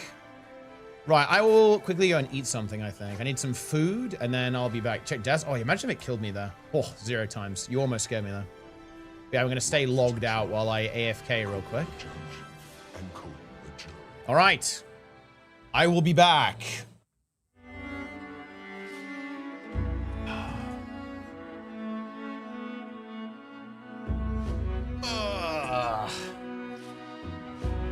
One moment.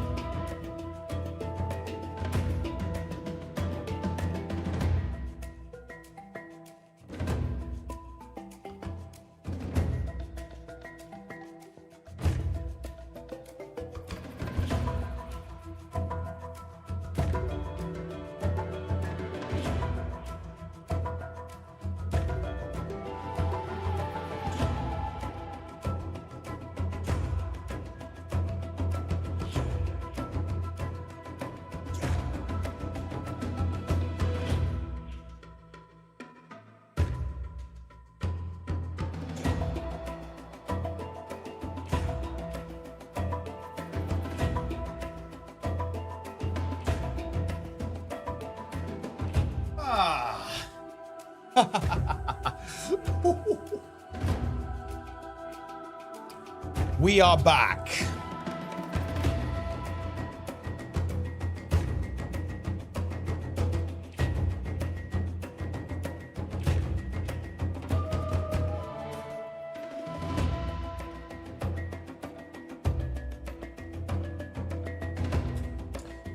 From Shogun? I think so, yeah. Like, I do actually. It's funny.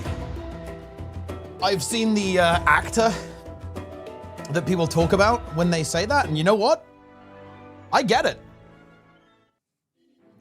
Let's go. I'm calling the goose.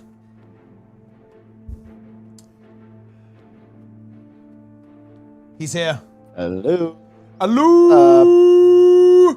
Dude, I gotta say, when we were in command prompt last night and we hit enter and it said installed, that was a glorious moment. I gotta say, I walked away from that thinking, wow, I feel really satisfied. I mean, we got it working, right? We got it working for real. Yeah, it's crazy. Yeah. Yeah, for sure. Shout out to Renorb, God. Shout out. Yeah, Renorb, King. Yeah. It's funny actually, because I have the particular tech that you're using there, that has never been used by anyone except me. Wow. Because the version that Mela and MM used actually just used the official embedding system, Snab, to view the streams. Oh. That's right, Snab. I see. That's correct. Spectating raid tournaments was utilizing embeds. Oh, man. Yeah. Controversy. Multiple streams were embedded into my stream. Don't tell Darren's about that. Yeah. Yeah, don't. He'll create a manifesto or something. Yeah.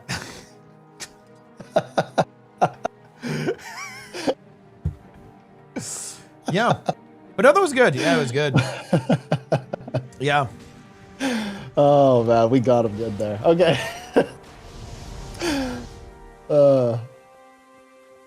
Yeah, so what have you been up to? You're playing the hardcore character, yeah? Yeah. I'm just gearing up. Basically farming wizard coins, farming ascended gear. How much gear do you have? So right now I have 3 ascended armor pieces and a weapon, both rings, an amulet, and 1 accessory. I'm basically working on the second accessory now. Let's see. Yeah.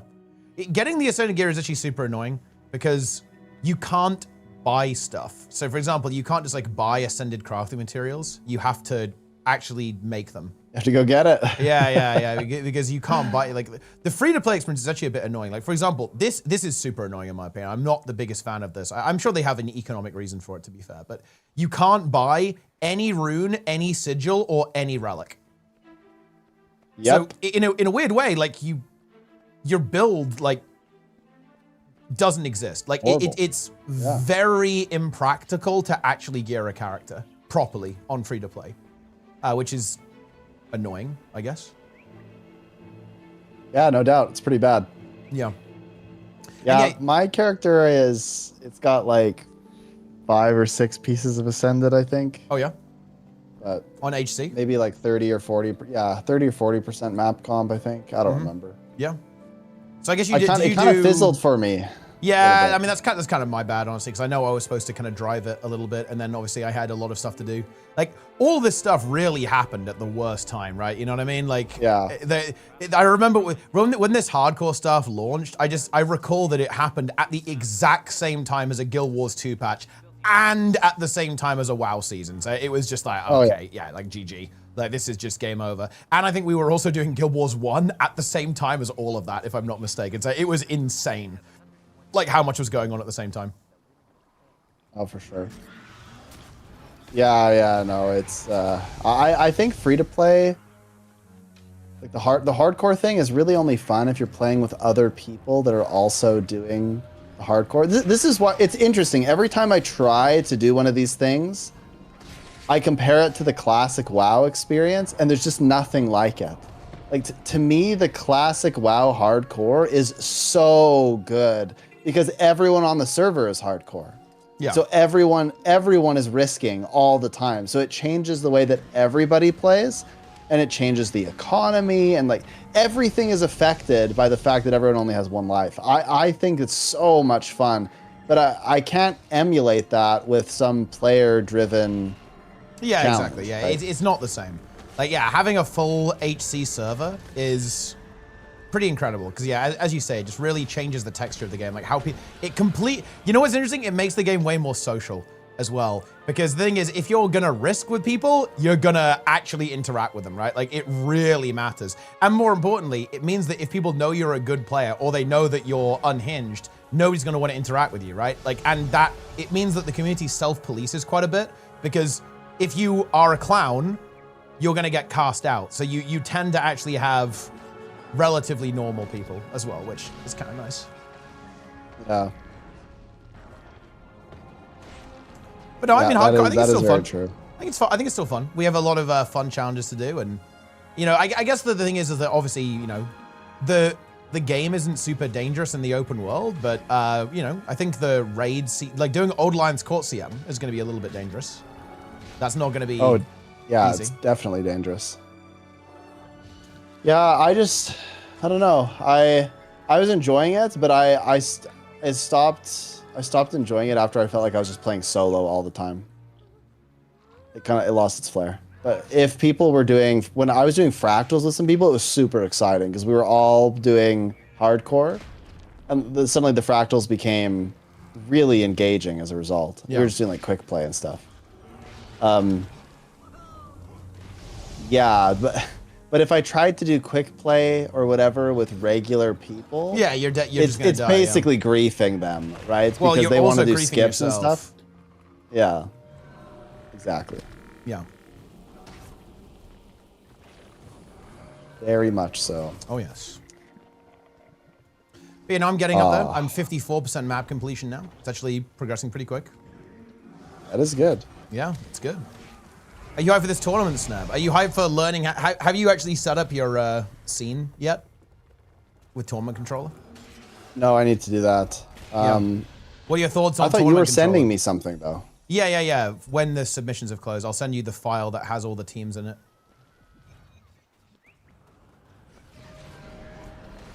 I'll send you the files.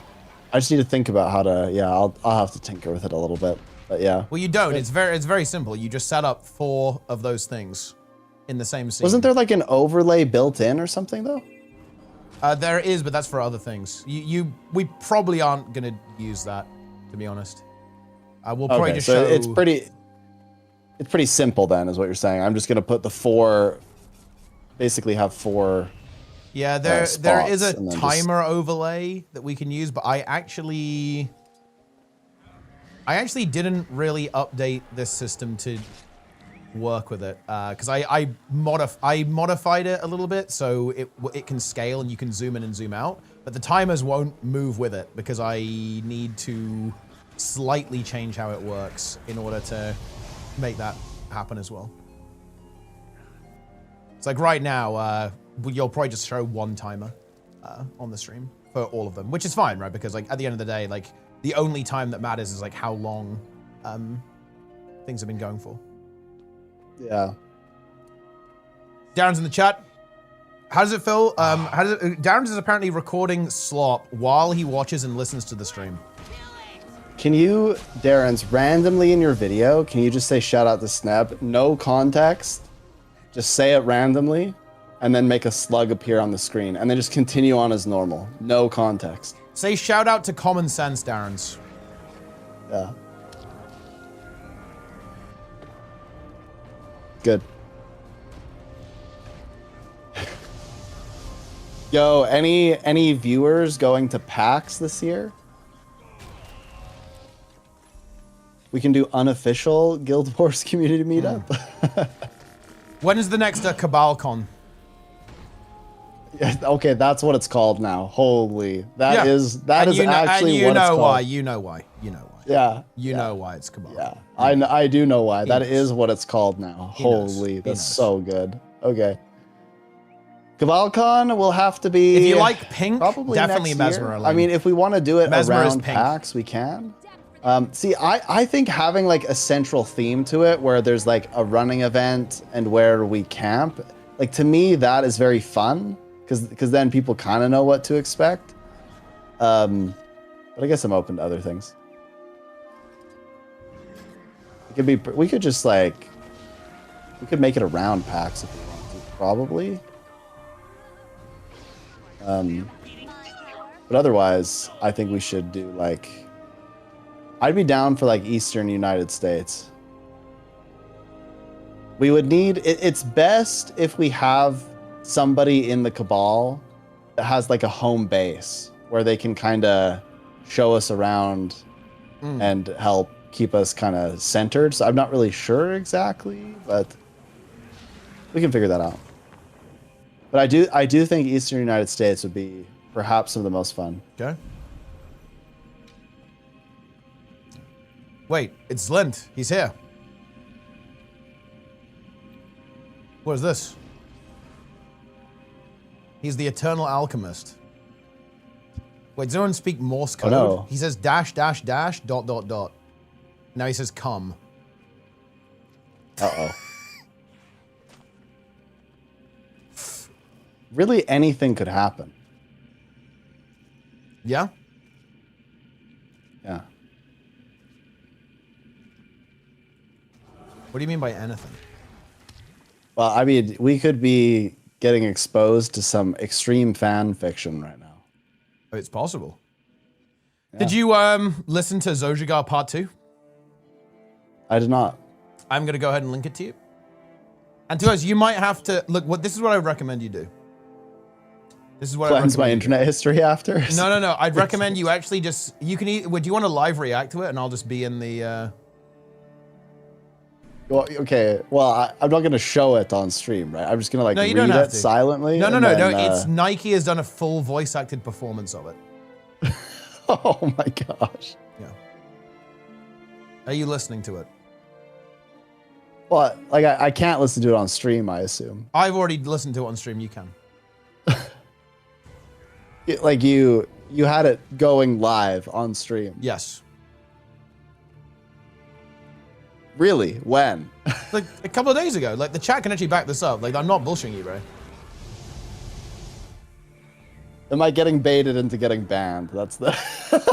Play the video, Snap. It's a masterpiece. Okay, well, did you send it? Yeah, you did. Yeah.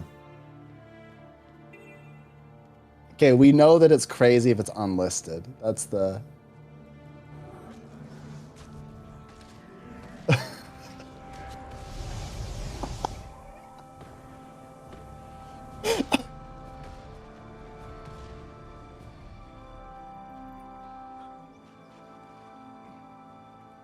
What do you think? He just straight up uploaded it to his channel. Yeah, it's public now. It's not even unlisted. It's not even unlisted. Yeah. Oh.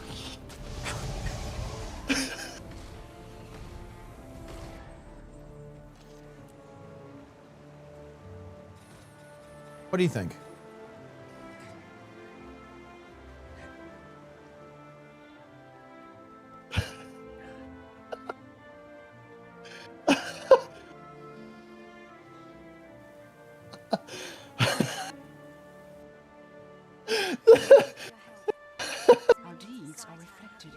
The voices he's doing, they're almost a little bit mischievous. Like it's a lover of women and char. No, he said a lover of women and men and char. Is that what he said? What? Oh my. Humans may not exhibit much intelligence anymore, but they seem drawn to the natural defense system. I'll need some help healing the plants and restoring them to full functionality. I've got to stay here. Are you enjoying it? Can't both leave the oasis. Of course. Noble of you. Maybe they'll leave me alone for once.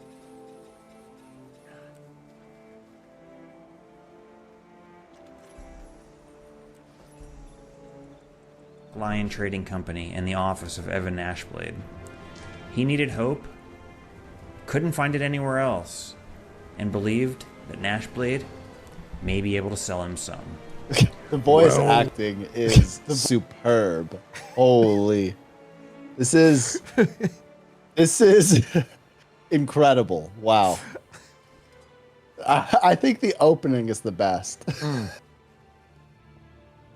Confirmed canon lore. The comments on this are absurd.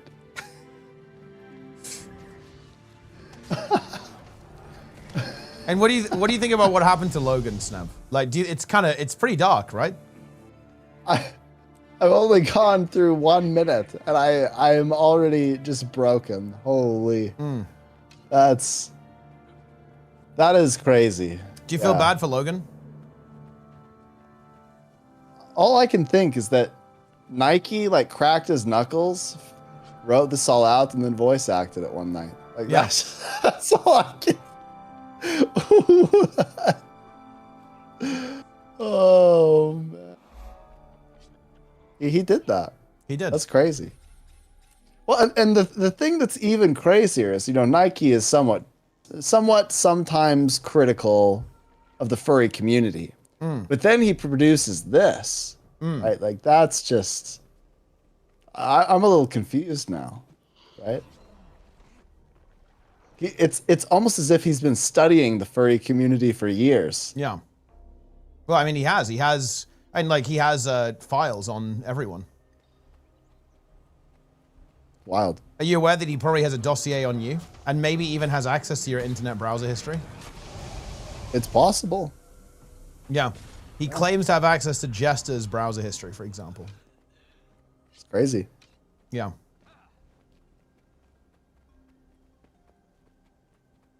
Wow. I am amazed. I wish I could voice act like that, That's Well, you did. You voiced the Double Dragon story. I just told a story. There weren't like voices. Yeah, but I mean, it was like reading an audiobook. You could say. Yeah, the Double Dragon story is good. And for those that don't know what we're talking about, they do need to buff Double Dragon in Guild Wars 1. Yeah. It's not powerful enough. It is very funny that they didn't realize that, isn't it? They had no idea on Tea Time. They were unfamiliar with Double Dragon. That was funny. Yeah. That was extremely amusing, actually. Like an unreal level of amusement for me. Yeah. At first I thought they knew, and then when I realized they didn't, I just kept referencing it just to see if anyone would be like, bro, what are you talking about? But they didn't. They just kept going. Yeah.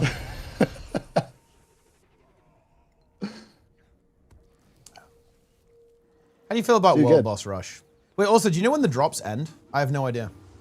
Sunday night at midnight. Sunday? Wait, so, okay, so like basically Monday, very early for me then? Just a weekend. Yeah, okay. Basically 5 days. Little micro drop? Drop the bombs a bit. Do people know about these? Actually, no, I didn't know about that. I only know because Lara told me. Because Lara read the post and I didn't read it. Yeah, I had no idea that this was happening until yesterday. So I had to call my gym buddy and be like, I'm not coming to the gym in the morning. Because we usually go at 9. Yeah. And if I go at 9, we're usually there for like an hour, hour and a half. And then it takes me some time to like cool down and get home. I'm about to expose Sneb. Sneb, what's coming in the next patch in Guild Wars 2? When even is the next patch? That's what I'm fucking talking about. Yeah. Why do you think I would know? I have no idea. Bro, you're a ArenaNet partner, bro. Hold on. You are a paid shill. You are a paid shill. You are a paid shill. Hold on. Okay, I got this. I think, isn't there a last part of the story and they still need to release an LCM and isn't there a fractal? Yes. Okay, all right. Yeah, see, I know what I'm talking about. There you go. You missed Convergence, though. You're clueless. Oh, yeah, I completely... Look, I have a hot take about Convergences. It's too many people. I don't like organizing it. I don't want to do it anymore. So basically, it's too difficult. No, it's not too difficult. It's too difficult to find 50 people. If it was 30, I think it'd be way better. Are you saying the game is dead? Are you saying the game is dead? No, I'm saying that people are busy and it's just hard to get 50 people to coordinate. It still happens. Like, don't get me wrong. Like, there are communities that do it and stuff. But if I just want to like we had this going in a while for SG, but as more stuff came out and there were competing priorities, it got harder and harder and harder to get people to consistently show up. right? So we had to stop eventually because it would take us like an hour to get everyone organized. It's too much. So you're saying the game is in maintenance mode? Well, I don't think I said that, but I think that's what. Yeah, when are they going to put AI robots into the game that play the game for you, so that you're like a solo player going around alone in a map, and everything just auto completes as long as you're running around? Oh, you know what that reminds me of? That actually reminds me of a very important conversation I had one time with someone on Reddit. Okay, what was it about? We were talking about like difficulty in games, and I said that if the meta event didn't have like a little bit of challenge, a little bit of pushback, that they wouldn't feel very worthwhile to complete. It would be as if you never really earned anything. You just kind of sat there and stuff happened, right? You weren't really engaged or a part of anything. So my argument was essentially that there's value in having a little bit of friction so that when you do pass it, it feels better, right? Like it's okay to fail a little bit so that passing feels meaningful. And they said that they did not care about that at all. And I said, okay, so what you're telling me, if I understand correctly, is that if you were to just show up and every event auto-completed and you got the rewards, that you would be satisfied with that. And they said yes. And then at that point, I was just like, huh, okay, difference of opinion. There's nothing I can say, right? Like that is really interesting though.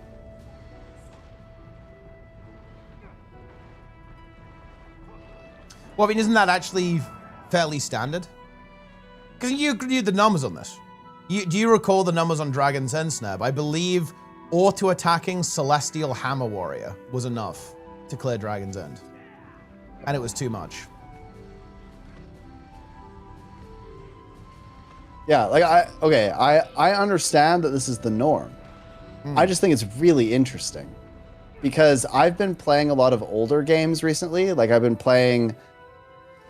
exposing my daughter to like older video games. Like I'm showing her Zelda, Link to the Past. We played through Ocarina of Time. Like these are not easy games. Right, like the bosses don't just fall over. Like they deal a lot of damage, and you will die. Well, like, you can lose in these games, right? I would say though that this is actually a phenomenon that's pretty isolated to MMOs, actually, not to other games. I think if you actually look at games that are really, really popular, a lot of them are actually kind of difficult, or at least have content that is difficult or modes that are difficult.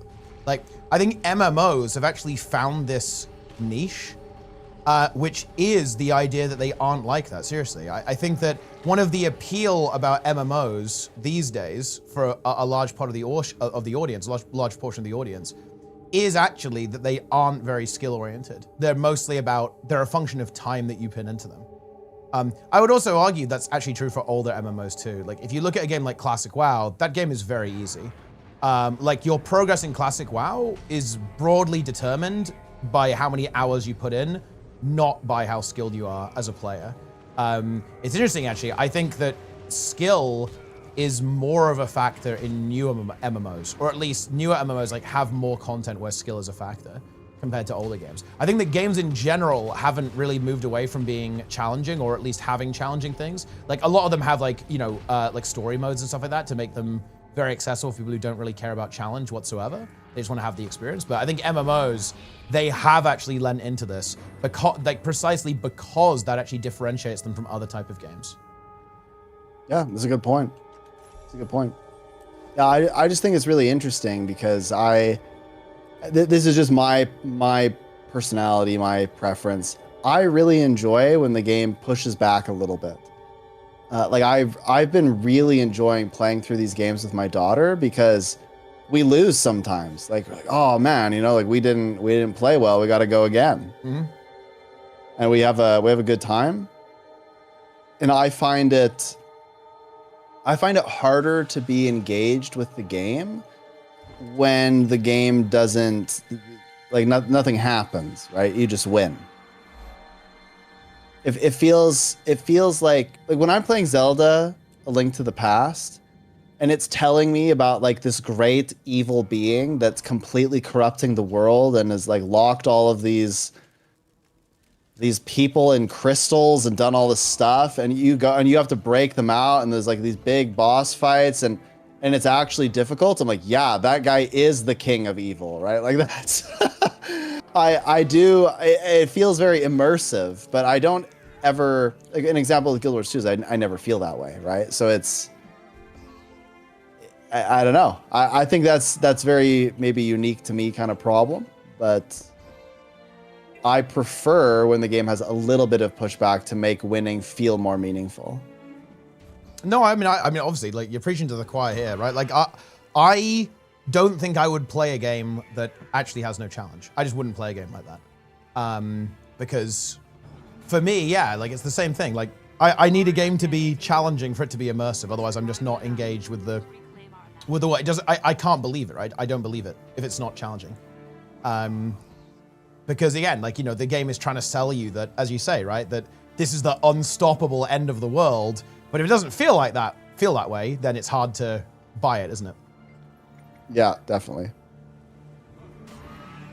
Definitely. Yeah. Sneb despises casual players. Yeah, that's what you got out of that. It is, yeah. That one, look, you know that's what people would respond to that. That's what people would say if they listen to you or they replied to you on Reddit. That's what would happen.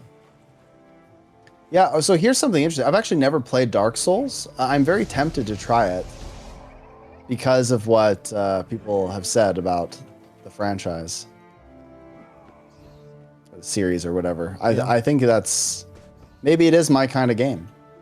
I feel like I have deprived myself of good video games because I've only played MMOs. And of course there are good MMOs, and I've played, like we're playing one right now. I really like Guild Wars, but I've always focused on the social aspect of games, but more recently I've started to play single player games with my daughter and just realized how much I actually do enjoy some of these single player story experiences. I think playing with my daughter has really slowed the games down for me because I'm reading the dialogue. I'm reading to her so that she understands what's going on. But then as a consequence, I better understand what's going on because I need to be able to explain it to her. And this has made the games far more interesting and immersive to me. And I'm really enjoying like the narrative and the story of these games. So I keep looking back at all these games that I probably missed over time. Like this one, people are going to brutalize me for this. I've actually never played Skyrim. I've never played the Elder Scrolls series really. So I feel like I'm probably big time missing out there. There's probably lots of these single player games I've just never touched. But they could be good.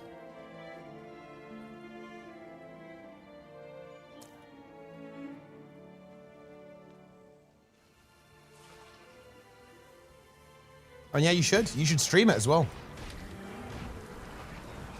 Well, I found this guy on YouTube and he streams Zelda with his daughter, and I was like, I could probably do that. Why don't you do that then? Well, you always tell you to go live, know. Sneb, and then you don't, okay? You're not even 60 in HC, are you?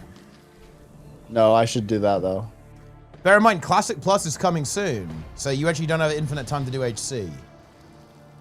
Because you have to play Classic Plus when it comes out. Bear in mind, me and Jester have both made it to 60. You have not done that yet. Yeah. We both made it. You didn't. Yeah, that's true. You need to go 60 in HC. Skyrim isn't really a game with story? Oh, okay. What would be a good... Okay. Give me suggestions then, people. What kind of games should I play? I have a 6-year-old daughter who's learning to read. It doesn't need to be a super kid game, if that makes sense. Like, I don't need to play, like, Hello Kitty Island Adventure or whatever, but I need to...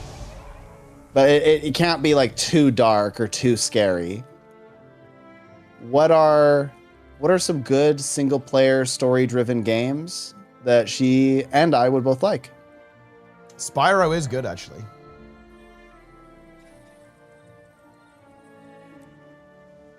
Have you played Mario? Yeah, we played. You should. Yeah, you 100%. Yeah. So I know you're a big fan. Yeah, we've also played a bit of Galaxy. Mm-hmm.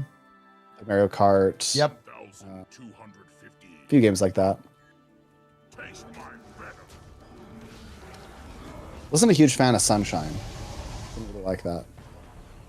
Have you played any of the 2D Mario games? No. They're actually really good. One of my first video games ever was Super Mario Bros. 2 for the Game Boy Advance. That's a good game. It's a good game. Mega Man is a good game. I really enjoyed Mega Man. I don't know if she'd like Mega Man though. What game was this? It was a Metroid game I had on the Game Boy Advance. Do you know what game I'm talking about? I had a Metroid game on the Game Boy Advance that was so fun. I don't know if she'd like that though. You should play Ratchet & Oh, Clank. oh, you know what Ratchet game & I was Clank playing with her is the other day? good.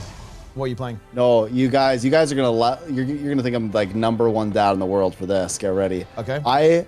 I said, okay. My daughter's name is Josie. I said, Josie, we are going to play Chrono Trigger. Ah, yeah. People do like that one. Wait. Yeah. She immediately was into it. You should play Little Big Planet.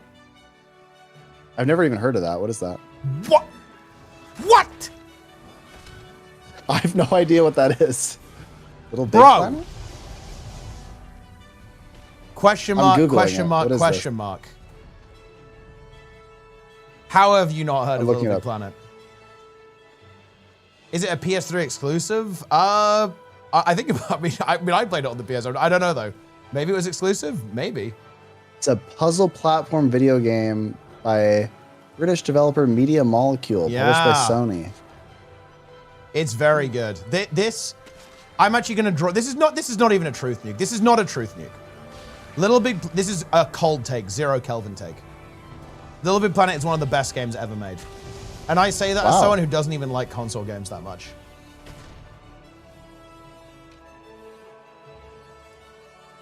Well, I never had a PlayStation, so that's probably why I didn't know about it.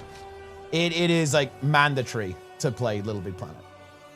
And it's also really fun. Like, what is it? Like, explain. Is it like a... Well, exactly that. It's a platformer, but it has a lot of focus on player-generated content.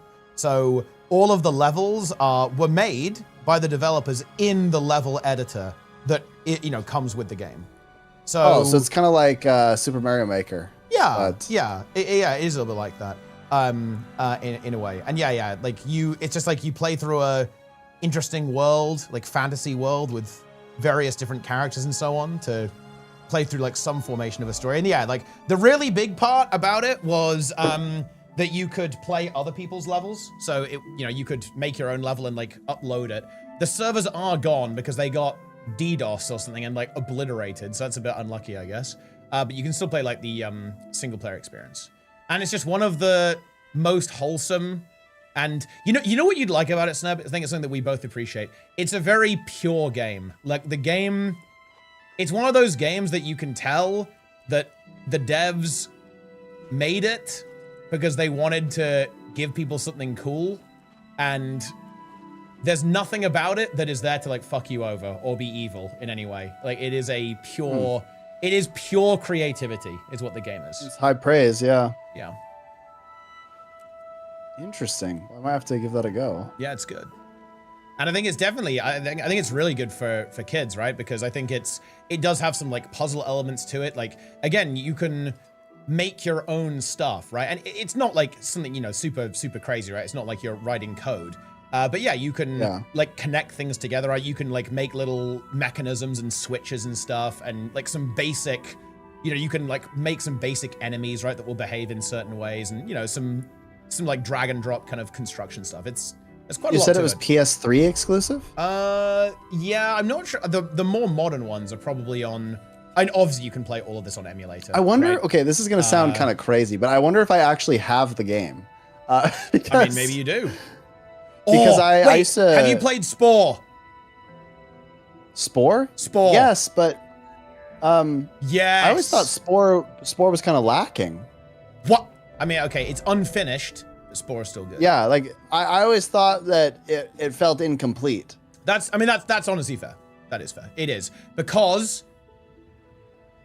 I'll tell you why. Because EA is the worst company to exist. Yeah, fair, I guess. Doesn't Jester actually claim? Oh no, wait, no. Jester claims. Oh yeah, no. He claims that Battlefield is the worst game ever made. He's wrong about that. Obviously, it's actually Command and Conquer 4 is the worst game ever made. But yeah, EA sucks.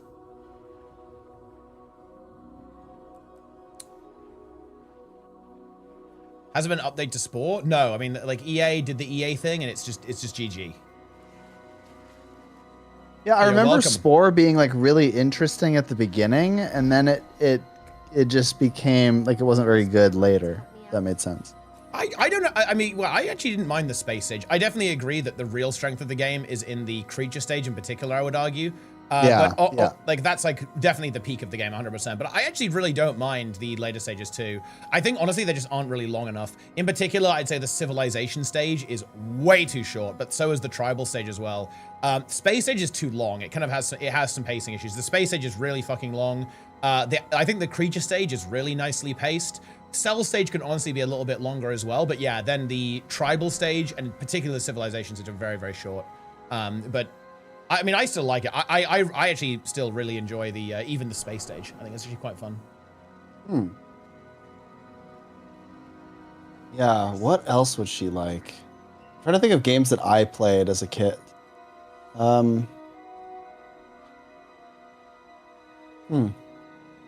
mean, I've kind of played. I played like Zelda. I played Mario 64. GameCube. Oh yeah, GameCube had some good games. Trying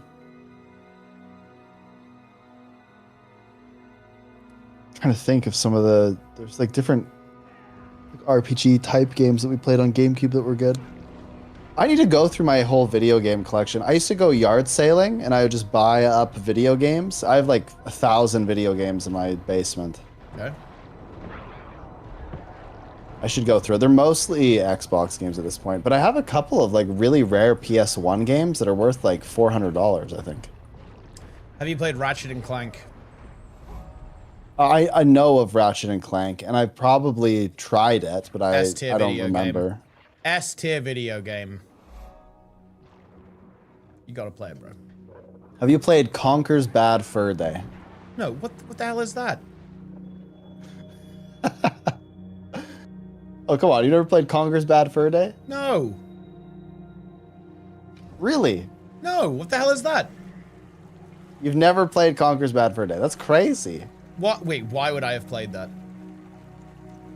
It's a great game. It's a Nintendo 64. Okay.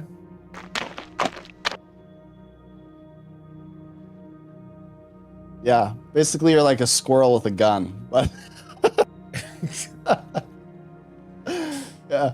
The multiplayer on that game was super fun. I am being linked some kind of boss battle where you fight like feces. Yeah. Giant feces.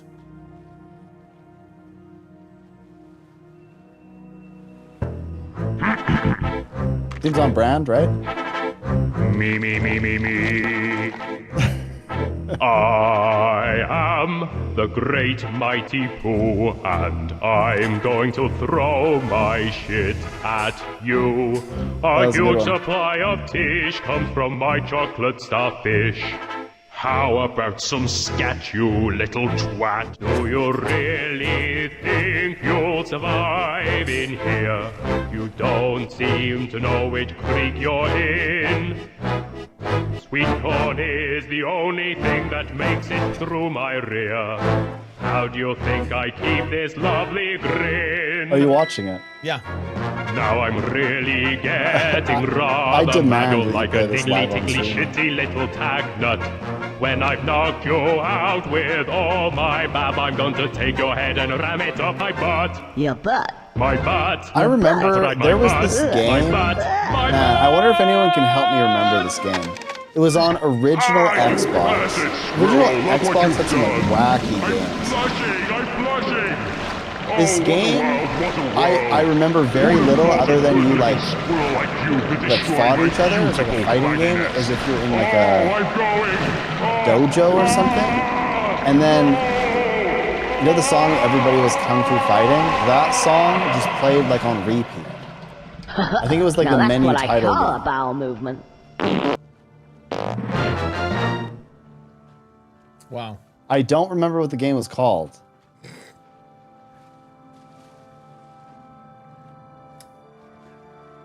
Epic.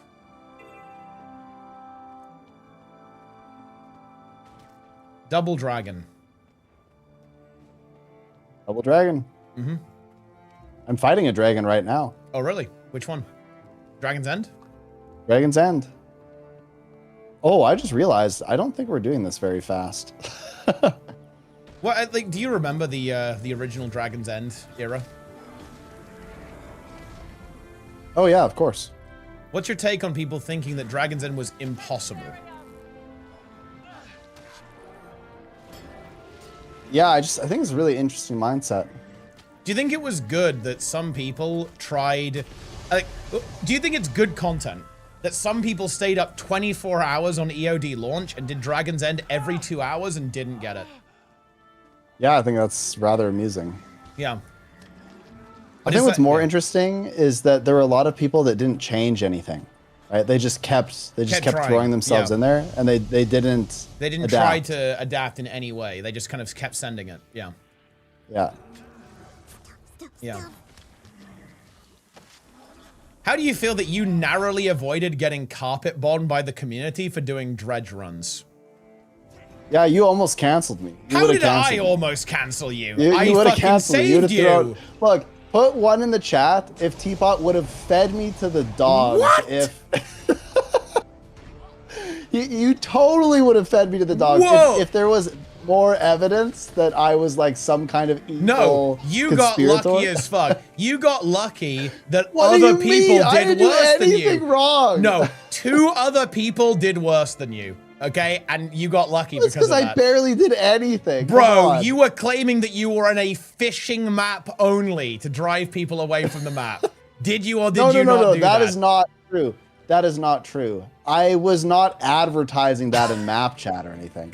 I was just saying, okay, everybody, let's go into the map like an hour and a half early and just sit here and stay quiet in the tunnel and funnel people in.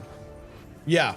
That's very different than maliciously tricking people into going to other maps by saying that Teapot is doing a giveaway in Lion's Arch and stuff, which people did, by the way. People did do that, yeah. People did do that. Yeah. And it worked. That's the craziest part. Yeah. What do you think about the people who were griefing, who said that like they will literally grief every map they're in fully AFK until ArenaNet nerf it? Yeah, that's a little crazy. Yeah. You know, it feels good that we live in a time where people who are, you know where I'm gonna go with this already, don't you? It feels good to live in a time where when people do bad things, they receive extreme consequences. So, would you say social consequences? Yeah, sometimes social, sometimes legal. You know, it just depends. Some Twitch streamers quit because they trolled and the community called them out on it.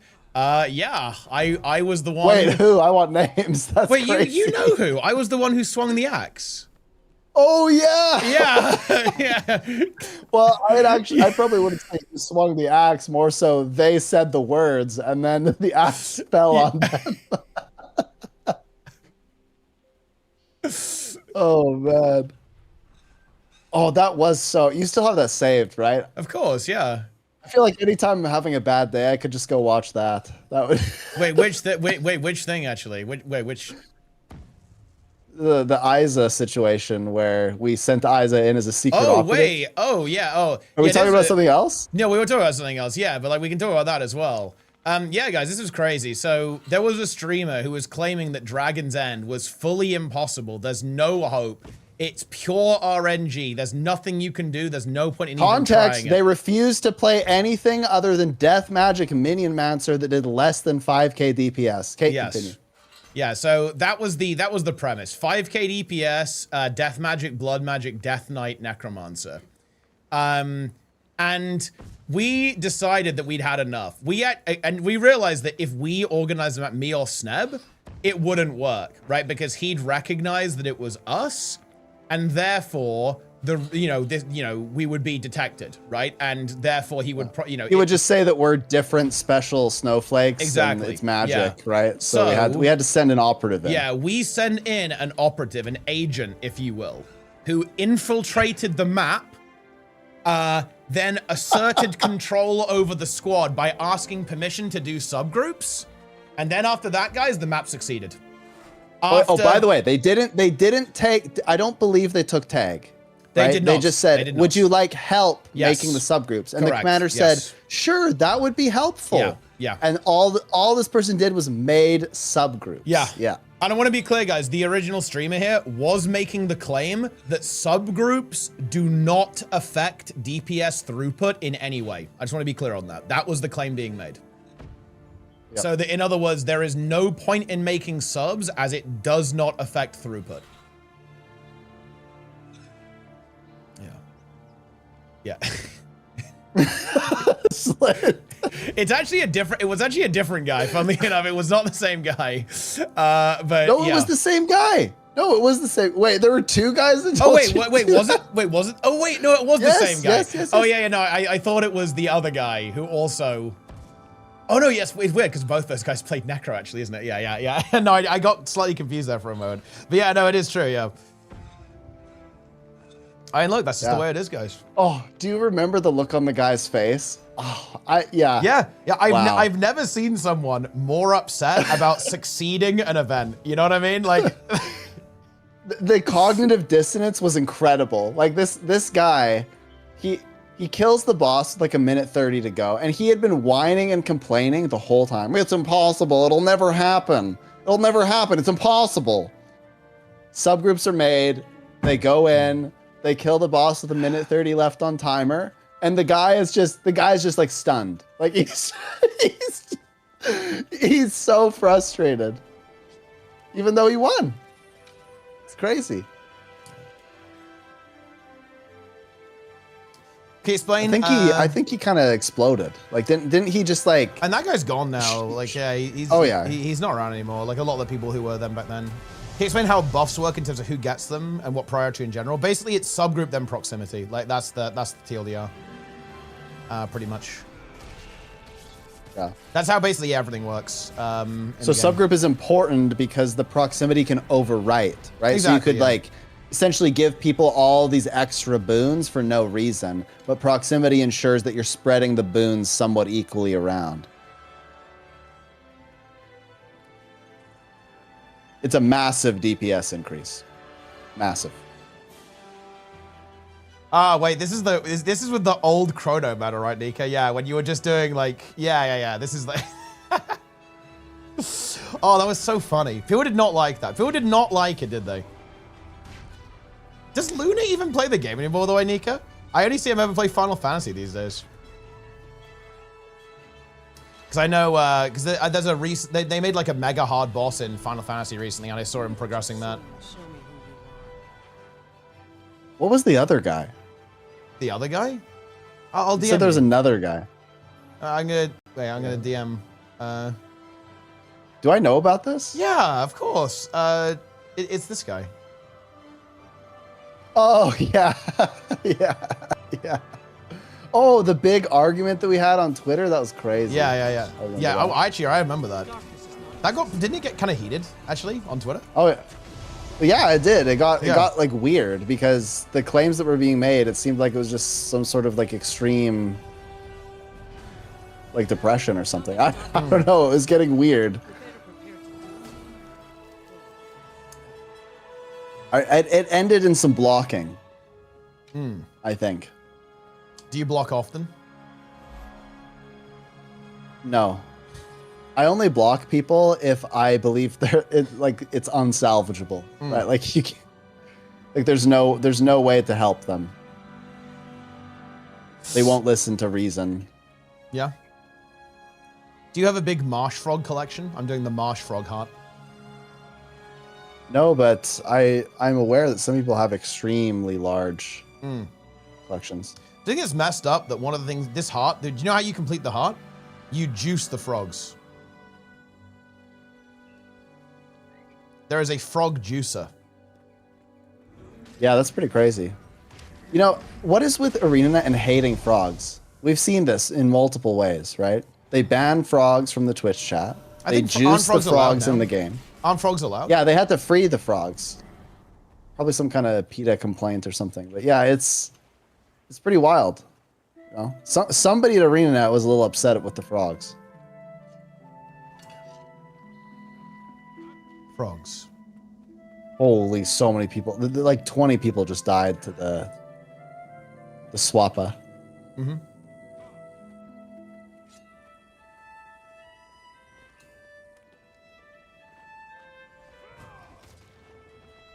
Swapper. Wait, are you gonna fail Dragon's End?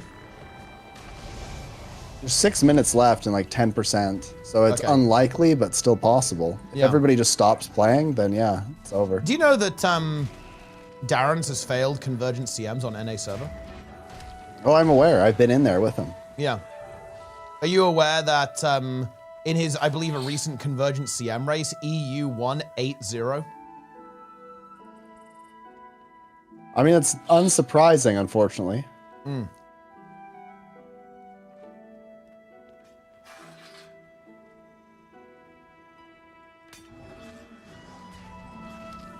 It's time. It's time. We did it. Mm-hmm. We're free. Darren's just trying to cope, saying that he won 8-0 sometimes too. But we all know the truth. I mean, Darren's, we know.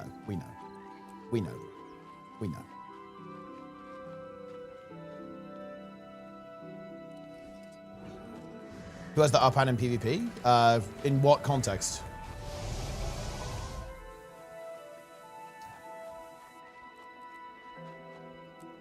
So when are you going back to leading Guild Wars 2 content hardcore daily, Snub? Hardcore daily? Yeah, so constant streams, constant community engagement in preparation for Guild Wars 3, for Project 3. You know, I'm doing what I can. I'm doing what I can. Mm-hmm. Yeah. I want to have like a more regular schedule again. It's just really, really difficult when I travel quite a bit and I have a lot of various obligations. It's very difficult to stay in major consistent. tournaments, EU has historically won in PvE, and NA has historically Commander Kel, won very well what's in up, PvP. Sneb? Hello. Man, I'm Back seeing when it lots of was people I haven't an seen in actual forever. pro Hope league, everyone's EU doing was well. very dominant though. But NA was dominant at the start, so it's kind of flip-flopped. Crazy.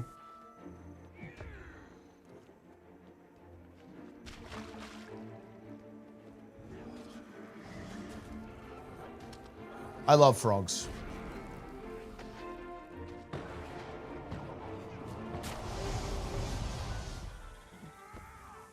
Have you done any World Boss Rush? Yeah. Oh, I did tons today. Yeah. Oh, yeah? Have you maxed it out? I don't think I quite maxed it out. It says I'm tier 4 of 10. Bro, you're not even close! You've done 12 I did World quite a few, too. Bro, you have to do 30 to max it out. It's pretty wild, because I did a lot, yeah. actually.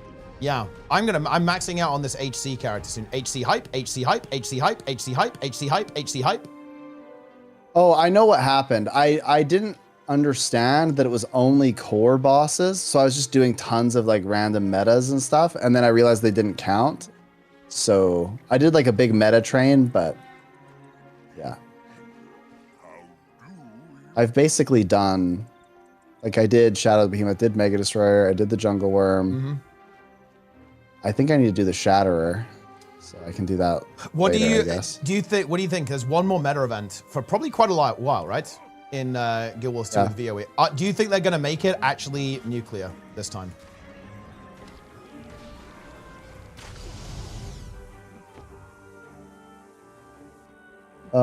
Because we haven't had, let's be honest, when was the last time we actually had a full-on big boss fight at the end of a meta event? Being charitable it's Air Park, if I'm not Yeah. mistaken. This is true. And Air Park, let's be honest, it's not a fan favorite, is it? No. So do you think they're going to go hard and deliver a fat boss? I hope so. That'd be good.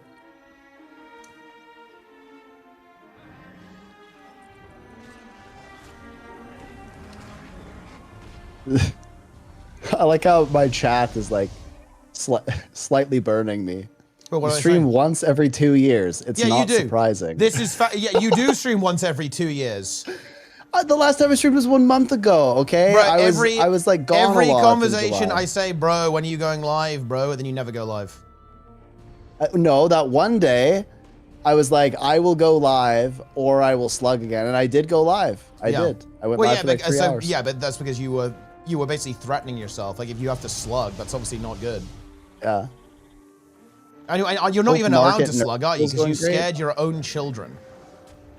Yeah, that's true. They are afraid of the mask. Not the slug, man. Yeah. That's what my youngest daughter said. Exactly. Yeah. Why do you think they're afraid of the slug? Because I would jump out around a corner and scream, and I think that was awfully spooky. Okay. I mean, yeah, I Or can see that. sometimes I'd be around a corner and I'd just like slowly peek around the corner with the slug mask.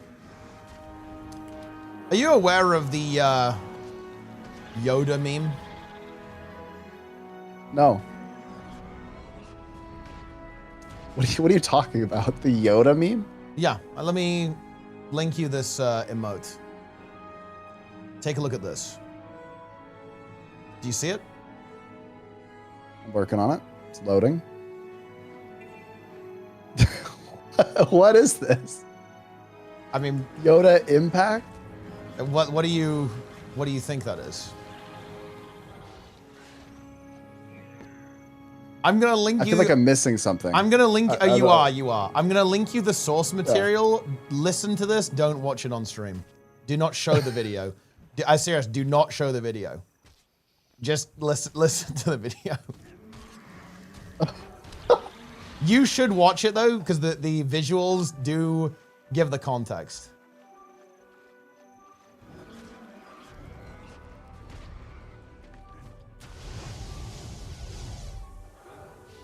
Have you done it? Yes. What do you think? Wow.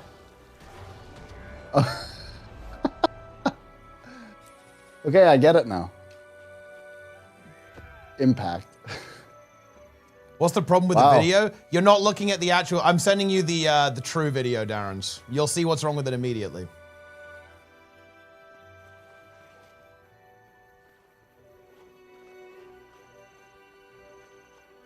You So even what do know you- what Yoda's name is? Wait, what are we talking about? What do No. what do you think about that? Like, what's your take? I don't feel like I have a very philosophical answer. I feel like I just witnessed like internet sludge, and that I'm gonna Yeah. have to wash it off like I washed the Vaseline off over a period of several weeks. Did it really take weeks to get the Vaseline off? It took like a week. I had soft, supply skin for a long time after that. It turns out if you cover all of your flesh in Vaseline, that your skin becomes very smooth. Yeah. But you're Oiled also very up. slimy, and everything you touch is slimed. I see. You were like a slug. Yeah.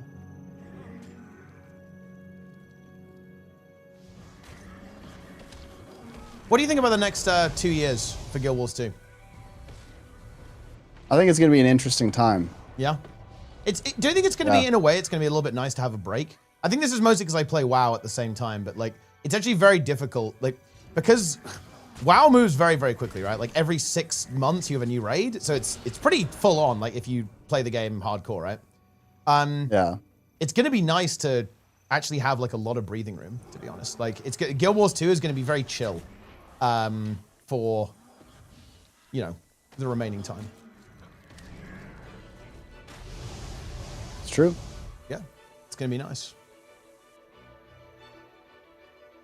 And actually, look, I feel like I have to bring this up. Nike has pointed this out a couple of times, and I think he's right to do it.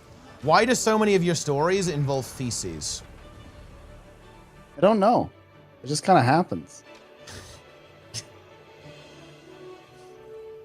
But would you acknowledge that it does happen like a surprising amount of times? There's feces involved. Yeah. Oh, I've ever told you. Okay, this actually isn't a feces story, but it's a good story. I have like this is a good family inside joke story. Okay. Okay. I don't remember how old I was fun. exactly, but I think I was a teenager and we were on vacation somewhere and we've been traveling and we're in a hotel and I have 3 younger siblings. So it's my mom, my dad, my 3 younger siblings and myself. We're all in there. I woke up in the middle of the night. It was like 2 a.m. and my dad is like super sick. Like he had like a sore throat and his, the sinuses, like the whole thing. Mm-hmm. And it just kind of hit him really hard in the middle of the night. And I wake up and we heard my dad say, "I just need a little support." And so now anytime in the family, this happened like 15 years ago. For 15 years, my dad has never lived this down. Every single one of his children, anytime he is like remotely ill, we just say, "Dad, do you need a little support?" And he's been clowned on for years. It's the greatest like internal family meme of all time. Okay. It's a good one. Poor guy. It's pretty brutal. Yeah, it's pretty fucked up. Yeah. And you ask Sneb how often he gets the dragon. Sometimes, well, the serpent, the serpent comes for us all, but the dragon is rare. Because like we had to wait before we started doing Infallible because someone said the dragon calls. And then they also said that the dragon calls them daily. If the dragon calls you daily, like you're unwell, you need to seek medical attention. If the serpent calls you daily, you also need to seek medical attention. Okay. Yeah. The serpent has come. Yeah. What do you think was the biggest content that happened while we were in Canada? What was like the big content that people missed out on by not? I think a lot of it was redacted. Like redacted. Yeah. A lot of it we can't ever talk. I thought there was some crazy comments on Tea Time, right? I think if you recall that. Yeah, there was one that definitely needed to be redacted and purged. That one was wild and crazy. Yeah. Insane. Yeah. Yeah, that was good. What else? I think just the fact that somehow we got everyone there and everyone had enough sleeping bags and stuff. Yeah, that worked out pretty well. I think we even had a spare one, right? I think. Yeah. We gave the spare to Darren's because he was like freezing to death. Yeah, I mean it was pretty cold. It was pretty cold on the first couple of days. It got cold those first 2 nights. Yeah. It was like I think it was like low single digits at night, right? So it was pretty chilly. I think. I also enjoyed the birds. Going to the bird place was good. Birds. Eagle Dawn. That was fun. Yeah. Yeah. Some of it we can't talk about. Yeah. Maybe we can eventually though. Who knows? Might be possible at some point. Yeah, I like how I'll keep this vague. My daughters made friends with one of the people that came, and that was very cute. They still talk about it. Yeah, you're in trouble. You're being replaced. Yeah. The heat wave better be gone next week from the UK. I think it is cooling down a little bit, but it's not going to be cold, Jester. Like just so you know, bro. It's not going to be, especially near London. It's going to be warm. Yeah. Oh boy. Just look. What do you mean? I can't control the weather, dude. What do you want me to do? It's not just going to randomly cool down. I think, well, I actually escaped Canada just before it got really hot, right? And I think mass mosquitoes attacked at the same time. So that feels pretty good.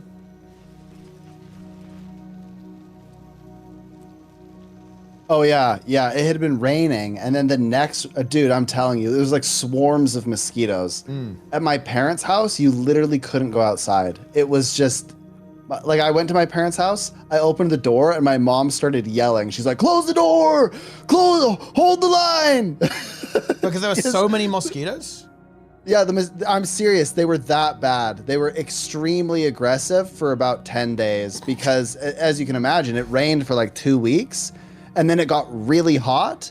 And so there was all this sitting warm water that was like the perfect breeding ground for mosquitoes. And it just went crazy. Like it was so bad that people were complaining to municipalities. And in 2024, they made it illegal for this certain kind of like insecticide. So you can't use it to kill mosquitoes anymore. And people were going berserk because they were like, I literally cannot leave my house. Like it is so bad. So they used these larva bombs or whatever, and they would like throw them in the ditches with sitting water, and that would like apparently help. But yeah, there are like 0 mosquitoes now because all of the bats and dragonflies all ate them. So circle of life, yeah. So were there like clouds of mosquitoes outside then? Yeah, it was. I'm telling you, like we drove out in the country a bit, and our entire car was just covered in mosquitoes. Ugh. Yeah, I'm glad I missed that. Yeah, I'm telling you, we would not have survived the camping trip because the mosquitoes would be so bad you'd barely be able to leave the tent. Yeah, it was nasty. But it lasted like 10 days, and now there are 0. Well, I mean, that's good, I guess. Yeah, it's weird. And look, maybe if you like to eat bugs, you could eat the mosquitoes. I guess, yeah. Bugs monthly. Yep. Everyone's got a number, Teapot. Yeah. I think there's some surprising answers, though, as I'm sure you're aware. Yep. Eat the bugs. Actually, look, I asked the question to my cousins, and it became very philosophical. Wait, really? Wait, which one? I asked them, I said, look, like imagine you're in a scenario where you need to consume a certain number of bugs or the world has a 1% chance of being destroyed instantly. Every day that you don't eat a bug or the certain number of bugs, you risk the 1%. Yeah. What do you do?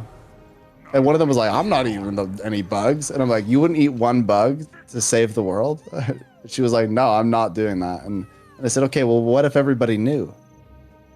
And then that got her thinking, right? She's like, well, if everybody knew, you get the credit, then, right? Yeah. You get the credit for consuming the bugs. bugs. You become some kind of mystical god, right? Mm. And think about it, right? Everyone knew that if you refuse to eat bugs, the entire world ends. You basically have infinite leverage over everyone on the planet. Yeah. Yeah. Yep. That could be interesting. Yeah. Bugs. So here's the thing. This is an interesting one. Like, if you were in like a post-apocalyptic scenario and you had to consume bugs, like, would you just do it? Because Jester has said he would just take himself out. He would like, no, I'm not even gonna try to survive. It's just like, I'm done with this, I'm out. You know, this kind of reminds me, have you seen Obsession yet? Yes. You did see Obsession? Yeah. That's very good. How is that bug related? Well, I was just thinking, like, he basically had this curse, right, where the only way to stop it was to kill himself, right? So it's kind of like the bug curse is with you forever, right? Mm. That's how that was related. Okay. Have you seen The Backrooms? No, I haven't seen that one yet. Is it any good? It's good. It's a little bit slow, right? Like it's what do they call it? Like liminal horror or whatever. Yeah. So it's really, you just feel very creeped out the whole time. Mm-hmm. So I found it to be a little bit slow, but it was interesting, and it certainly left things open to create many more movies. So Okay. we'll see. There will be many more videos in the Hardcore series. I'm kind of technically making one now. Yeah, I've been watching quite a few movies recently. Yeah. I still haven't seen Mandalorian and Grogu. Okay. I don't know if it was good. I heard mixed reviews on that. Mm-hmm. I also haven't seen Odyssey or whatever yet. Apparently it's pretty good. Yeah, well, I went to like the reviewers and there was like it was the most 10 out of 10s or 100% I'd ever seen. Yeah. I was like, whoa. They're a big fan of Nolan's work. You a big Christopher Nolan fan? I can't remember didn't he do... Hold on, I gotta look up all the movies he's done. I used to know. All night streaming? Yeah, pretty much. I'm gonna stream for probably like another 3 hours at least. Maybe 4. Oh, yeah, he did Dunkirk. Yeah, I like Dunkirk. And I liked Inception. And The Prestige. And The Dark Knight trilogy. Yeah, I like all the stuff. Oppenheimer's good. Yeah, no, I'm a fan. Mm-hmm. An enjoyer, if you will. Yeah. Dunkirk was good. I want to take it back to Guild Wars 2. Okay. What do you think, when do you think the next Guild Wars 2 expansion is going to be? What year?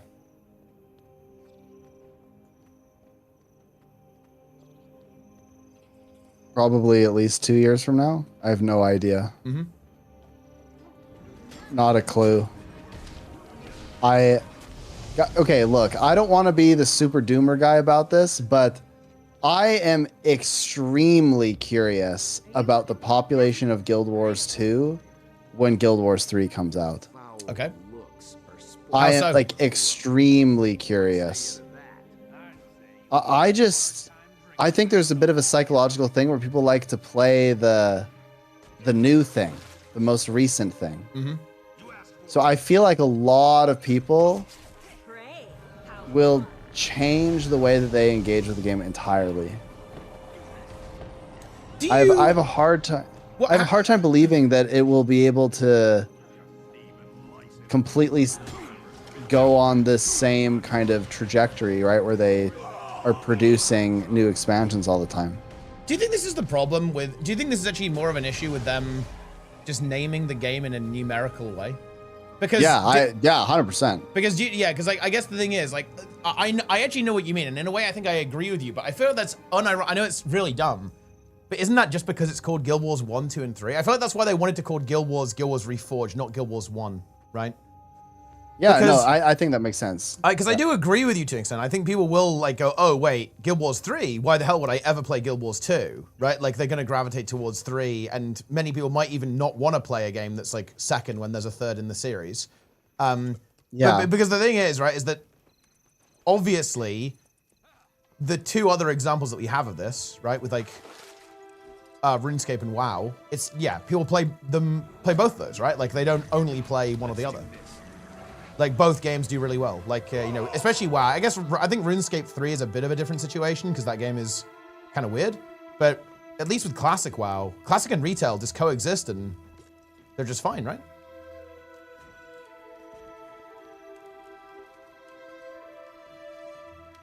Yeah. Yeah? Yeah, no, I think that if it had a different naming convention, it would probably be quite a bit different. But I just think it doesn't, so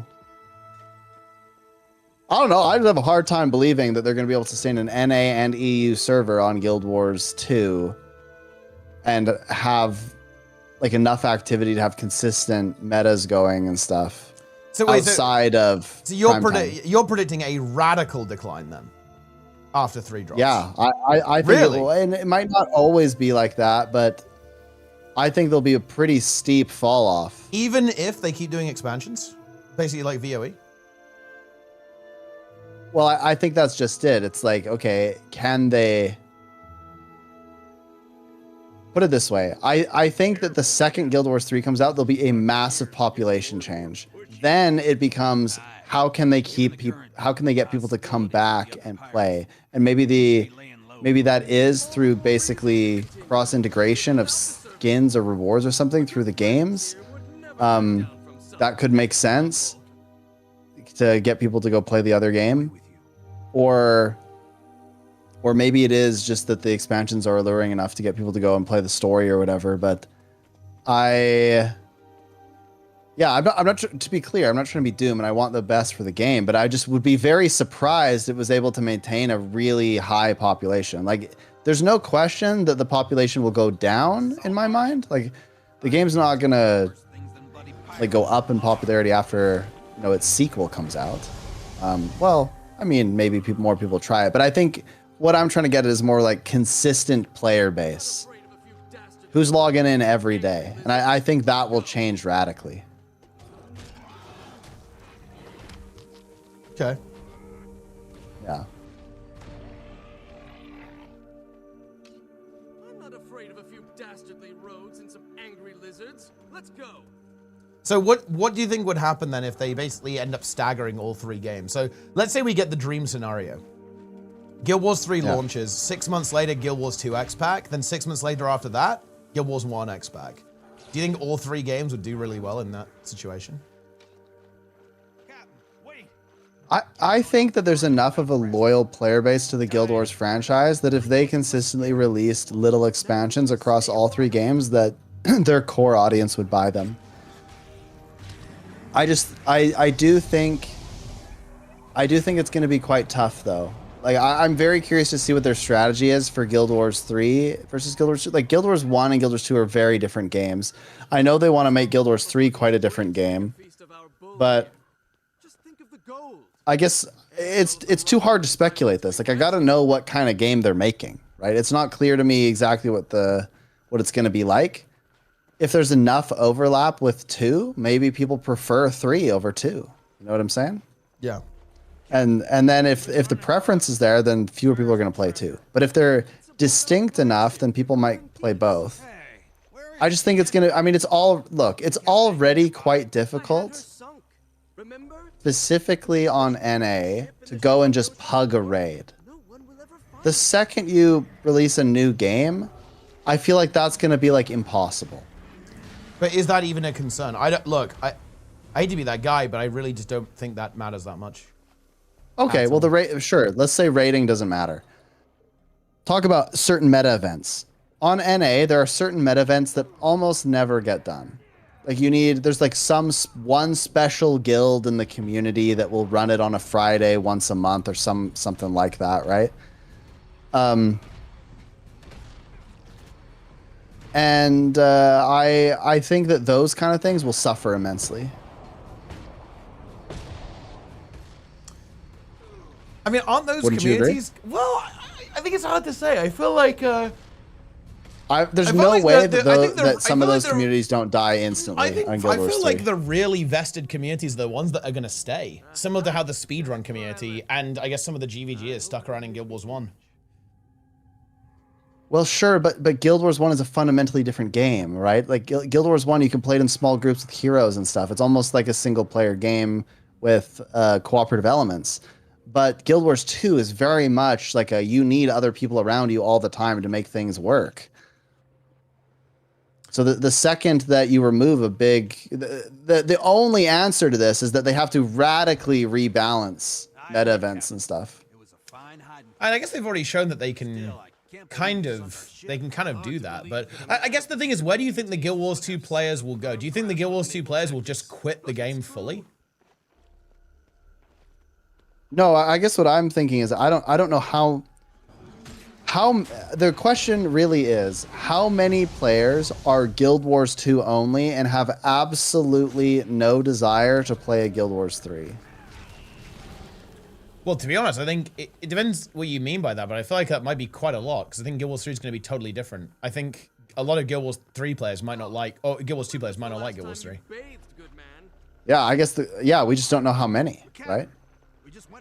Well, I don't know. I'm not entirely buying this, or I'm not entirely on board, I guess, with this idea that everyone's going to stop playing 2 and just go to 3. I think a lot of people are going to say I'm not saying that. I'm saying that the population will just go down a lot, right? I'm not sure it will go down a lot, to be honest. Like, I think it's even possible that the entire game could be, I think Guild Wars 2 could be better off. Because like right now, Guild Wars 2 has grown a lot purely because of the Guild Wars 3 announcement. Nothing else. Well, yes, because that's because Guild Wars 3 isn't out yet. But the second that Guild Wars 3 comes out, everyone's like, okay, we played the prequel, right? Yeah. And then they go play Guild Wars 3. So to me, it's very temporary. But ultimately, we have no idea. What do you think they should do then? Because like how I guess what I'm thinking is like do you think WoW has this problem? What do you mean? WoW? I mean, WoW has different versions of the game, but yeah, that's what I we'll mean. just play all of them.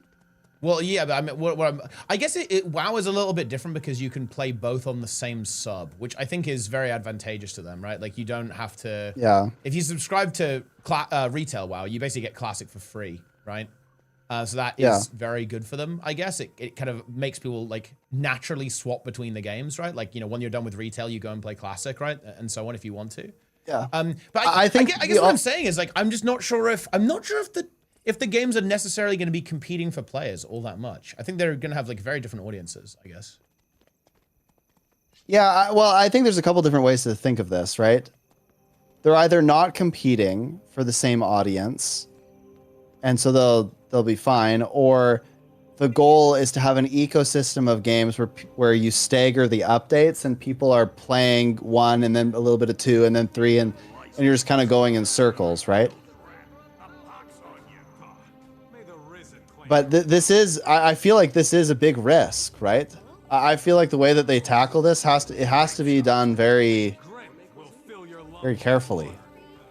But ultimately we don't know. Like I'm not like prophesying doom. I think there's going to be a sudden change, and then after that, it depends on how they position everything and how they sort of stimulate the player base and get them to come back, right? Like we know that they don't want to do what they did to Guild Wars 1 again. Yeah. Right? They don't want to do that. But like I think maybe it's this. The mid-core audience, I think, is the one that ends up suffering. How do I explain this? The mid-core audience is the one that ends up leaving. The hardcore audience, if they really love Guild Wars 2, they're going to stick around, just like the speed clearers did in Guild Wars 1. But, and when I say that, I mean, it could be like the hyper dedicated people that have a guild. Like some guilds will fall and others will rise up and be like mega guilds that are doing events and whatever. That will always happen. But I think that the people that are like pretty dedicated, like I'm kind of speaking about myself here, right? Like for me, I'm pretty dedicated. I like Guild Wars 2. I play it all the time, whatever. But for me, the second that they come out with the new game, assuming that it's good, it doesn't have to be the same. It could be different, but assuming that the game is good, I'm probably just going to play the newest thing and dedicate my time to that. Okay. And I feel like there's a lot of people that are in that position. No, we have to be under the assumption that we enjoy the game, but if like I enjoy both Guild Wars 1 and Guild Wars 2, but I play Guild Wars 2 more because Guild Wars 2 is the newest thing where there's more population. No, I think that's true. I think a lot of people will kind of gravitate towards the newer title, I guess, especially like new players. But I don't know, like, does it really just come down to the naming convention? Because I just don't see why this needs to be the case, right? Like, it's not like as long as they don't overlap, let's say a retail WoW release with a classic WoW release, it seems like the games both do fine, right? And even like they synergize, right? Like it keeps you within the World of Warcraft ecosystem because like one does some content, you just go to the other one. And even if the population does go down a bit, which it might do, obviously, I feel like Guild Wars 2 works very well with low players because it just like funnels you into maps that are active. I think the main issue with activity isn't actually that there aren't enough players. I think the problem is that there's no reason to do certain pieces of content, right? So nobody does them. Like, it's not necessarily that, it's not really, I don't think it's a problem that nobody does Serpent's Eye. It's like, why would anyone do that meta event? But I'll tell you what, if you added a reason to do it, then everyone would do it. And you'd be able to get maps anytime you wanted to, right? Or at least I think so, anyway. Guiding links with PvE, which to go there's for. discussion in the chat about Luminary Firebrand. Why would mega people good. leave if they're completely different games? I think it's just psychological. Like for me, if they release a Guild Wars 3, it's like, oh, that's the new thing. That's it depends on why you play games. Like for me, it's very social.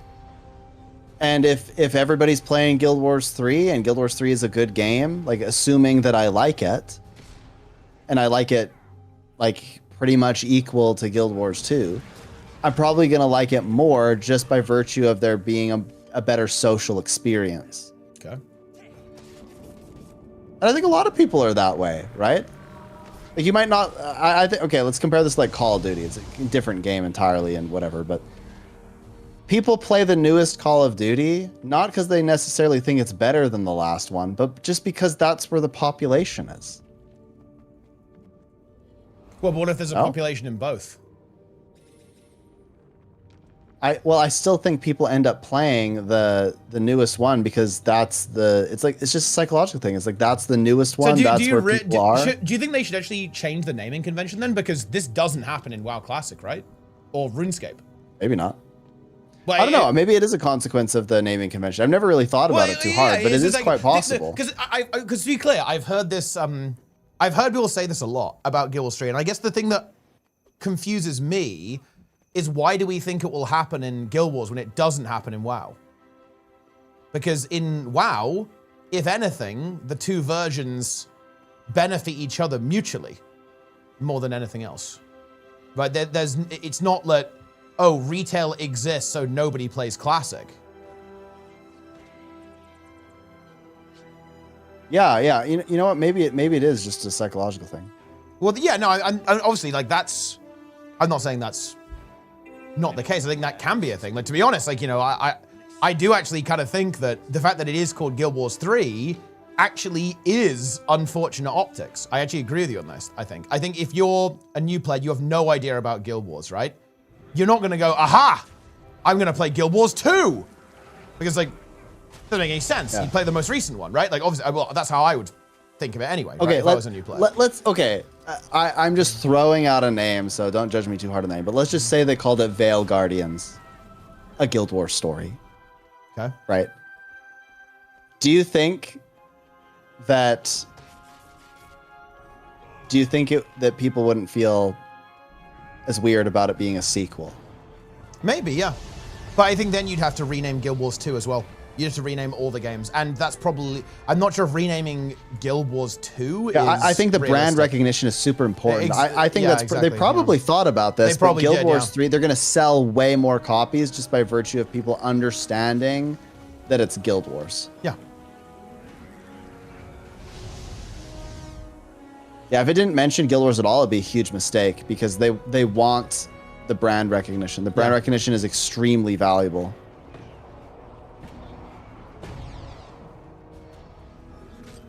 WoW Classic and OSR are mostly the same exact game with an older version of that game. That might be a little bit. I don't know how true that is of RuneScape, to be honest. But Classic WoW and Retail WoW are so different that they can be considered different games, in my opinion. Like Classic and Retail are they are as different as Guild Wars 1 and Guild Wars 2. To be honest, they are. Extreme, like mega different. They are not the same game. Like it would not be accurate to describe them as the same game.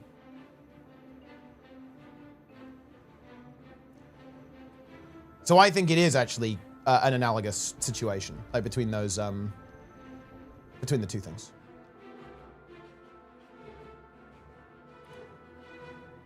See, I think the players would actually ignore the games more easily if they were not delineated by number. Well, that's what I'm saying. I'm just wondering if it's actually like the number here that's being weird. Okay, here's an interesting thought experiment. Okay. We're all very conscious of the fact that in Guild Wars 2, a small number of players contribute the most to mechanics, to DPS, etc. So really, there's a small group of players that essentially run the show, right? They make everything happen. Is it your belief that these are the players that will stay, or are most likely to continue playing Guild Wars and dedicate the most time to Guild Wars 2? Or do you think those are the players that are more likely to move on to the newest next thing? In open world, stay. In PvP and PvP, they'll go. I actually think the scene... PvP and world versus world? I think world versus world... I don't think Guild Wars 3 is going to have it, so I think they'll stay. But I think structured PvP and instanced PvE, I think those scenes will be devastated, potentially. Yeah.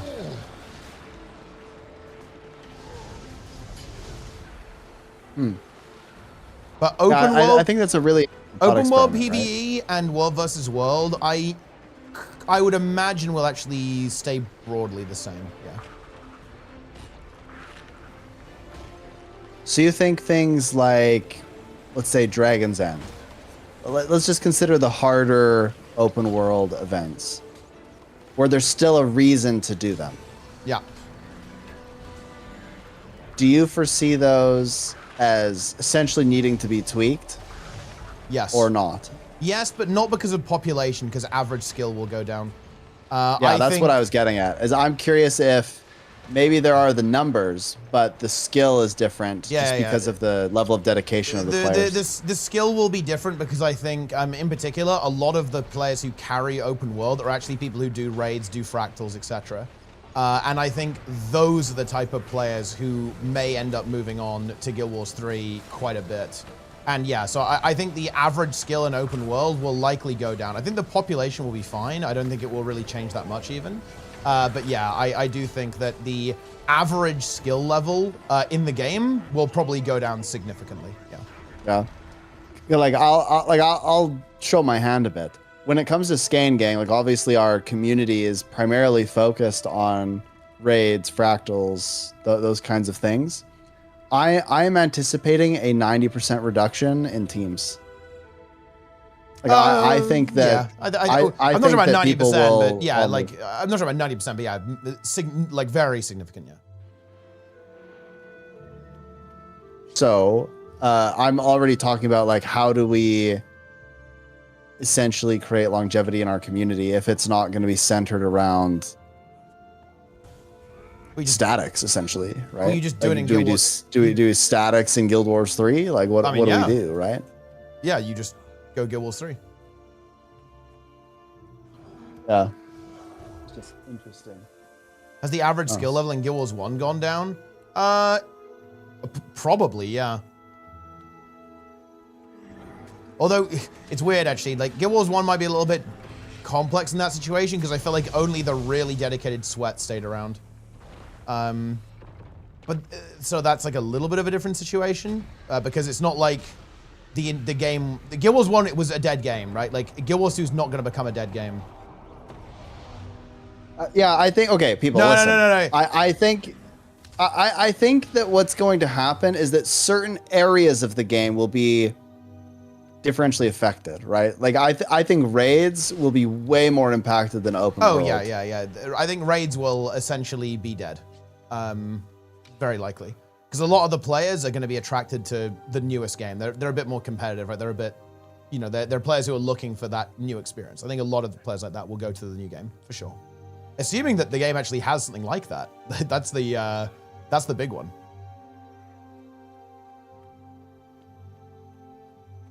Well, the reason why the average skill level didn't change, though, Tom, is because the only people left are the dedicated people. You'll still have that in Guild Wars 2, but the reason why the average skill level didn't go down is because everyone quit the game, because Guild Wars 1 stopped development. So it's not quite the same thing. Like, the average skill level probably went up, if anything. That's only because, like, every single casual player quit the game, right? So it's not the same context, because Guild Wars 2 isn't dying. Wait, what are people arguing? Wait, Zlint is role-playing. Wait, did I miss you? Where are you? My diet is rather peculiar. It keeps me sharp, humble, and most importantly, wise. Ah! Zlint is sharp, humble, and wise, you say? He really, I mean, he probably consumes ectoplasm. if you guys know what I'm saying. Yeah. Wow. Crazy.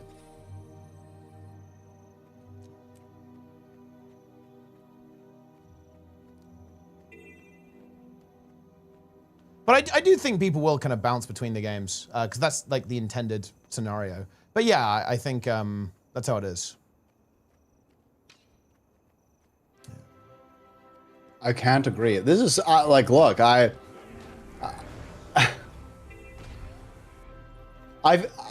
would love to be wrong with that, but I'm telling you that I think that the more niche communities will be the most impacted. They will become even more niche. Right now, okay, think about it like this. When it comes to raids and fractals and strikes and whatever in Guild Wars 2, what is the funnel for new players getting into them? That's the problem, right? We already know that Guild Wars 2 has struggled with that, and it is a pain point. They've tried to create things that have introduced people to raid encounters. But if you split the population a little bit, or there's even less of a funnel, over time, if people move on and they're not replaced, it becomes more and more and more niche. I think there'll still be a very dedicated player base that enjoys the combat system. I just think it's going to be kind of difficult to get new blood in there. And if you don't have new players constantly feeding in, what happens when your 10th person on your raid team has a life change and quits the game? Now you need to replace them, but they're effectively irreplaceable. And this is already an issue, at least on NA. I don't know on EU, but it's already somewhat of an issue on NA. I think it will only become a bigger and bigger issue if the population goes down even a little bit, right?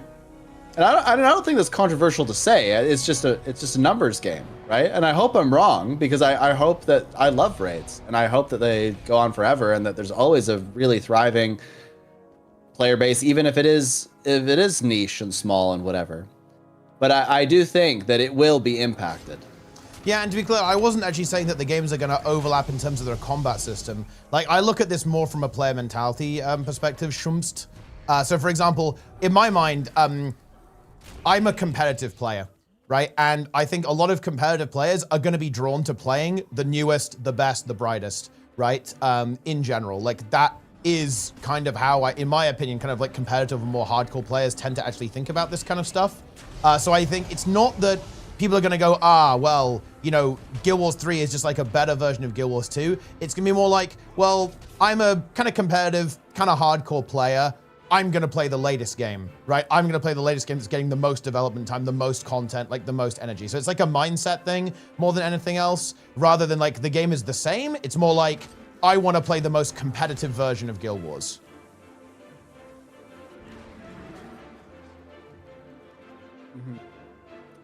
Also, slight derail. My wife walked in, dropped off some food, and I just realized that right on the screen next to me is your DMs open with a pregnant Zoja and some weird Yoda picture. Yeah. I can see that. You're probably like, what the hell? Yeah, I mean, that is what I have sent to you, I believe. Zojagar and the Yoda video. My wife is probably like, what? But at this point, she's probably not surprised.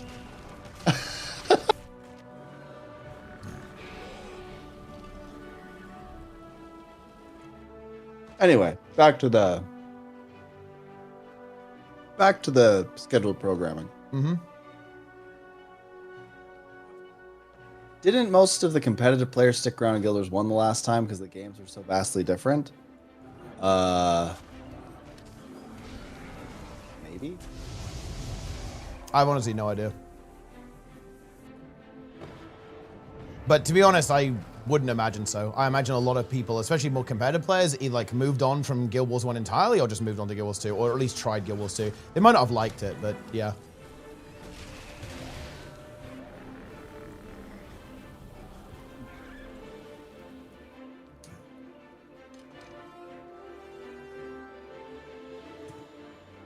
That's how it is. What if you don't like it? Well, if you don't like it, you probably just quit. And you probably just, like, leave. Look, again, like, I can tell you exactly what I would do, because it's kind of what I've done already. Like, I mostly play WoW competitively at this point. I don't, because Guild Wars 2 doesn't really kind of scratch that itch for me, really, at this point, because the game kind of moved away from that direction.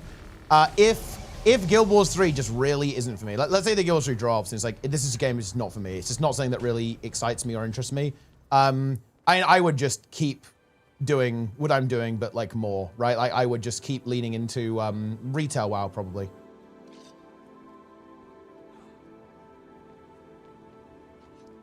I'd still play Guild Wars 2. I'd still play every Guild Wars 2 patch and every Guild Wars 3 patch, but like where a lot of my kind of like big hardcore drive, it would be going into retail WoW, yeah. Or classic WoW. Because Classic Plus is coming out.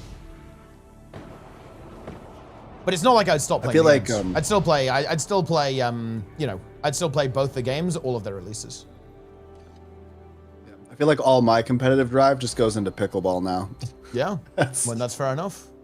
That's where it is. Any pickles? Such a weird name for a sport. Why is it called pickleball? I don't know. I guess the ball kind of looks like a pickle. I don't know. Does it? Well, no, but I don't know. I have no idea. Okay.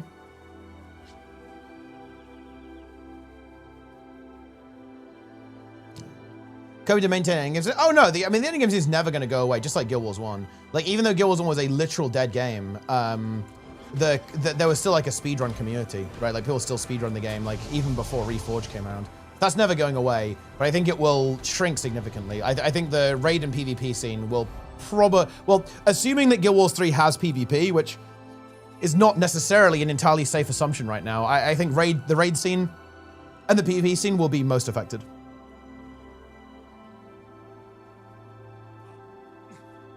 Pretty much.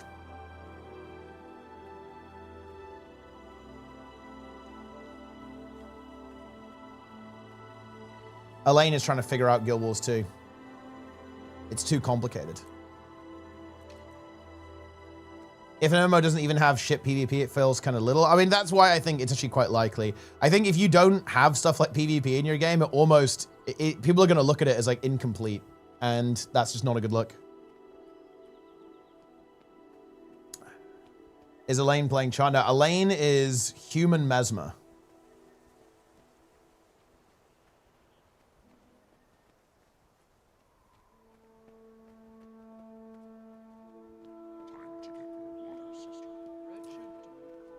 Ryan, do objective. I don't even see my main story quest.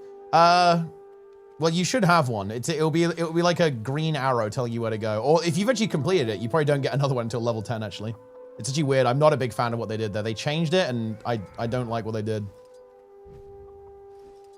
The old system was better, guys. I'm just going to say it. Like, the whole, oh, yeah, you get MSQ every 10 levels.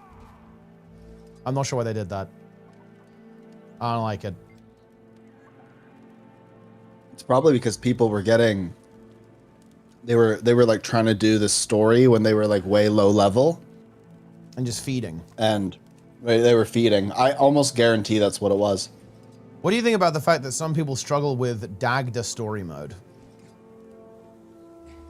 Do they? But did you not see this? No. Lazy Peon released a video, I think about Soto, and he just said that he would like chain wipe to Dagda story mode.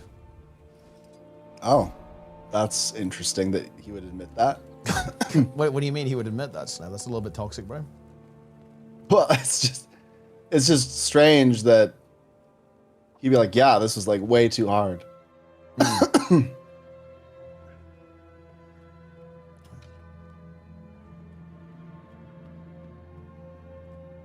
You know what is actually a problem?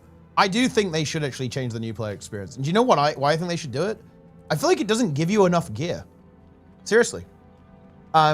It is quite, well, like, it's because you level too fast now. Yeah, you level way too fast. The assumption before was that you would be making your own gear or it would drop for you, but now, like, by the time...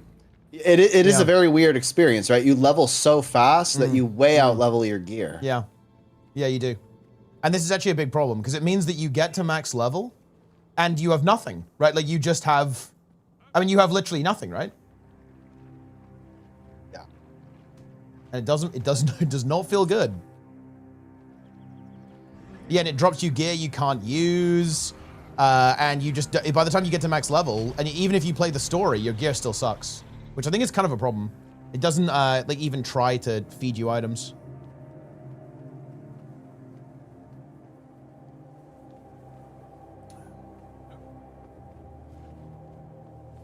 Yep.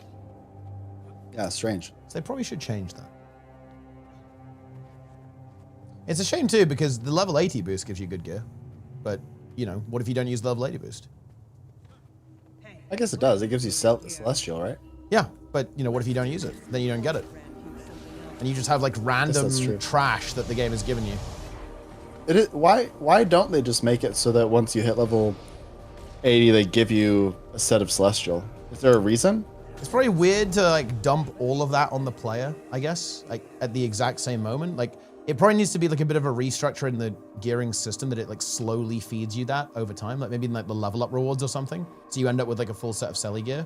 I wonder if they actually be a little bit reluctant to that because that's actually quite a high value item. I wonder if they're not a huge fan of doing that without paying money, right, for a boost or buying an expansion, which is essentially buying the boost. Yeah.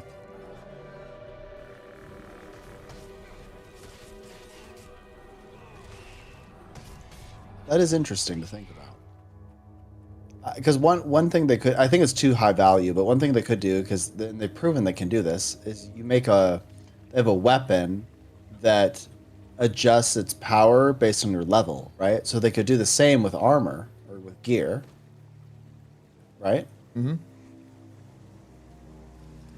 So what you could do is, as you're leveling, they could give you a pair of leveling gloves, and then they could give you a pair of leveling shoes and a pair, you know what I'm saying? Like they could eventually kit your entire character out with this like full Celestial that goes up in stats as you level. Yeah, and it could cap out at level 75 or something. Yeah, sure. So it would never be like even as good. It wouldn't be full exotic Celestial level 80, right? Like it wouldn't have the full power of that, but it would still be good enough where you wouldn't be completely... Even if it was like rares, if it was rare instead of exotic, I think that would actually be fine. So it's like fairly mediocre in terms of the stats it gives you, but as long as it's something, it's like your build actually works. Yeah.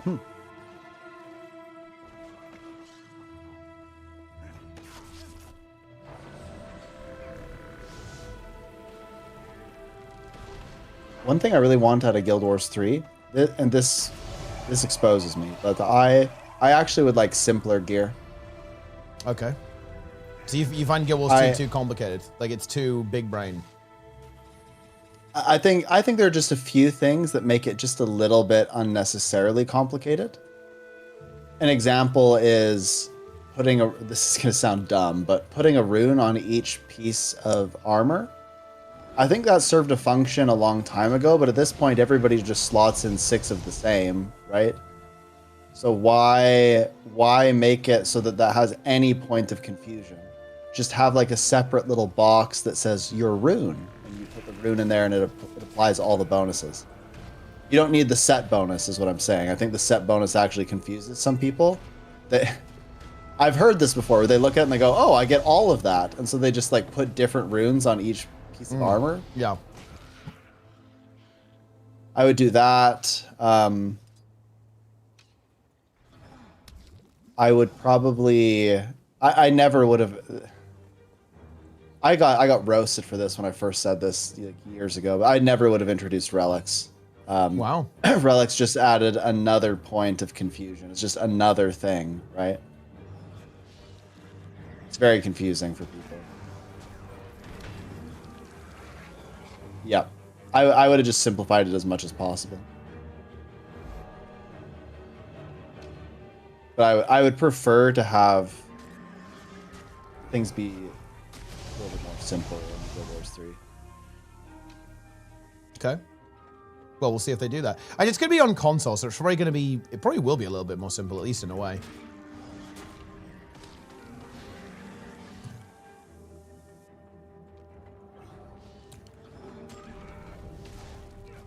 See, whenever I say the relic thing, people go berserk, right? Everyone debates it like crazy, but what it comes down to, people, is it's just another point where people are gonna get lost in the sauce, right? They get confused.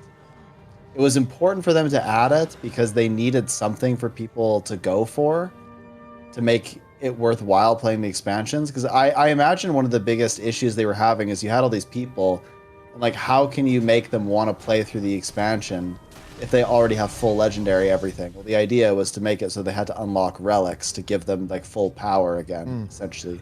Relics were essentially a vertical progression add. That's kind of why people got a bit rustled by them when they dropped them right as well, which is kind of interesting. Yeah. Yeah, so it felt a bit weird, right? You just like got it. And yeah, I mean, it's not the worst. I think my biggest point of contention is actually the runes. I think having the 6 runes confuses people, and then when you combine that with the relic, I think it's just very confusing.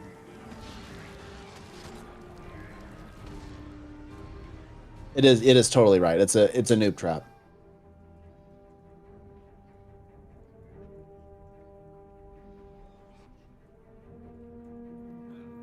Okay.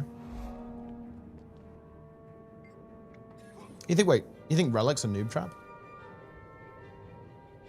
No, sorry. The runes are a noob trap. Okay. I mean, do you think what if there was just one rune then? If you like bought a giga rune? Yes, exactly. Yeah. Yeah, I like guess if so. I were to go into equipment right now, the thing I would change. Do you think that's a bit of a UI issue though? Free reign? It's just a bit of a UI issue. Like, shouldn't it just be communicated better that, like, you're not getting all of that in one go? Yeah. Okay. So here's here's my full thing. I would take runes out of armor and put it as its own slot. I would also get rid of infusions with a damage, because that is also just the build people will hate me, because I understand that allows you to do some interesting things. I would put, if we had to have that because of the build diversity, I'd make it so that infusions essentially had their own slot where you could tweak the stats or something. I don't know, but ultimately I wish it didn't exist because I think it's confusing for players as well. Agony resistance should be removed from the game. Everybody knows that. Or just made it so that it's a consumable. It shouldn't be on your armor. I'd make it so that your cosmetic infusion was like its own toggleable thing in wardrobe, so that you could just put it on different pieces of gear as part of the wardrobe.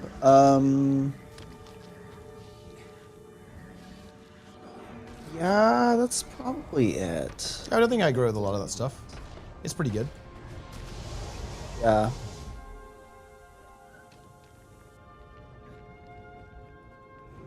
To be clear, this stuff doesn't confuse me. It confuses new players. And if you don't think that's true, then you better go talk to some new players.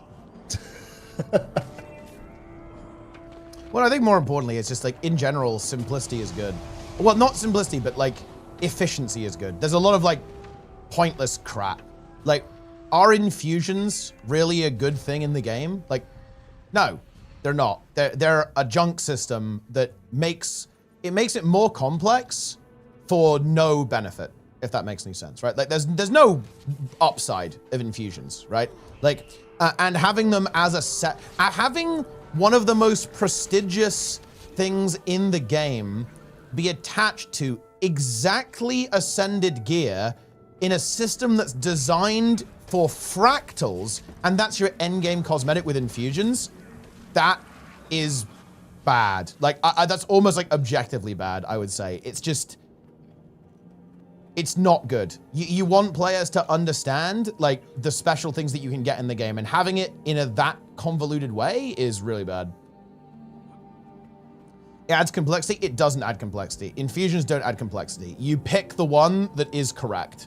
And it's almost always going to be like more power or more condition damage or more healing power. There are very few builds that even mix and match, right? And if they mix and match, they'll put like 4 precision and the rest are power, right? Like, it's, you could balance that out of the game, essentially, and it would be a lot easier. Yeah. People are asking me if I have a grumble with sigils. Not really. I'm kind of just guessing here, but I imagine that some players get a bit confused about how some of the sigils work, and if the bonuses apply all the time or only when the weapons are out. And I think people probably don't immediately understand that. It's not necessarily super intuitive. So one thing that you could do if you wanted to try to simplify it would require a lot of balance, though. This is the issue. So I say this with respect to that. But one thing you could do is essentially take the sigils out of weapons and just put them as like a bonus next to the weapons, but that apply all the time, so that you just remove that complexity entirely. But I don't know that that would necessarily be a warranted or even wanted change, just because some of that complexity is actually kind of fun. But you could try to make that simpler if you wanted to by having like little slots next to the weapons that show the sigils, kind of like how the PvP interface is. I actually quite like the PvP stuff because it's very simple, right?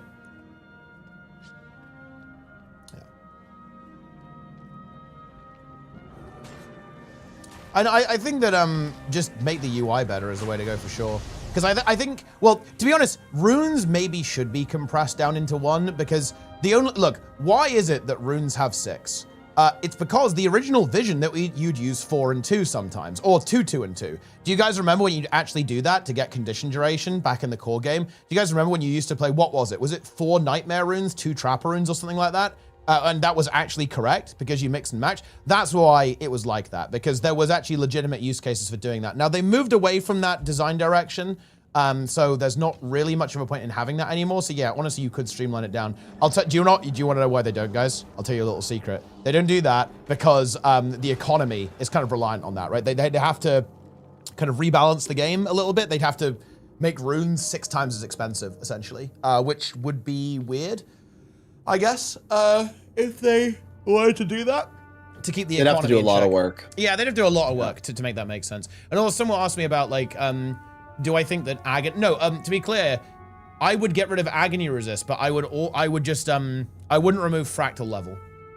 So in other words, you should still have a progression system for, like, leveling up through fractals. You would just have Fractal Level only and not AR. AR as a system, in my opinion, is completely pointless, but all it does is it discourages people from playing more than one character, which in my opinion is kind of counter to Guild Wars 2, like, and how Guild Wars 2 is supposed to be played in a way, which I think is really bad. It just makes the game less fun and adds a pointless system that just shouldn't exist. Just remove it and leave Fractal Level in there. Funnily enough, by the way, another big reason why they don't remove this is for the exact reason I just described. It's actually important for the economy. If you remove Agony Infusions, you remove this, and that's 5 gold a pop, and you need a lot of those. So that would actually have an adverse effect on the economy, which again has an adverse effect on ANET's bottom line, so that's not going anywhere, realistically anyway, unless they replace it with something else that also costs gold. But yeah. Doesn't mean I think they shouldn't do it. It just means I think that they would have to do something. AR prevents people from joining someone else's high-level fractals without progressing there. But you can see fractal level. Like, you can see fractal level. It doesn't actually it actually doesn't do that, by the way. It just means you'll die if you go into that fractal. You could have the exact same thing with fractal level. But I actually wouldn't do it that way, probably. Because I think it's kind of base that you could actually take a friend into a high-level fractal and they can actually survive. But you die? Yeah, but that's bad. Right? Like, how is that good? How is it good that if you want to show people a dungeon with a friend, they die instantly in there? I would actually argue that is a really unfun mechanic. And not really a good thing.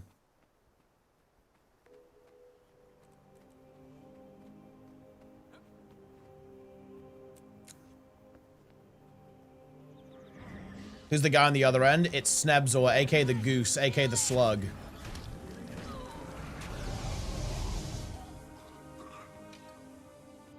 Hi.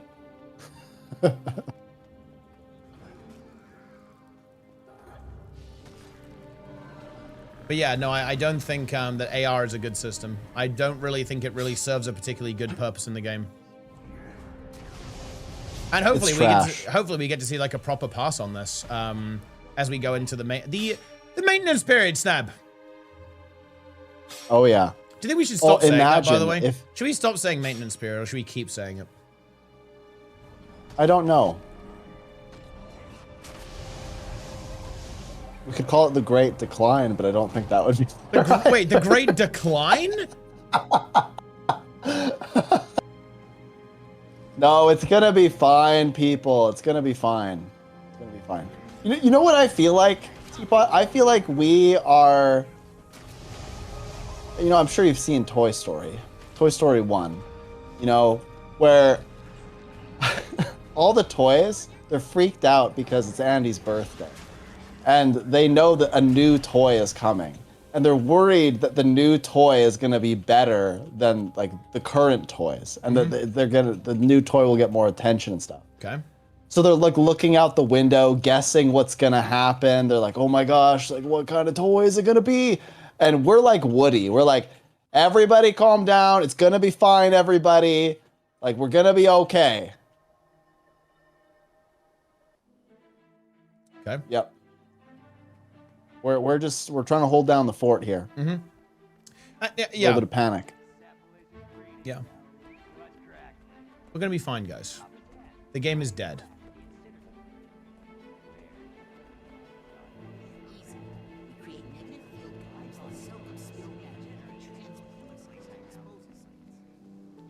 What would you say about account-wide map completion? I actually wouldn't mind it as long as there was a way to kind of restart it in a way, such that you can go for Gift of Exploration, obviously. But would it be a big deal if you had like all the waypoints unlocked on all of your characters? No, that would be fine. But you would need, and in fact, ArenaNet agree with this, by the way, because they basically kind of did this with the mirror. What is it, like the systems they added in like Soto onwards, right? Where you could lanterns, right? Where you can basically like do map completion, but without. Oh, they added it in EOD actually, didn't they? But you can do map completion, but without map completion. You can just do it on the same character. So yeah, you could just do something like that. Look, I have another Guild Wars 3 wish. Look, please, I beg you, do not make an inventory system like this again. Oh my gosh, I cannot, Teapot. Well, I think they won't go that way because it's on console. And look, let's just, you know, tear the band-aid off here, right? Like, the reason the inventory is the way it is in this game is because of monetization, right?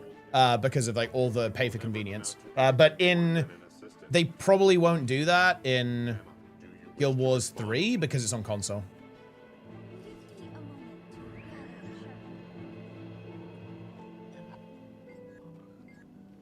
Yeah, the inventory. I struggle with the inventory.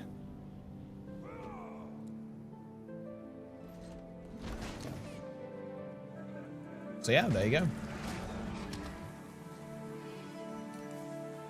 I'm new to Guild Wars 2, 100 hours in, and WTF is that inventory? Yeah. Yeah, well, I really don't have anything to say. It just is what it is. I mean, it is what it is. You have to enjoy it, right? You have to enjoy it. Yeah, I have no choice. Yep. Do you enjoy it? No. Have you learned to love it? Not really. No. Unlucky. Yeah, no, the inventory is too much. Okay. Yeah, I just like opening everything. It's a lot of opening. Rock.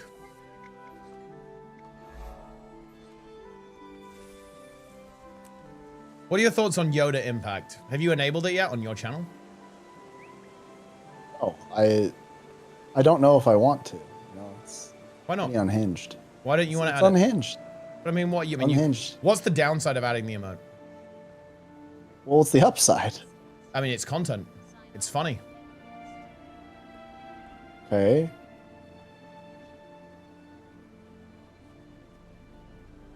There's like nothing else to say.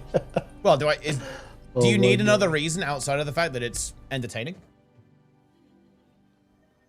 And we'll have something. Look, maybe not. Look, Would you agree that when you broke your foot, you became Yoda Impact?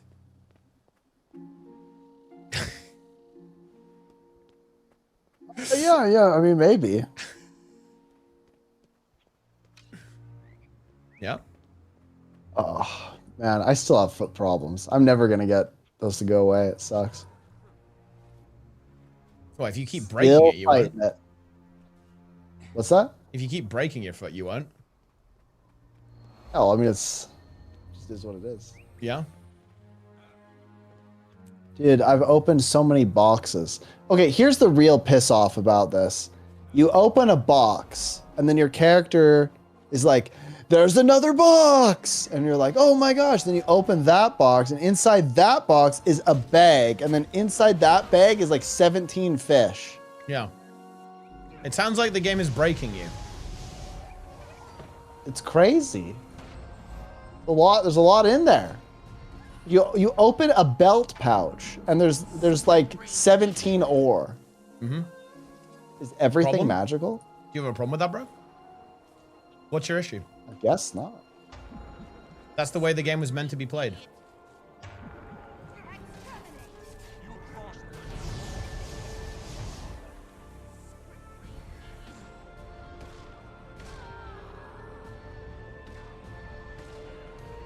Ah.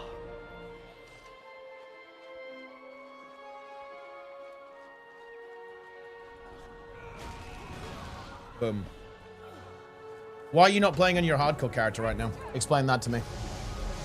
Are you coming Old Lions Court CM with us? Or do you think that the rotation will be too hard for you on a core class, auto-attacking? Wait, what did you just say? Well, what are you talking about? Are you aware that, we're going to be playing core DPS builds, therefore it's like pure auto-attacks, basically? Yeah. So? So are you in? Are you going to come do Old Lions Court CM with us? I will almost certainly die. I'm noob. Wait, how do you think... So you think But you die? Why? How would you die? Honestly, Old Lions Court is probably one of the encounters I know the least. Which is odd, I know, but I'll tell you what happened. I was in a strike static for a long time, but then when people would leave the strike static, we would have to completely restart prog and retrain somebody.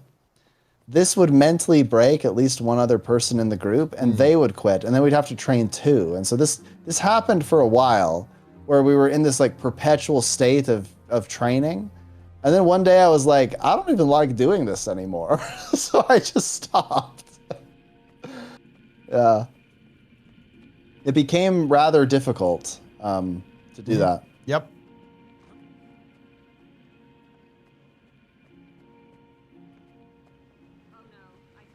I'm fighting the fire elemental. I believe I am close to finishing. Wait. What is boss rush? What is what? Yo, D just dropped a crazy emote. Holy. What's the emote? Sneb ego. Dark snub. Yeah, that's good. Yeah, dark sneb. Will light sneb ever come back? Who knows? If you had to do 1,000 pulls on a boss, how do you feel about that? Well, I feel like I was getting close to that on Ceres LCM, but... Wait, there's no way it took you 1,000 tries. Like if you combine CM, LCM, and... Embodiment of Sin. Embodiment, then yeah, I think it was getting there. Yeah. I was starting to lose my mind. Yeah. A little bit. I mean, I saw that. I do believe that I was kind of watching that, obviously, and there was definitely... There was some breaking. There was some definitely breaking going on. For sure. I think the worst is when it's your fault that you lose, right? That's the worst. Sure. Yeah, I mean, there were one or two pulls where I think we would have got it if I hadn't died, and I was just like, oh my gosh. Yeah. Nothing's worse than somebody sent me a log where they died at 0.0001% or something. And yeah, that's brutal. That's like one person didn't have the infusion, right? Yeah. Well, or even RNG, like that kind of numbers within RNG tolerance, right? Like if everyone had just got slightly better rolls on their weapon strength, it would be dead. Yep. That's pretty brutal. Yeah.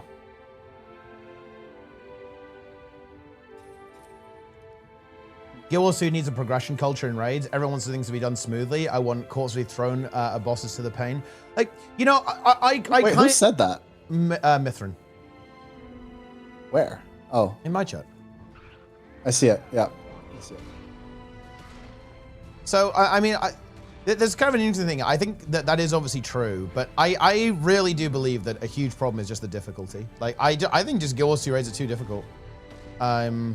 If you look at the entry-level content in other games, it is easier. And actually, what do you think of Icebrood Saga 5 no longer being daily sneb? I'm actually not the biggest fan of that. Because now Icebrood Saga... People did like that. Yeah, people like... But you know why people like Icebrood Saga 5? I'll tell you guys. Because it was piss easy. That's why. And it gave you a bunch of loot.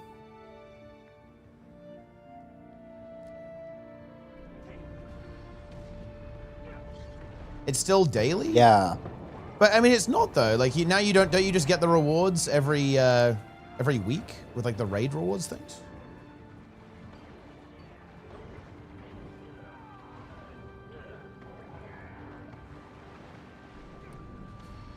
Huh.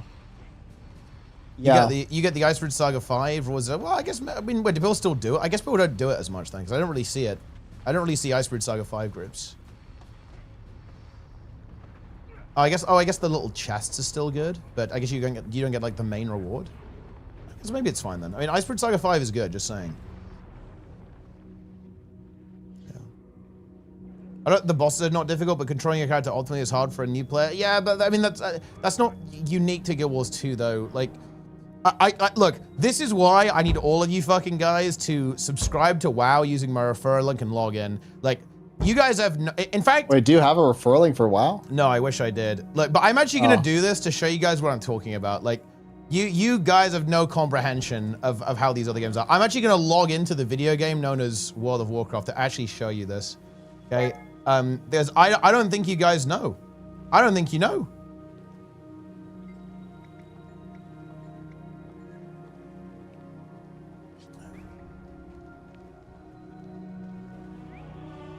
Here we go.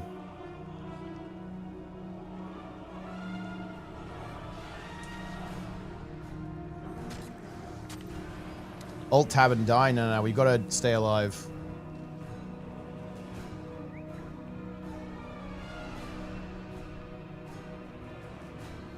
But I don't think the chat is aware of what's going on here. Oh? Yeah. So here's what I'm going to do, Sneb. I am going to go to the story mode for the raid. And this is what I'm going to do, guys. I am going to AFK and the NPCs are going to clear it for me. This is what I'm talking about.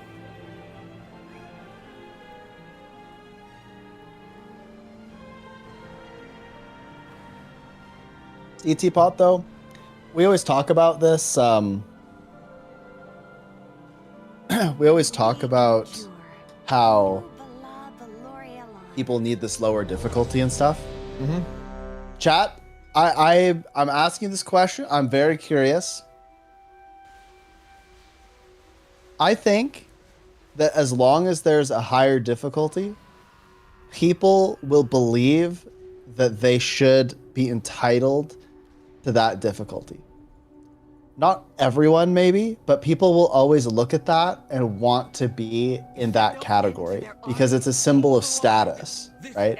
Being able to say that you've cleared Mythic or whatever, like that's important to people. So if that exists, people will naturally want that higher level difficulty and try to be in there.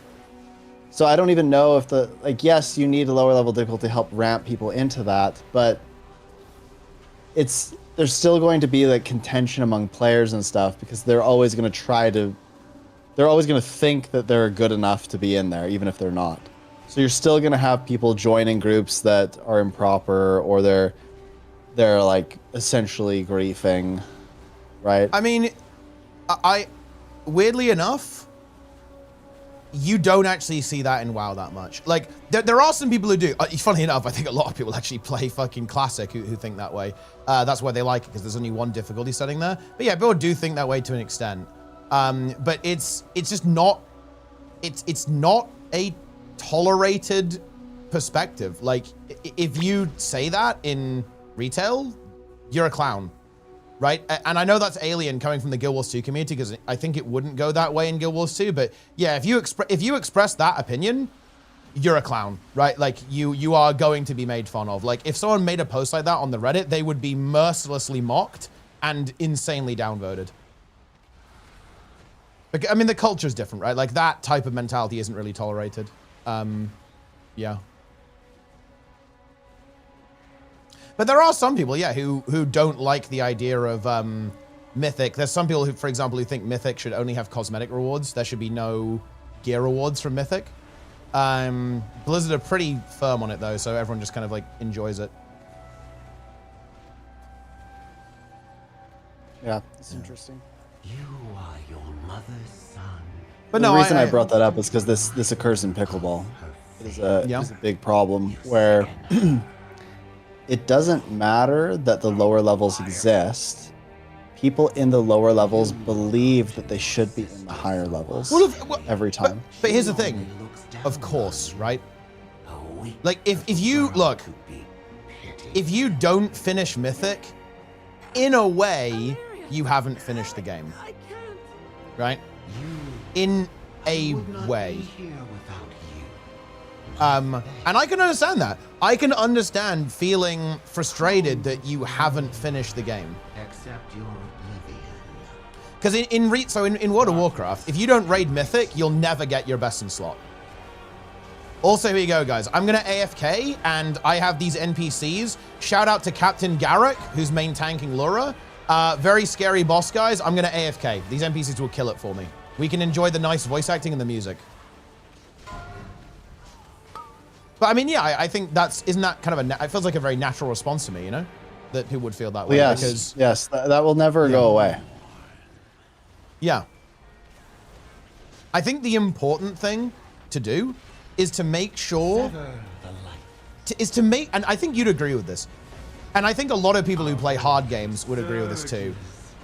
You need to make sure that there is a realistic on-ramp, such that if anyone wanted to play that harder content, they could. Like, they wouldn't be gatekept. Like, there is like an on-ramp if you want it to all of that. I think that's what's important, basically. So that the content is accessible. Doesn't mean that everyone has to beat it, but it means that anyone can access it if they choose to, if they want to go for it. Sure. But invariably, there will always be people that will hit a ceiling. Right? Yeah.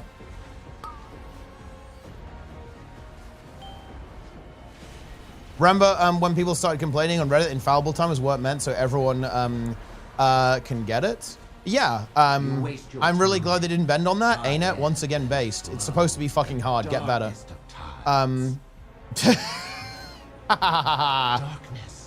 Now, there is, in my opinion, some legitimate criticism. And if you really talk to those people, this is what they were actually getting at. I was being a bit silly there. When people were complaining about that, they weren't actually upset that Infallible was really hard. They were upset that there was nothing in between. Like, they added Infallible, which is quite challenging, and nothing for a more like mid-core group. Infallible is not realistic for a mid-core group. You're just not getting that. Well, actually, that's not entirely true. My group I view as extremely casual, but like that's obviously like it's a sliding scale, right? Yeah, I would not consider your group casual. But regardless of that, right? What people wanted out of that was like, let's say a non-purple version of the title. a non-purple version of the title for just doing it with just the timer or just the no down state, right? Not both at the same time. I think that's what people were actually looking. Would you agree with that about the complaints about Infallible?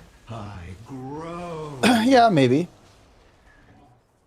So I think the key is making sure that everyone has something good, right? I guess. Swallowed by Yeah. shadow. Everyone has something to go for. Yeah, I suppose. Yeah. Darkness swells. All I can think about is how this relates to pickleball. It's very. That's all I can think about now. Yeah. What they do in pickleball is they have tournaments by gender, age, and skill division. Holy shit! Wait, the NPCs are how are they dying? I've actually never seen this before. They're wiping. What are they doing? Oh wait, did they try to like? I think I got like sucked in. Skill issue. How did they die, guys? It's fine. I think they're gonna. It's fine. They're gonna res each other. It's no big deal. We're fine. We're fine. What has begun, you cannot end. I've actually never seen them die before. That's crazy. The game's too hard. I don't have to tell you. The game is too hard. It really is what it is.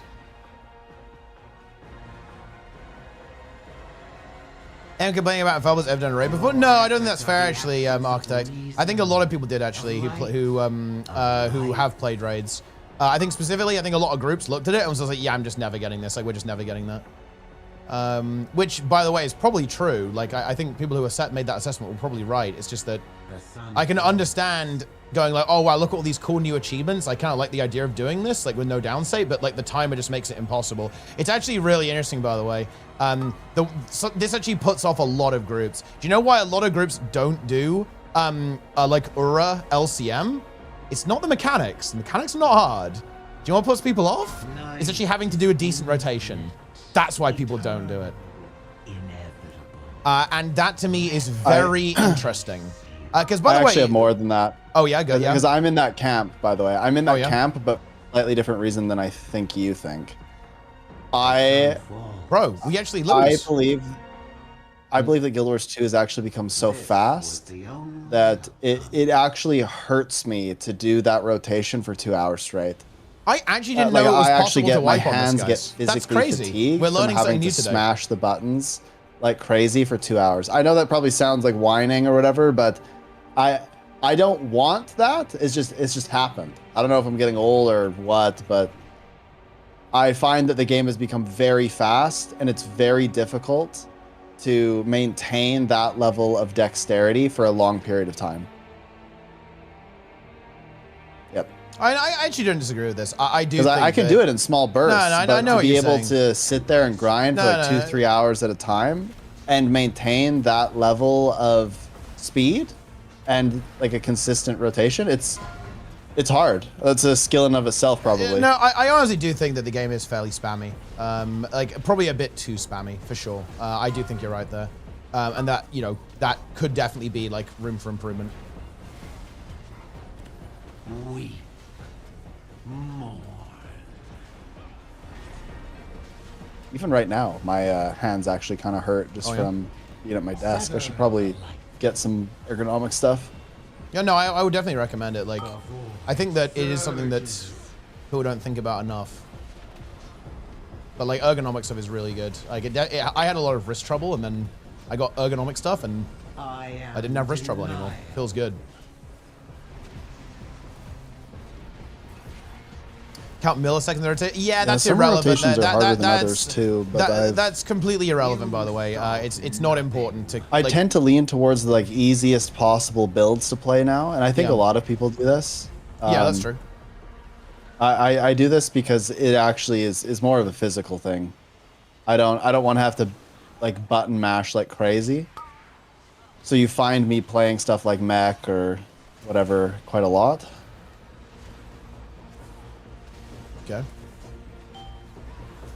Oh boy, we're not going to kill this ooze. Wait, it's over. What are you doing? What ooze are you fighting? I'm doing the ooze pits. Ooze pits? Okay.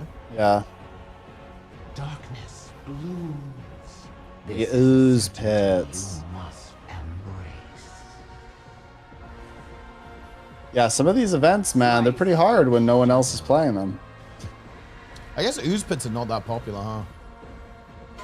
No, and ooze pits give you like quite a bit of gold. I think the key is worth like 2 gold, isn't it? Slice of So if you could do ooze pits quickly, then you're in good shape. It's a bit sus. I think I'm gonna leave here. My game just like froze for 5 seconds. enough. The dark well calls, and I answer. Dangerous and hardcore Well, land. exactly. Yeah, that was fucking scary as fuck. Holy shit.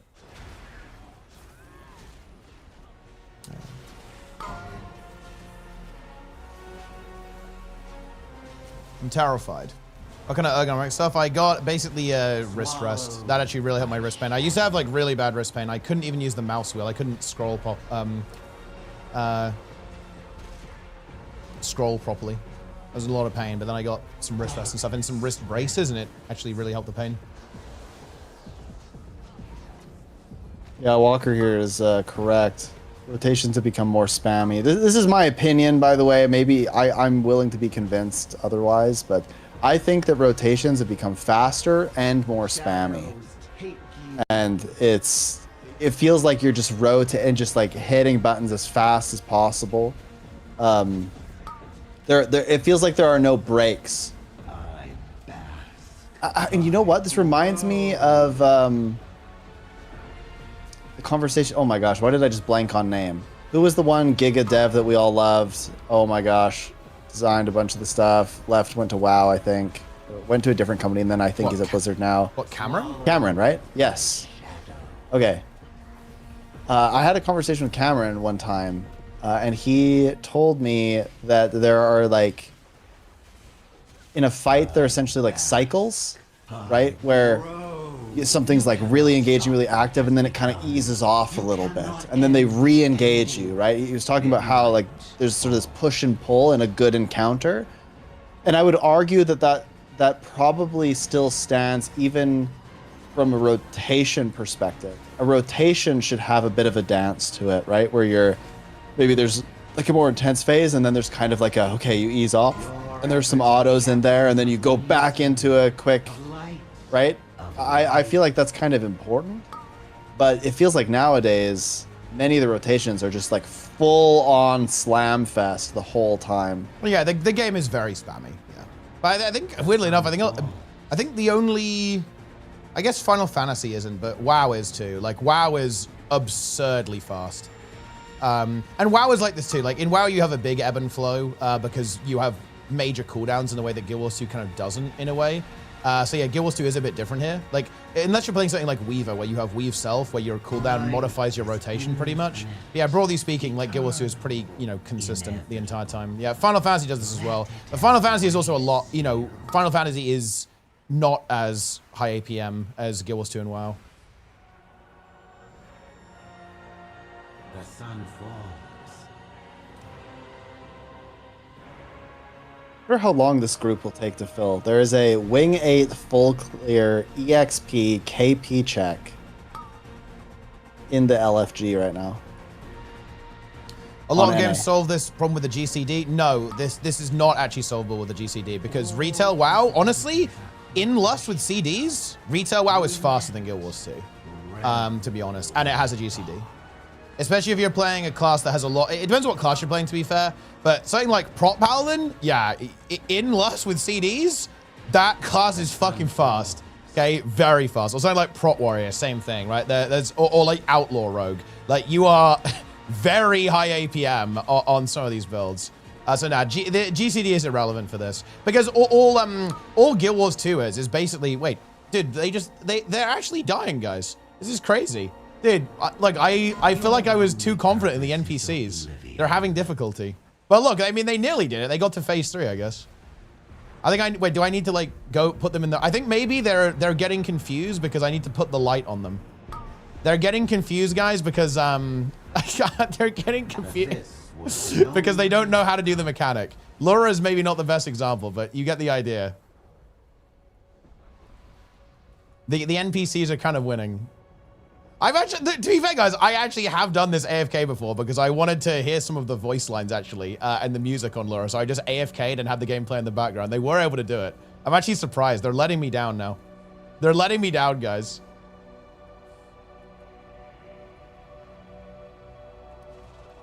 Hard ability with some benches just tire people out. Well, that's the thing. Like, the thing is, Sneb, you can play like a very low APM build in basically all content, even Lura LCM, if you want to.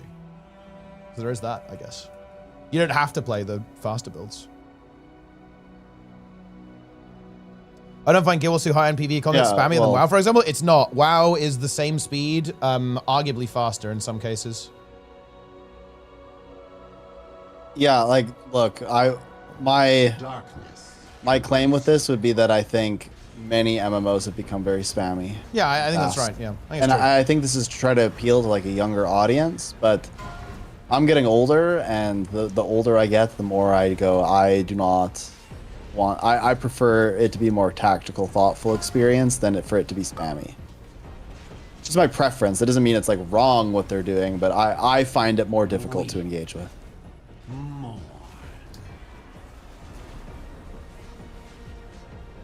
I mean, for sure.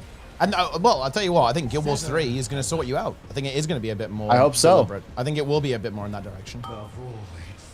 Time to tear down all the Guild Wars 2 posters in my room and replace them with Guild Wars 3. I think it's not. I think it's not necessarily though just for young players though. I think it's like a natural function of power creep, right? Like over time, you add new things. Yeah. You add. I think to be fair, I actually think it is both. I think these modern games are supposed to be like fast and exciting and you really engaging rotation to make the combat fun for people. I think another element is power creep. Like for example, I feel like some of the biggest motivators for Guild Wars 2 speeding up were power creep. Like Path of Fire was a big one. When Path of Fire came out, like every class got way faster because they power crept the game to fuck, right? With that expansion. And I actually feel like, I don't know about you, Steb, but I feel like VOE is even faster. Like the game is even faster now because they just power crept the game insanely aggressively with Visions of Eternity. And now the game's even faster because of that. Your time. I ebb and flow, the darkest of tides. Oh, dude, I just offered to fill for static. It feels good, man. This is a 40 minutes. Maybe they'll get me in there. One of his few seconds, so that's not a solution to spamminess. Well, because what if your GCD is just shorter? For example, like WoW's GCD is shorter, and this is another thing about GCD games, right? In GCD games, a lot of the time you can have off GCD abilities. For example, on this character, for example, like this ability here is off GCD. And this is the case for quite a lot of abilities, especially like your major cooldowns and interrupts, for example. The dark well calls and I answer. Can you hear it? I got tried Conduit and WoW, got tired due to the APM. Yeah, some classes in WoW actually hurt my wrist. Like no joke. When I did it for too long. But that, to be fair, that is because I think I have some susceptibility to wrist issues in general. It might not, your mileage may vary on that. But yeah, I don't get wrist pain in Guild Wars 2, and I do get wrist pain in WoW because like WoW is when WoW gets going, it's kind of nuts. Darkness swells. And yeah, obviously Final Fantasy has a relatively long GCD, but it also has off GCD stuff as well.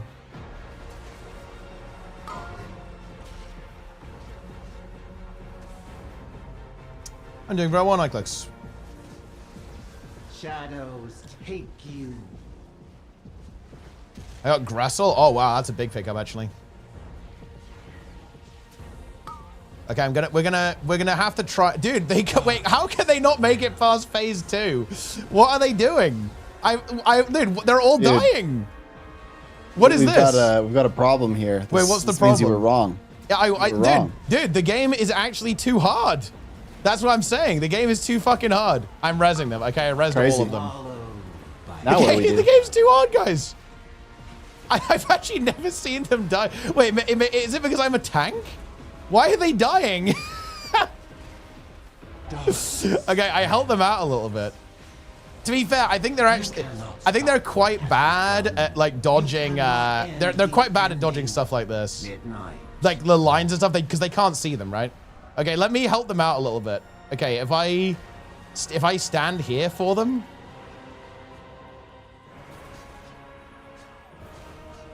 Oh, I think I know what happened. Oh, I know what happened actually, guys. You actually do need some player input. Yeah, I have to be in position for them here, or they're gonna die for the big one shot, and then I guess I have to move away. Okay, I think they should be fine now.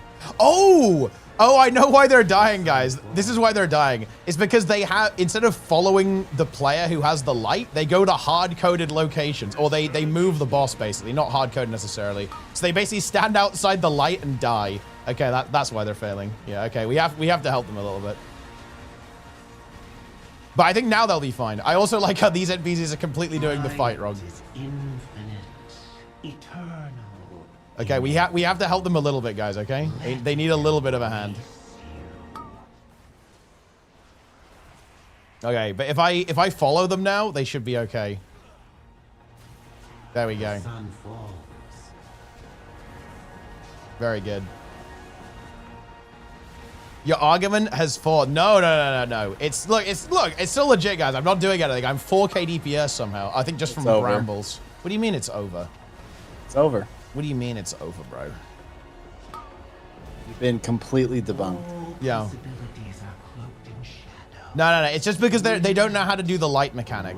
The player does have to actually help them a little bit here. But now they'll be fine. They're okay now. The sun falls. But yeah, no, look, I actually agree with Snedbit, by the way, guys. I actually think that increasing the APM doesn't even make the game more skillful in a particularly interesting way. Like, if anything, I would argue that the game becoming like insanely fast-paced and very, very spammy, it kind of removes like a pretty dimension. It moves a pretty big dimension, in my opinion, like from the actual skill component of the game, because it means instead of like really thinking about using abilities, you're just kind of sending it a lot of the time, which I think is not as interesting a form of skill, I would say.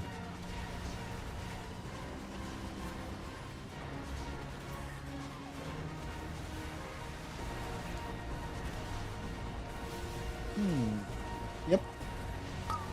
Yes. Yeah, you know what I usually play now? I have like 3 builds that I just play on repeat. Anything Scourge. Scourge is like stupid easy. And then I play a ton of Mechanist. Like the one kit Condi Mech is pretty simple to play. And then obviously Power Mech is pretty simple to play. So I end up playing a lot of these like really easy builds just because it doesn't hurt my hands. It's good. I don't like rotations in Guilds 2 because I want to play in a reactive way. What they mean by that is they want rotations like WoW. And I've actually felt this while I've been doing Aura LCM. I play literally the same rotation every single pull with basically no exception on every boss. And I'm going to be honest with you, yeah, it actually is a bit of a drag after you've been doing it for a couple of hours. What people are asking for there is they want procs.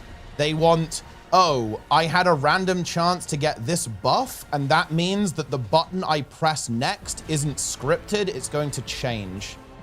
Which is basically how WoW works. That's what they're asking for there. They're not saying, they're not necessarily saying I want to like react to the enemy. I think that there is honestly an interesting point there to be made as well. With like, okay, what if the boss is a bit random and you have to kind of like adapt a bit more? And that's almost something that would be more fitting in Guild Wars 3, actually, like a more action-oriented game. Like New World had this a little bit in its original form, at least. Bosses were very chaotic and very unpredictable. I'd argue Guild Wars 1 is like this to an extent, and Guild Wars 2 core, the core game is to like to an extent. But yeah, in like modern Guild Wars 2, everything is extremely scripted, especially rotations. There's basically no variance in rotations. And yeah, when people say they want to play a bit more reactively, they're saying they want a bit of variance. They want some RNG in rotations.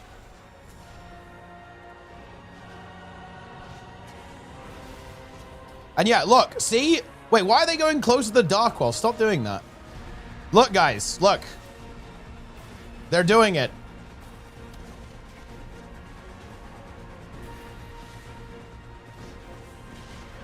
Is the LCM just going to be Aquila again? No. What is the LCM? It's I mean, I'm hoping it's actually the end boss of the expansion, but I think it might be. There's a good chance it's like the fairy, right? Oh, it's like a whole new raid encounter. Yeah, yeah.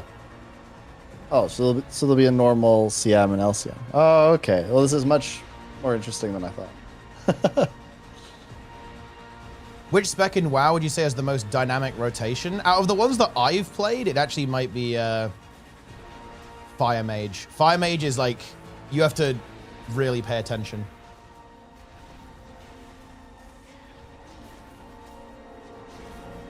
But I haven't played every DPS build, so I can't say. Oh yeah, enhancement is very dynamic. Yeah. Enhancement shown is like giga dynamic. You have like a billion little procs you got to keep track of. Oh no, they're dying! Oh wait, no, I died! What? What? Oh, they res me. Stop going over there. Oh no, I'm dead. This was the Oh boy. What happened? They didn't make it. Look, they nearly did it, guys, okay? They nearly got there. Man, we are struggling with story mode here, okay? Story mode is very difficult. But look, you get the idea, right? Like that would you get never happen in Guild Wars 2, by the way. Yeah. If you were in a story instance, you would never die. Well, but I'm thinking, I'm literally AFK. The NPCs have not. Look, you guys have better be ashamed of yourselves. You have let me down, Captain Garrick. You have let me down. You have failed to kill Lura. Okay, I'm gonna give him one more try. I'm gonna give him another attempt, guys. darkness. Okay, here we go. Embrace you.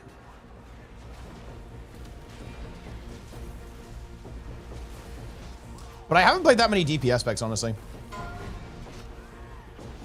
I'm not even sure how that's meant to be a thing in the first place. Oh, that's just like, the thing is about like Guild Wars 2 Architect is that the amount of people who are well informed about the game is almost zero. And there's almost like a little bit of anti-intellectualism in the community, I think, where people don't really trust what experienced players say, and almost like it's, I mean, look, it's rude to suck at Warcraft. It's rude to be good at Guild Wars 2, right? Like, that's the kind of vibe that Guild Wars 2 has.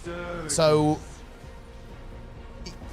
like, misinformation is rampant. It's like very extreme. And like a lot of misconceptions and false information just never really get corrected.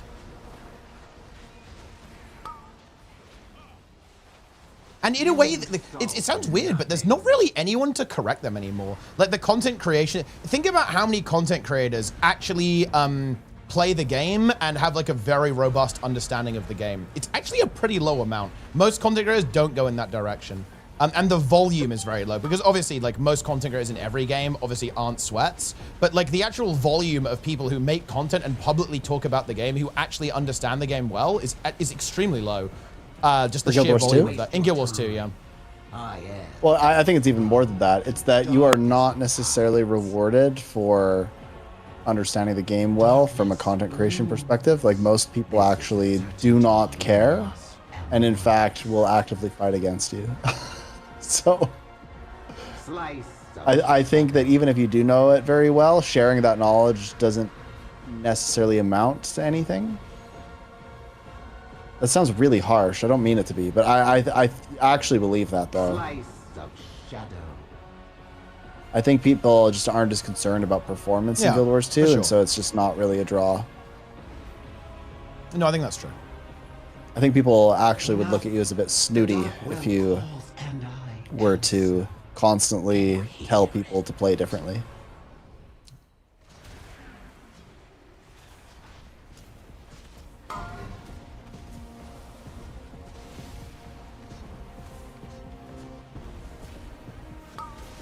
Swallowed by shadow.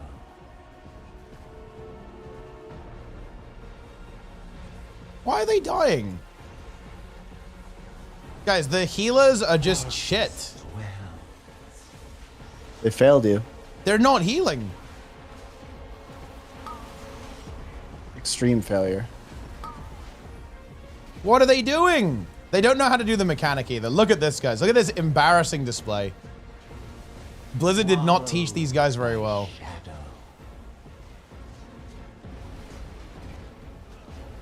At least the tank is alive. Darkness swells.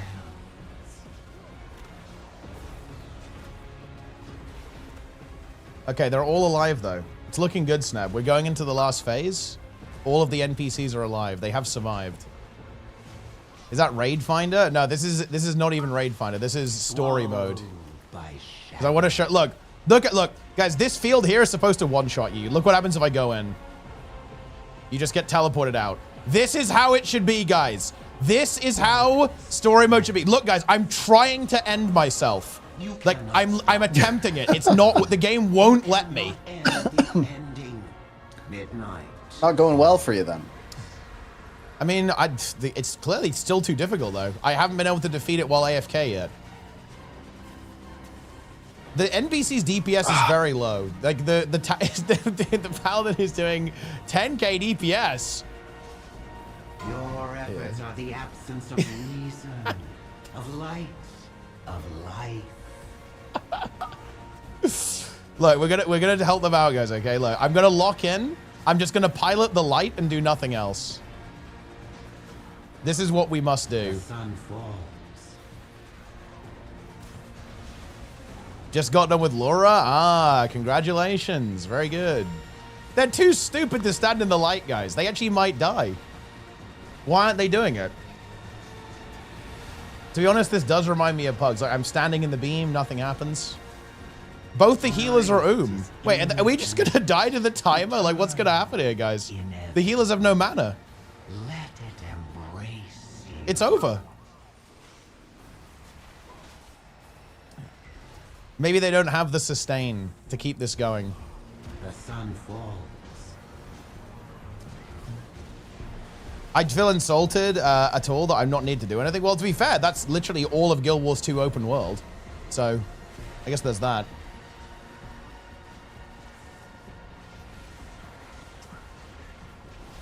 Parsing is a big part of the end game and ton of change orange pinks. I think WoW's the same way. Parsing is the same way in Guild Wars 2 and player content is open world versus instanced.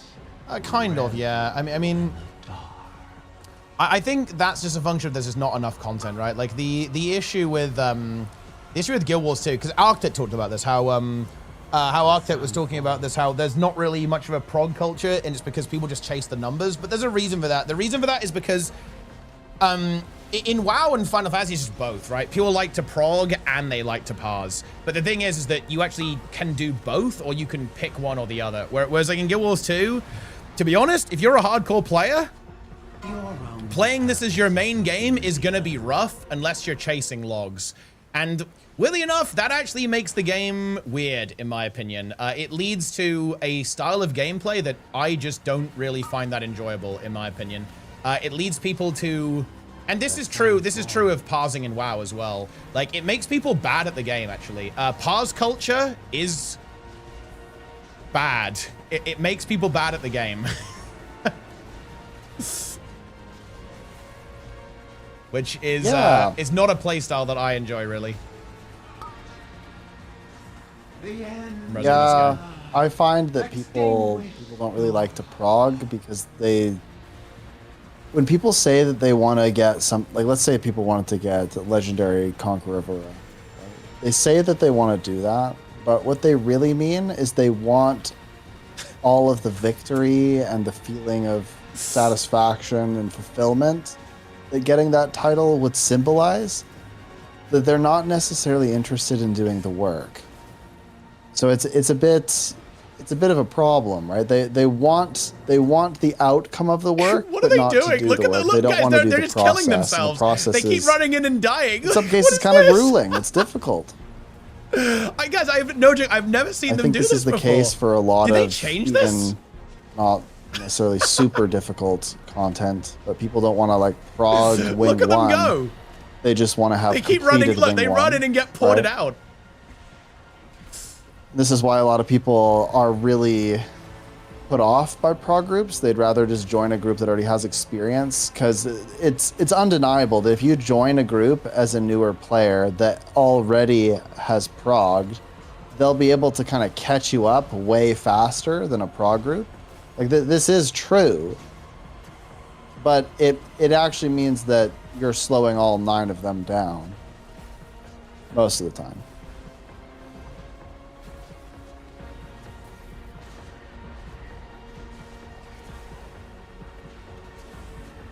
Do you think, why do you think it is this way?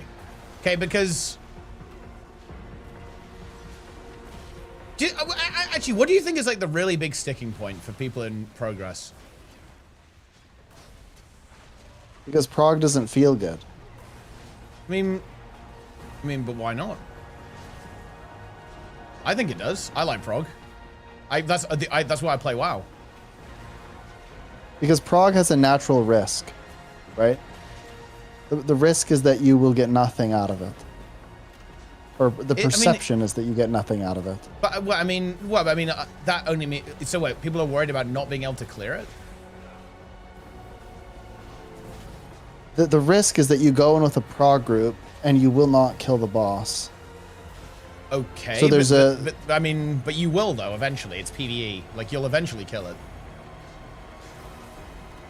Yes, but there's still a risk associated with that. The risk is that the group will crumble. The risk is that people will get mad at each other. Like, there's a lot more unknowns in a prog group than in a group that's more consistently clearing.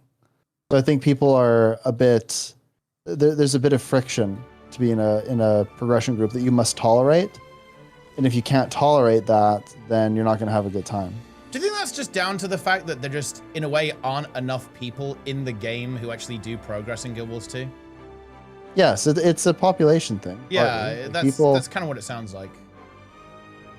Well, it's not only that, but there are many people who think that they're better than they are at the game. They go in, they get humbled, they don't like that they're losing, they blame other things.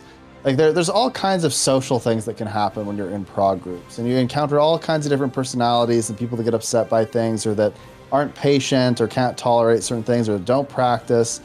So prog groups are naturally a bit tumultuous and high risk. Okay. Like, look, like I have enjoyed some of my prog groups, but there are other prog groups that I do not enjoy because I have to deal with all of the annoying things. And then maybe this is part of being a leader in a prog group. You have to deal with all the annoying bits, right? Where you have to like confront someone because they claim that they practiced and they haven't. Or you have to confront someone because you all made it clear that your goal was to phase Adina by doing a ton of DPS and doing one pillar, but this person's playing like some random Condi build that can't keep up in DPS, and like you have to constantly address all of these like conflicting issues. Here's an interesting thing. Do you actually think this is going to sound really fucked up, but do you think it's because there's too low a risk do you think people are too comfortable, basically? There's too low a risk of them being replaced? Because look, I'll ignite a bit. Yeah, like people in Guild Wars 2, for some reason, people are way too nice. And it's to the point where, like, remember, in Scan Game, there's like 100+ teams. I've seen teams come and go. I've seen different players come and go. Okay, actual true story. I don't think people care if I say this because there's no names. But somebody asked me, they like joined a team, their old team. They went in there and they sent a message and they said, yo, I went in and there's somebody that's like kind of new to raids, but they've been in there 2 months. And then they showed me a bunch of logs, and the performance was like abysmal, right? Like just constant mechanical errors, no DPS, like just horrific. And for 2 months, nobody was willing to say anything. Nobody was willing to like call them out and say like, you're not practicing, you're not contributing. So instead of this, people just quit the team. And so instead of removing the one person who's holding everything back, everybody else just gives up. I think people are so nice that they're actually like rude to themselves. It's like lack of self-respect. If somebody is constantly showing up unprepared and constantly underperforming, you have to address it just out of respect for yourself and everyone else around you.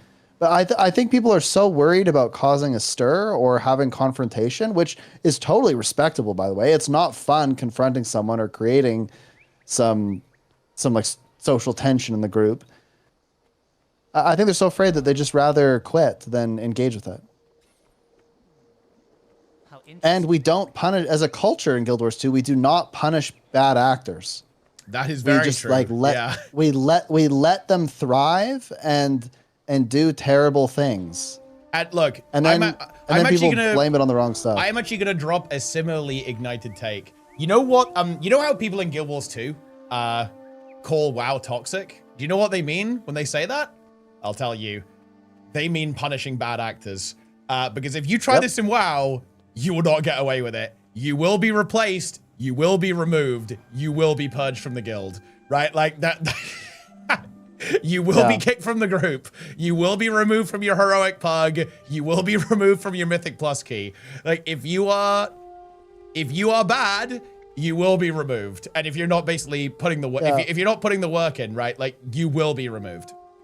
And don't get me wrong, for what it's worth, I'll play ball here. It actually does go too far, as I'm sure you can imagine. Sometimes people are dumb as fuck, right? Obviously, about this, but yeah, like there is some aggressive pruning that will go on, right, in some of these WoW groups. So yeah, you don't really, you have like the opposite of that, yeah.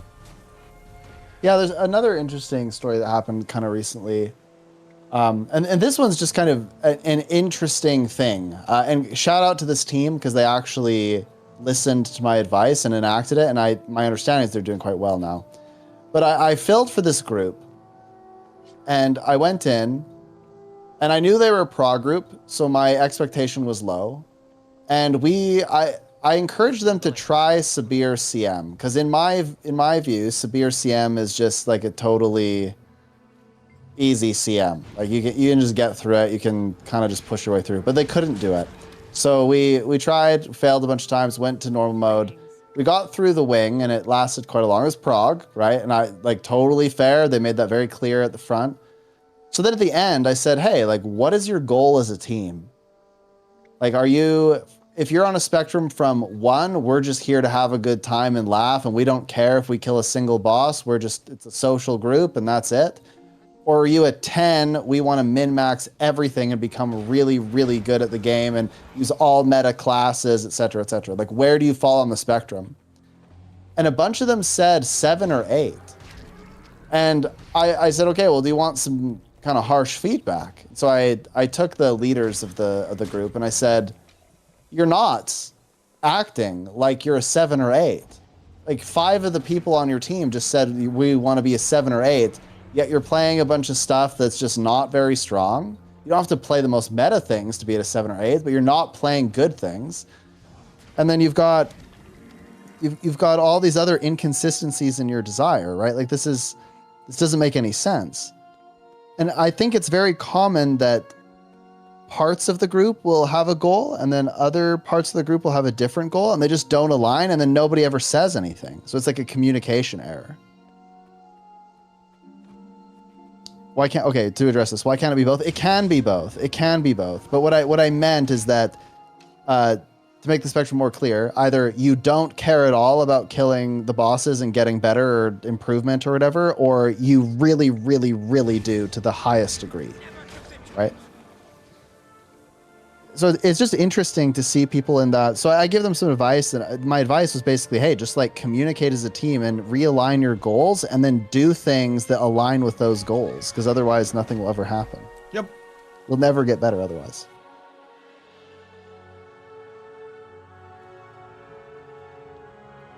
It's very true. And yeah, toxic positivity is absolutely the thing, guys. I've seen it so many times. Look, when you have a static group and people are just fucking up over and over and over again, and it's not being handled, that is really bad. Do you know why it's bad, by the way?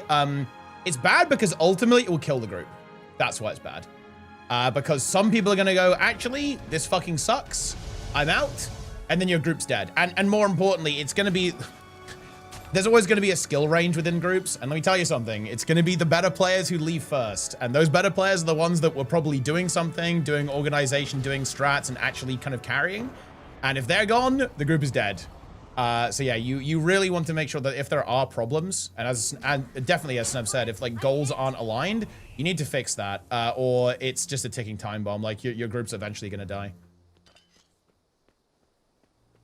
Yep, it's actually very fascinating to me to see how this happens in Skein Gang. Like there have been multiple times where we have like a small part of a team come to the mod team and say like, hey, we need help navigating an issue. Because that's kind of the whole purpose of the Discord and the community, right? Is like helping people navigate some of the more difficult parts of having a team.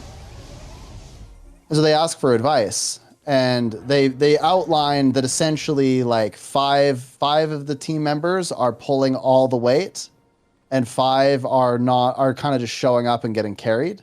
And usually what happens is if a team starts as a prog group, they're all at the same level, but then 5 are putting in demonstrably more effort, and then 5 are putting in no effort. And the 5 that are putting in effort just end up getting people across the finish line. But then when they start to do harder content, it's not as easy, right? They move on to like POF prog, and you know, individual responsibility is more important, or their contributions to DPS are more important. And suddenly it's a big deal. And so what I always told people was, hey, you just need to split the team. Like five of you have one goal, 5 of you have another goal. Just be very blunt and just say, hey, we decided we have some different goals, and so we're gonna move on. And I've only ever seen, and this has happened like a ton of times, I've only ever seen one instance where the 5 people that weren't putting in effort rose to the occasion after the split. Every other time, the 5 people that weren't putting in effort were effectively like barred out of any other teams. Like they couldn't hack it on their own, right? It never worked because it became very clear that the 5 people that were putting in effort were the foundation of the team.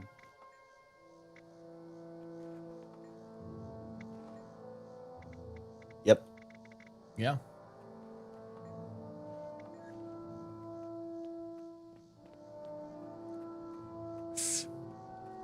What if people take it personally? Well, because it is, look, guys, let's not pretend it is fucking personal. Like, if you say to someone, yeah, you're the problem, like, essentially, you know, maybe don't say that exactly, but if you take someone aside and you say, yep, you're the issue, buddy, that's not going to feel good.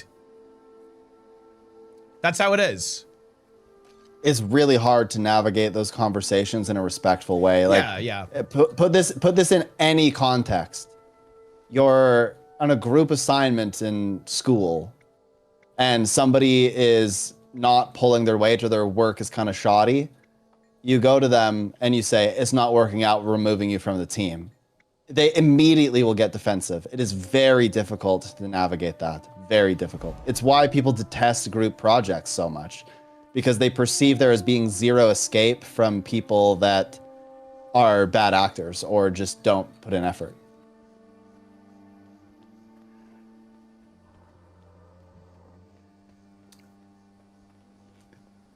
Kind of a random aside, but this is actually why when I teach at university, I have in my syllabus, I have an extremely detailed instruction sheet for what to do if you have a group member that is not pulling their weight. And I like put in bold and underline that if that ever happens, I will 100% stand by the group that is kicking the person off of the team. And every year this happens, I take all of the people that got kicked off their teams and I put them in a team together. It happens every year. There is always one team where there's a bunch of people that were not showing up to their group meetings. We're not putting in the effort. We're not coming prepared to their, whatever it was, right? I put all of those people on one team. Holy, it is the most based thing ever. Those teams end up just absolutely crumbling, right? And I, to be fair, like I offer as much support. I'm like, look, this is what happened. You get a second chance. Here's what's going on. I'm here to support you. These groups never ask for my help. They never ask for any support. They always try to just like slide by. And one year when this happened, the group was so poorly organized, they didn't even read when they were presenting. And I gave it to them like a month and a half in advance. And so they knew, theoretically they should have known. They show up to their presentation day. I say, okay, this is going to be the order of presentations. They beg me to change the date. I cannot change the date because there's not enough time in the semester and it's the last 2 classes.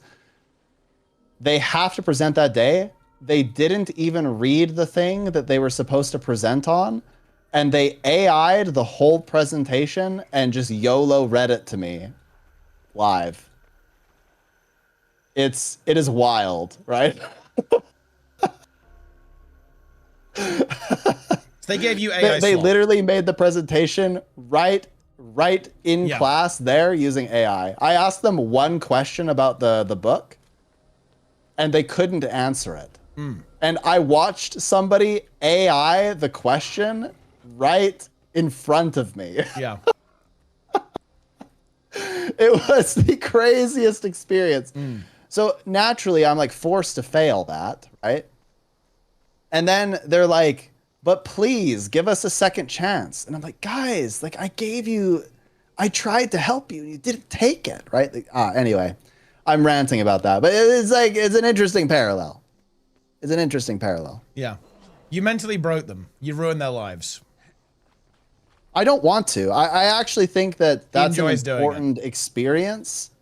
It's an important experience when you're in school, because if you are never basically told that it's just not good enough in school, then you will go into the workforce like that and you're going to get fired and it's not going to feel good. The ramifications are far higher in the workforce than in school. You need to learn those things in school. XCD tree.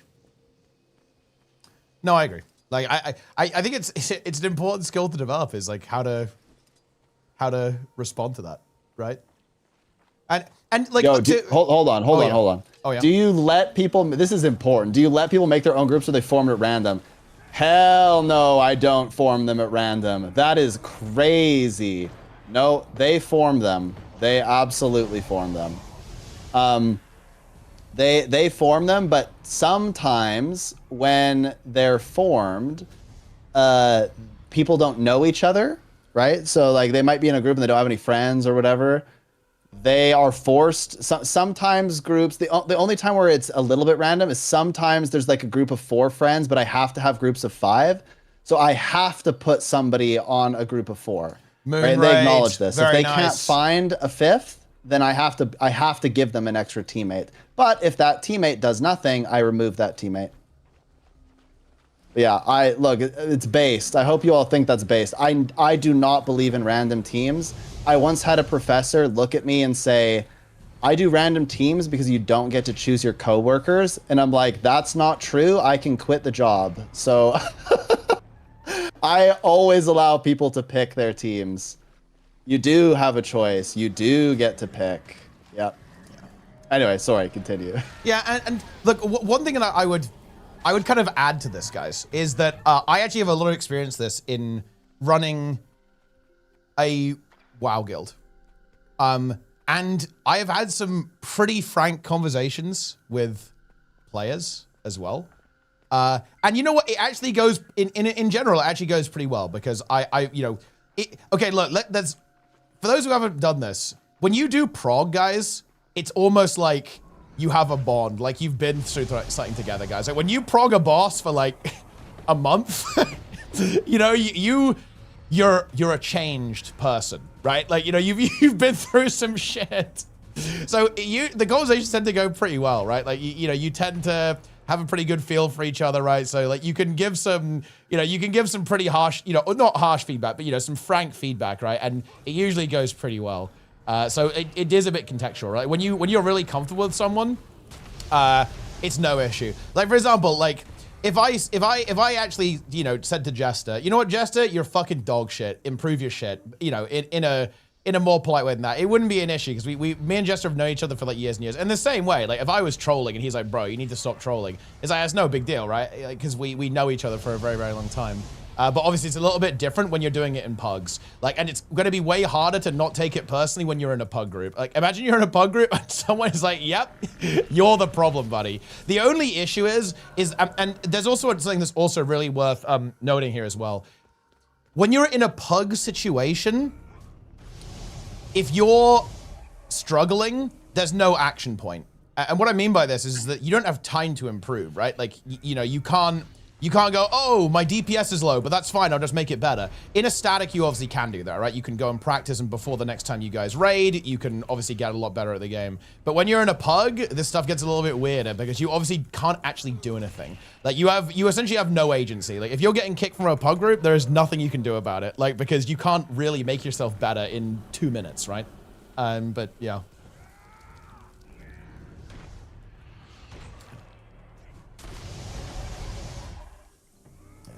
I barely have a fail in strikes. I mean, yeah, you're not going to have a fail in like normal mode stuff. But like we're talking about some of the harder content in the game.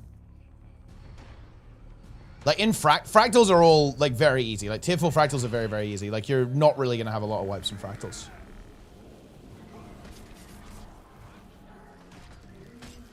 I very rarely see wipes in tier 4s. You got you kind of used to in some of the harder ones, but you know, the power creep has kind of made them pretty chill. But in some of the harder raids, well, the thing is, in a lot of the harder raids, you won't even see pugs for them, right? Like, you know, it's somewhat rare to see pug groups for, you know, some of the content. Oh, look who has arrived. Speaking of toxicity, you know, we were like, we were just having a really big conversation about toxicity and how the Guild Wars 2 community has a really big problem with it. And look who arrives. The most toxic. There is a ghost behind you. Yep. There is a ghost behind you. Watch out, Lara. You. Watch out. There is a terrifying it's gonna ghost. Get ya. It's Sneb. It's Sneb in a slug mask. He's behind you. Slug noises. Watch out. Yeah. But shout out for the raid, Lara. Really appreciate that. Well, look, I am grateful, okay, for Lara telling me about. I didn't even know. It's actually true. I didn't even know about the drops, guys. Lara had to tell me about them because I was like, oh, drops. Ooh. Let's go. So yeah, like without that, I would have not been a knower. I would have lacked the critical information and just not even known about the drops, I guess. It's big. Big. Okay. Welcome, Raiders. What? Have you seen this emote combo, Sneb? Have you seen the? Holy yes, I have. Like it's just. Do you have the maintenance mode emote enabled? It's extremely weird. Like somebody had to go and enable that, and you know, I don't know. I think it's a bit odd. But yeah. Thanks for the raid once again, Lara. Lara, one of my favorite people on the planet, even. Very cool. Yeah. Watch Lara actually stream. Saved us the other night too. That's true, actually. Lara, expert in how to get Python to work properly. Yeah. I just type in the stuff. Yeah, it was great. It worked. This was. I honestly, I genuinely wish you'd gone live. So for context, guys, me and Lara were. Sneb is using some of the stream tech that I use for some of the tournaments I do because we're doing a Guild Wars 1 tournament on Saturday, and he's using some of the tech. And I'm not gonna lie, it's not super non-programmer friendly to get it running. And obviously, me and Lara have dev experience, Sneb not so much. So we were both in a call with him, backseating him to install a bunch of shit to make this software work. Yeah, it's a miracle. It was some good content. It was good. It was very entertaining in my opinion. Yeah. The good news is that I understand just enough to kind of get the logic of what's happening, right? Because I've done like a little bit of coding for some statistical software, but that's about it. Like I don't do any other like actual dev work. So when I see the commands and I type the commands, I kind of get what they're doing, and just the commands don't pop into my head, right? Because I don't have that experience. Wait. Ah, okay, we have an issue. Okay, Sneb, we've got a problem here. What? Me doing Doom, that big raid boss. People keep screaming, never use the special action key ever. The pro raiders keep saying that, but guess what? It's better to use that key, because better way you can finish the phase fast, you don't need to leave immediately, nor do you need to run to the end of the room. Plus, failing is how you learn. Not gonna lie, I really hate to be that guy, but no, you actually don't understand that mechanic correctly. The reason why players say to not press that button is actually so it doesn't detonate at the same time as the intermission phase, when you get knocked back from the middle. So if you press the button too soon, what can happen is that a bomb can still be on you and go off right before the boss teleports to the middle and knocks you back, which can be very dangerous. So that's why people are saying not to do that. So unfortunately, you are under a misapprehension on how that mechanic actually works and why people were telling you not to do that. And obviously, by the way, the bomb does fall off damage. So the further you go, the less damage the raid takes. That's why people say go far and let it expire. That's the safest way to actually approach the encounter. So yeah, yes. I hate to say it, but the pro raiders were right on that one, and they were giving you good advice. Yeah. But this is a good moment. This is a good moment because how you react to this information is very important, right? Because you can now be like jaded and angry about it, or you can be like, I'm enlightened. I have the information, I will use it, and I will become a better Guild Wars 2 player on Doom. This is very good. This is a very positive thing. You asked the important question. Like, kudos for putting yourself out there and actually asking, right? Because otherwise, you'd never know. Yeah. You now have the info. Yeah. How'd you go about farming Mystic Clovers? I do the weekly stuff. Like weekly, what is it? Weekly fractals, weekly raid encounters, weekly PvP slot, weekly world versus world slot. That's the way to go. Or just grind gold and Mystic toilet them. That also works just fine.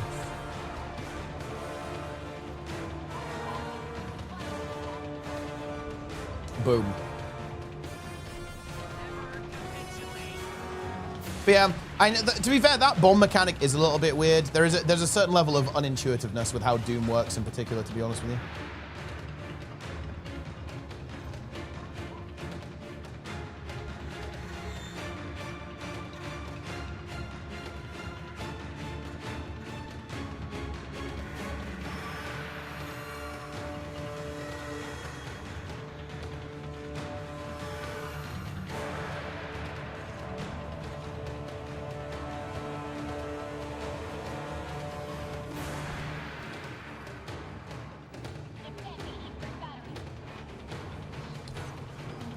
I'm DMing you, Lara. Man, I feel like I haven't.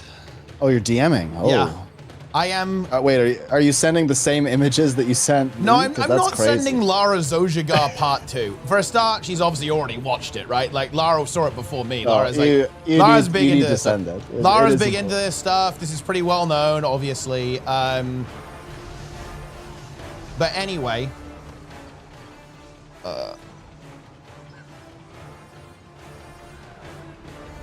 I am messaging you.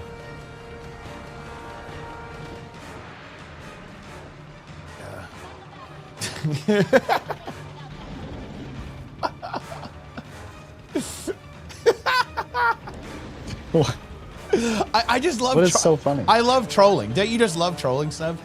Isn't it just like your? Isn't it just like your favorite thing ever? I do. I enjoy it. Yeah. In my mind, it's good.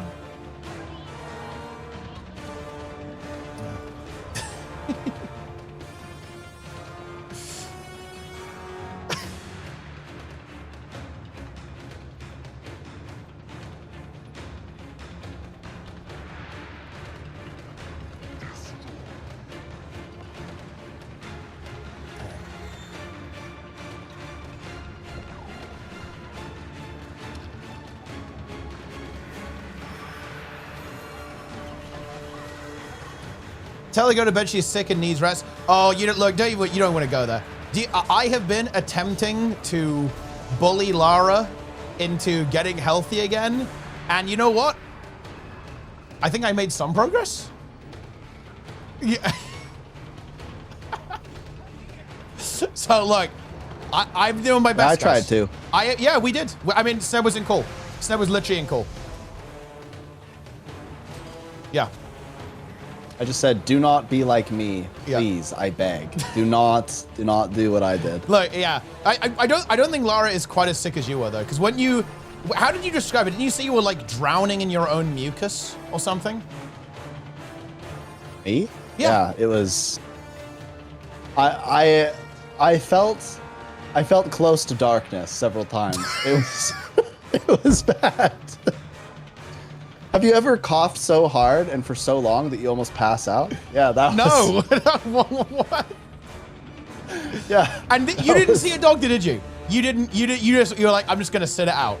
No, Did you for not? 3 weeks I was like, there's nothing they can do That's what I anyway, thought. so. That's what I thought. This guy. Yeah. It's fine.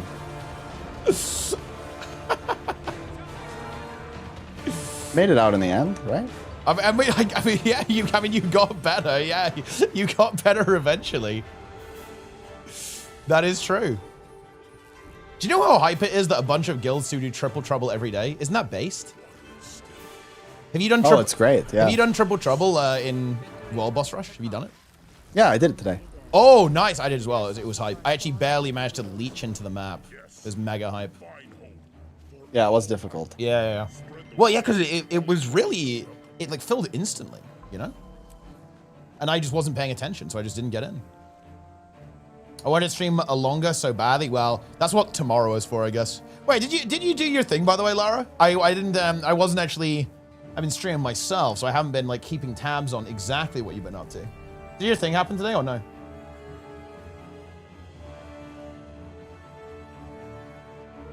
Tomorrow. Ah, very exciting. Very good. Trouble in 50 minutes. Yeah, I might try and join one because I'm going to stream a bit longer. I'll stream for like a couple more hours, I think. Because you know, guys, you know how it is. You go degen for drops, right? It's got to be done. It is what it is. Shrimple as. Shrimple as. Shrimple as.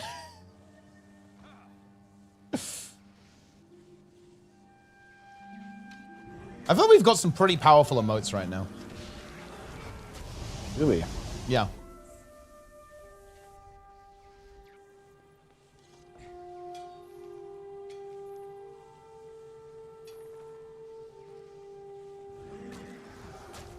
Claim the butler outfit, won't get it on my mail.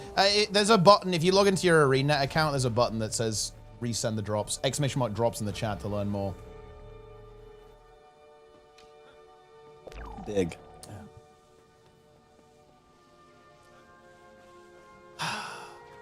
How's the hardcore gig run going? Actually pretty good. You know the really crappy couches I had in my front room? Did I tell you about this already? Okay. I don't think so. No. You know the crappy couches? I mean, I was randomly maybe. at my parents' house. Okay. And my mom was like, hey, yep. I'm getting new couches today. Do you want my old couches? And her couches are like super nice couches, right? So I was like, sure, but I have no idea how I'd get them to my house. Yep. My mom is just an absolute maniac when it comes to like getting a deal and like talking to people, I guess. I don't know. She convinced the guys that dropped off her new couches to take her old couches and deliver them into my house. Okay. And so they did for free. It was crazy. So I replaced those couches in my front room. It's based. Now I have like well, they're not like brand new, but I have new couches to me that are actually quite nice. Random story. Very good. Whoa. I'm doing Sabir and we almost wiped. Okay. That was close. Yeah. My mom has a very high charisma score. It's true. No, that is true actually, because I've met her. Yeah. That's right, guys, okay? What did I do when in Canada? Sneb took me to meet the parents. What was a wholesome thing, No, too? I'm not messing, obviously. No, it was really great. It was really great. Yeah. It was a very wholesome. Yeah. No, my no, mom wanted, no, for very context, charming. my mom wanted to meet them. Yeah, because of the work that Teapot has done with respect to cure rare disease and raising money for muscular dystrophy research. Yeah. Because my brother has muscular dystrophy. So it was like a cool thing. We met my brother and talked to him a little bit. He's very shy, but we talked to him and got a picture, and my mom was like really happy that they came. Yeah, it was really, cool. it was really special, I think. Beautiful house as well, right? Incredible, right? Yeah. 100%. Amazing location. Yeah, they have a cool spot. Yeah, it was good. It was incredibly wholesome. I mean, the whole. I feel like the whole trip was so wholesome. Snap, you know what I mean? It was very special. It's like a once in a lifetime thing. It's crazy that Lara declined my invite and said, "Lamau, I'm not going." Yeah, like, what? yeah, Lamau, I'm not coming. You loser. I'm not associating with you. Okay, crazy. That's crazy. That's how that conversation went. That's crazy. Oh man. T-Bot's mom would shame me for having bad DBS. Oh yeah, 100% she would. Like, look, I'm gonna be honest with you. Look, this is gonna be a truth nuke. If you guys play on my stream, if you exist on my stream, my mom watches my stream and you will be judged. And that's not even me. I'm not even joking, guys. Like, the clip about HTCM, that was obviously a bit of a meme. We did set that up, but no joke. Like, if people aren't good, like, she has thoughts, right? She also loves memes. Yeah. She's a big fan of frogs. Frog-themed emotes.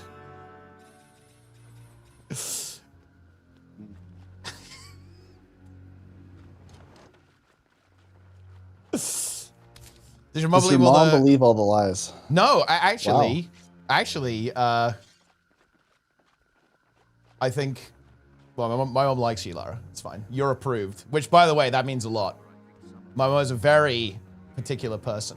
Good judge of character. You're approved.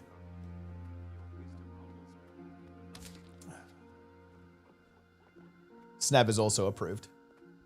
Nice. Yeah. Your mom is very nice. Yeah. You are approved. Very, Sneb's wife is approved too. Yeah.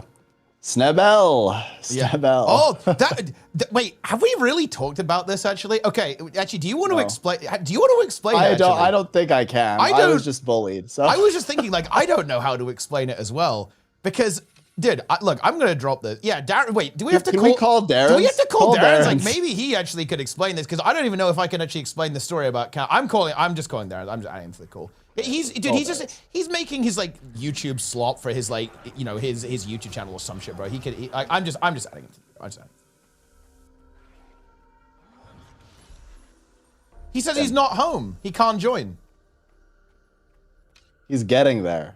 I just imagine him sprinting down the street in those like white pants that he has. Thanks to the Prime. Appreciate and the jacket. Yeah. Has my mom seen Discord streams? Oh yeah, she's seen the Discord streams. Like she watches my stream quite a bit. Like she keeps up with what I'm doing. She's very engaged. She is a content enjoyer.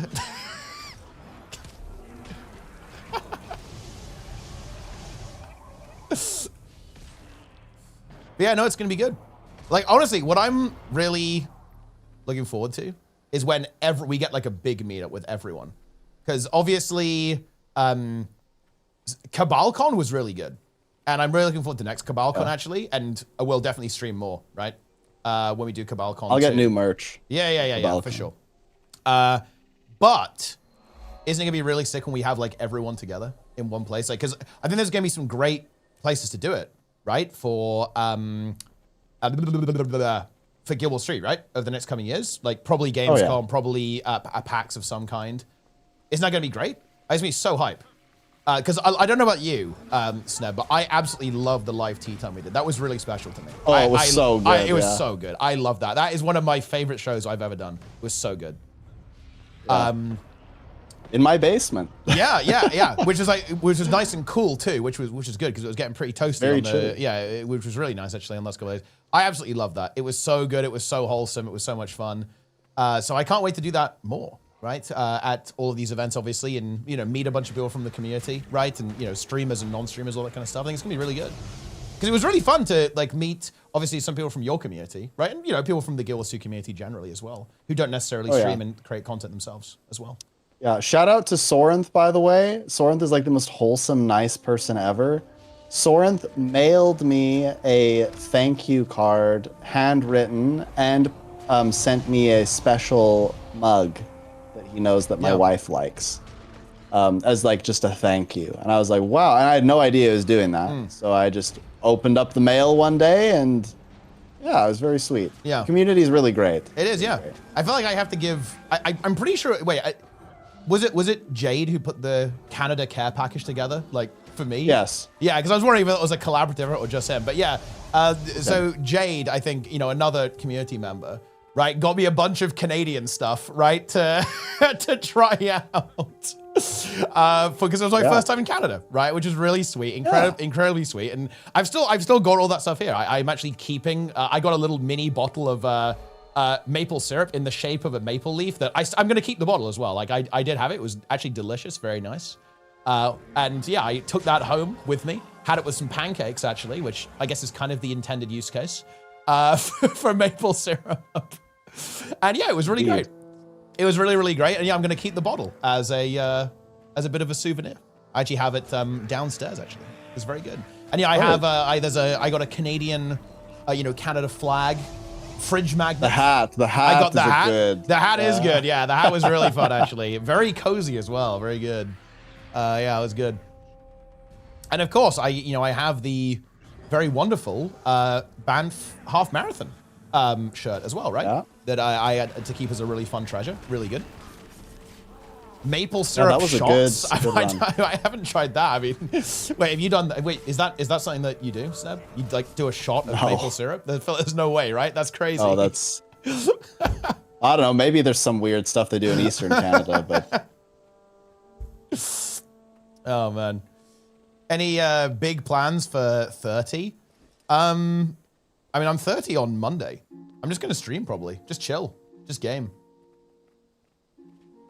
And what are we doing on hardcore? So Snev's playing hardcore as well, actually. And basically the end game for this is beat all of the content that you can do as free to play. So that's going to be Old Lions Court and Fractal CMs, broadly speaking. You like maple syrup? Yeah, I actually realized it. I'd never had it before, if you can believe it, by the way. I'd have like regular syrup, obviously, right? But not maple syrup. Yeah, nothing beats like the pure, real. It's like a little bit expensive, but it's really good. Yeah, it is. It is really good. Feels good, man. Oh, you tried poutine. That was big, too. We did, yeah. Yeah, it's. I mean, look. It's the kind of thing that could be British. Like, people would love that. People would love that. Whoa! Darren! What the hell? What is this? What is this? Darren's just joins as a Discord terrorist. Holy crap.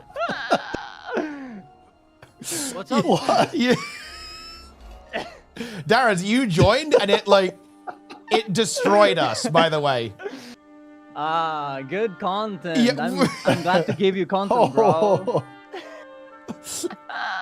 Darren, look, you're a Zoomer, right? You are a Zoomer. You are much younger than me, much less experienced, much less wise, obviously. Yes. Younger. Yeah, well, you're actually older, aren't you? We can't not talk about that. You are an old fuck. But more importantly, you have to explain to the viewers Sneb L. Well, I mean, you were there. You saw it, bro. You know how many L's he got. Yeah, but I mean, I don't think I'm Zoomer enough to like explain the situation.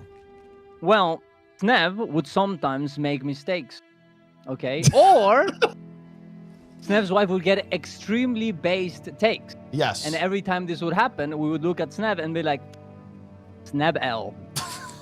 And it would happen, maybe it happened more than the other way around.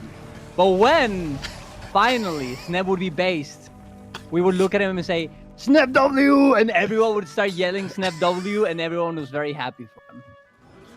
But look, you know what's very funny about this, though? It's continued since you guys have left. Wait, really? Randomly... Yes, yes. she will just randomly yell out Snebel when I do something stupid or unfunny or something. Way. Yeah. Yeah, she just randomly says it. Yeah. But what's even funnier is it literally happened yesterday because she was really angry at me about the couches thing. Because I didn't really consult her. My mom was like, do you want these couches? And I was like, yes, I do want the couches. She's just giving us the couches. So I was like, sweet. Like, we need some better couches for upstairs anyway. And these are like super nice couches. And so I just did it. And then I like went to my wife and I was like, okay, we've got to like move the other couches. And she was kind of upset by this because it was so I give her no warning, right? I don't blame her. Yeah. But then, and so she was kind of mad at me. And so we get the couches, and then later that night, she comes to me and she says, hey, I have something to tell you. And I go, oh? And she says, yeah, I want to apologize because I was wrong. And I said, let me get the camera. Holy. And she said, Sneb W. Sneb I W. love the couches. Yeah. Sneb W. No way. See, we did something positive by going there. Yeah. But let me tell you, like, I feel like it was a really rough first few days of the trip, no? Like, it was just Sneb L, like the entire time. It was brutal. It took like 3 days for the first Sneb W. It did take a while, yeah. I was like, are we going too far with this meme? He's getting no W's. This is fucked up. Yeah. Wait, have you uploaded your slot, by the way, Darren's, about Guild Wars 3 Downstate? No, I haven't. Why? Well, I'm actually really curious what people think of that. Because for context here, by the way, guys, Darren's actually noticed, I'm giving Darren's full credit on this. He actually made a really interesting observation. Is that in the video, there's music. Darren's made a really interesting observation. I'm getting fucking tired. Like, he made an observation that in the music, the video about the Guild Wars 3 music, right? There was music for player down, right? So in other words, that kind of implies the existence of a downstate in Guild Wars 3, which I feel like, I don't know about you, Darren, in your community, but I think that there's actually it's a slightly controversial mechanic, in my opinion. Like, not everyone likes it, right? I actually don't like it that much. I actually said this in the video. I mean, I like the idea of having it. I think it's kind of like, whoa, I need to go back and like, Warrior 3 and you kill the enemy and then you come back is awesome. But I just don't like the fact that I have these 4 abilities. I can't move. Like, I wish it was like another type of You could like crawl around or something? Guild Wars 3. Yeah, or maybe you walk instead of running and you have less abilities, but you're still yourself. That would be nice. But then again, I do think the down thing, it could also mean like, because when you...